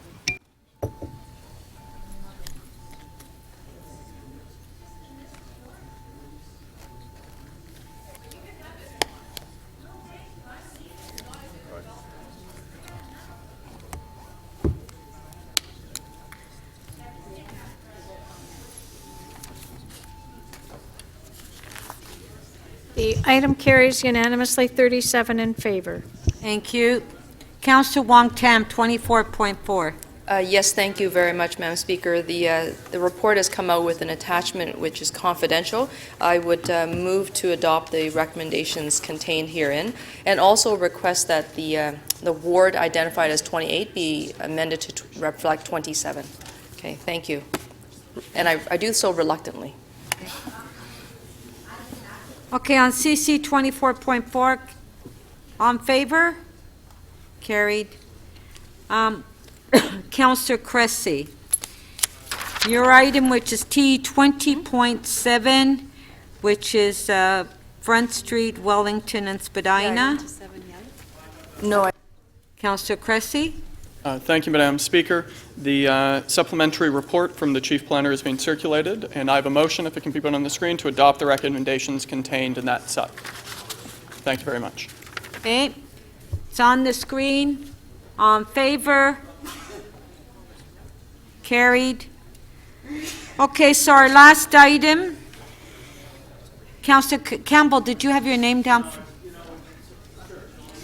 Councillor Campbell? You know, there's these, I just had this was covered at the Toronto Community Council, Toronto York Community Council. These massive developments take place in Toronto, and I had only an opportunity to talk to Councillor Cressy about it. It would be nice to hear about some of the wonderful things that really are happening in our downtown, either from Councillor Cressy or Councillor McConnell, because for some of us that are on the periphery, these things just happen, and we don't really, we're not really privy to it. So that's just my 2 cents worth, but I did already talk to Councillor Cressy. And some of the money, too. Okay. And so, huge important developments, Madam Speaker. Yes, thank you. What?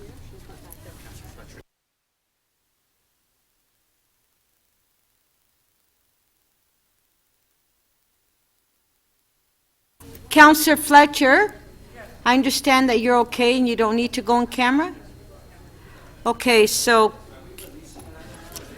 no, we're done. This is the last item. Yeah. Yeah, okay, just a sec. We're in the middle of an item first. Please, Councillor Shiner. Councillor Holliday, MM 24.35.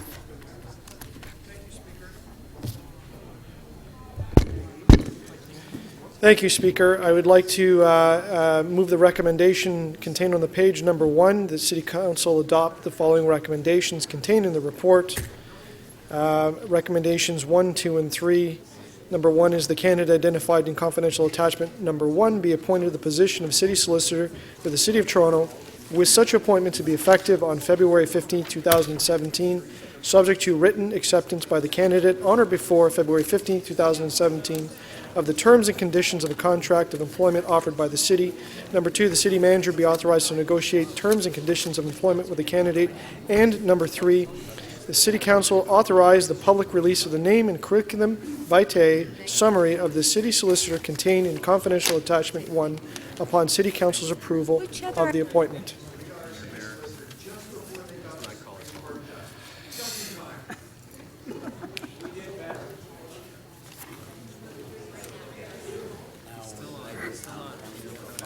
I think it was a point of privilege. Mr. Holliday, so you're moving your motion. I just wanted to say something, if I may, on a point of privilege, Madam Speaker, and I'd want to say it at some point in public as well, because we're in camera, I think, are we now? Are we No, we're not. Oh, we're fine then, it's good, it's good. I just really wanted to, we'll extend congratulations later when the sheet is no longer confidential, but I did want to say, and it's a perfectly appropriate time to do it, thank you to all the people who applied, because I know just a little bit about the tail end of this, and it was an exceptional group of applicants, including some people internally. But just as importantly, to say thank you to Brian Haley, because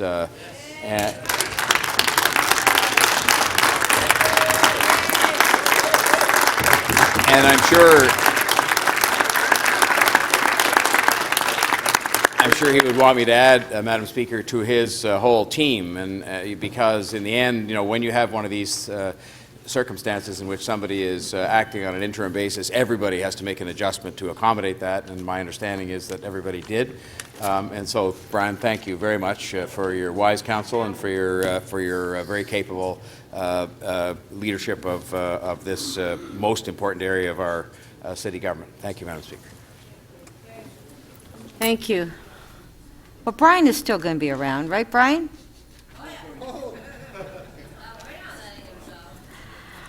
Okay.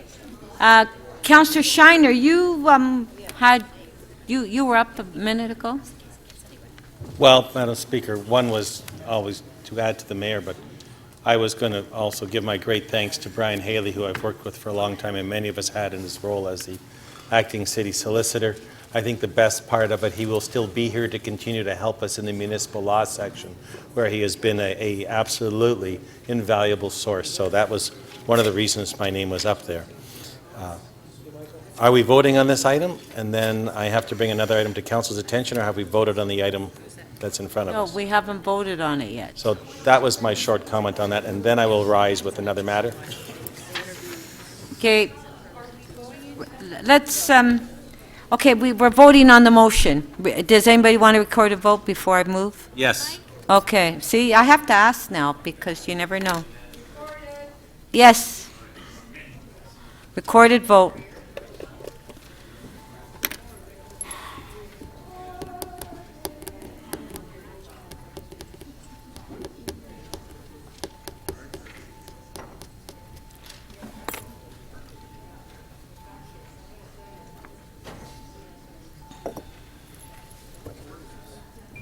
Councillor Holland, please. Councillor Mihevc, please. Councillor Mihevc, please. Councillor Perruzza. Councillor McMahon, please. Councillor Layton.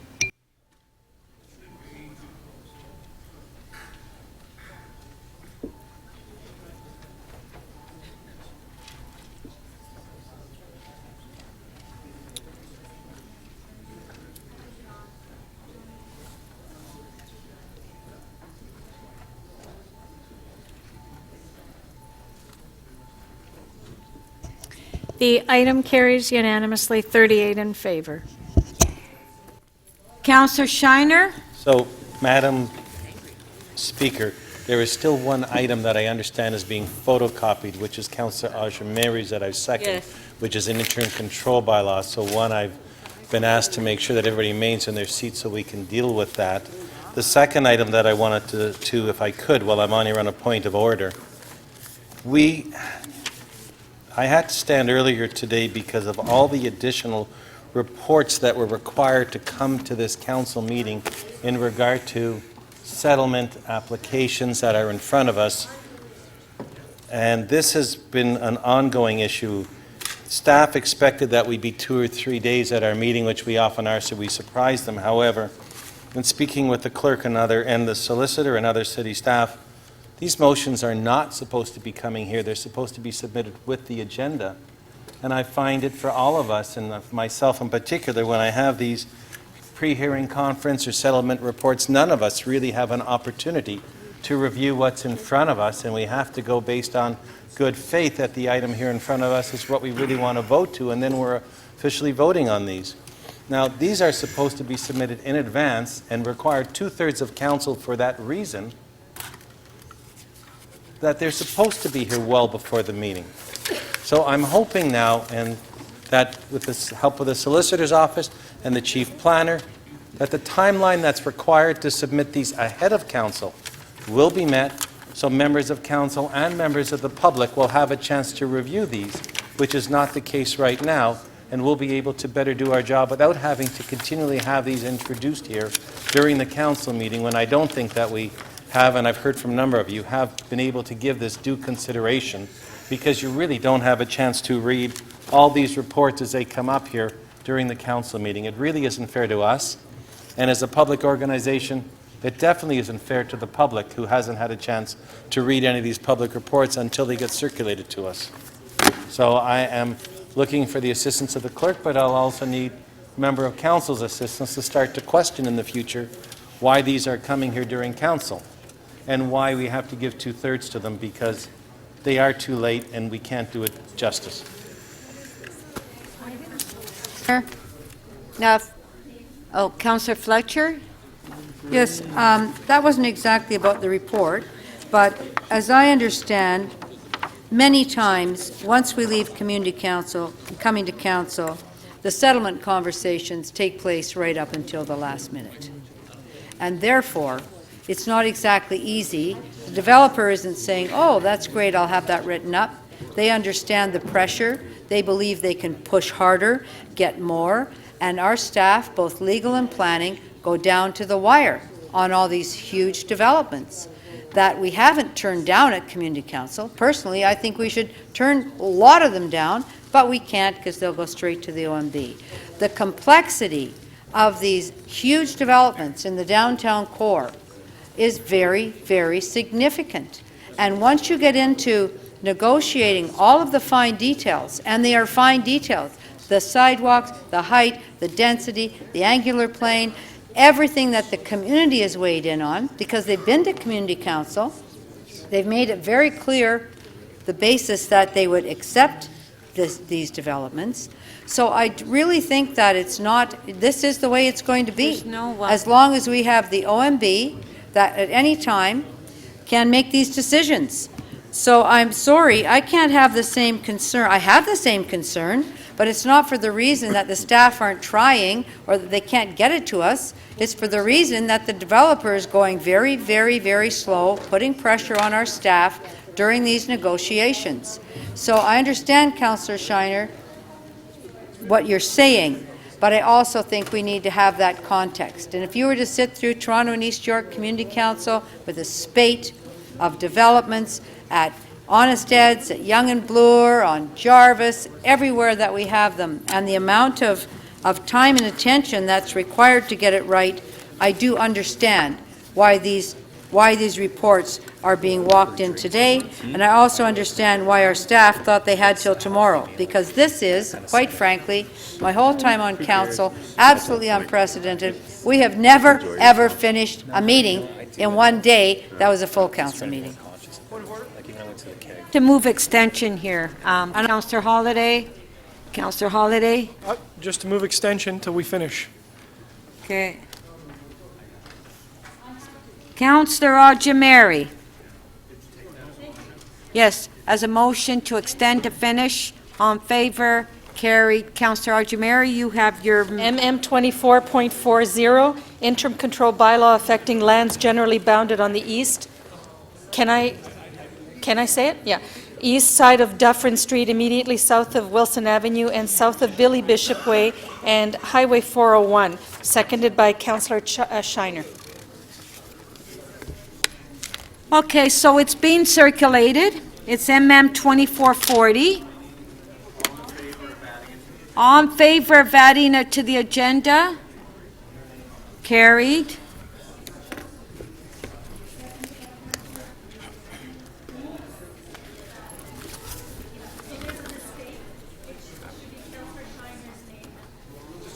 It's blank. Write it in. We'll write it in. Saves the paper. Saves the truth. Yeah. So do we get okay.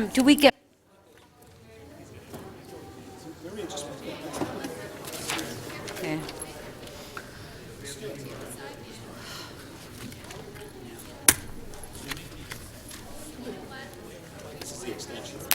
No, we did the extension.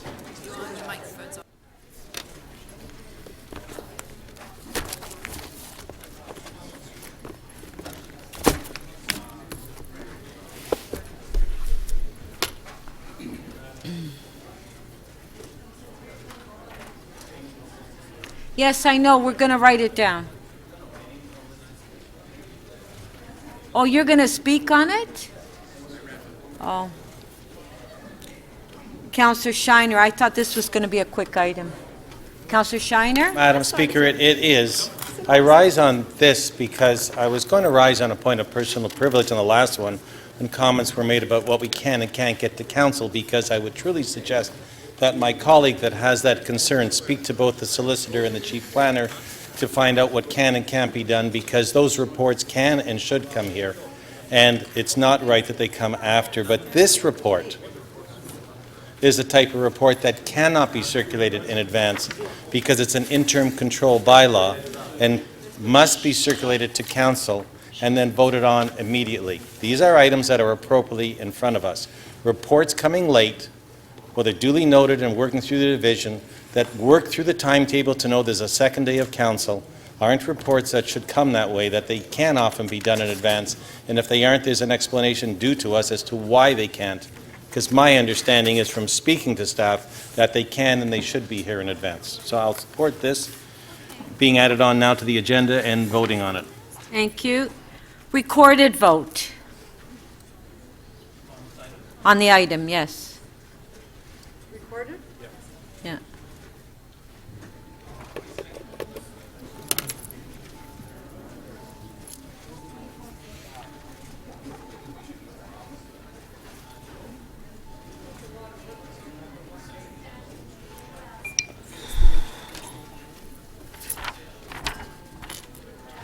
Counselor Cole, please. Counselor Crisanti.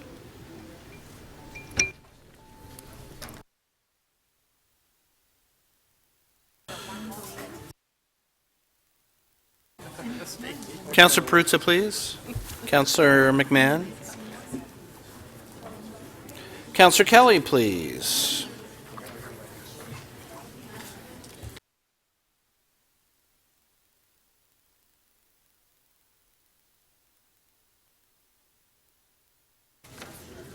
The item carries unanimously, 38 in favor.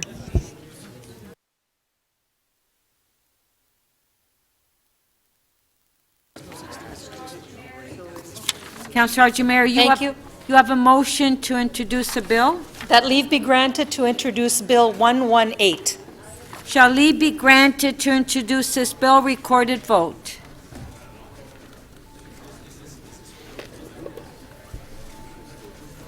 Members of the voting panel is open. Councillor Perruzza, Councillor DeGiorgio, Councillor McMahon. Councillor Shiner, please. Councillor Thompson, Councillor Davis, Councillor Matlow. Counselor Crawford, Counselor Cressy, Counselor Mihevc, Counselor Fillion, Counselor Fletcher, please. Counselor Palacio. Councillor Pasternak, please.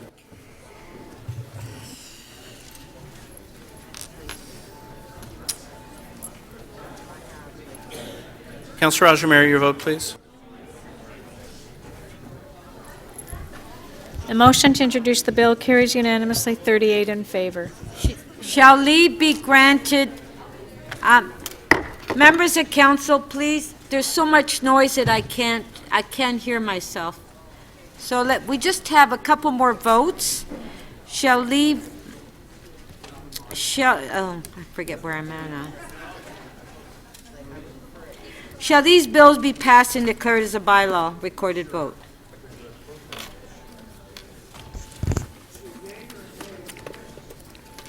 Councillor Perruzza, Councillor DeGiorgio, Councillor McMahon, Councillor Wong Tam, Councillor Layton, please. Councillor Pasternak, Councillor Shiner, Councillor Carmichael Greb. Counselor Crawford. Councillor Davis, Councillor Matlow, Councillor Lee, Councillor Perks, Councillor Karagianis, Councillor Thompson. Councillor Arjumeri, please, your vote. Councillor Pasternak.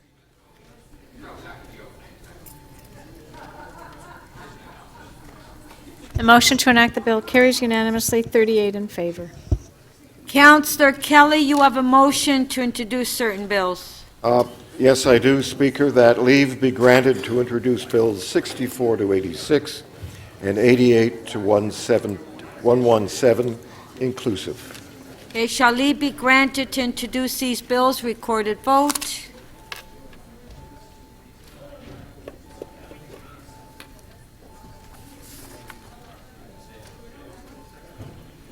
Counselor McConnell, Counselor Crawford, Counselor Robinson, Counselor Fillion, Counselor Cole, Counselor Holland, please.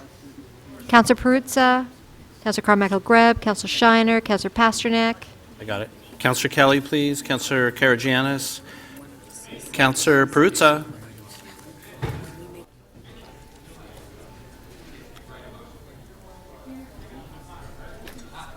The motion to introduce the bills carries unanimously, 38 in favor. Shall these bills be passed and declared as a bylaw? Recorded vote.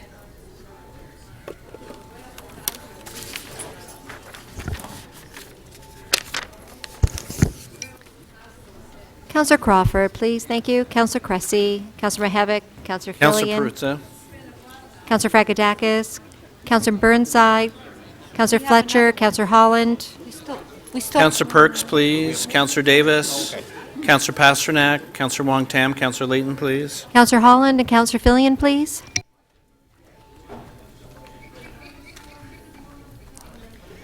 The motion to enact the general bills carries unanimously, 38 in favor. Counselor DeBearmaker, you have a motion to introduce the confirming bill?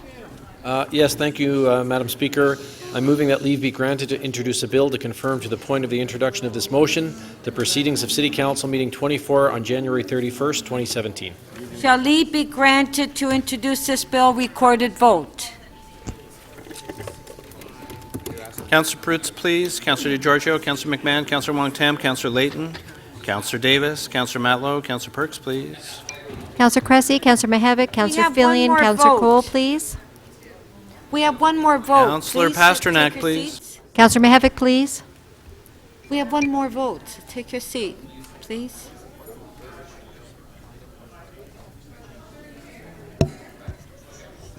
The motion to introduce the confirming bill carries unanimously, 36 in favor. Shall this bill be passed and declared as a bylaw? Recorded vote.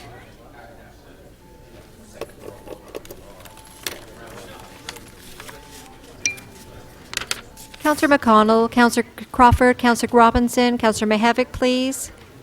Mayor Tory, please.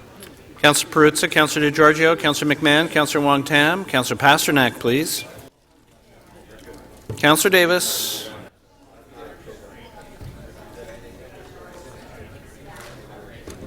The motion to enact the confirming bill carries unanimously, 37 in favor. Now, members of council, this is the first time that we have finished council, a full day of council in one day. So thank you to members of council, thank you to staff, and meeting's adjourned. I'm tired.